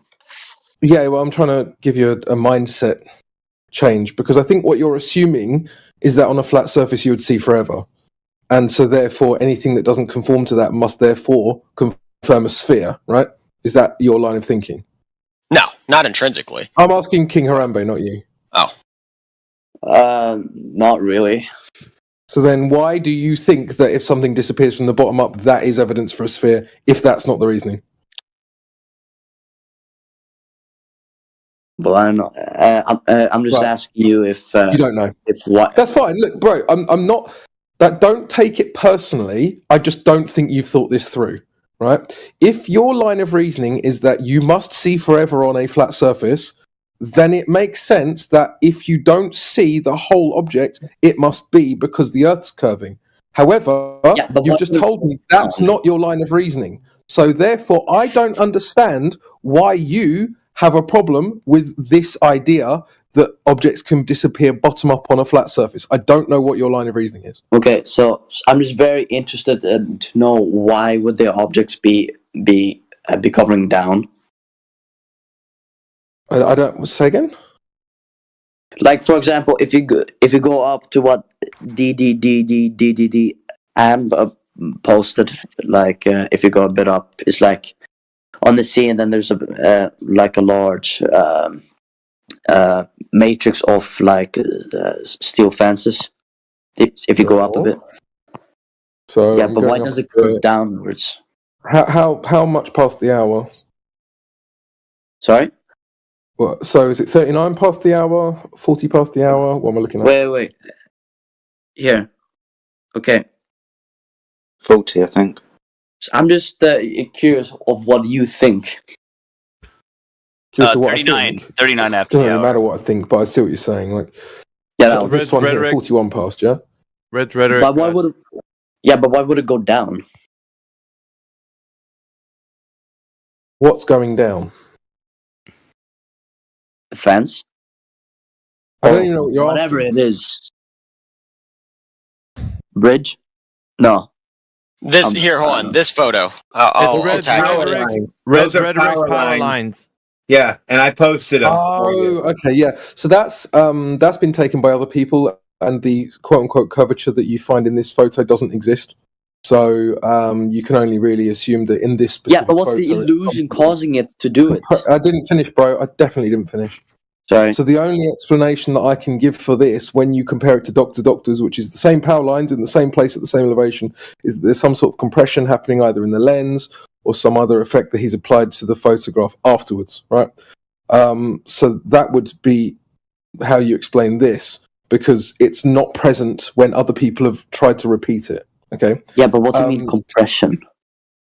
Well, compression of the photo, compression of the lens. It could be done either physically or through, dude. Do you know what compression is? Something of oppression. Press. Right. Okay. So compression would create distortion in the image, right? Like if there's anyone that is, if you shake your camera, it might be a bit distorted. Like you mean like that? No, convergence of an image from one file size to another is typically the best example of compression. Well, that's a different type of compression. Yeah, that could also affect it. The point is that this hasn't been reproduced. What he captured hasn't been reproduced. So some fuckery has taken place. The end. When it comes to why would things disappear bottom up on a flat surface? Do you want the answer, or do you want to just talk over me? Cool. So why would things disappear bottom up on a... Are you okay, dude? Do you want me to continue, or do you want to say something? Sorry if I'm making any sounds. I'm just, looking over some pictures. We have 35 milliliter. Is like this. Wait, let me just post it. Like this. Is it like this type of compression? Possibly, but I mean, there's lots you of have to be different types of identified compression. what type of compression it would be. It's just an inferior mirage. That's all it is. Yeah, dude, I don't know exactly what he did in order to fake that curve. But when people have gone back to that place at that point, the curve isn't there. In addition, you shouldn't see curve according to that model, at that height anyway. So we know that not only did he fake it, but it's impossible for the curve to be like that from that location. Okay. Where is that picture taken from to begin with? It's Lake Pontchartrain. I don't know. Yeah, just real quick. Sorry. Real quick, just look at the image I put in the text. It's an inferior mirage. This effect happens over distance when the surface of the water or the ground is heated, and then the air above it gives that distortion. Can you please watch what I just posted at 48 minutes past the hour? For God's sakes, you're driving me nuts. Look at what's happening. Look at what's happening to the railing on the side as the camera angle lowers down to the ground. Can you please look at the railing? And Yeah, look at the image as red rhetoric image. Look at what the power lines are doing, and look at the side of the railing. Yeah, that's it. One and done. We're done. That's it. That's what's happening. Inferior mirage. That is the answer. That's all that's happening. Okay. Cool. Yeah, exactly, and that's a really good direct answer to what I was saying. But what I was trying to address with these guys with the actual mindset, like if your mindset is that this effect can only happen on a curved surface, then you're thinking about the problem wrong, and so you're always going to come back to therefore the Earth is a ball, right? But if you actually understand what's going on, not only with the faked evidence that Red's rhetoric provided, but also just in a general sense about how these photos and videos are taken, then you understand that this is perfectly possible on a flat surface or on a ball, and making one or two observations doesn't really prove a ball. Okay, good. Yeah. I was just curious of what you guys think. I'm just, going around asking what people think. Well, I'm trying to address it at the most basic level I can, because there's a lot more. There's a lot more to this, right? But it's like if you're already in the mindset that anything disappearing from the bottom up proves a ball, then we can't really have a discussion. I'm not really claiming that. I'm just asking you guys. Yeah, no, I know. But it's some people just reassert that over and over again, and it just becomes really dull. Because then you can't actually get in. Then you can't really get into the meat of the discussion. You're just talking about, if it disappears bottom up, it's a ball, right? And then you keep going back to that incorrect assertion. And I just wanted to get rid of that before we actually talked about stuff that mattered. Yeah. What of that particular photo? I just tagged Effie in it. Oh, that one. Which one? Yeah, the one of the that skyscraper in Sweden. What of that? Yeah, what about that? Yeah, what about it? If there's a photo taken, the turning torso, kind of an interesting building too. If your photo is taken here, 28 kilometers away over the water line, where's the rest of the building? It's still a zoomed photo, so this is more than you could actually see just from standing on the other surface. Temperature of the water and the temperature of the air that day. Yeah, Harambe, do you remember when I said... Good question. I mean, kind of irrelevant, but good question. No, it's not. Harambe, it's going to have... Well, what I mean to say is it's going to have an effect on the photo itself, of course. But again... It's not irrelevant, so... Cool. Yeah. So Harambe, just wanted to talk to you about this. Do you remember when I said, not even 30 seconds ago, if you make the assertion that a building missing any of the bottom part must therefore be a curve is wrong? And have you noticed how Angels has literally just done that? And that's why I addressed it. Well, no, there's very clearly, right? Whenever you take a photo away from something, only the tallest portions of that object are going to be visible. Yeah, exactly. That's the reason I've just been addressing that you've just completely avoided. It's like, I'm not saying that it's, but here's the problem: is I'm not saying that it's a static. That for example, these objects just shouldn't appear. I'm not saying that. It's pretty wild, actually. Yeah, but you don't understand angular resolution. I think that I just warned. Yeah, one sec.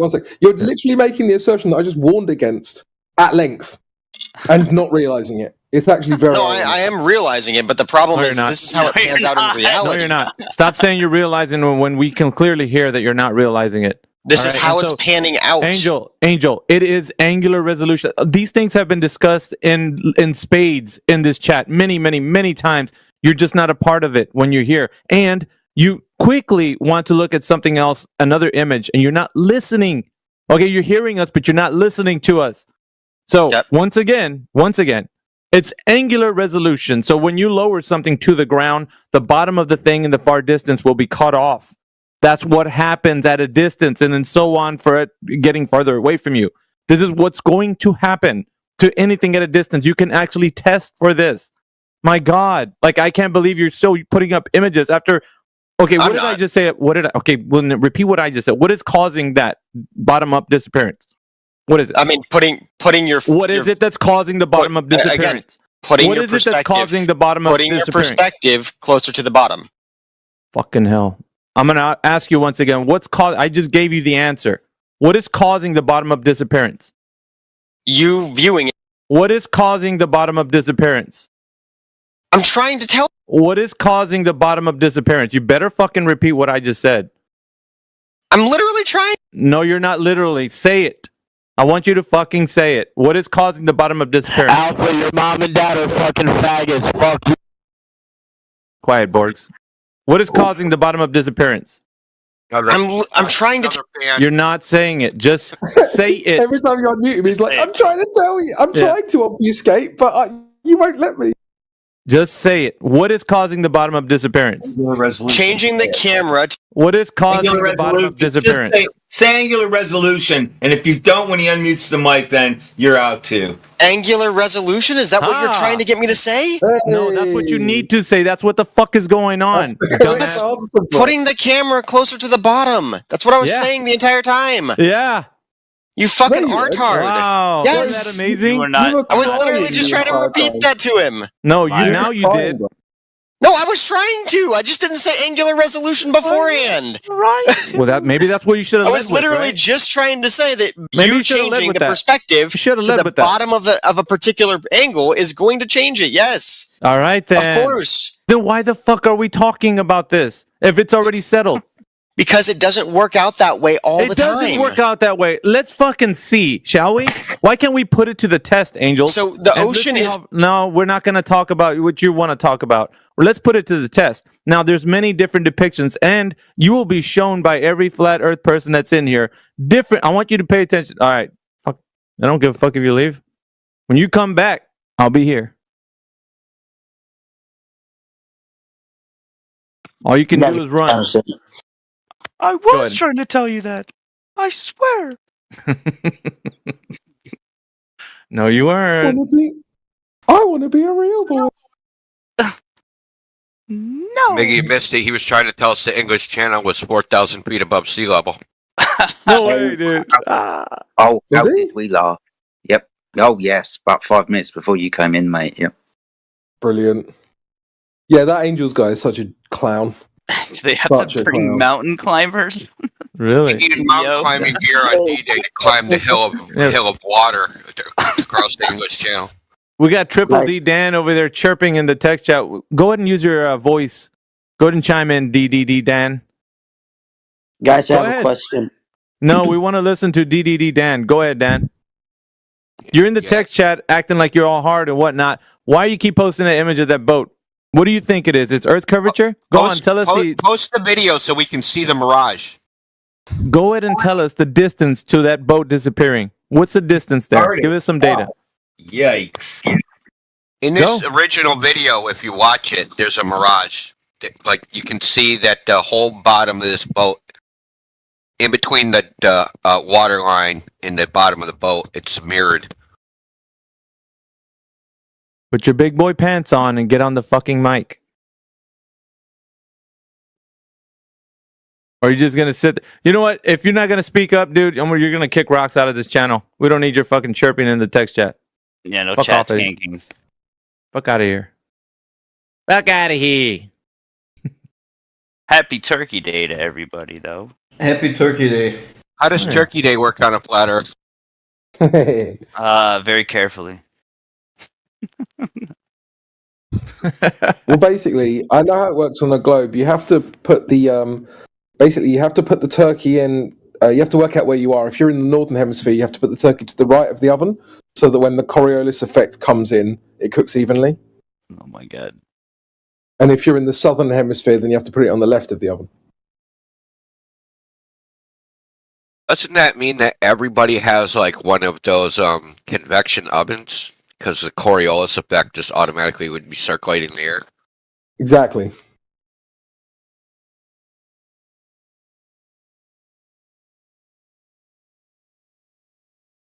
Well, I guess I got ripped off when I bought one.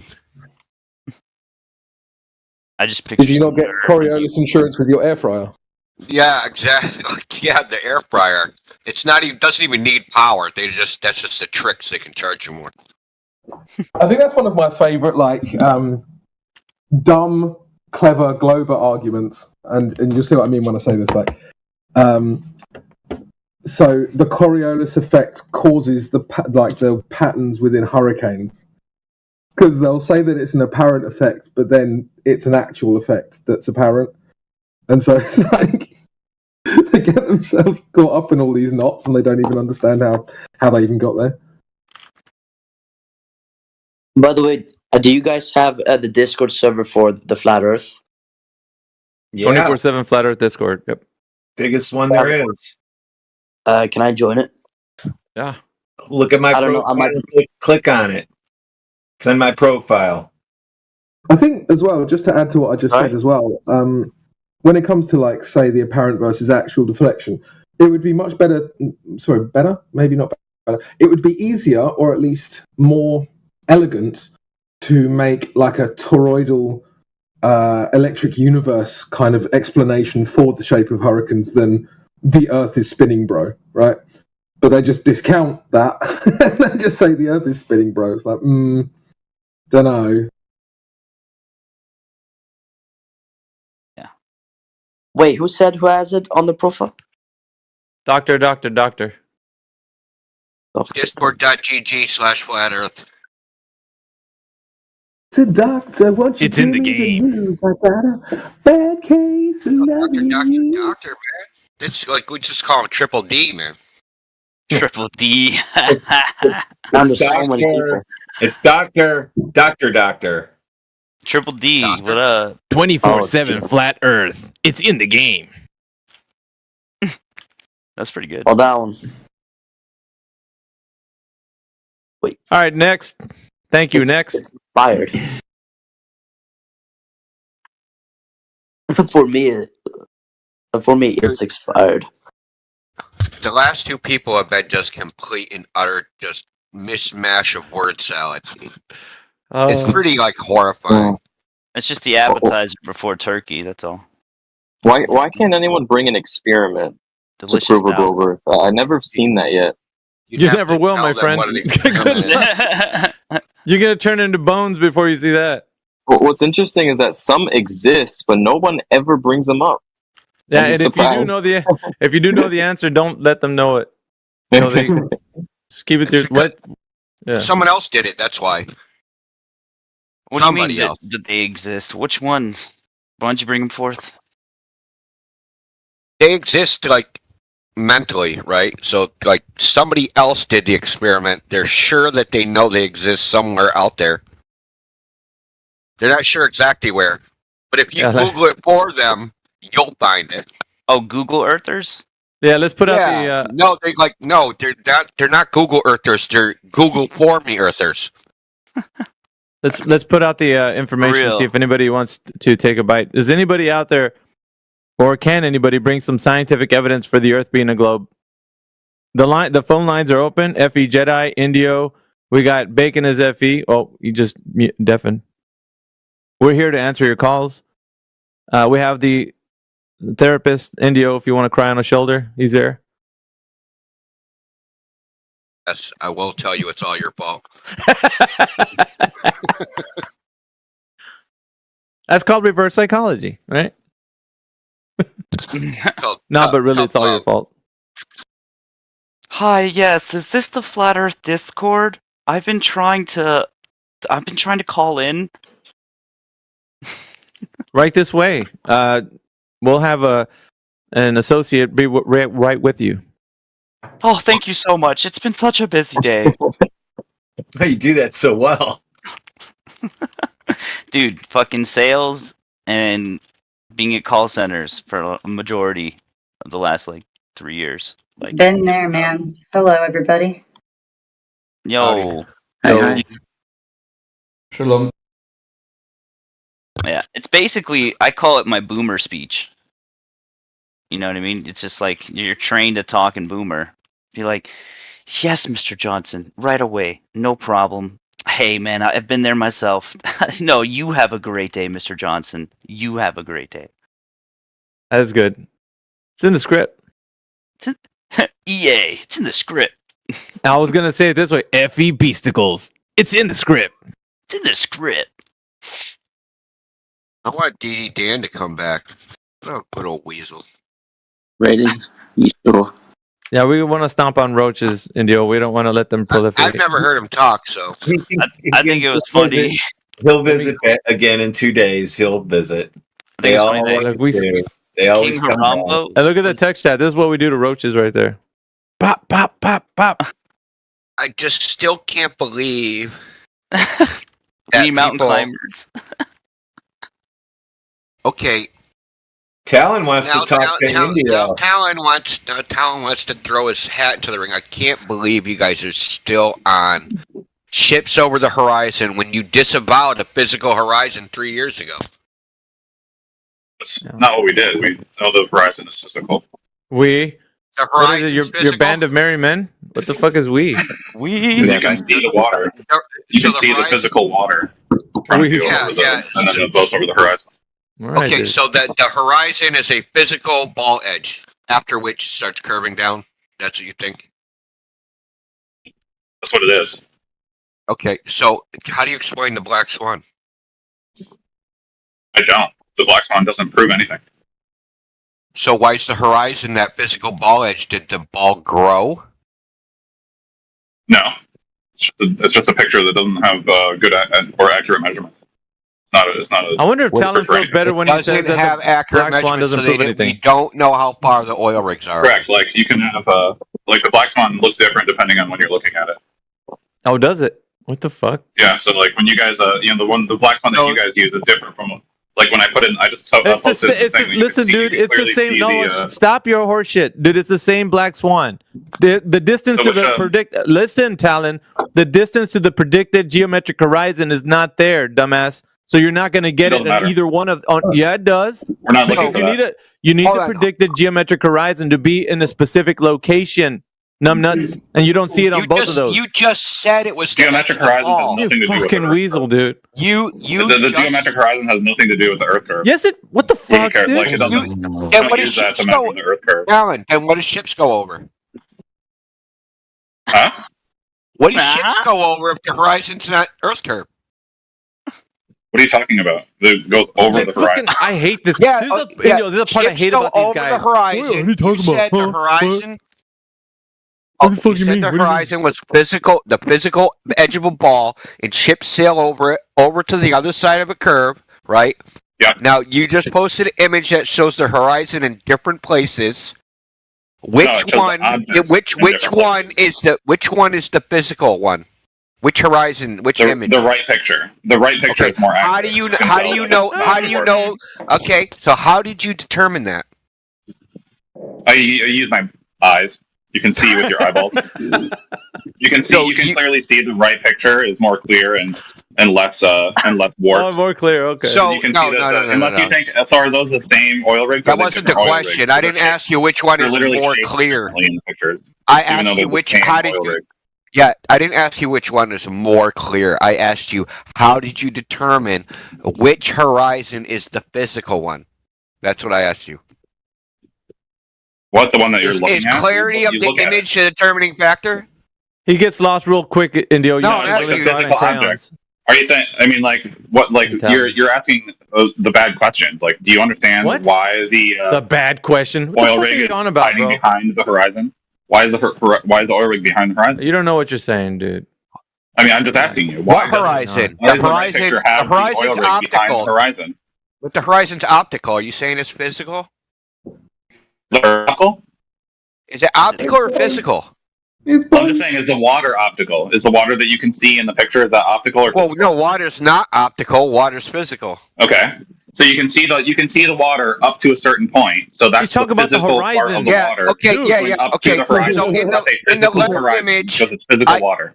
Okay, yeah, great. So in the left image, I can see the water to a certain point, and that point is past the oil rigs. Is that not physical? Is that not physical? I mean, like the thing that is creating the weird different horizons is physical, but the actual illusion of multiple horizons, like you can obviously see on the right picture, it's a very clear Okay, so now you just admitted the horizon straight line, and then on the left side, well, yeah, because I mean, you can look at the oil rigs. You can see the oil rigs are all warped on the so it's left not picture. physical. On the right picture, the water is. You can see that the light is coming more clear to the oil rigs, and you can see how the oil rigs are actually shaped. So unless you think the oil rigs get taller and wider, like they are in the left picture, but then they get squished down in the right picture, like I don't know what to tell you, man. You got to just understand how light works better. You gotta just understand. So I just posted another image. Is this horizon physical, or are you gonna make up some bullshit? Right. So, like, what creates a horizon? The edge of the Earth, right? No. So just because something that's really far away, you can't see it clearly. I mean, just because the horizon is blurry doesn't mean it's not physical. That's not the argument, bro. That's what you guys are trying to say. You're saying that the horizon can be in different places just because you're using a blurry horizon to try to determine where it physically is, when a physical horizon is creating a blurry line that appears to go in different ways. I mean, there's optical illusions on certain horizons of water where boats can just float in the air, right? So like you can't really the horizon, but regardless of whether you can cross the edge, doesn't make it physical or not. Just stop talking for a sec, Talon, because you're talking yourself in circles. I'm sorry, I'm just just talking yourself in circles. The problem is that you don't understand the argument. That's why you're having problems with this, because What is your argument? No, because our argument is a response to your globe position, not necessarily you, but the globe position generally, which is that the horizon is physical Earth curve, right? So then when we say, here's the physical Earth curve, way further than it should be, you guys then come back from your own claim and then say, oh, that's optical. Well, then it's not physical Earth curve that you're seeing. It's optical, which was our position to start with. So you reject our position. Well, no, that is objectively true. You reject our position. Because again, you're picking the blurrier picture. I'm still talking. Haven't stopped. Right. So you start from the position that we are incorrect, and then when we present you evidence, you then actually retreat to our position, which is that the horizon isn't physical and it's optical. Do you understand that that's what you're doing? No, that is not what I'm doing. It is, though. That's what you're doing. Again, we're going to go back to the two pictures. So you can see on the right picture there's only one horizon, but on the left picture it's very blurry. Like there's a lot of different colored water, and so all that is. So regardless of whether or not that blurry gray line that you want to call a horizon is a physical or optical horizon, doesn't fucking matter because we're not using that horizon. We're not using that to determine the curve. We know that it's curved, and you can see the more clear picture. Use the clear picture, the more defined picture that shows the clear oil rig, not warped and shadowy like the left one, and you use a clear picture where you can see a single solid horizon, and you can see that the oil rig is over that hill. So that is what produces the curve. You can just because you're pointing at a blurry optical illusion of a blurry horizon doesn't prove anything. So try again. Cool. So then you are still retreating to our original position of the horizon is optical, which you just denied doing. So well done. So just because it's optical doesn't make it not physical. That's a completely useless point. So did you want to actually try to make a real point, or are you just going to keep? Then you don't understand the argument, do you? No, I do understand, but like I said, you don't understand your argument. You don't understand your argument very well, but you don't. So what does it prove? Right? What are you proving? What am I proving? I'm trying to deal with the argument first of all, right? So the argument that the horizon is physical Earth curve, we then present quote unquote physical Earth curve that doesn't conform to the dimensions that you need it to. You then retreat to our position of optical horizon. No. I'm using the clear picture. You are not. You were trying to use a blurry picture. So I'm not using your picture. I'm using the picture that's more clear to determine a physical horizon going over the thing. Because like the sailboat picture, you can see in the sailboat picture, there's no blurry horizon. It's very clear, straight, watery line. And so it's much more accurate to use a clearer picture than a blurry picture and then point at the blurry part and say that it disproves the more clear picture, which doesn't have all the stuff. How come the right picture doesn't have all that weird all those weird second, 2, and 3 horizons. Why is that? What's funny is that all of this detail that you're providing backs up my point and eviscerates your point. Because you are saying, no, you're going to let me finish because I let you finish. No, because you're not even addressing. You're going to let me finish because I let you finish. Now, the problem you have is that if the horizon is moving, then you can only have one of two explanations for that. One, that the Earth is physically moving. Two, that there's an optical phenomena affecting the horizon. If you think it's one, you're stupid. If you think it's two, then you admit that the horizon is optical and not physical Earth curve. Which is it?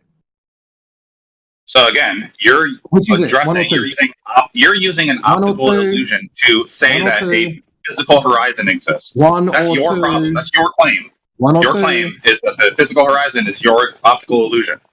No, we don't care about physical Earth curve because we don't think it's there. That was your. Well, that's a problem when there's pictures in front of you that show it. So it's kind of like your problem again. I know it's hard. You're just affirming the consequent at that point. We're trying to actually talk about the arguments, right? Now, your argument was that the horizon is physical Earth curve, and so when the horizon changes from day to day, you have an issue because either the Earth has physically changed size, which would be stupid, or there's an optical effect happening, which means you agree with us. So are you stupid or do you agree with us? There's your options. No. I'm saying there's an optical illusion in the left picture, the one that you're trying to use to disprove my point. I don't agree with you because you're not even understanding what my argument is. No, I do. I very much understand. So is water physical? I know the chronology of this argument. Right, okay, you're going to just stop talking through me. I know the chronology of this argument. Everyone in this room knows the chronology of this argument. The issue is that you guys have actually regressed to one of two positions. Either the Earth is physically changing size on a daily basis, or there's optical effect happening to the horizon. You can't have another position. This is a true dichotomy. If you think it's two, that's fine, then you agree with us. If you think it's one, then you are stupid. Which one? See, that's called a Hobson's choice. You're trying to force me to pick from two choices. No, it's a true dichotomy. Those are not the only choices. I'm still talking. You're talking over me. And so, secondly, I'm going to again reiterate my actual point. And that is that a physical horizon can have optical illusions on it, whether or not you see optical illusions on the physical horizon doesn't determine whether or not the horizon is physical, which it objectively is. You're just saying that. That's just an assertion, but there's no way you just agreed that the water in the fucking picture is physical. That creates a horizon. How do you have a horizon without water? Numbnuts. Everyone knows that water is physical, but what we're trying to establish is whether that line that you see is because of physical Earth curve, which isn't actually confirmed by that. Because the horizon changes every single day, as you admitted, which means that we know that there's optical effects and therefore isn't the physical leading edge of a sphere. You don't get that. That's fine. Everyone else with a brain cell does get it. We can move on. When you look at a blurry picture, there are no optical illusions in the more accurate picture. So you see, you're not even like addressing the fact that there's no optical illusions in the right picture. You're missing that point completely. You're just going right over it like it's not even there. You want to argue with something that's not there. Optics are involved in every single photo that you see. Please don't. And so why is there a straight line on the right picture? So why is the right picture so clear and accurate? There are photos that you see that don't horizon. Bro, you're going to ask a question and then just talk over my answer? Don't do that. You know that optics are involved in every single photo you see, correct? Yeah. My point. So then, why are you trying to assign optics to some photos and not to others? I am assigning optics to both photos. It's just that one photo is blurry, and so it creates optical illusions, which is what you were trying to use to say that a physical horizon, which is actually an optical illusion in a blurry picture, is the physical horizon. So you're wrong. I'm not, because I'm using the different picture that doesn't have optical illusions in it. It has a clear view of the physical horizon, which then shows the oil rigs and the sailboats going over the curve. So that's it. You're done. You got fucked. Unlucky. You just literally fucked yourself up the arse with that argument, because the problem is that you've got well, you did. So you've got two different photos there, right? Both of them don't actually conform to your Earth curve that you claim anyway. You understand that, right? And the issue is that they're not the same curve either. Because if you were to calculate the one on the right-hand side, it wouldn't conform to your radius that you need anyway, and the one on the left-hand side also doesn't. And because they're different, you know that optics are involved. Otherwise, you would have to think. Otherwise, you would have to believe that the Earth physically changed size between those 2 days, right? So you don't have the physical leading edge of a sphere evidence in any of these photos. Therefore, it must be optical. Therefore, you have to agree with us, or you're stupid. It really is that simple. Okay, so which in those two pictures, which picture shows the more accurate and clear view of an oil rig? We're talking about the right ones or horizon, the right? right? We're talking about I'm talking the about the horizon, oil rig right? now. Hey, come on now, No, stay on topic. We're talking about the oil rig. No, I don't care about the curvature of oil rigs. Weird. We're talking about the horizon. So let's wait a minute. So again, we're talking about optical illusions there, dude. So if you want to just actually address what I'm talking about. So you agree it's optical, so you can't tell? So are you saying that you can't tell which of those pictures is the more accurate picture of the oil rig? Which one do you think it is, left or right? You agree it's optical then? Please answer. You agree it's optical? Which one is more optically? Which one has a higher optical resolution, and which one is blurrier? Is it the left one or the right? So you agree the horizon's optical? I'm asking you a direct question. Which one of those pictures is more clear? Do you know? Oh yeah, I think that both of those horizons are optical. Yeah. Okay, so do you see that so you're saying that in the left picture, even though these are supposedly identical pictures, the left picture with the black shadowy oil rig, which is clearly like taller. If you superimpose the oil rig from the left picture onto the right picture, do you think that they would match exactly? They're not. No, you just made that assertion that those pictures are the same. They're not the same. What are you talking about? They're the same oil rigs. They're just taken at different times. The right one is taken when it's a more clear view of the horizon. So you're getting a more accurate identifier, a verification of the Earth chart, because you can clearly see that the rig is over the horizon.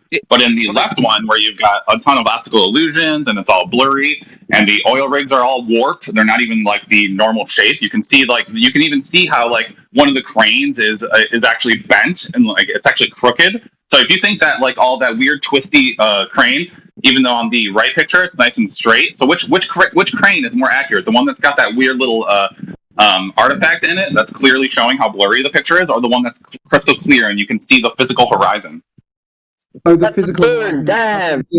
The physical horizon that doesn't exist because they're both optical, which is our point in the first. Well, I mean, water is physical, right? Is water physical? I mean, you're really saying stupid. Saying that the horizon isn't physical is just retarded because you can see the fucking water, dude. Water's physical, bro.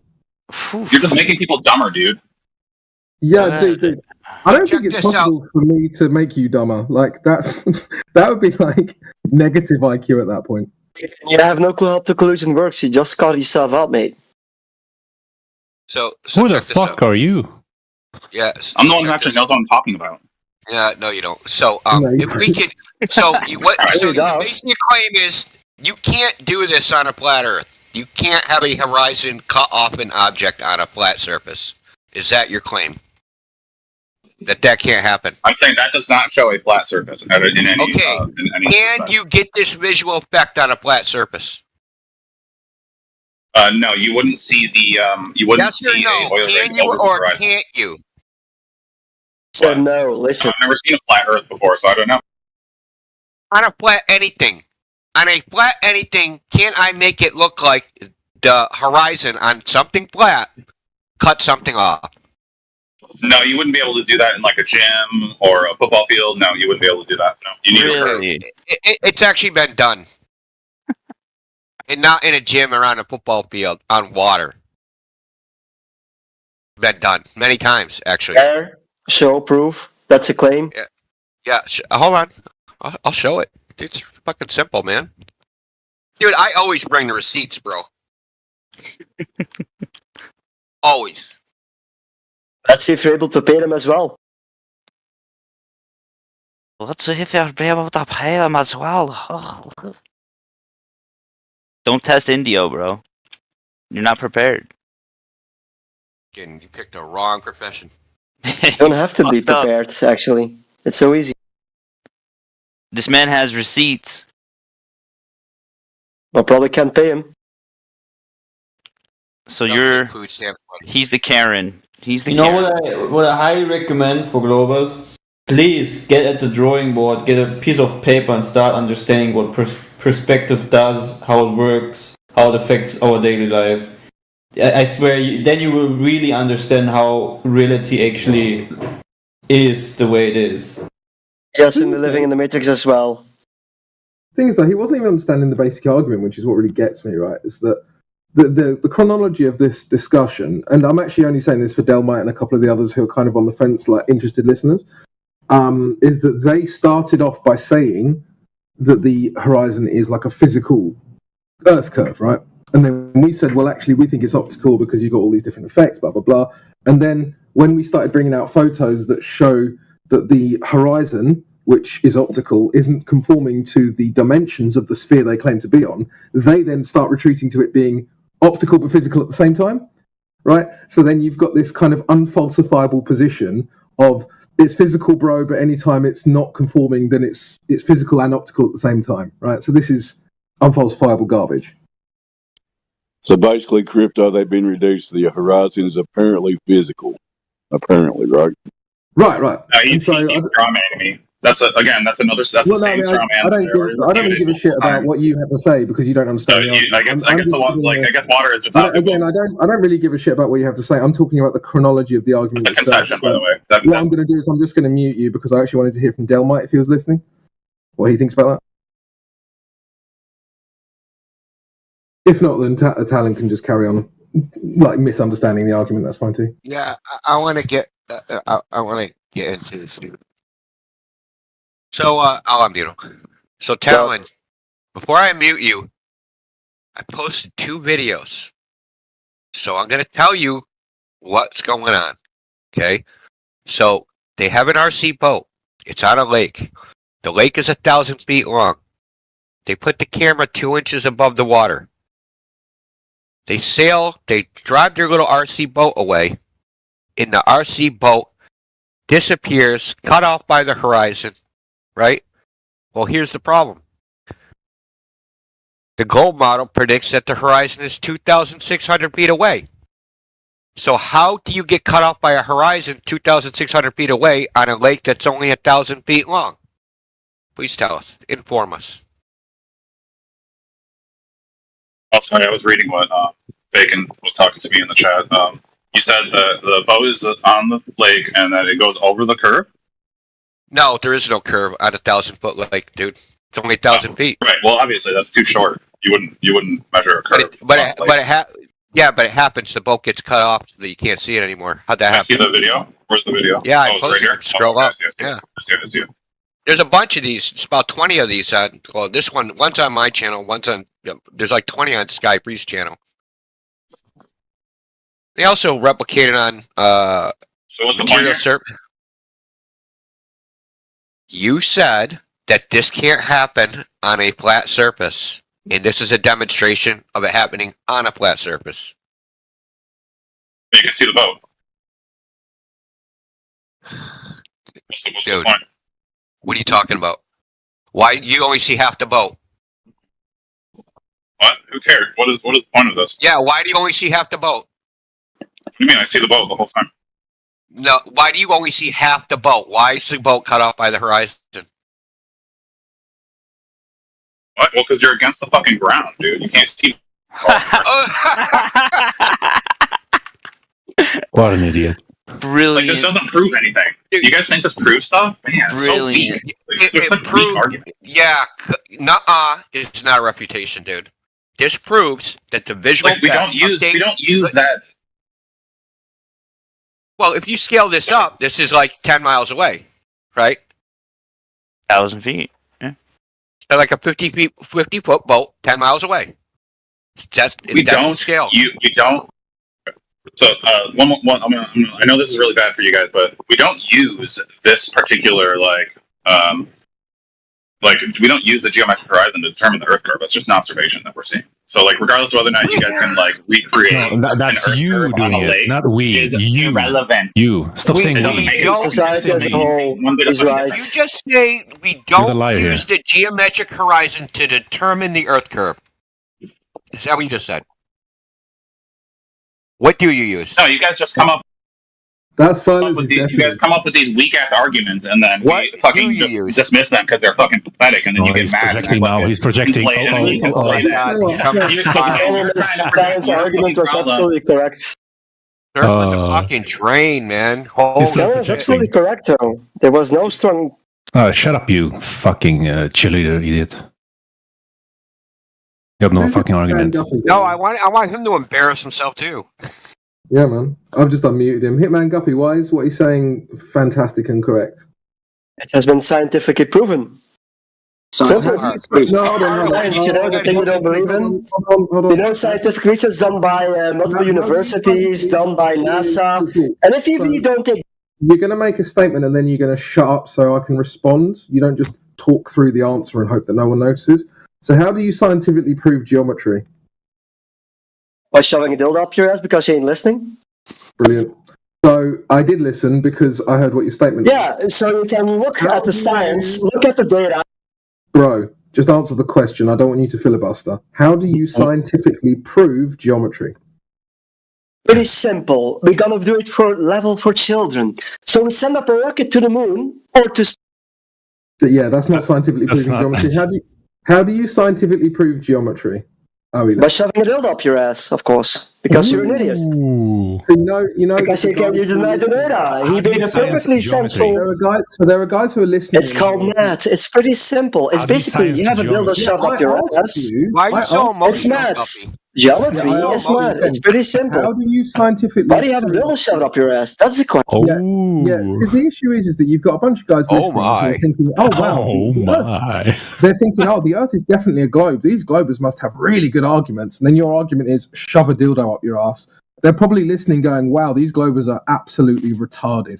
So I'm going to ask you a final time. Oh, is he gone? Is he gone? Yeah, he ran away. Yeah, okay, fair enough. So again, it's like guys like Delmite are probably listening to this going, fuck me, these globers have got nothing. These guys have got nothing. Like, shove a dildo up your ass, seriously. And we had Talon make, like, I don't know, how many different arguments did he make about the horizon? His final one was, we don't even use a geometric horizon, when the conversation started at the horizon is geometric. I literally asked him, and he explicitly said, it's physical, it's geometric, it blocks boats. Why By is the it actually... Sorry. Well, I just want to say, by the end, he's disavowing his own claim, throwing it under the fucking bus. What? I'll unmute you, Talon. I'll unmute him. Talon, is the horizon physical? Does it have a location? Yep. Does it match the gold model? Yep. Oh. Okay. So, it's 1.22 times the square root of 0 sight in feet, and that's where we're going to find the horizon every time. Nope. That's arbitrary and useless. We don't use that. What do you mean that's arbitrary? That's the geometry. What's arbitrary about it? Because you're just like, you have a preconceived notion about the Earth not being a globe, so you're just throwing shit at the wall and hoping it sticks. It's like all nonsense. Yeah. Like no so one gives the globe geometry. So tell me where in the mathematics that I just stated are wrong. What part of it's wrong? Is it the square root part? Is it the 1.22 miles part? Is it the height part? What part? No, it's all of it. Like, there's no point in any of it. Like, there's no reason to be doing what you're doing. Oh. It doesn't matter. It's a calculation for figuring out where the horizon is relative to your location. Right, from where you stand. It's just a measurement of a distance from your view. Not a measurement. It doesn't have anything, but no one gives a fuck. It's a calculation. It doesn't matter. Yeah, but why doesn't it matter? Why does it matter? Why does it matter? Because that's what the gold model predicts, and you just said no. It's not a prediction. That's what it is. That's what it is. Yes. Okay, so the image I posted, the 10.10 mile away oil rig, not the black swan. Right. The image I posted, the one you ignored because you have to. I mean, you're ignoring the one that I posted. I posted one too. No, it's been addressed at infinitum. Sorry, like, there's a lot of black swans in the thing, so I'm not sure. So are you talking about the video picture one? No, yeah, this one I just posted 10.10 The YouTube miles. video. Yeah, 10.10 miles. What's wrong with this one? Is this clear? No, this is not at this all. Is not clear. It's a blurry picture.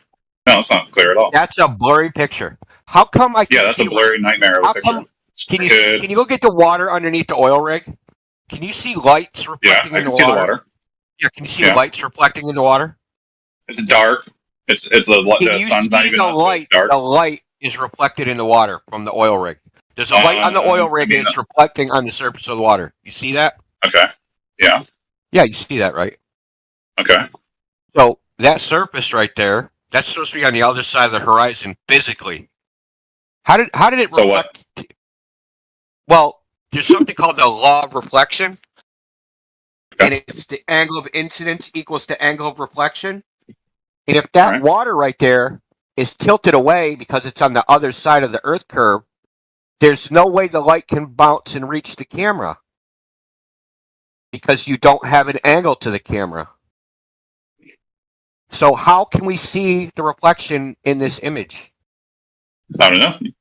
You can.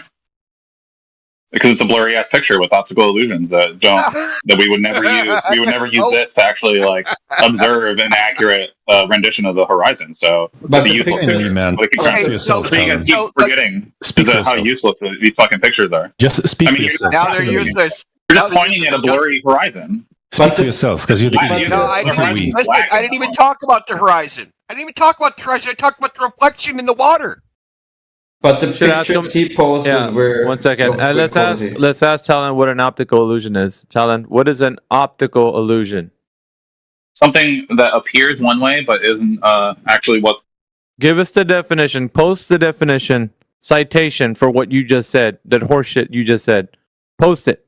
Post the citation for what you just said to match up with what the definition of an optical illusion is. Post it. I've unmuted you so that you can actually speak for yourself, but post it. Yeah, post it. It better match up with the horseshit you just... It better match... Stop talking. Post the definition of optical illusion. And it better be what you just said. Okay. Go. Hold on right now. I got to use a division definition. Words mean things. You can't just say whatever you want. Something that deceives the eye. Hold on. I got to link it, so it takes longer. Yeah, I guess I'll just copy and paste. I don't know why you guys just don't. It's yourself. It's pretty easy. Blah blah blah blah blah blah blah. Stop Something talking. that deceives the eye by appearing to be other than it is. So there you go. Okay, so all your pictures are blurry bullshit. What you're seeing, is it something other than it is, or is it just something distorted? No, what you're seeing. Is it something other than it is? Because the thing that it is, it needs to be something other than that. Is it something other than what it is, or is it just distorted? Right. So, what you... Is it something other than it is, or is it distorted? Is what? Appearing other than it is. Distortion is appearing other than it is. Distortion is... That's the definition of... No. Distortion is what the image I posted isn't distorted at all. What are you talking about? If something is, even if something is distorted, it's still what it is, just distorted. You can't see it very well. Right. But it's not something. It's not something that it's not. Appearing to be something that it's not. It's not appearing to be something that it is not. So let's walk through. We already did, and I just told you. It is what it is, just distorted. It's just distorted. That's all it is. It's not an illusion. Where the fuck do you see something other than an oil rig? So is there something other than an oil rig there? That's an illusion of something else being there other than the oil rig. Do you see something other than the oil rig? Something that deceives the eye. Is the oil rig deceiving you, saying that it's not an oil rig? Is it a duck? Is it a bowl of spaghetti? What else is it? Is it other than something that it is, or is it what it is, just distorted? Right. It's a distorted oil rig is looking. All right. No, it's not other than. It is what it is, just distorted. Okay. And why is it? So why is it distorted? It's not an optical illusion, like you keep fucking saying. Look, you keep misappropriating the word optical illusion and attributing it to this, and it's not an optical illusion. It's not something other than what it is. It is what it is, just distorted.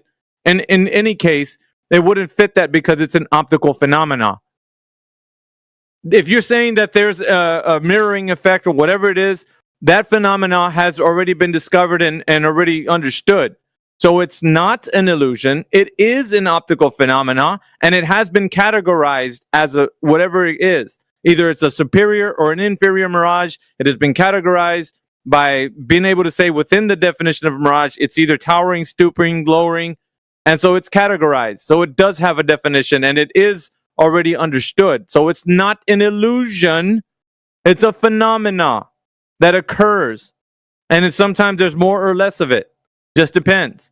So you've been misappropriating the word optical illusion and just thinking that you know what you're saying, and you're not, because it is not something other than what it is. It is what it is, just being distorted. Do you understand? Okay. Why is it distorted? That's not the point. Do you understand what I just said to you? Do you understand what I said to you, Talon? No, I do not. Okay, so what, you're going to keep saying optical illusion? Because I'm not going to allow you to keep saying that, because you keep fucking saying optical illusion, and it's just not an optical illusion. It's not. You're using the word wrong, dude. What don't you understand about that you're using the word wrong? I'm putting optical illusion from Wikipedia. I mean, a distortion is a kind of optical illusion. It is not something other than what it is. It is what it is. It's a fucking oil rig. Is it something else? Is there a fucking hat trick that you see that it's not an oil rig? Edub posted the optical illusion definition there. Never go and find distortion right here and under have a read optical about illusion, because distortion is one of those things. Look at what it says. Yeah, look at what it says. Read it. Look at what it says there. Do you want to read it together, Talon? Do you want to read it together? You need to learn what it means. In visual perception, an illusion caused by the visual system and characterized by a visual percept that arguably appears to differ from reality. So, all right. So now that you said that much, right? You read the meat and potatoes of what it is. It appears to differ from reality. Now that we know this, where does the oil rig differ from reality? Is it a fucking dinosaur? What else is it other than an oil rig? It's a distorted oil rig. Is it? Yeah. Oh, there you go. Now we're getting some fucking cowbell. So is it other than what it appears to be? Yes or no? Yes. What else is it? Now I need you to tell me what else other than an oil rig is it? What else is it? No, it's still the same fucking thing, just distorted. I already went over this. It's not something else. It's an oil rig. What else is it other than an oil rig? Go ahead. A distorted oil rig. A distorted oil rig, which means it's still a fucking oil rig, Talon. But it's distorted. So what?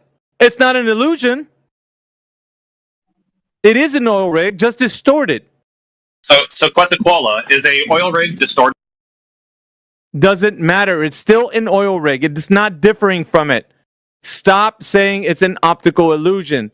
If anything, there's an optical phenomena occurring that distorts it. But it is not other than an oil rig. This is what you and the rest of the fucking clowns mix up. You keep saying it's an optical illusion, and it's not fucking that. You're misappropriating the word optical illusion and pasting it on this. And just you think you're correct and you're not. You need to fucking change that, because it's not what it is. Is it distorted? The argument is the oil rig.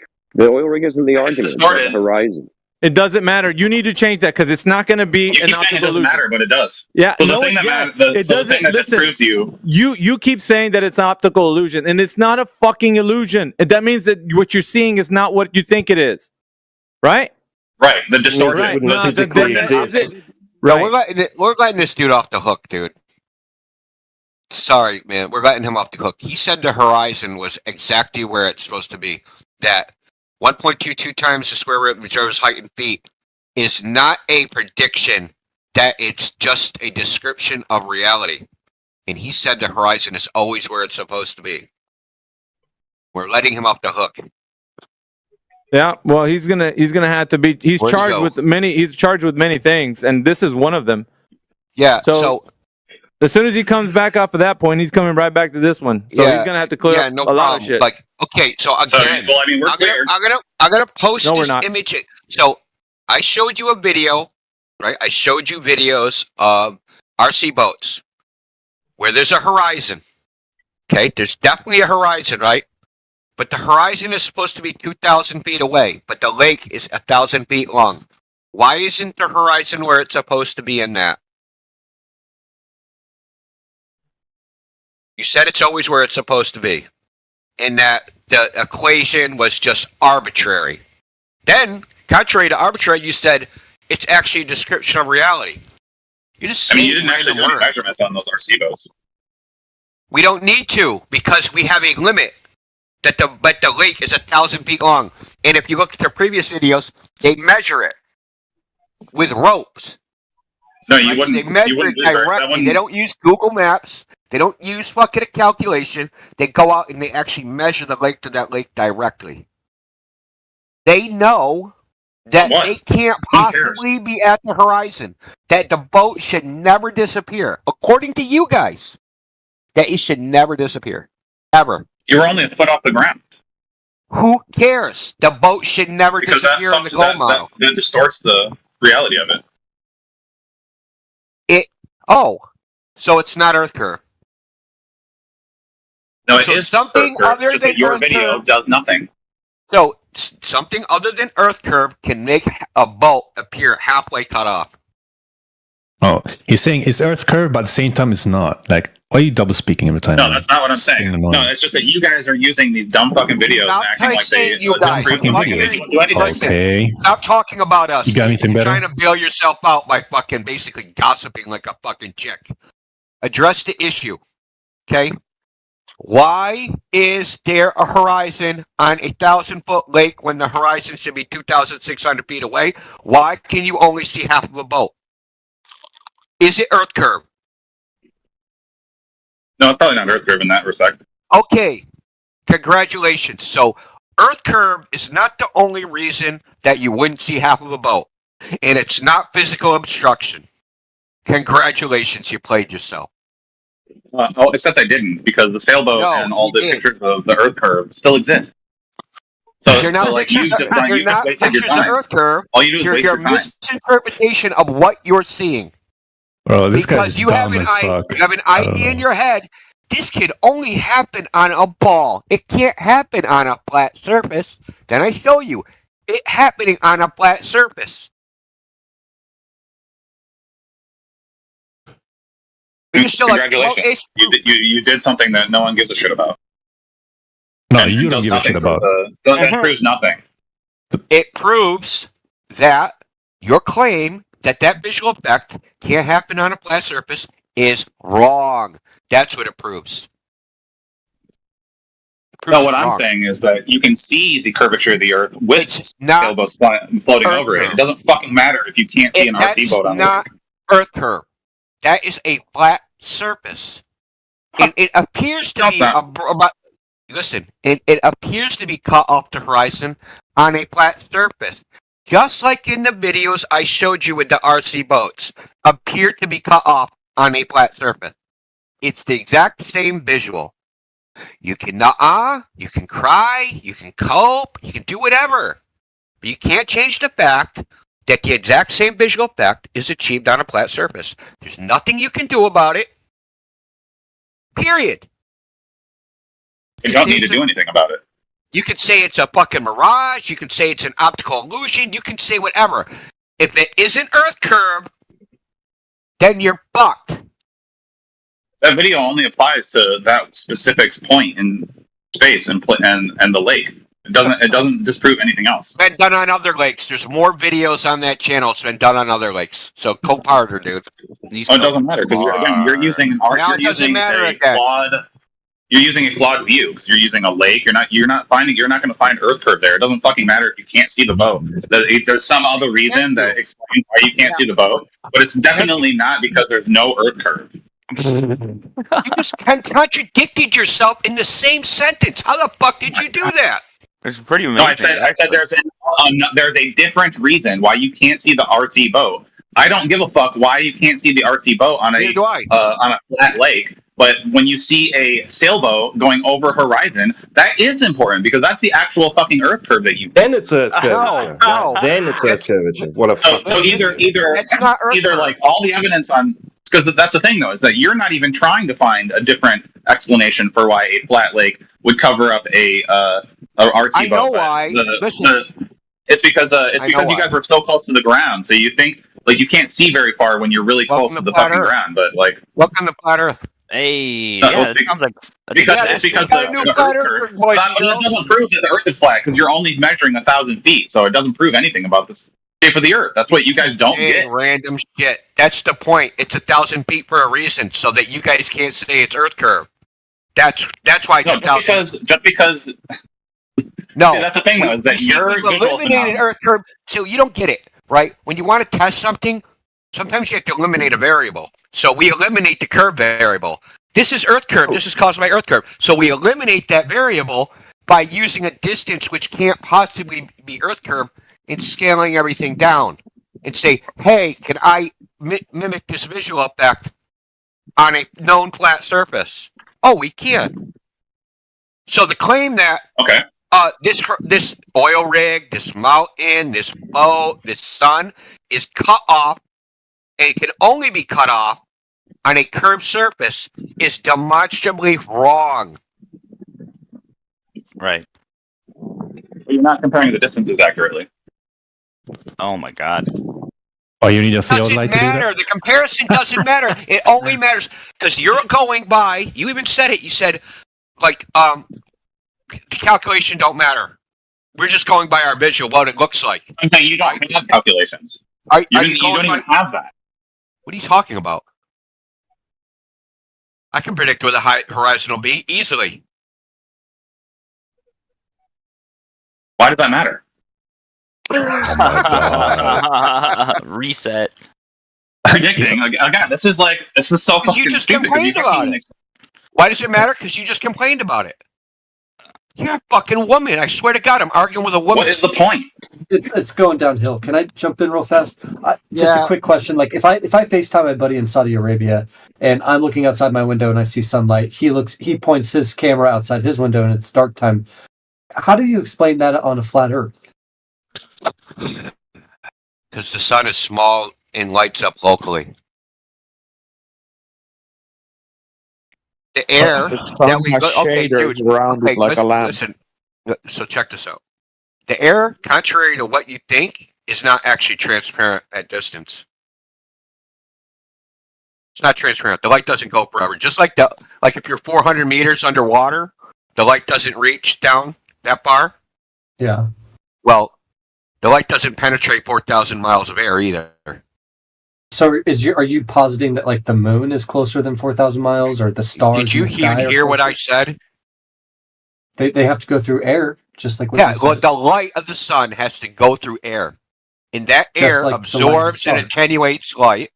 There's a name for it. When they design lighthouses, they calculate this. It's called optical extinction. Light can only penetrate so much air. So, for instance, I'll ask you a question. Why is the sun, when it's on the horizon, 23,000 times less bright than when it's at solar noon? Because it has more atmosphere to go through. It's also bigger too. What do you mean bigger? Like if you look at the moon when it's on the horizon versus the moon when it's directly above your head, it appears larger. First of all, I was talking about the sun. Okay, the same principle. You don't know the size of it. It appears. I'm not saying I'm measuring. I'm just saying, what I can do with my own eyeballs.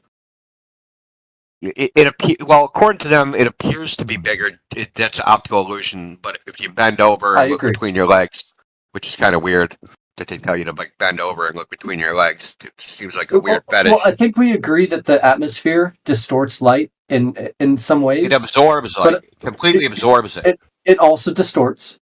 Yeah, you got the lensing effect. Yeah, when you make the argument that this optical extinction happens in such a short distance. Not an argument. What do you mean a short distance? Thousands of miles is a short distance? in comparison to what we posit the How distance far of the away are you sun from is from Saudi the Earth. Arabia? No, it's the difference between where the sun is relative to Saudi Arabia in your location. So say it's noon in Saudi Arabia, right? It's dark where you are. That sunlight, being above Saudi Arabia, has to reach you. What is the optical path? What's the length of it between you and Saudi Arabia? Okay, when Saudi Arabia and I are both in Of course, you won't especially answer. when we're both in the northern hemisphere, Of course, you won't we answer. can see the same stars in the night sky, despite the fact that the sun is out. So we can both see the same. You can see the stars when the sun is out. Absolutely. Damn. What are you talking? Same with the moon. Have you never seen the moon in daylight? Yeah, the moon, but not stars, dude. You can. For example, Maybe maybe during twilight, maybe during civil twilight, but not at, okay, you're not missing during my the day. point. Quit trying to be semantic here, and just understand that. No, there's a difference. Listen, dude. I'm not being semantic. Don't make stupid accusations. There's civil, astronomical, and nautical twilight. That it's light out, but the sun's not up. You can't see the sun. Okay, so you cannot see stars when the sun is out. When the sun is visible, you cannot see stars. Especially that is nonsense. Okay, you're wrong. But let's move past this. When I'm in the southern hemisphere, when I'm in Brazil, I see different constellations in the sky than versus if I'm in the northern hemisphere. Why would that be the case if we're on a flat Earth? Perspective. I'm on one side of Walmart, and I have different lights above my head than when I'm on the other side of Walmart. Walmart's a sphere.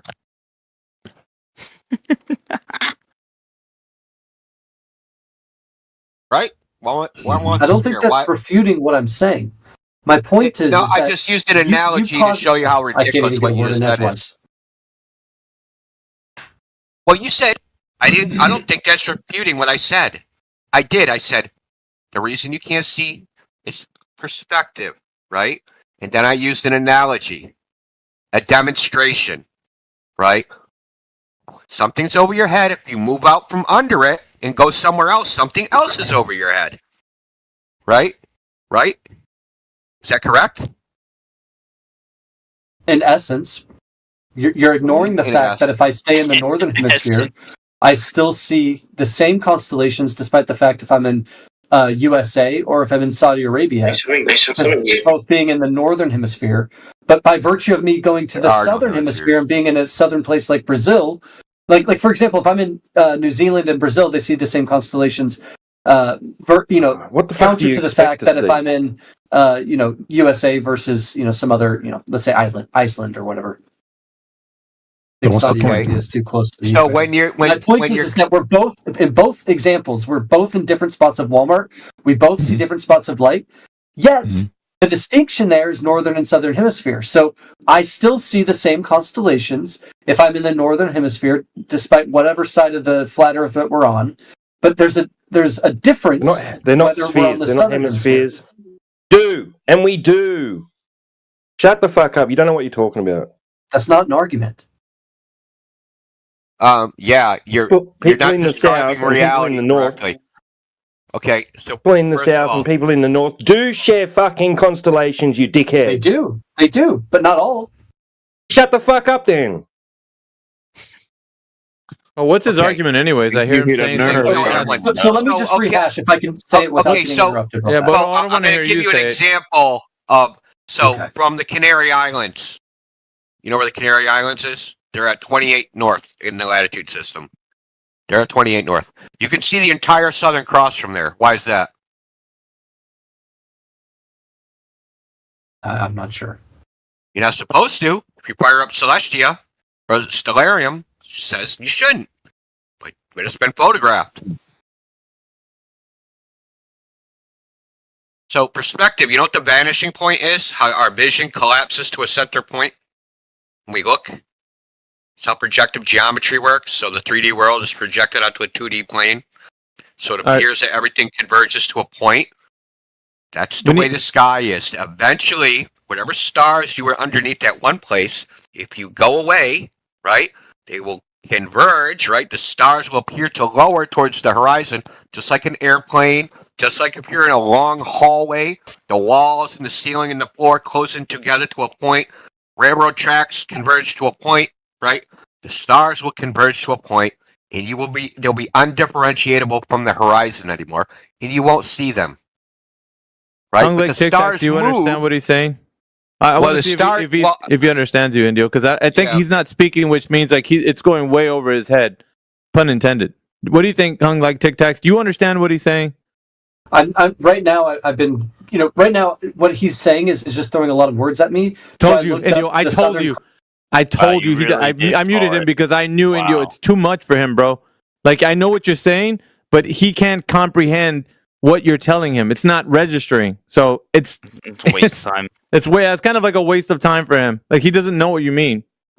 Yeah, well, it's not his fault. He's Unfortunate. I ignorant wish only. he could has to read up understand, but on he it. doesn't understand. Yeah, he has to read up on it. That's all it is. I don't know if that doesn't help either, man. He can't comprehend the what it is because I don't know these people like you guys. You guys got to start giving me fucking hints, man. Yeah, because you were on him and he was silent, which means that I understand his silence as I don't know what the fuck you're talking about. Yeah, I think that if you can't Doesn't even explain understand. something in simple terms, You don't yourself understand your own argument. Told Shut you. up. Shut Told up. you, Indio. How can I get any simpler? That a hallway, a long hallway converges to a fucking point in our visual field. How do you not get any simpler? You ever been to a hotel? Like, what the fuck, dude? Bro, Indio, I literally had a conversation with my neighbor who his English is his second language, and he understood what I was talking to him about. I was flat smacking him when I was smoking outside with him. Like, he understood it. These guys, I don't understand. Yeah. Let's start with railroad tracks.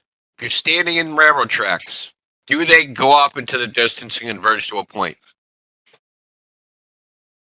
I understand what you're saying, and I would say in essence, yes. I hate when he says I don't like when he says in essence. I have to pause him, Indio. Like, Why? no, it's not. Why do you need a qualifying word like in essence? Like, no, that's what it is. Let me talk. I'm not. Nah, we're not gonna let you do that because you're all that you say is incoherent bullshit. We want you to either understand what we're saying as the naturally occurring vision that you see things in the far distance. We want you to understand something, and we're not gonna let you fucking gish gallop to another point. Now, you either answer the question or we're gonna fucking kick rocks. It's up to you, though. Maybe you need some visuals to see what we're talking about. Maybe I haven't seen reality before. You can put pictures up for him. I mean, look at the text chat hung like I Tic bet Tac. you at the end of all of it, he'll say, "The globe is not a globe in essence." But Yeah, we don't want to hear that. So go ahead. If somebody's got some images, he can see some. People can draw things that look like something in the far distance because he needs visuals. I mean, literally, crayons would probably help him understand things. Eric, I'll give him Pictures, kids colors. drawing.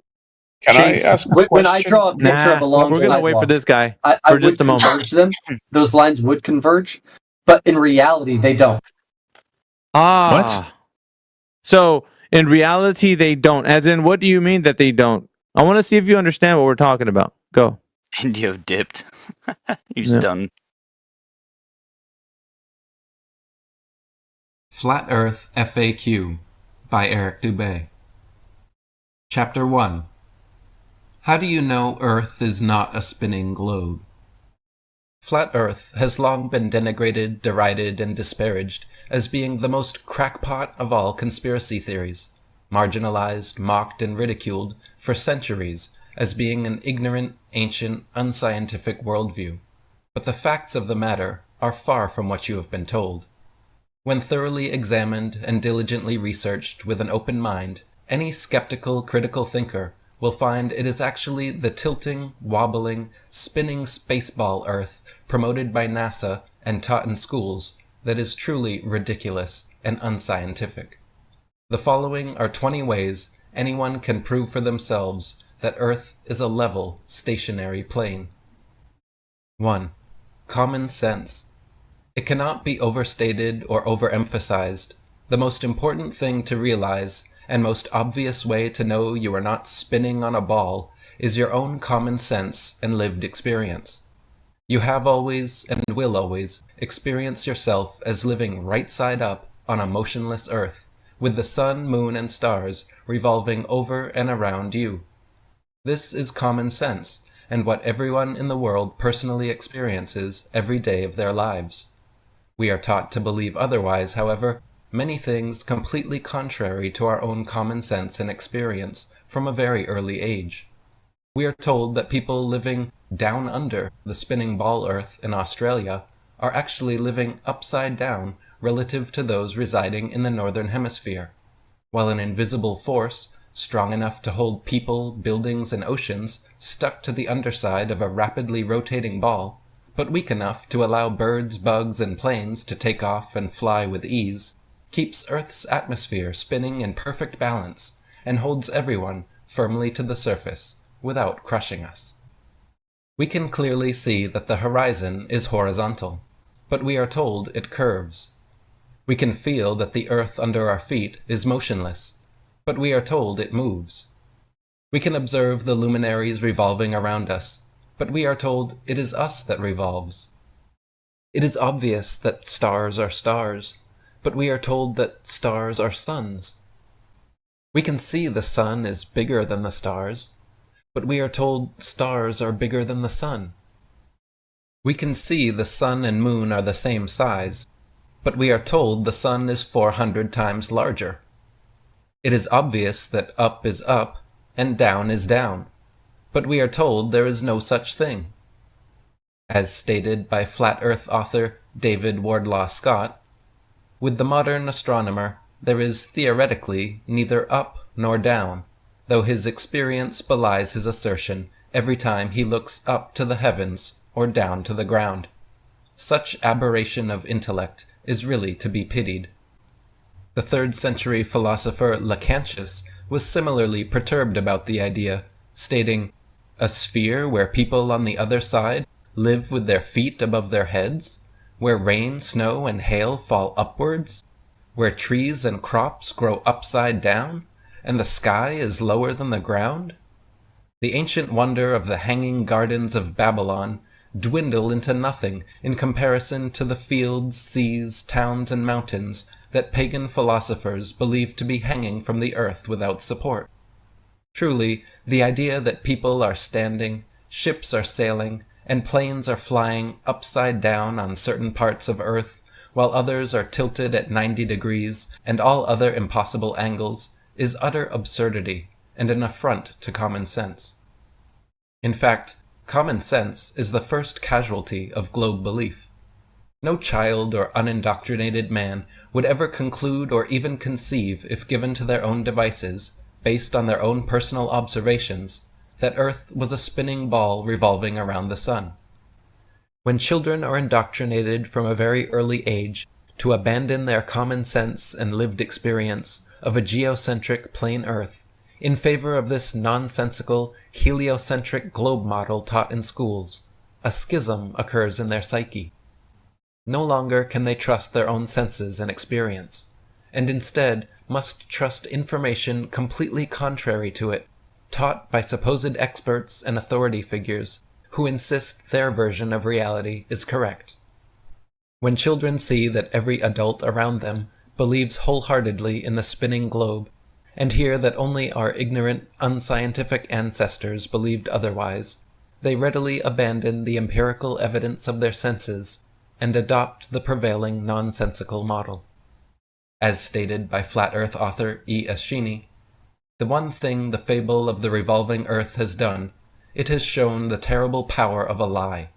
A lie has the power to make a man a mental slave, so that he dares not back the evidence of his own senses, to deny the plain and obvious movement of the sun he sees before him.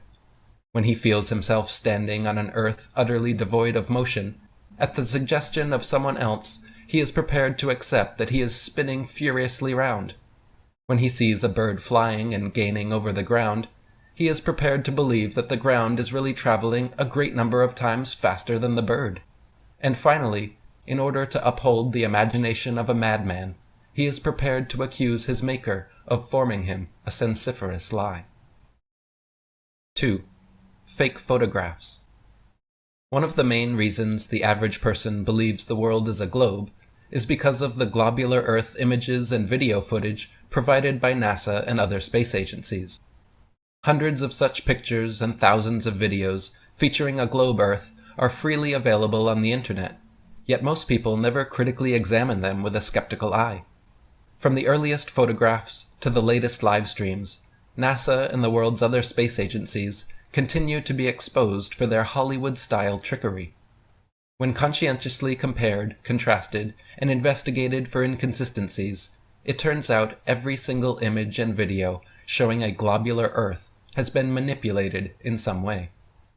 All globe videos, for example, are achieved using either a fisheye lens to curve the horizon or created completely through CGI technology.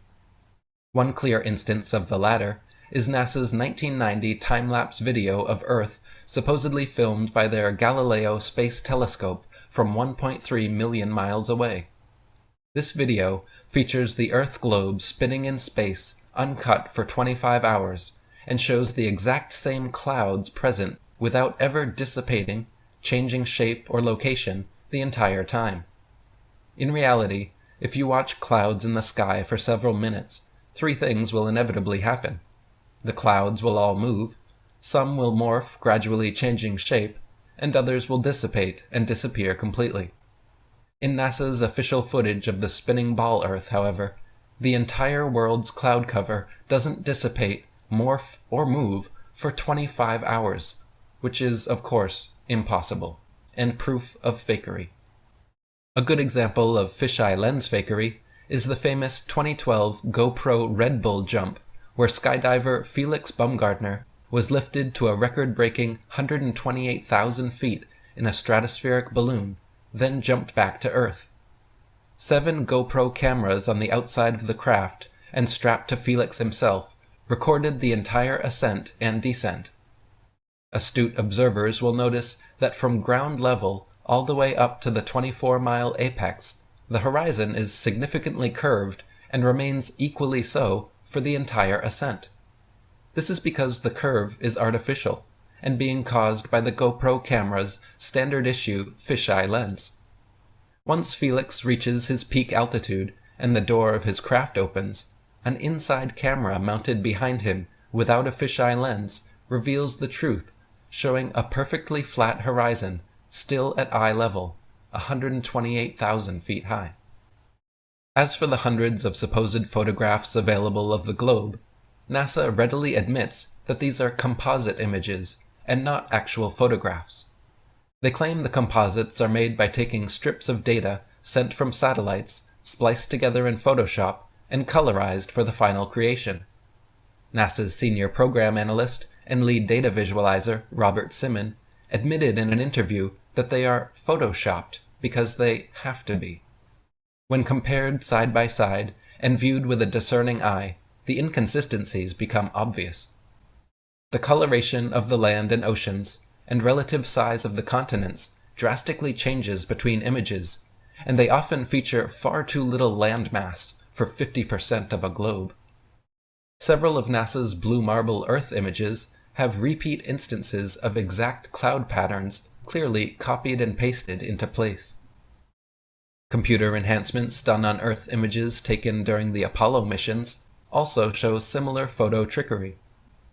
When hues are removed from the black backgrounds and brightness enhanced, distinct rectangular artifacts appear around the globe where they were pasted in, again proving them to be doctored composites.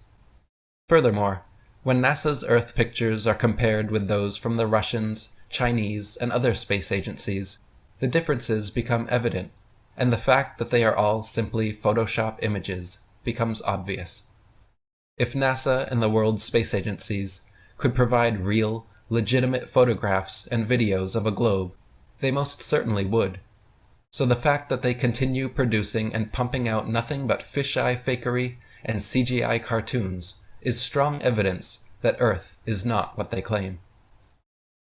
3. Water. The natural physics of water are that once contained and undisturbed, the surface will always remain horizontal. This fundamental physical property of water is why it has been used as a leveling tool by builders and engineers for millennia. Whether in a bucket, bathtub, pond, lake, or an ocean, The surface of water at rest always remains flat and doesn't have the ability to show convexity or any shape whatsoever upon its surface. This fact is easily demonstrable and empirically verifiable, but completely at odds with what we are told about the globe. For Earth to be globular and over 70% covered in water, the oceans must be somehow curving around and sticking to all sides of a rapidly spinning ball suspended in space. It is simply impossible to make water behave this way. As anyone can experiment for themselves, bodies of water will not stick to the underside of a ball and cannot show convexity or any other shape upon their surface. Globe defenders will often point to water droplets, meniscus, surface tension, or adhesion, claiming these are examples of water bending or sticking to a surface, which is nothing but a fallacy of false equivalency, as these only happen at a very small scale, the size of a coffee cup. The claim is entire oceans wrapping around and sticking to the underside of a spinning ball, not a water droplet or the meniscus in a glass filled to the brim. NASA has also recently taken to faking CGI water balls using augmented virtual reality technology in an attempt to convince the public that water can behave this way. This kind of demonstration, done in a reference frame inaccessible to 99.99% of the population, however, is unrepeatable by the world's scientists and skeptics, and is therefore not scientific or permissible as proof of anything. First, they claim only massive objects the size of Earth have this attractive property. Then, as evidence, they show a phenomenon allegedly outside of our earthly reference frame. In other words, they are claiming bodies of water can bend around, stick to a ball, and show curvature upon their surface, but only at a scale too big for the public to recreate. Then they are claiming water can ball up and float suspended in air, but only in a reference frame too far for the public to recreate. As for water level, globe defenders have actually attempted to completely redefine the term level just to fit with their dogma. The true definition of level is a flat horizontal plane with no deviation in elevation along its surface. Water always reliably seeks and maintains its own level, and that is why it has been used in spirit levels and construction projects from time immemorial to create perfectly horizontal structures, no matter their size. Globe zealots, however, unsatisfied with this obvious truth and clear definition, have attempted to redefine level to instead mean curved. Their globe-friendly version of level means equal heights around a ball when measured from a central point. The fact of the matter is, however, that nobody has ever reached this hypothetical center point of the hypothetical Earth globe, so their redefined term cannot be tested or falsified. Until that day, rest assured there is good reason we call it sea level and not sea curve. 4. The horizon. The horizon is always perfectly horizontal, 360 degrees around the observer, regardless of altitude. If Earth was actually a globe, no matter how large, as an observer ascended, the horizon would remain fixed in position and fall below the observer the higher climbed. In reality, all amateur balloon, rocket, plane, and drone footage filmed without a fisheye lens at maximum altitudes of over 20 miles high show a completely flat horizon still rising to eye level. Only in NASA and other space agency footage does the horizon ever curve or appear below the observer's eye level. In the heliocentric model, the horizon is claimed to be the physical curvature of their globe, and the reason boats receding from a shore-bound observer disappear from view. This was actually one of the original alleged globe Earth proofs presented by Aristotle and still parroted by believers today. But by using modern zoom technology, we now know that the horizon is not the physical curvature of a globe, and those boats can be zoomed back into full view.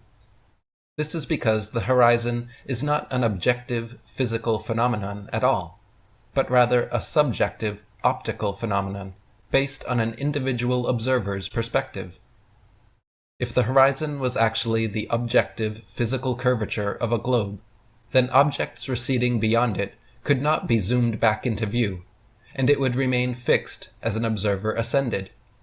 In reality, however, the horizon rises along with the observer, no matter how high, and modern zoom technology can bring objects receding beyond it back into full view. This proves the horizon line is not some objective point of curvature on a convex Earth, but rather the subjective vanishing line of perspective from a given observer's point of view. Quoting Earth Not a Globe by Dr. Samuel Robotham, on the shore near Waterloo, a few miles to the north of Liverpool, a good telescope was fixed, at an elevation of 6 feet above the water. It was directed to a large steamer, just leaving the River Mersey and sailing out to Dublin. Gradually the masthead of the receding vessel came nearer to the horizon, until, at length, after more than 4 hours had elapsed, it disappeared. The ordinary rate of sailing of the Dublin steamers was fully 8 miles an hour, so that the vessel would be at least 32 miles distant when the masthead came to the horizon. The 6 feet of elevation of the telescope would require 3 miles to be deducted for convexity, which would leave 29 miles, the square of which, multiplied by 8 inches, gives 560 feet, deducting 80 feet for the height of the main mast, and we find that, according to the doctrine of rotundity, the masthead of the outward-bound steamer should have been 480 feet below the horizon. Many other experiments of this kind have been made upon sea-going steamers, and always with results entirely incompatible with the theory that the Earth is a globe. 5. Gyroscopes. Gyroscopes are precision instruments consisting of a wheel mounted inside 2 or 3 gimbals which provide pivoting support and allow the wheel to rotate about a single axis. As the entire contraption moves and shifts angles, the gimbals move and shift accordingly, but the inner wheel never changes its angle with respect to its initial reference frame. This unique property is called rigidity in space, meaning the inner wheel maintains its orientation and axis of rotation in relation to space and not to the surface of the Earth. This means that the base of a gyroscope set in motion, with its axis in a vertical position, then placed on a table for 6 hours, should rotate 90 degrees with the spinning globe Earth. As the globe turns under the gyroscope for 6 hours, the axis should slowly turn from vertical to horizontal. This experiment has been tested many times with several full-length videos available online, and never does the gyroscope's vertical axis shift whatsoever. If the heliocentric model were true, not only would the gyroscope detect the alleged 1,000-mile-per-hour spin of the globe, but also the 67,000-mile-per-hour revolution around the Sun, the entire solar system's 500,000-mile-per-hour spiral around the Milky Way galaxy, and the entire galaxy's multi-million-mile-per-hour journey through the universe. Since these hypothetical motions never register on precision gyroscopes, it is clear that they, just like the spinning ball Earth they're based on, do not exist. Gyroscopes are also the technology behind inertial guidance systems and airplane artificial horizon indicators. When military jets are performing loops, barrel rolls, and other dogfighting maneuvers, the artificial horizon allows pilots to easily see their exact orientation relative to Earth without having to rely on looking out the window. If Earth was truly a sphere, by simply flying level, airplane artificial horizon indicators should show a steady decline unless pilots constantly correct their altitudes downwards so as not to fly straight off into so-called outer space. For example, a pilot traveling 500 miles per hour over a globe Earth 24,900 miles in circumference would have to descend an average of 2,777 feet, or over half a mile per minute. Otherwise, in 1 hour's time, the plane would be 31.5 miles higher than desired. In fact, if Earth was really a ball, there should be no reason to use rockets for flying into outer space, because simply flying an airplane straight at any altitude for long enough would already inevitably send you there. 6. Compasses. The mariner's compass is another precision instrument which can only work on a level plane Earth, and is an impossible and nonsensical tool for use on a globe. It simultaneously points north and south over a flat surface, and must be held flat to work, yet claims to be pinpointing two constantly moving geomagnetic poles at opposite ends of a spinning sphere originating from a hypothetical molten metal core. If compass needles were actually drawn to the North Pole of a globe, the opposing south needle would actually be pointing up and off into outer space. Likewise, observers holding a compass in Antarctica would be at the bottom of the ball, so to show north, the needle would have to point down at their feet. If the so-called South Pole in Antarctica were truly the southern pole of a magnet, observers would be able to walk in a circle with their backs to the South Pole and have their compass needles show north being in front of them in every direction.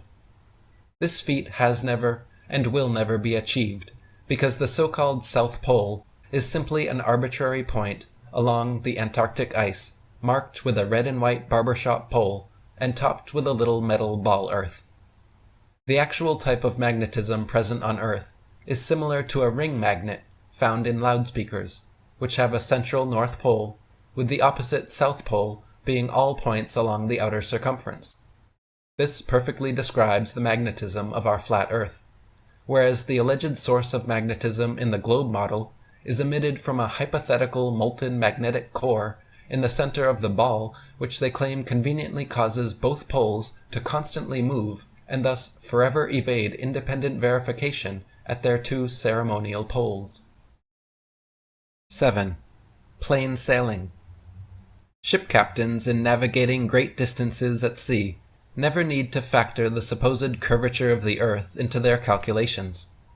Both plain sailing and great circle sailing, the most popular navigation methods, use plane, not spherical trigonometry, making all mathematical calculations on the assumption that the Earth is perfectly flat. If the Earth were in fact a sphere, such an errant assumption would lead to constantly glaring inaccuracies. Plain sailing has worked perfectly fine in both theory and practice for thousands of years, and plane trigonometry has time and again proven more accurate than spherical trigonometry in determining distances across the oceans. It is so commonly used at sea, Navigation in Theory and Practice states that, in practice, scarcely any other rules are used but those derived from plain sailing. The great and serious objection to plain sailing is that longitude cannot be found by it accurately, although in practice it is more frequently found by it than any other method. So both latitude and longitude are found most often and most accurately by assuming Earth to be flat, more accurately even than assuming the Earth to be spherical. Quoting 100 Proofs Earth is Not a Globe by William Carpenter, "If the Earth were a globe, a small model globe would be the very best, because the truest, thing for the navigator to take to sea with him. But such a thing as that is not known. With such a toy as a guide, the mariner would wreck his ship of a certainty. This is a proof that Earth is not a globe." 8. Construction. Surveyors, engineers, architects, and builders are never required to factor the supposed curvature of the Earth into their projects. Plumb bobs are used to establish plumb vertical datums, with spirit levels then used to establish horizontal datums and lay flat foundations across great expanses. If Earth was actually a globe of given proportions, builders would find themselves constantly deviating from both their established vertical and horizontal datum lines. But in reality, canals, railways, bridges, tunnels, and other large projects are always cut and laid horizontally, often over hundreds of miles, without any allowance for curvature, and no deviation from established datums. As stated by surveyor T. Westwood in Earth Review magazine, quote, "In leveling, I work from ordnance marks, or canal levels, to get the height above sea level. The puzzle to me used to be that over several miles, each level was and is treated throughout its whole length as the same level from end to end, not the least allowance being made for curvature." The Suez Canal, which connects the Mediterranean Sea with the Gulf of Suez on the Red Sea, is one clear proof of both the Earth's and water's non-convexity. The canal is 100 miles long and without any locks, so the water within is an uninterrupted continuation of the Mediterranean Sea to the Red Sea. When it was constructed, the Earth's supposed curvature was not taken into account. It was dug along a horizontal datum line 26 feet below sea level, passing through several lakes from one sea to the other, with the datum line and the water's surface running perfectly parallel over the 100 miles. Another good example is the Dunyang Kunshan Bridge, the longest bridge in the world, just over 102 miles long, which runs parallel to the Yangtze River and connects the Shanghai and Nanjing provinces. This bridge is approximately the same length as the Suez Canal, and was also built without factoring the alleged curvature of the Earth. If Earth was actually a globe 24,900 miles in circumference, spherical trigonometry dictates that the center of both the Suez Canal and the Dunyang Kunshan Bridge would bulge over 1,666 feet higher than either end. Engineer W. Winkler was published in the Earth Review regarding the Earth's supposed curvature, stating, "As an engineer of many years' standing, I saw that this absurd allowance is only permitted in schoolbooks. No engineer would dream of allowing anything of the kind. I have projected many miles of railways and many more of canals, and the allowance has not even been thought of, much less allowed for. This allowance for curvature means this, that it is 8 inches for the first mile of a canal, and increasing at the ratio by the square of the distance in miles. Thus a small navigable canal for boats, say 30 miles long, will have, by the above rule, an allowance for curvature of 600 feet. Think of that, and then please credit engineers as not being quite such fools. Nothing of the sort is allowed. We no more think of allowing 600 feet for a line of 30 miles of railway or canal than of wasting our time trying to square the circle." Railroads are another example of large-scale construction projects spanning hundreds or even thousands of miles, working from an established datum line and without deviating for the entire length. The Manchester Ship Canal Company, in an official statement published in Earth Review magazine, confirmed, quote, "It is customary in railway and canal constructions for all levels to be referred to a datum which is nominally horizontal, and is so shown on all sections. It is not the practice in laying out public works to make allowances for the curvature of the Earth." As an example, the London and North Western Railway forms a straight line 180 miles long between London and Liverpool. The railroad's highest point, midway at Birmingham Station, is only 240 feet above sea level. But if Earth was actually a globe of given proportions, the 180-mile stretch of rail would form an arc with its center point at Birmingham raising over a mile, a full 5,400 feet above London and Liverpool. A surveyor and engineer of 30 years, published in the Birmingham Weekly Mercury, stated, "I am thoroughly acquainted with the theory and practice of civil engineering.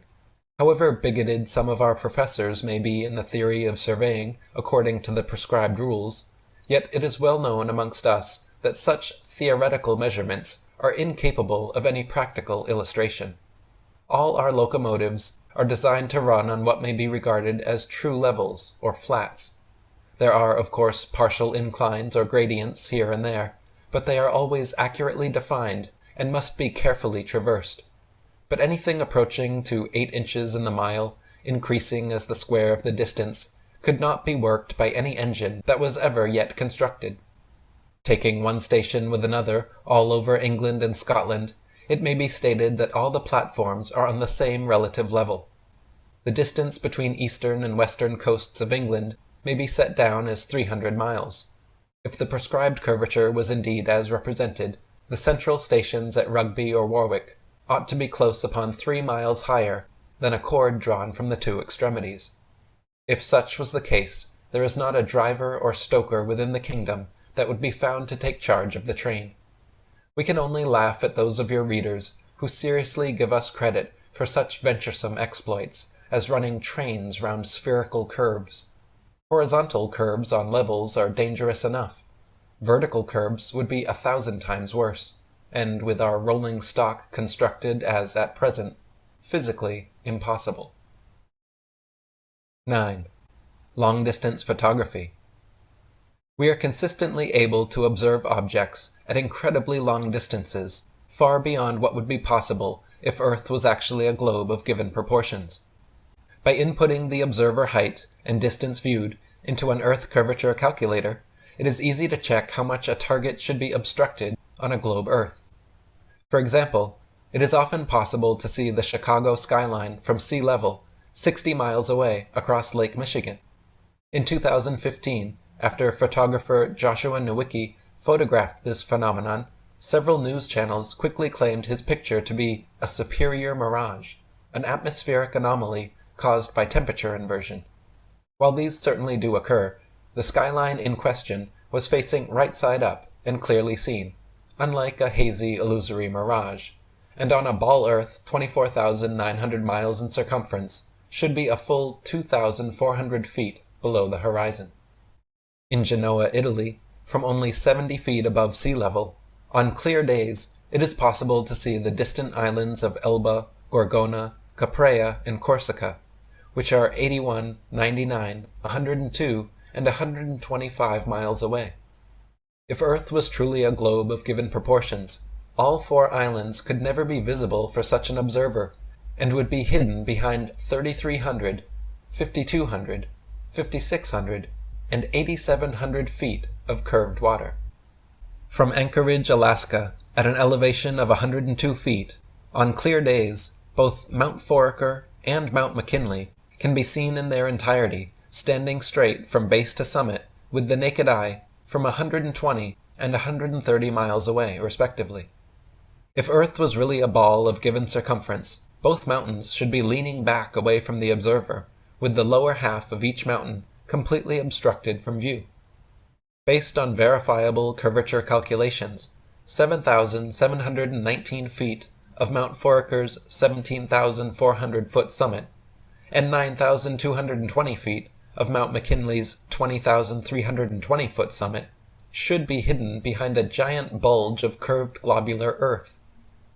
The current record-breaking longest-distance zoom photograph recently captured Pic Gaspard from Pic de Finestrelles, a whopping 275 miles away, with an observer height of approximately 9,000 feet, from which, based on correct curvature calculations, the entire 12,740-foot mountain should be invisible behind nearly 6 miles of curved Earth. Even more recently, flat earthers like J. Tolan Media have been filming using infrared zoom cameras at high altitudes to capture lakes, mountains, and other landmarks up to an incredible 1,000 miles away. If Earth was really a globe the size we are told, many of the landmarks photographed would be hidden behind upwards of 70 miles of curved Earth. 10. Lighthouses. The distance from which various lighthouse lights around the world are visible at sea also far exceeds what could be found on a globe of given proportions. For example, the Dunkirk light in southern France, at an altitude of 194 feet, is visible from a boat 10 feet above sea level, 28 miles away. Spherical trigonometry dictates that if Earth was a globe with the given curvature rate, this light should be hidden 190 feet below the horizon. The Port Nicholson light in New Zealand is 420 feet above sea level and visible from 35 miles away, where it should be 220 feet below the horizon. The Agero light in Norway is 154 feet above high water and visible from 28 statute miles, where it should be 230 feet below the horizon. The light at Madras on the Esplanade is 132 feet high and visible from 28 miles away, where it should be 250 feet below the line of sight. The Cordonin light on the west coast of France is 207 feet high and visible from 31 miles away, where it should be 280 feet below the line of sight. The light at Cape Bonavista, Newfoundland, is 150 feet above sea level and visible at 35 miles, where it should be 491 feet below the horizon. The lighthouse steeple of St. Botolph's Parish Church in Boston is 290 feet tall and visible from over 40 miles away, where it should be hidden a full 800 feet below the horizon. The Isle of Wight lighthouse in England is 180 feet high and can be seen up to 42 miles away, a distance at which modern astronomers say the light should fall 996 feet below the line of sight. The Cape Legulas lighthouse in South Africa is 33 feet high, 238 feet above sea level, and can be seen for over 50 miles. If the world was a globe, this light would fall 1,400 feet below an observer's line of sight. And finally, the lighthouse at Port Said, Egypt, at an elevation of only 60 feet, has been seen an astonishing 58 miles away, where according to modern astronomy, it should be 2,182 feet below the line of sight. 11. Impossible atmosphere. If Earth was truly a globe, constantly spinning eastwards at over 1,000 miles per hour, it stands to reason that helicopters and hot air balloons should be able to simply hover over the surface of the Earth and wait for their destinations to come to them. For example, during the Red Bull Stratosphere dive, Felix Baumgartner, spending 3 hours ascending over New Mexico, should have landed 2,500 miles west into the Pacific Ocean, but instead actually landed a few dozen miles east of the takeoff point. Likewise, vertically fired cannonballs and other projectiles should fall significantly due west on an eastward spinning ball.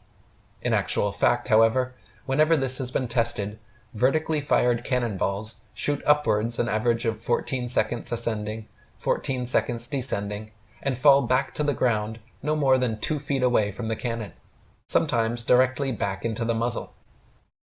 To account for this problem, globe defenders claim that gravity somehow magically and inexplicably drags the entire lower atmosphere of the Earth in perfect synchronization up to some undetermined height where this progressively faster and faster spinning atmosphere gives way to the non-spinning, non-gravitized, non-atmosphere of supposed infinite vacuum space.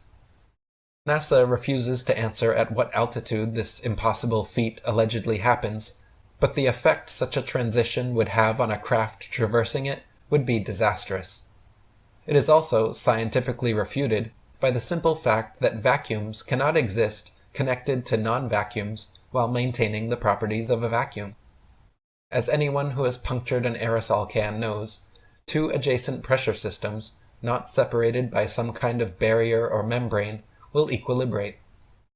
If gravity magically dragged the atmosphere along with the spinning ball Earth, that would mean the atmosphere at the poles would be spinning at 0 miles per hour, while over the mid-latitudes it would be spinning around 500 miles per hour, and gradually faster until reaching the equator, where Earth and the atmosphere would be spinning together at over 1,000 miles per hour. Not only would this gravitized atmosphere increase speed from poles to the equator, but would also necessarily progressively increase speed the higher the altitude. In reality, however, the atmosphere at every point on Earth is equally unaffected by this alleged force, as it has never been measured and is proven non-existent by the ability of airplanes to fly unabated in any direction without experiencing any such atmospheric changes. Landing airplanes on such fast-moving runways, facing all manner of directions, north, south, east, west, and otherwise, would also be practically impossible. Not to mention rain, fireworks, birds, bugs, clouds, smoke, balloons, and projectiles would all behave very differently if the Earth and its atmosphere were constantly spinning. Tests were conducted in the 19th century with cannons facing each of the cardinal directions, which proved Earth and its atmosphere are not spinning. If they were, then north and south-facing cannons would establish a control, while east-firing cannonballs should fall significantly farther than all others, while west-firing cannonballs should fall significantly closer. In actual fact, however, regardless of which direction cannons are fired, the distance covered is always the same. Common sense tells us if Earth and its atmosphere were constantly spinning eastwards over 1,000 miles per hour, this should somewhere, somehow, be seen, heard, felt, or measured by someone, yet no one in history has ever experienced this alleged eastward motion. Meanwhile, however, we can hear, feel, and experimentally measure even the slightest westward breeze. Furthermore, clouds, wind, and weather patterns casually and unpredictably meander every which way, with clouds often traveling in opposing directions at varying altitudes simultaneously. This is altogether incompatible with the theory of a rapidly rotating Earth and atmosphere. 12. Flight times. If Earth and its atmosphere were constantly spinning eastwards over 1,000 miles per hour at the equator, then the average commercial airliner traveling 500 miles per hour should never be able to reach its eastward destinations before they come speeding up from behind. Likewise, westward destinations should be arrived at thrice the speed, but this is not the case. In reality, the differences between eastbound and westbound flight durations usually amount to a matter of minutes, and nothing near what would occur on a spinning globe. As Gabrielle Henriette stated in her book Heaven and Earth, if flying had been invented at the time of Copernicus, there is no doubt that he would have soon realized that his contention regarding the rotation of the Earth was wrong, on account of the relation existing between the speed of an aircraft and that of the Earth's rotation. If the Earth rotates, as it is said, at 1,000 miles an hour, and a plane flies in the same direction at only 500 miles, it is obvious that its place of destination will be farther removed every minute. On the other hand, if flying took place in the direction opposite to that of the rotation, a distance of 1,500 miles would be covered in 1 hour, instead of 500, since the speed of the rotation is to be added to that of the plane. It could also be pointed out that such a flying speed of 1,000 miles an hour, which is supposed to be that of the Earth's rotation, has recently been achieved, so that an aircraft flying at this rate in the same direction as that of the rotation could not cover any ground at all. It would remain suspended in mid-air over the spot from which it took off, since both speeds are equal. The spinning globe model dictates that Earth and its atmosphere would be moving together 1,000 miles per hour at the equator, and progressively slower, approaching zero closer to the poles. The following examples all take place at the mid-latitudes, where the globe model claims that Earth and its atmosphere should be moving together at approximately 500 miles per hour, the same as the average flight speed of a commercial airliner. Flights from Los Angeles to New York City, traveling east with the alleged rotation of the Earth, take an average of 5.5 hours, for instance, so the return flight west should only take 2 3/4 hours. But in fact, the average New York City to LA flight actually takes upward of 6 hours, a time totally inconsistent with the spinning globe model. Flights eastward with the alleged spin of the Earth from Tokyo to Los Angeles take an average of 10.5 hours. Therefore, return flights westward against the alleged spin should take an average of 5.25 hours, but in actual fact take an average of 11.5 hours. Another flight duration totally inconsistent with the globe model. Eastbound flights from New York to London take an average of 7 hours. Therefore, the westbound flights against the alleged spin should take an average of 3.5 hours, but in reality, they take an average of 7.5 hours. Eastward flights from Chicago to Boston with the alleged spin of the Earth take an average of 2.25 hours. Therefore, the return flights westward against the alleged spin should take an average of just over an hour, but in reality, they take an average of 2.75 hours. Flights eastward from Paris to Rome take an average of 2 hours. Therefore, the return flights westward against the alleged spin should take only 1 hour, but in actual fact have an average flight duration of 2 hours and 10 minutes. All of these flight times are impossible on a 1,000-mile-per-hour eastward spinning ball, but are consistent with what would be expected over a stationary Earth. 13. Flight paths. If Earth was truly a ball, then there are several flights in the southern hemisphere which would have their quickest, straightest path over the Antarctic continent, such as Santiago, Chile, to Sydney, Australia. Instead of taking the shortest, quickest route in a straight line over Antarctica, however, all such flights detour all manner of directions away from Antarctica, instead claiming the temperatures are too cold for airplane travel. Considering the fact that there are plenty of flights to, from, and over Antarctica, and NASA claims to have technology keeping them in conditions far colder and far hotter than any experienced on Earth, such an excuse is clearly just an excuse, and these flights aren't made because they're impossible. If Earth was a ball and Antarctica was too cold to fly over, the only logical way to fly from Sydney to Santiago would be a straight shot over the Pacific, staying in the southern hemisphere the entire way. Refueling could be done in New Zealand or other southern hemisphere destinations along the way, if absolutely necessary. But in reality, Santiago to Sydney flights go into the northern hemisphere, making stopovers at LAX and other North American airports before continuing back down to the southern hemisphere. Such ridiculously wayward detours make no sense on the globe, but make perfect sense and form nearly straight lines when shown on a flat Earth map. On a globe, Johannesburg, South Africa to Perth, Australia should be a straight shot over the Indian Ocean, with convenient refueling possibilities on Mauritius or Madagascar.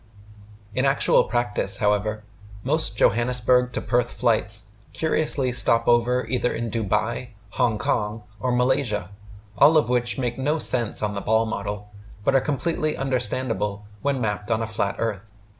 On a globe, Cape Town, South Africa to Buenos Aires, Argentina should be a straight shot over the Atlantic, following the same line of latitude across. But instead, every flight goes to connecting locations in the northern hemisphere first, stopping over anywhere from London to Turkey to Dubai. Once again, these make absolutely no sense on the ball model, but are completely understandable options when mapped on a flat Earth. On a globe, Santiago, Chile to Johannesburg, South Africa should be an easy flight, all taking place below the Tropic of Capricorn in the southern hemisphere. Yet every listed flight makes a curious refueling stop in Senegal near the Tropic of Cancer in the north hemisphere first. When mapped on a flat Earth, the reason why is clear to see, because Senegal is actually directly in a straight line path halfway between the two. On a globe, Johannesburg, South Africa to Sao Paulo, Brazil should be a quick straight shot along the 25th southern latitude, but instead, nearly every flight makes a refueling stop at the 50th degree north latitude in London first. The only reason such ridiculous stopovers work in reality is because the Earth is not a spinning ball. 14.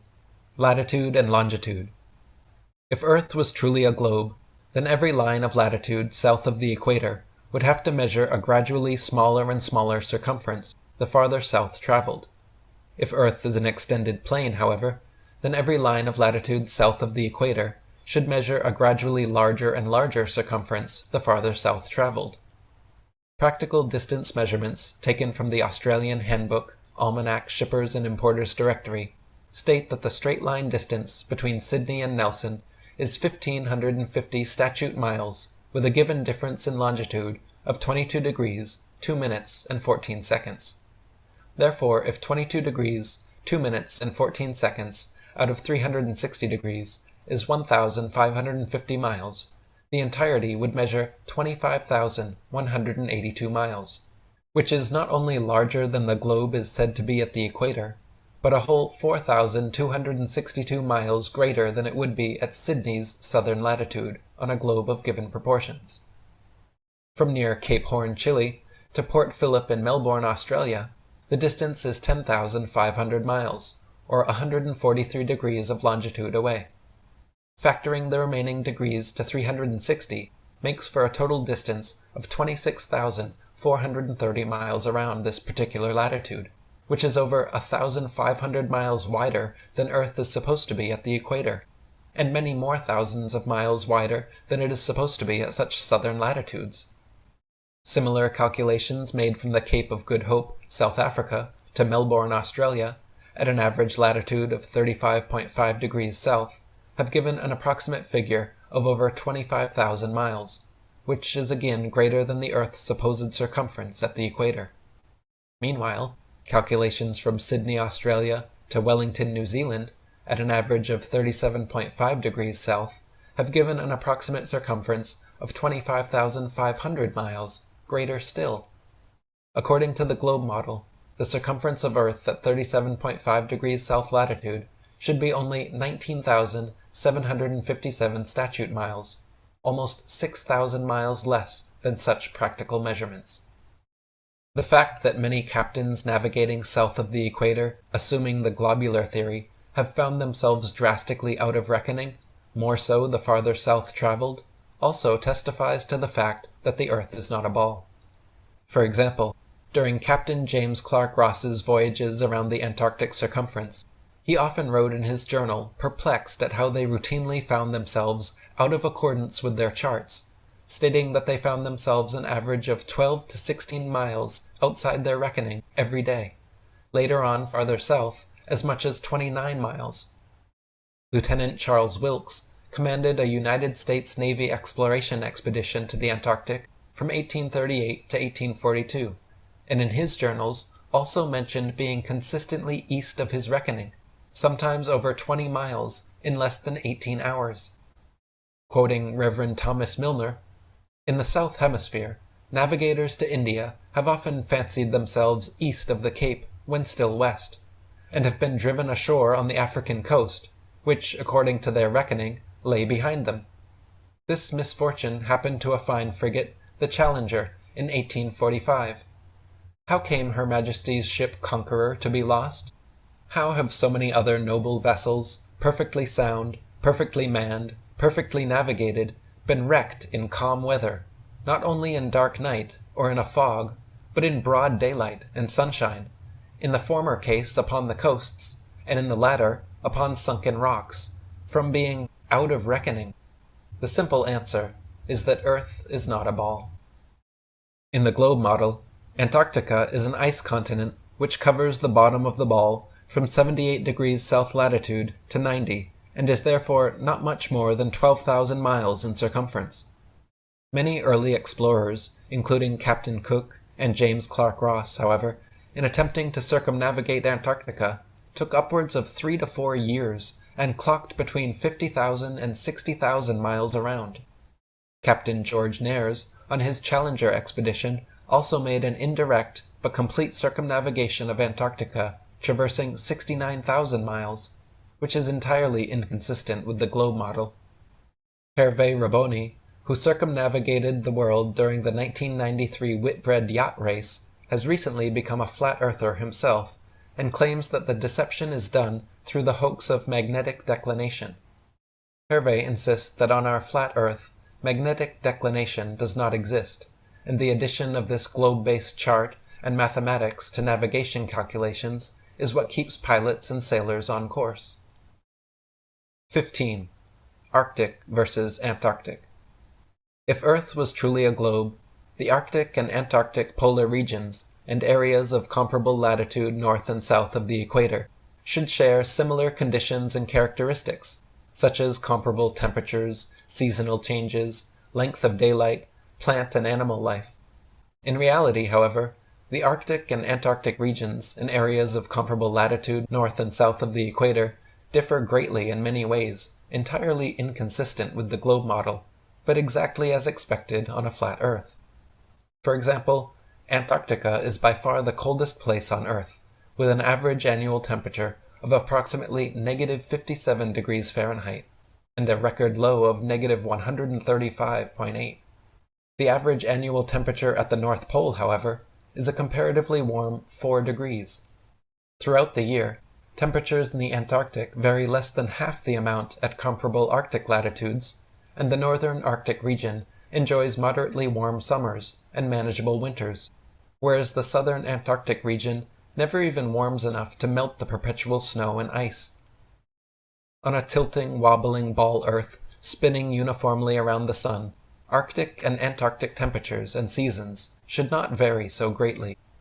In the Arctic, there are 4 clearly distinguished seasons, warm summers, and an abundance of plant and animal life, none of which can be said of the Antarctic.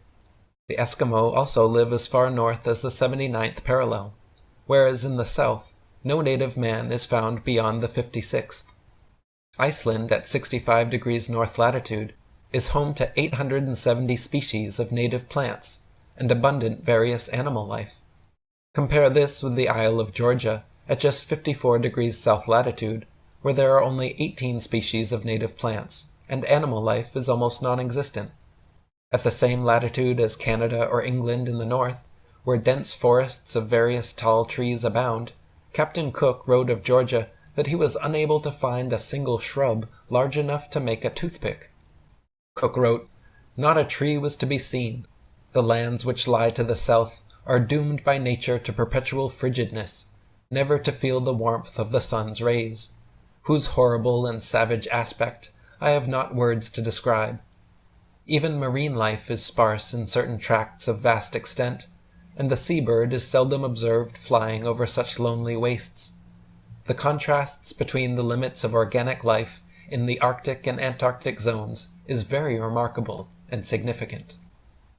At places of comparable latitude north and south, the sun also behaves very differently than it should on the globe model, but exactly as expected over a flat Earth. For example, in the north, dawn and dusk come slowly and last far longer than in the south, where they come and go very quickly. Certain places in the north, twilight can last for over an hour, while at comparable southern latitudes, within a few minutes the sunlight completely disappears. Also, the longest summer days north of the equator are much longer than those south of the equator, and the shortest winter days north of the equator are much shorter than the shortest south of the equator. These facts are inexplicable on a uniformly spinning, wobbling ball Earth, but make perfect sense on a flat Earth with a sun traveling faster, wider circles over the south and slower, narrower circles over the north. 16. The Midnight Sun. The midnight sun is an Arctic phenomenon occurring annually during the summer solstice, where for several days straight, observers north of the Arctic Circle can watch the sun traveling circles overhead, rising and falling throughout the day, but never fully setting for upwards of 72 plus hours. If the Earth was actually a spinning globe revolving around the sun, the only place such a phenomenon as the midnight sun could be observed would be at the poles. Any other vantage point, from 89 degrees latitude downwards, could never, regardless of any tilt or inclination, see the sun for over 24 hours straight. To do so on a spinning globe, at a point other than the poles, you would have to be looking through miles and miles of land and sea for part of the revolution. Some people claim there is a similar phenomenon in Antarctica, but they coincidentally don't have any uncut videos showing this. The few videos available online have been suspiciously edited or manipulated, and the Antarctic Treaty doesn't allow independent explorers to travel there during the winter solstice to verify or refute these claims. Conversely, there are dozens of uncut videos publicly available showing the Arctic midnight sun, and it has been verified beyond any shadow of a doubt, as anyone can travel and confirm for themselves. Furthermore, every year from the 71st degree south latitude onwards, the sun sets on May 17th, and is not seen above the horizon again until July 21st. This is totally at odds with the globe model, but easily explained on a flat Earth. The midnight sun is seen within the Arctic Circle during summer solstice because the sun, at its innermost cycle, is circling tightly enough around the polar center that it constantly remains visible above the horizon for someone at such a vantage point. Likewise, in extreme southern latitudes during that time, the sun completely disappears from view for over 2 months because there at the northern tropic, at the innermost cycle of its boomerang journey, the sun is circling the northern center too tightly to be seen from the southern circumference. 17. Polaris. In the heliocentric model, they claim Earth is a globe spinning 1,000 miles per hour around its axis, while revolving tens of thousands of miles per hour around the sun, while the entire solar system circles hundreds of thousands of miles per hour around the Milky Way, and the entire galaxy shoots millions of miles per hour more off through infinite space. In reality, no one in history has ever seen, heard, felt, or measured such motions, and everyone can clearly see for themselves that Polaris, the pole star, situated directly over the North Pole center of Earth, never moves, night after night, year after year, century after century, with all the other fixed stars remaining fixed in their relative constellations, revolving perfect circles around it. Such circular star trails around an unmoving pole star, seen in time-lapse photos, prove that it is the stars themselves moving and not the Earth. If Earth was truly a tilting, wobbling, spinning space ball undergoing these multiple contradictory motions through the universe, you would only ever see irregular, random, spiral-shaped star trails, and the night sky would never be the same twice. It would be impossible for constellations to exist whatsoever if Earth was truly performing all these various theoretical motions. Quoting 100 Proofs Earth is Not a Globe by William Carpenter, "Why in the name of common sense should observers have to fix their telescopes on solid stone bases so that they should not move a hair's breadth, if the earth on which they fix them moves at the rate of 19 miles in a second? Indeed, to believe that 6,000 million tons is rolling, surging, flying, darting on through space forever, with a velocity compared with which a shot from a cannon is a very slow coach, with such unerring accuracy that a telescope fixed on granite pillars in an observatory will not enable a lynx-eyed astronomer to detect a variation in its onward motion of the 1,000th part of a hair's breadth, is to conceive a miracle compared with which all the miracles on record put together would sink into utter insignificance. Since we can, in middle north latitudes, see the North Star on looking out of a window that faces it, and out of the very same corner of the very same pane of glass in the very same window all the year round, it is proof enough for any man in his senses that we have made no motion at all, and that the earth is not a globe. 18. Sigma Octantis. Sigma Octantis is claimed to be a southern central pole star similar to Polaris, around which the southern hemisphere stars all rotate around the opposite direction. Unlike Polaris, however, Sigma Octantis cannot be seen simultaneously from every point along the same latitude. It is not central, but allegedly 1 degree off-center. It is not motionless, and in fact cannot be seen at all using commercially available telescopes. There is legitimate speculation regarding whether Sigma Octantis even exists. The heliocentric model claims stars south of the equator revolve the opposite direction around Sigma Octantis, but in reality, all the luminaries revolve the same direction east to west around Polaris, like in a planetarium dome. Our Earth planetarium, however, is too vast for any observer to see all the stars simultaneously from one vantage point, so their apparent motion, angle, and inclination changes based on perspective and the exact direction faced. Quoting Earth Not a Globe by Dr. Samuel Robotham, "Another thing is certain, that from within the equator, the North Pole star, and the constellations Ursa Major, Ursa Minor, and many others, can be seen from every meridian simultaneously, whereas in the south, from the equator, neither the so-called South Pole star, nor the remarkable constellation of the Southern Cross can be seen simultaneously from every meridian, showing that all the constellations of the South Pole star included sweep over a great southern arc and across the meridian, from their rise in the evening to their setting in the morning. But if the Earth is a globe, Sigma Octantis, a South Pole star, and the Southern Cross, a southern circumpolar constellation, they would all be visible at the same time from every longitude on the same latitude, as is the case with the Northern Pole star and the northern circumpolar constellations. Such, however, is not the case. 19. Local Sun. Heliocentrists' astronomical figures always sound perfectly precise, but they have historically been notorious for regularly and drastically changing them to suit their various models. For instance, in his time, Copernicus calculated the sun's distance from Earth to be exactly 3,391,200 miles. The next century, Johannes Kepler decided it was actually 12,376,800 miles away.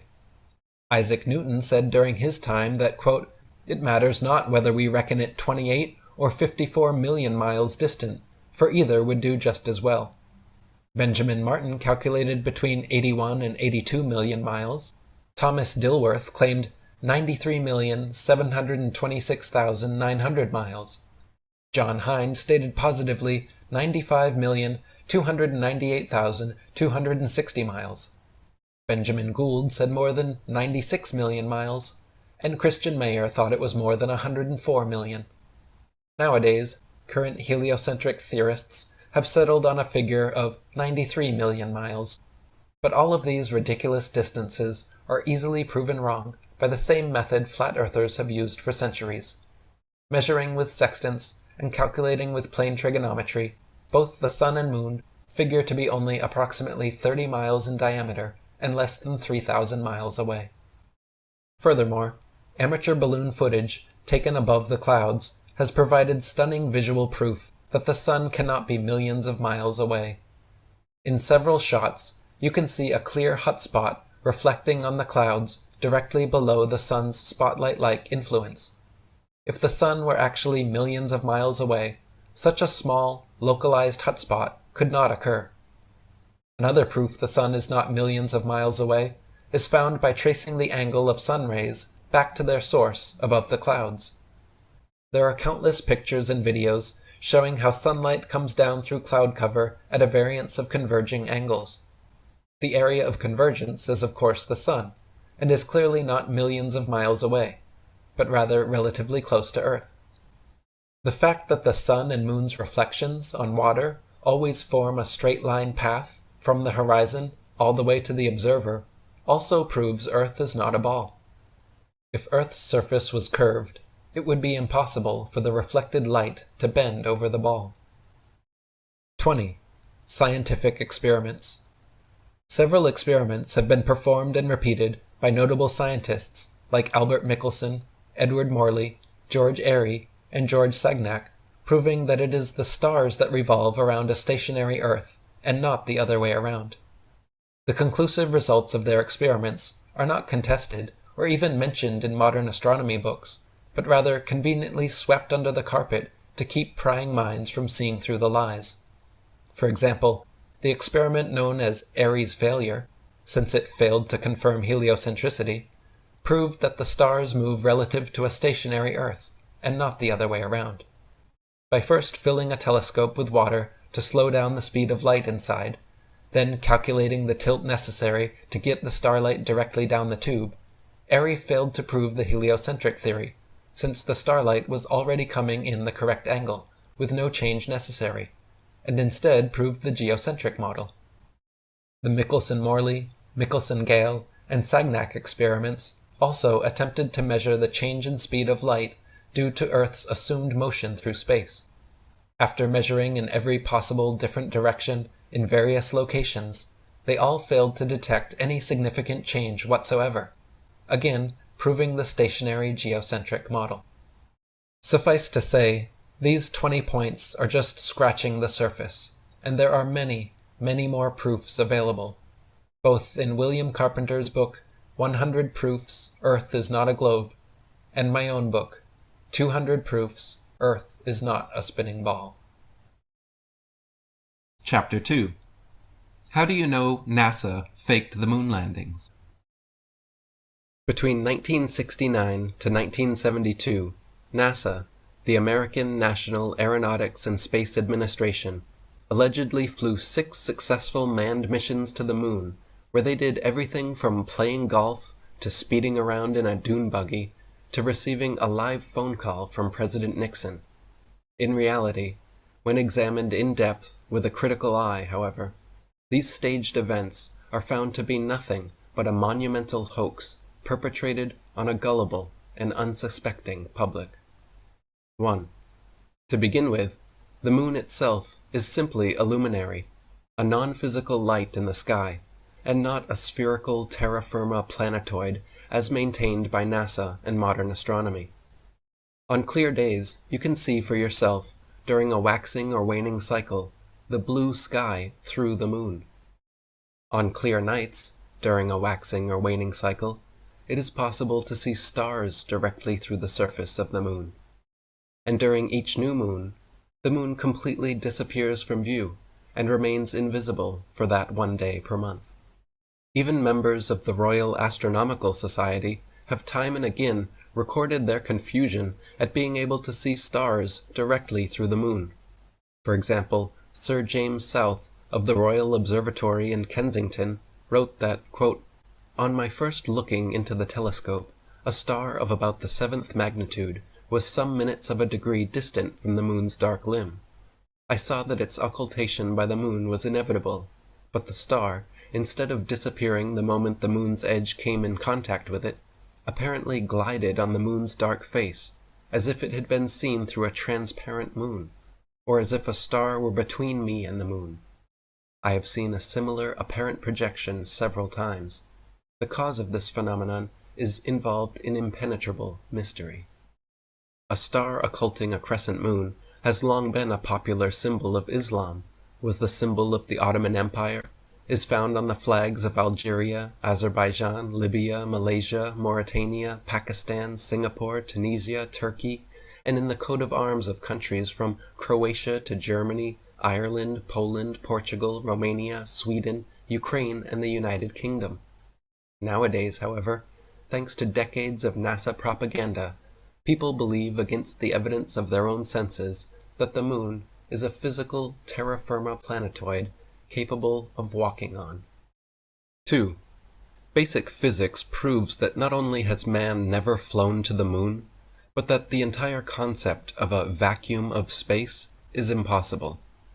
NASA and modern astronomy claim that the Earth's atmosphere spins perfectly along with the Earth up to an indeterminate height where it allegedly meets the vacuum of space. Anyone who has punctured an aerosol canister knows, however, that a positive pressure system adjacent to a negative pressure system must have a solid barrier separating them, or else they will equilibrate. Furthermore, at ground level, this spinning atmosphere supposedly travels around 1,000 miles per hour and increases in speed with altitude, so that by 250 miles high, where they claim the International Space Station orbits, the atmosphere and everything in it are allegedly traveling a ridiculous 17,500 miles per hour, the speed of a bullet. This means the astronauts in their rockets were traveling faster than a speeding bullet when finally they popped out of the Earth's spinning, pressurized atmosphere and into the non-spinning, non-pressurized, non-atmosphere of the vacuum of space. Even if they could somehow survive such a transition, once in the supposed vacuum of space, it would be impossible to continue steering, because all propulsion systems require the air in the atmosphere to push against. In a vacuum, there is no such counterforce, so all propulsion, rather than sending the rocket forward, would instead send it spinning wildly and randomly out of control. In recent years, NASA has attempted damage control regarding this issue, by now claiming that the moon is actually still within the Earth's atmosphere. But this doesn't change the fact that they stood by this impossible claim for decades. 3. The amount of radiation claimed to exist in space, especially through the so-called Van Allen belt, was far too strong for the astronauts' flimsy suits. Starting at an altitude of 1,000 miles up to approximately 15,000 miles, NASA claims there exists a deadly band of radiation that would kill or seriously injure anyone passing through in a matter of minutes. One Russian study stated that the amount of radiation present on the moon would require astronauts to be clothed in 4 feet of lead in order to avoid instant death. John Malden, a NASA physicist, said they would need at least 2 meters of thick shielding around them at all times, yet we see them on film bouncing around the moon in their 2-inch thin suits. Even James Van Allen himself continued to state until his death in 2006 that there was no way humans could survive the 90-minute journey through and another 90-minute journey back through the radiation belt without being completely encased in thick lead shielding. 4. Temperatures on the moon supposedly range from 279 degrees below zero during the nighttime, which is far colder than even Antarctica's coldest winter, and up to 243 degrees above zero at lunar midday, which is hotter than boiling water. NASA claims their special suits were fitted with both heating and cooling systems, but nothing which could come close to withstanding these incredible temperatures. The suits were also supposedly pressurized to keep the vacuum non-pressure of space from bursting their blood vessels, but they clearly have deep creases and wrinkles all over. Astronauts in true pressurized suits would look like the Michelin Man, bubbling out and very inflexible.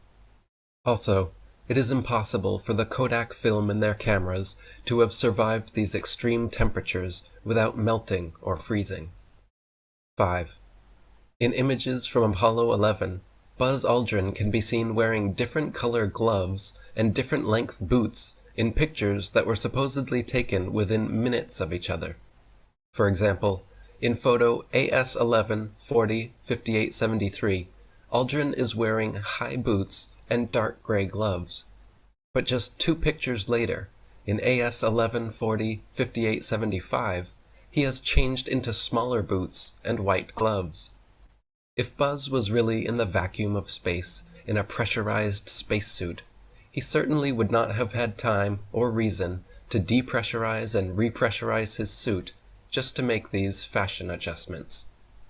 6. None of the Apollo missions brought any extra studio lighting with them on the lunar lander, so the sun should be the only light source on the moon, and in all pictures taken there. In this case, the light should only come from one direction, and all shadows should be cast in the opposite direction. However, in dozens of official NASA photos, there are shadows being cast in up to 3 directions simultaneously, often at up to 90-degree angles, which can only be the result of multiple light sources not present on the moon. For example, in Apollo 14 photo AS1468-9486, the shadow of the lunar lander in the background is being cast at a drastically different angle from the rocks in the foreground. 7. Many pictures purportedly showing the sun, as viewed from the moon, are clearly just studio spotlights, and not the sun. Apollo 12 photo AS1246-6765, for example, after computer enhancements, reveals a large light bulb in the center of the sun. After being thoroughly dissected by many researchers, NASA actually removed the high-resolution version of this image from their Apollo gallery. Apollo 11 photo AS11-40-5935 also shows a conical spotlight effect extending from a light just out of frame that is clearly not the sun. 8. Several Apollo images show a defined separation line where the ground meets with what can only be a studio backdrop. If they were actually filming on the moon, the ground would seamlessly meet the background, leaving no such dividing line. Furthermore, when analyzed side by side, dozens of images reveal that NASA reused the same backdrops time and again on what are alleged to be completely different areas of the moon.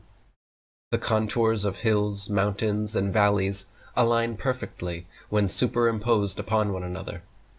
For example, Apollo 15 image AS1582-11057 shows the lunar lander set against a very unique and distinct mountainous backdrop, which, when superimposed over image AS1582-11082, aligns exactly, but with no lunar lander, and a different foreground.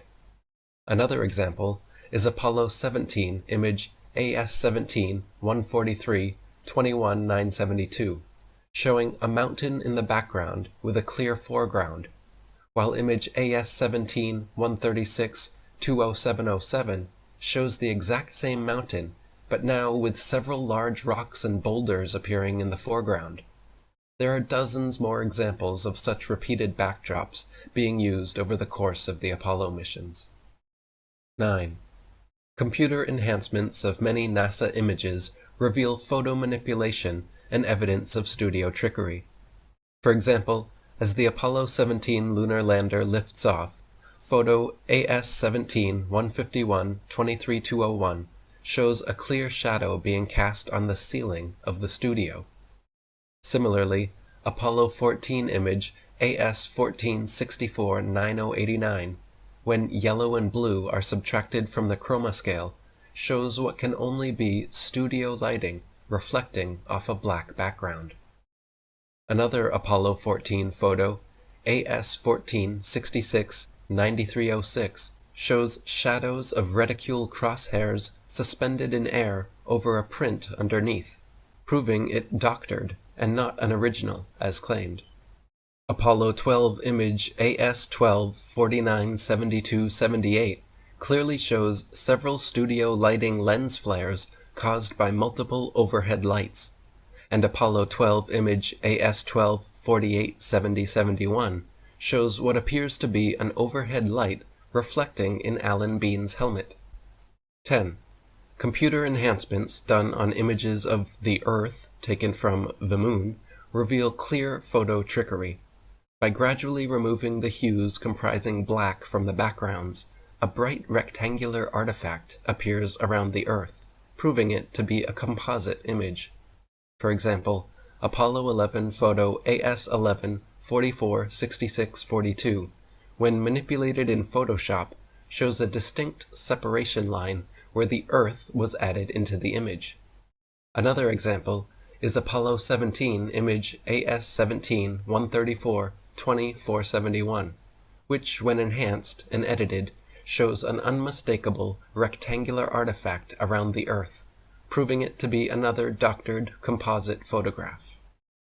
11.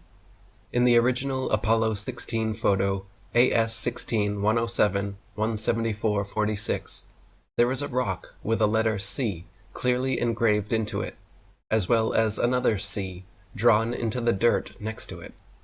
This is characteristic of fake stage rocks on a stage setup, where the set designer demarcates prop positions, and of course not something that would ever be found on the Moon. After being exposed for this, NASA doctored the two C's out of their official version of the photo, but copies of the original photo are still available online. 12. In several bits of video footage from the Apollo missions, there is evidence of the astronauts using wires to achieve a more weightless appearance.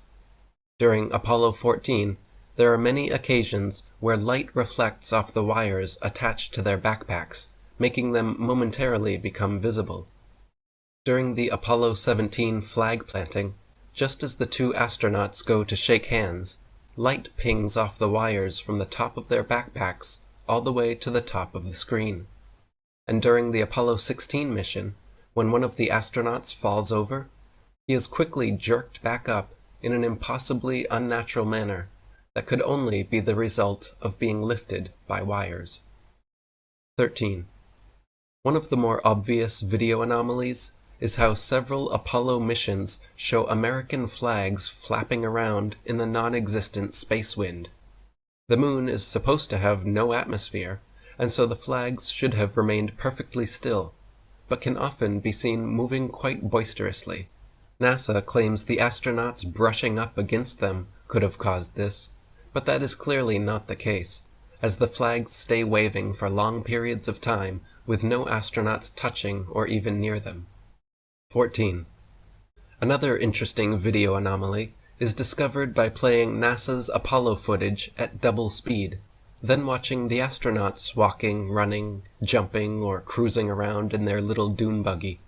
Without the speed adjustment, there is a quote-unquote low-gravity illusion, as the astronauts seem to float, drift, and glide slowly and smoothly along. But once they are seen at 2 times speed, it becomes clear that they are in quote-unquote normal gravity, walking, running, jumping, and cruising at normal speeds. NASA simply reduced the play speed by 50% in post-production to achieve the desired effect. 15. Another glaring mistake is that none of NASA's images or videos show stars in the background as they should. Just complete blackness, likely because exact star maps, as they should appear from the Moon, would be nearly impossible to fake accurately. The testimony of different astronauts on different missions, in their autobiographies and interviews, just muddies the waters even more, some of them bragging about the, quote, astonishingly brilliant light of the stars, and others saying that they, quote, don't remember seeing a single star while on the Moon. Such inconsistent testimony, and the fact that none of NASA's moon pictures feature any stars anywhere in their appropriate positions, is yet more strong evidence of studio fakery. 16.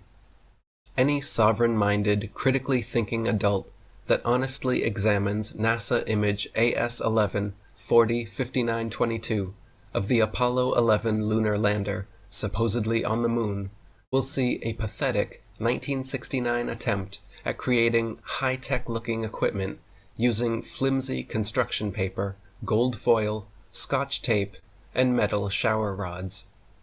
The idea that the piece of junk shown in this official NASA photograph flew to the moon and back is so ludicrous it's laughable. Most unbiased viewers would assume your average high school art class could construct this contraption without much struggle. But official NASA spokesman and astronaut Don Pettit assures us that actually this 1969 technology is so advanced that even with their multi-billion-dollar yearly budget, they cannot for the life of them recreate it now. I'd go back to the moon in a nanosecond, Don informs us, but NASA destroyed that technology, and it's a painful process to build it back again. Apollo 11 mission controller Harold Loden was quoted saying, "The skin on the crew cabin was very thin, and that was all done because of weight saving.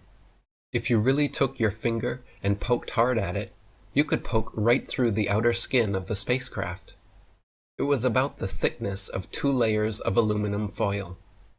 Project manager Thomas Kelly concurred, noting that the skin, the aluminum alloy skin of the crew compartment, was about 12 1,000ths of an inch thick, equivalent to about 3 layers of Reynolds wrap that you would use in the kitchen.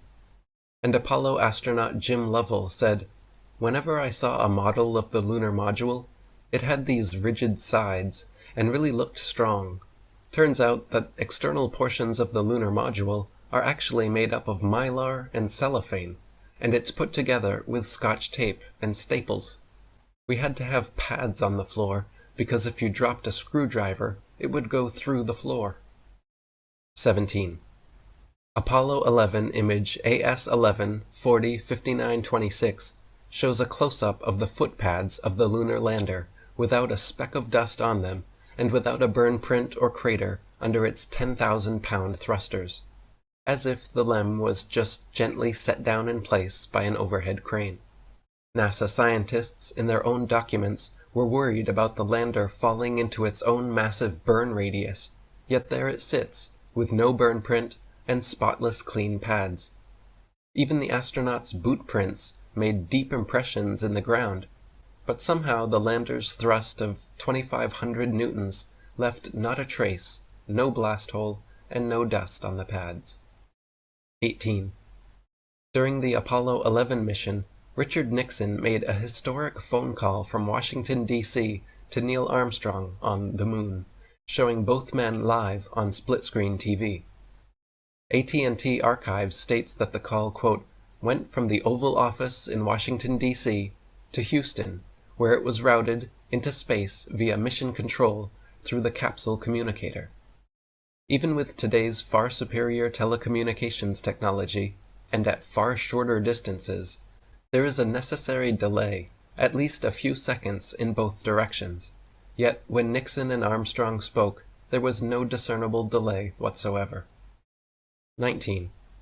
Another solid proof of NASA's lies came with examination of the many supposed moon rocks given to museums the world over by Neil Armstrong and Buzz Aldrin.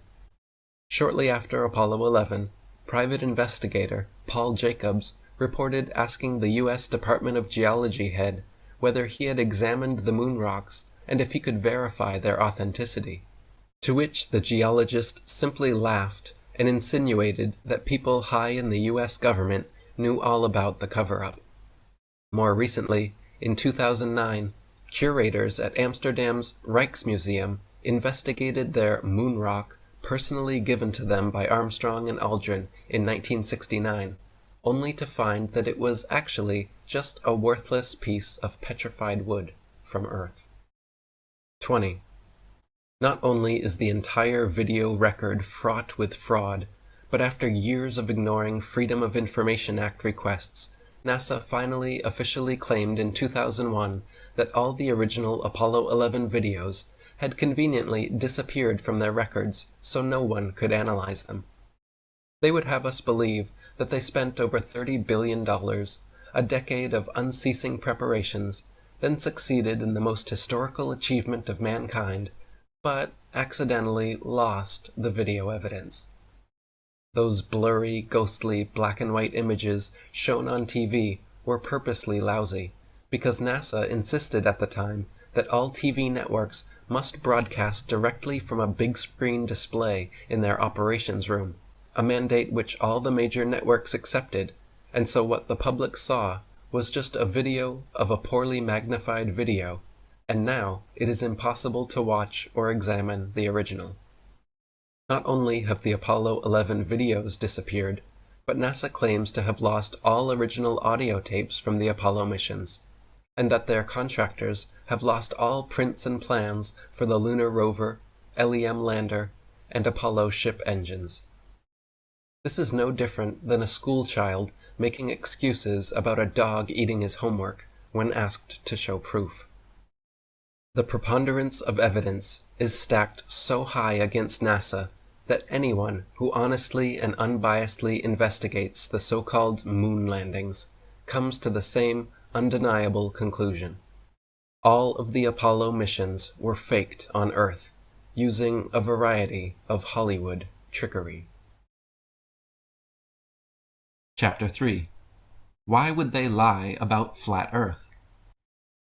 When confronted with blatant NASA lies and obvious globe inconsistencies, the number one most common, frequently asked question is undoubtedly, but why would anyone lie about the shape of the Earth? For what purpose would there be a multi-generational, worldwide conspiracy to cover up the truth of our home? Why would NASA spend billions of dollars building rockets just to prank the population about outer space? What on earth would be the point of hiding the flat Earth? To begin with, almost anyone being asked this question is not directly involved in creating or maintaining the lie, so insisting a definitive answer of motive from completely uninvolved parties is impossible. When someone tells a lie, their motives for doing so and their true inner purposes are known to them alone. People being lied to can attempt to deduce and guess at the reasons for a liar's actions, but ultimately that information can only be revealed by the liars themselves. We flat earthers are not the malefactors in this situation, so we simply cannot adequately answer such a question without being inside the minds of the culprits. It should be obvious that asking uninvolved parties about the inner motives of other people is a fruitless and impossible endeavor. So why then is this universally the number one most common frequently asked question right after someone identifies a flat earther? The query is almost always accompanied by a smirk, a sneer, an eye roll, or outright laughter, and this gives away the underlying intention of asking. The majority of people asking this question have not actually done any research into the subject, and know full well that uninvolved parties cannot provide another's motive. Therefore this knee-jerk phrase, "but why would they lie," so commonly repeated, is much more so a snarky defense mechanism than a genuine question. Incessantly asking why the world's governments would lie, without first doing your due diligence in researching the endless evidence and experiments proving that they most certainly are lying, is like coming upon a bloody homicidal crime scene with your eyes closed and refusing to believe it happened because you cannot fathom the perpetrator's motive, and until someone offers up a reason suitable to your subjective sensibilities, only then might you open your eyes and investigate the obvious murder. Flat earthers are like senior detectives on the crime scene, collecting evidence, taking photographs, and cataloging proofs, while ignorant globe defenders act like smug rookies, rocking up late and claiming we are looking in the wrong place. So flat earthers cannot be expected to give definitive, conclusive answers to this inappropriately directed question, but we can attempt to deduce and guess what the reason or reasons may be. As for the specific question of why would NASA and other government space agencies spend billions of dollars on this deception, it should be noted that these organizations are funded by money taken from the pockets of taxpayers in their respective countries. In other words, These government space agencies are annually freely receiving billions of dollars that their populations are forced to pay them. NASA alone received $24 billion of American taxpayer money in 2022, which amounts to over $65 million every single day. That makes NASA and other government space agencies among the biggest black-budget black holes in existence, sucking in trillions of dollars over the decades just to give us a bunch of rockets launched into the ocean and CGI cartoons on television. Maintaining the illusion is comparatively cheap, so rather than being some unrealistically expensive enterprise, it is actually an incredibly lucrative and profitable scam.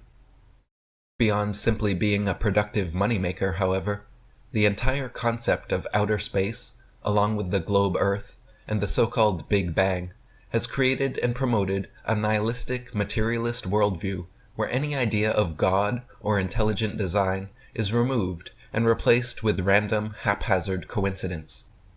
Instead of humans being purposefully created by a purposeful creator, instead of Earth being intelligently designed by an intelligent designer, we are told that life, nature, and everything else was all brought into existence for nothing and by accident. We are told that before time, space, matter, consciousness, intelligence, and life, that there was absolutely nothing. Then, in an instant, and for no reason at all, the nothingness exploded. And instead of destroying things like every other explosion, this explosion created things. It created everything. The nothingness explosion somehow created space, time, and all matter in the universe by ejaculating this creationary explosive primordial soup, and the debris shooting outwards at 670 million miles per hour for over 14 billion years finally culminated to create you. First, some of the more gaseous nothing came together forming suns and stars. Then solid pieces of the nothing came together forming planets and moons. Then the nothing turned hydrogen and oxygen came together forming water on the nothing planet Earth, out of which single-celled living organisms magically appeared, got to work dividing and multiplying into multi-celled conscious organisms, which multiplied and divided, mutated and morphed into various forms of sea life, which adapted and evolved and crawled onto land, replaced gills with lungs, lost tails, grew opposable thumbs, and started grasping at straws like this ridiculous nihilistic notion of Big Bang evolution. This anti-God, anti-spiritual, materialist theory of evolution is taught as gospel truth in schools worldwide, and has been staunchly protected by the infallibility of science for over 150 years. But in actual fact, just as science has failed to find one true, valid proof that Earth is a ball spinning around the sun, scientists have failed to discover a single piece of evidence that the material world is truly a product of blind chance evolution. Children are still taught, however, that we came from nothing, for no reason, and that one day in the future the sun will burn up, killing us all and destroying everything we built. This fatalistic, nihilistic, materialist creation and destruction story has fabricated a veritable atheistic religion that masquerades as scientific truth. By removing Earth from the stationary center of the universe, they have moved us physically and metaphysically from a place of supreme importance to one of complete indifference. If Earth is the center of all creation, then that denotes a special significance to our home, and to us, the most intelligent of the intelligent designers' designs. But if Earth is just one of billions of planets revolving around billions of stars in billions of galaxies, then the ideas of God, creation, and a specific purpose for human existence become highly implausible. This atheistic, nihilistic, materialist paradigm spiritually crushes the believer, while simultaneously bolstering and emboldening their egos, because if they have no higher purpose, everyone is just an accident, and everything will end when the sun burns up. The only thing that really matters in life is me, myself, and I. Through indoctrination into this anti-spiritual religion, Believers lose faith in anything beyond the material world, and become material boys and girls, malleable, selfish, hedonistic consumers. This then becomes fertile ground for further deceptions, as people uprooted from their true beginnings and given false bearings can be led anywhere. Two places we are clearly not being led by this globe deception, however, are Antarctica and the North Pole. These two locations hold inherent significance in the flat Earth model of the cosmos, because Antarctica is the elevated outer rim, encompassing and extending around all the other continents, while the North Pole is the center point of the world, where all compasses point, and directly below Polaris, the only stationary star in the sky.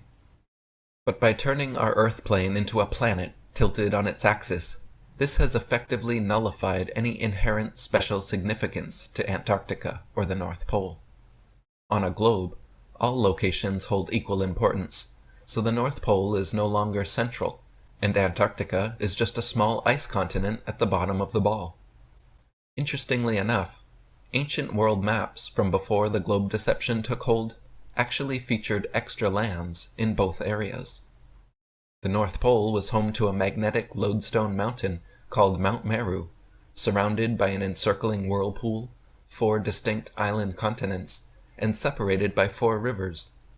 These lands were even said to be inhabited by giants and pygmies in the notes of Gerardus Mercator's own map, as well as the testimonies of many ancient explorers, cartographers, and historians, including Pytheas, Strabo, Pliny the Elder, St. Brandon, Adam of Bremen, Paul the Deacon, Gerald of Wales, Nicholas de Lin, Jacobus Snoyen, Anthony Jenkinson, Johannes Ruisch, and Olaus Magnus, just to name a few. Since the globe deception took hold, however, these locations have completely disappeared from all modern maps. Likewise, in ancient maps, Antarctica was shown as having far more landmass than now, and many maps even featured additional continents beyond the Antarctic. Admiral Byrd claimed on live television that there were vast resources in untouched lands beyond Antarctica that had never been explored, and books like Worlds Beyond the Poles or The Iron Republic speak of entire civilizations existing south of the South Pole. By turning Earth into a ball, these potential extra lands, resources, and civilizations have been conceptually erased from the minds of the masses, as there is literally nowhere left for them to exist. The effect is similar to when intrepid young Truman from the Truman Show movie is told by his teacher that he is too late and everywhere has already been explored. In an instant, with that piece of false information, his adventurous spirit is crushed, and he is convinced that there is nowhere new to discover. In summation, this globe lie is essentially the biggest and most fundamental deception imaginable, uprooting people from the stable, level earth beneath their feet, shaping it into a ball, and throwing it around the sun. Humanity is left spinning out of control in a vast, blind, dumb universe that created everything for no reason by accident, and will eventually be blown away by a meteor strike or supernova. All of creation is explained by material processes, and anything remotely spiritual is just a quaint relic of a pre-scientific age. Everywhere on Earth has already been explored, and our only hope is pouring billions more dollars per year into NASA and other space agencies to take us to their other ball planets, like CGI Mars. Essentially, they have created a new world religion of scientism, complete with a creation and destruction story, prophets and prophecies, and removed any purpose or higher power, replacing it with a random, nonsensical explosion. So-called scientists became the new priests of the New World religion, and the now malleable masses walk in lockstep towards whatever future they manufacture for us. Chapter 4. Why are there no flat Earth whistleblowers? When confronted with objective, demonstrable, empirical proof that Earth is not a fantastical, tilting, wobbling, spinning spaceball, one sticking point that globe defenders consistently revert back to is, if the evidence flat earthers are presenting is true, then why has there not been a single whistleblower to come forward and expose this mother of all conspiracies? How is it possible that not one of the hundreds of thousands of people that NASA has employed over the decades has come forward and admitted the hoax? What about the Russians, the Chinese, the Japanese, and all the other government space agencies, along with SpaceX, Virgin Galactic, Blue Origin, and other corporate space enterprises? If Earth is not a globe, and we never went to the moon, why haven't these governments or corporations tattletaled on each other and exposed this massive lie to the masses? The first thing people asking this question need to realize is that all governments and corporations are organized into compartmentalized, hierarchical, pyramid-like structures, where the vast majority of people employed are kept on a need-to-know basis and have very specific jobs delegated to them by their superiors. Only the presidents, CEOs, and other power elites at the capstone of the pyramid have full knowledge and control of what really goes on within the organization. The mathematicians crunching numbers, engineers constructing satellites, contractors manufacturing equipment, all the way to the mission controllers with their big media moments high-fiving after every successful launch and landing. These people are all compartmentalized into highly specialized jobs and have no idea what happens in the boardrooms or about the true inner workings of these companies. The vast majority of people working in the field of outer space have never blasted off in a rocket and have no special knowledge granted by their employment that they could expose or blow the whistle on. In other words, these employees are simply duped like the rest of the gullible public and believe the narrative presented to them. The second thing people asking this question generally fail to realize is the prevalence and potency of secret societies in the world, the amount of control they wield, the degrees of secrecy sworn, and how many other so-called conspiracy theories are actually legitimate conspiracy realities. Anyone who has read my previous books, The Atlantean Conspiracy, The Flat Earth Conspiracy, or Flatlantis, will be familiar with the research and abundant evidence that exists proving these conspiratorial alternatives to many mainstream media fictions, along with how secret societies like the Freemasons and Jesuits create and control such contrivances. Most people are unaware, for example, that Freemasonry, the world's oldest and largest secret society, exists in almost every country, with over 5 million members worldwide, all blood oath bound and sworn to secrecy every degree they rise. They are unaware that Masons like John Robison and Captain Morgan have actually blown the whistle and both paid the ultimate price after publishing their books divulging the secrets of Masonry. People are also unaware, for example, that nearly every astronaut NASA claims to have sent to space is actually a confirmed Freemason. John Glenn, two-time U.S. Senator and one of NASA's first astronauts, is a known Mason. Buzz Aldrin Jr., the second man to lie about walking on the moon, is an admitted, ring-wearing, hand-sign-flashing, 33rd degree Mason from Montclair Lodge No. 144 in New Jersey. Edgar Mitchell, another supposed moonwalker aboard Apollo 14, is an Order of Demolay Mason at Artesta Lodge No. 29 in New Mexico. James Irwin of Apollo 15, the last man to lie about walking on the moon, was a Tejon Lodge No. 104 member in Colorado Springs. Don Eisel on Apollo 7 was a member of the Luther B. Turner Lodge No. 732 in Ohio. Gordon Cooper, aboard Mercury 9 and Gemini 5, was a Master Mason in Carbondale Lodge No. 82 in Colorado. Virgil Grissom, on Apollo 1, Mercury 5, and Gemini 3, was a Master Mason from Mitchell Lodge No. 228 in Indiana.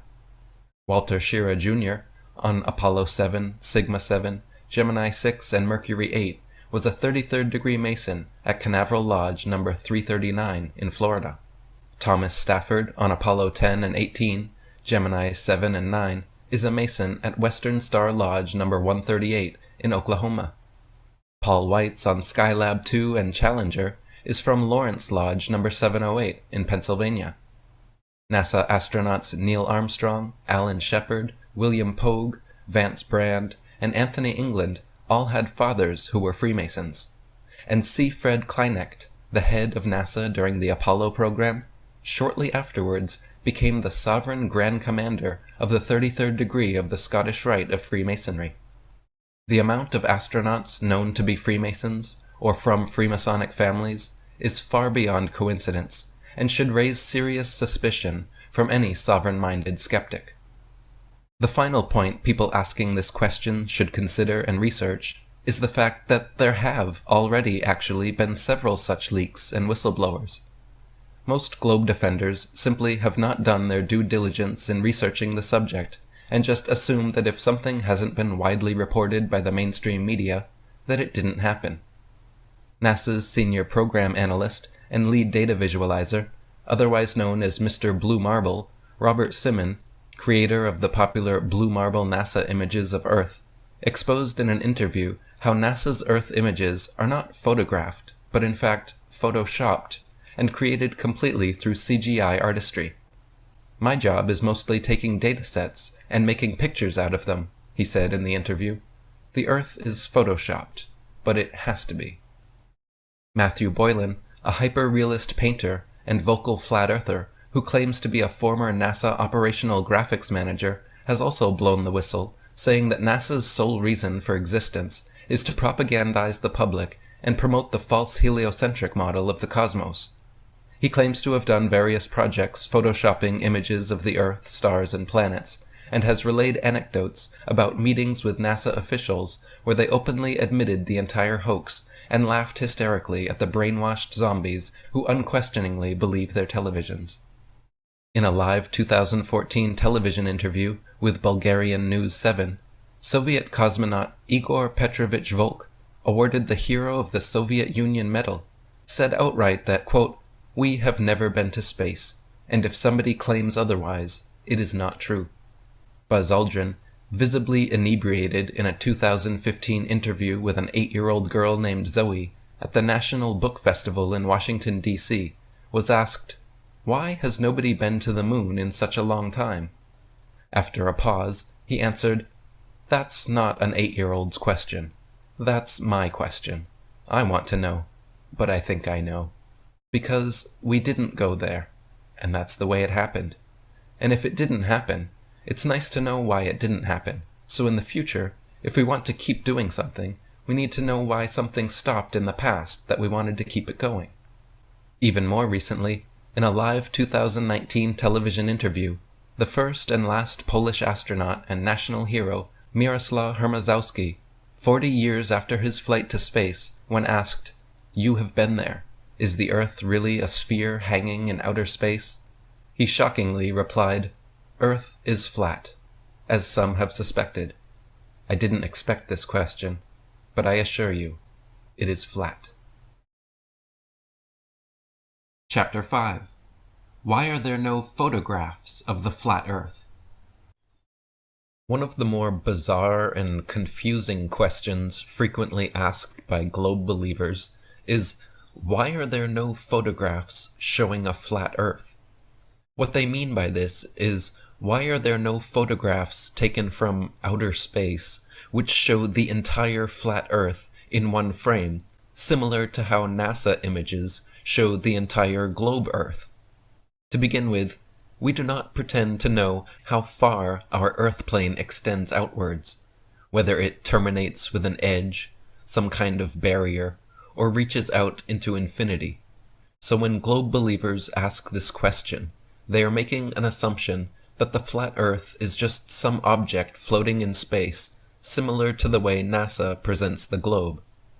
There are many cartoon depictions of such silly flat Earths floating in space, put out by the farcical gatekeepers at the Flat Earth Society and others, but these images do not represent the claims of genuine globe skeptics.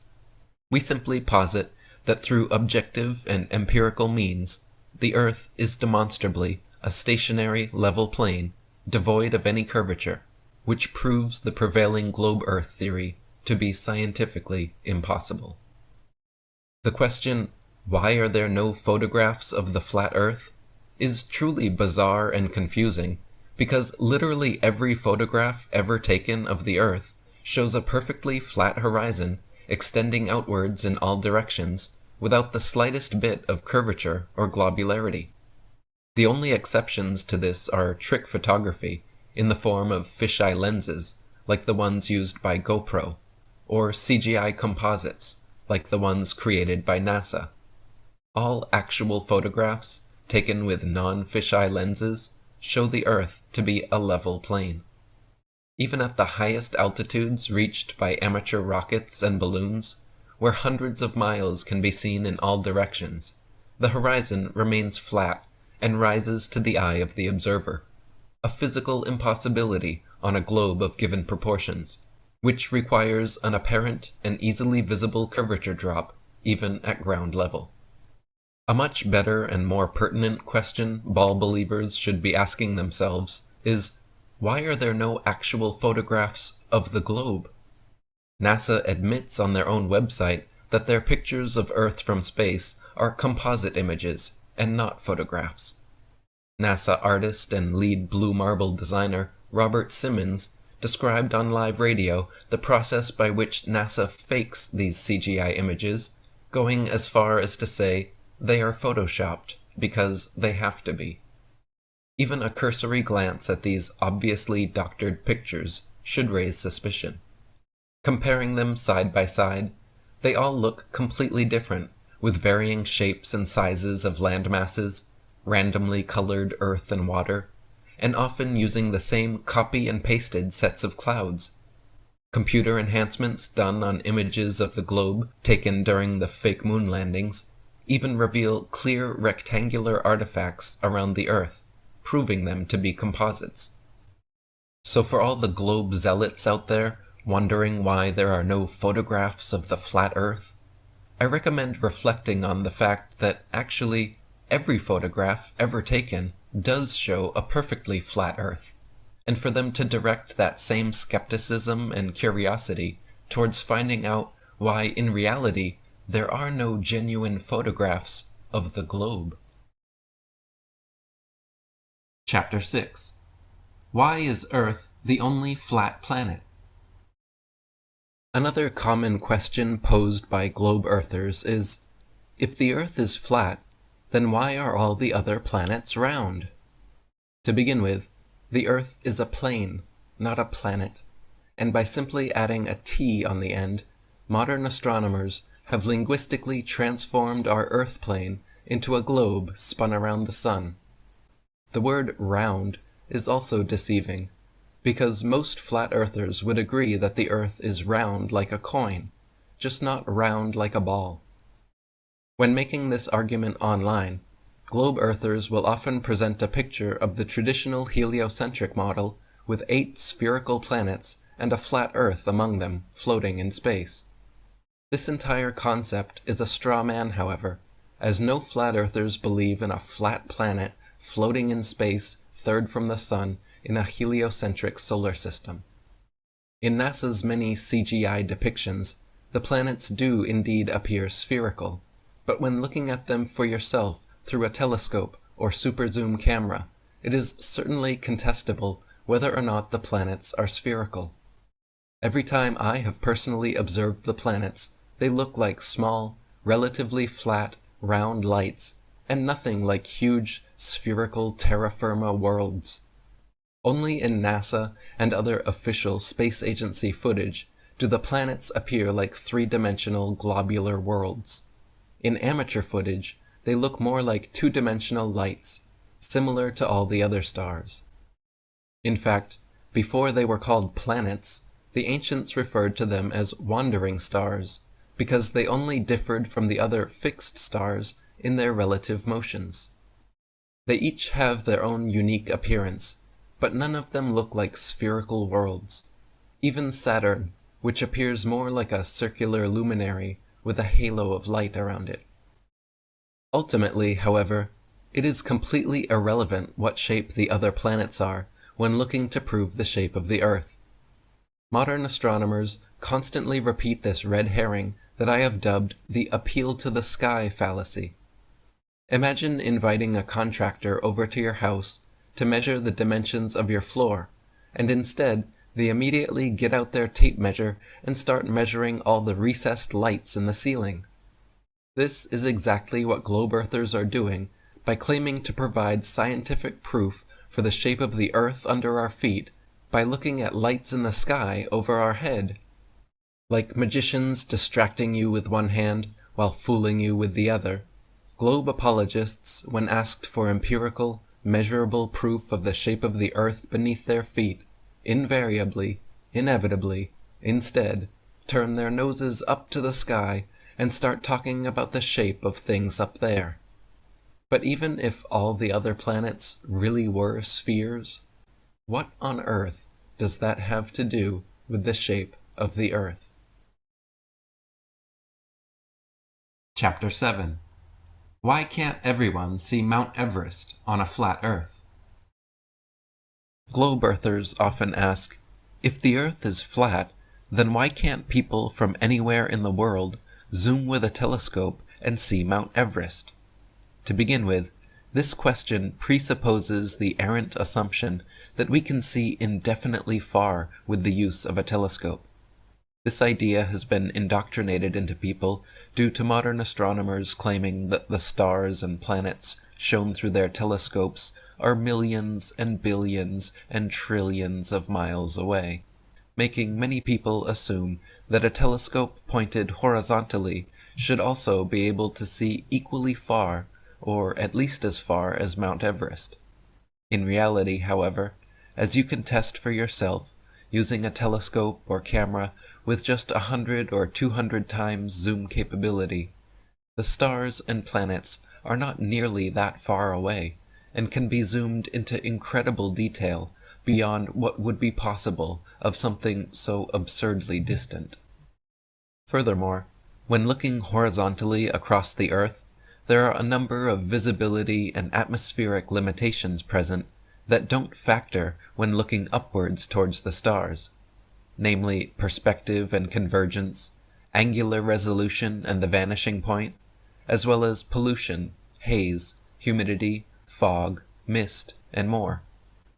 Most people asking about seeing Mount Everest through a telescope have never actually experimented with one themselves, or else would already know that visibility gets progressively more distorted the further you zoom, until nothing can be discernibly resolved. There are also, of course, hills, mountains, buildings, trees, and innumerable other objects in the way, obstructing any possible view to Mount Everest. If you stand on the beach, a plain or prairie, you will find the horizon extends about 3 to 6 miles around you, depending on the weather and your eyesight. The range of the human eye, our field of vision, is from 110 to 1 degree, and the smallest angle under which an object can still be seen is 1/60th of 1 degree, so that when an object is 3,000 times its own diameter away from an observer, it will cease to be visible. So, for example, the furthest distance at which one can see a 1-inch diameter penny is 3,000 inches, or 250 feet.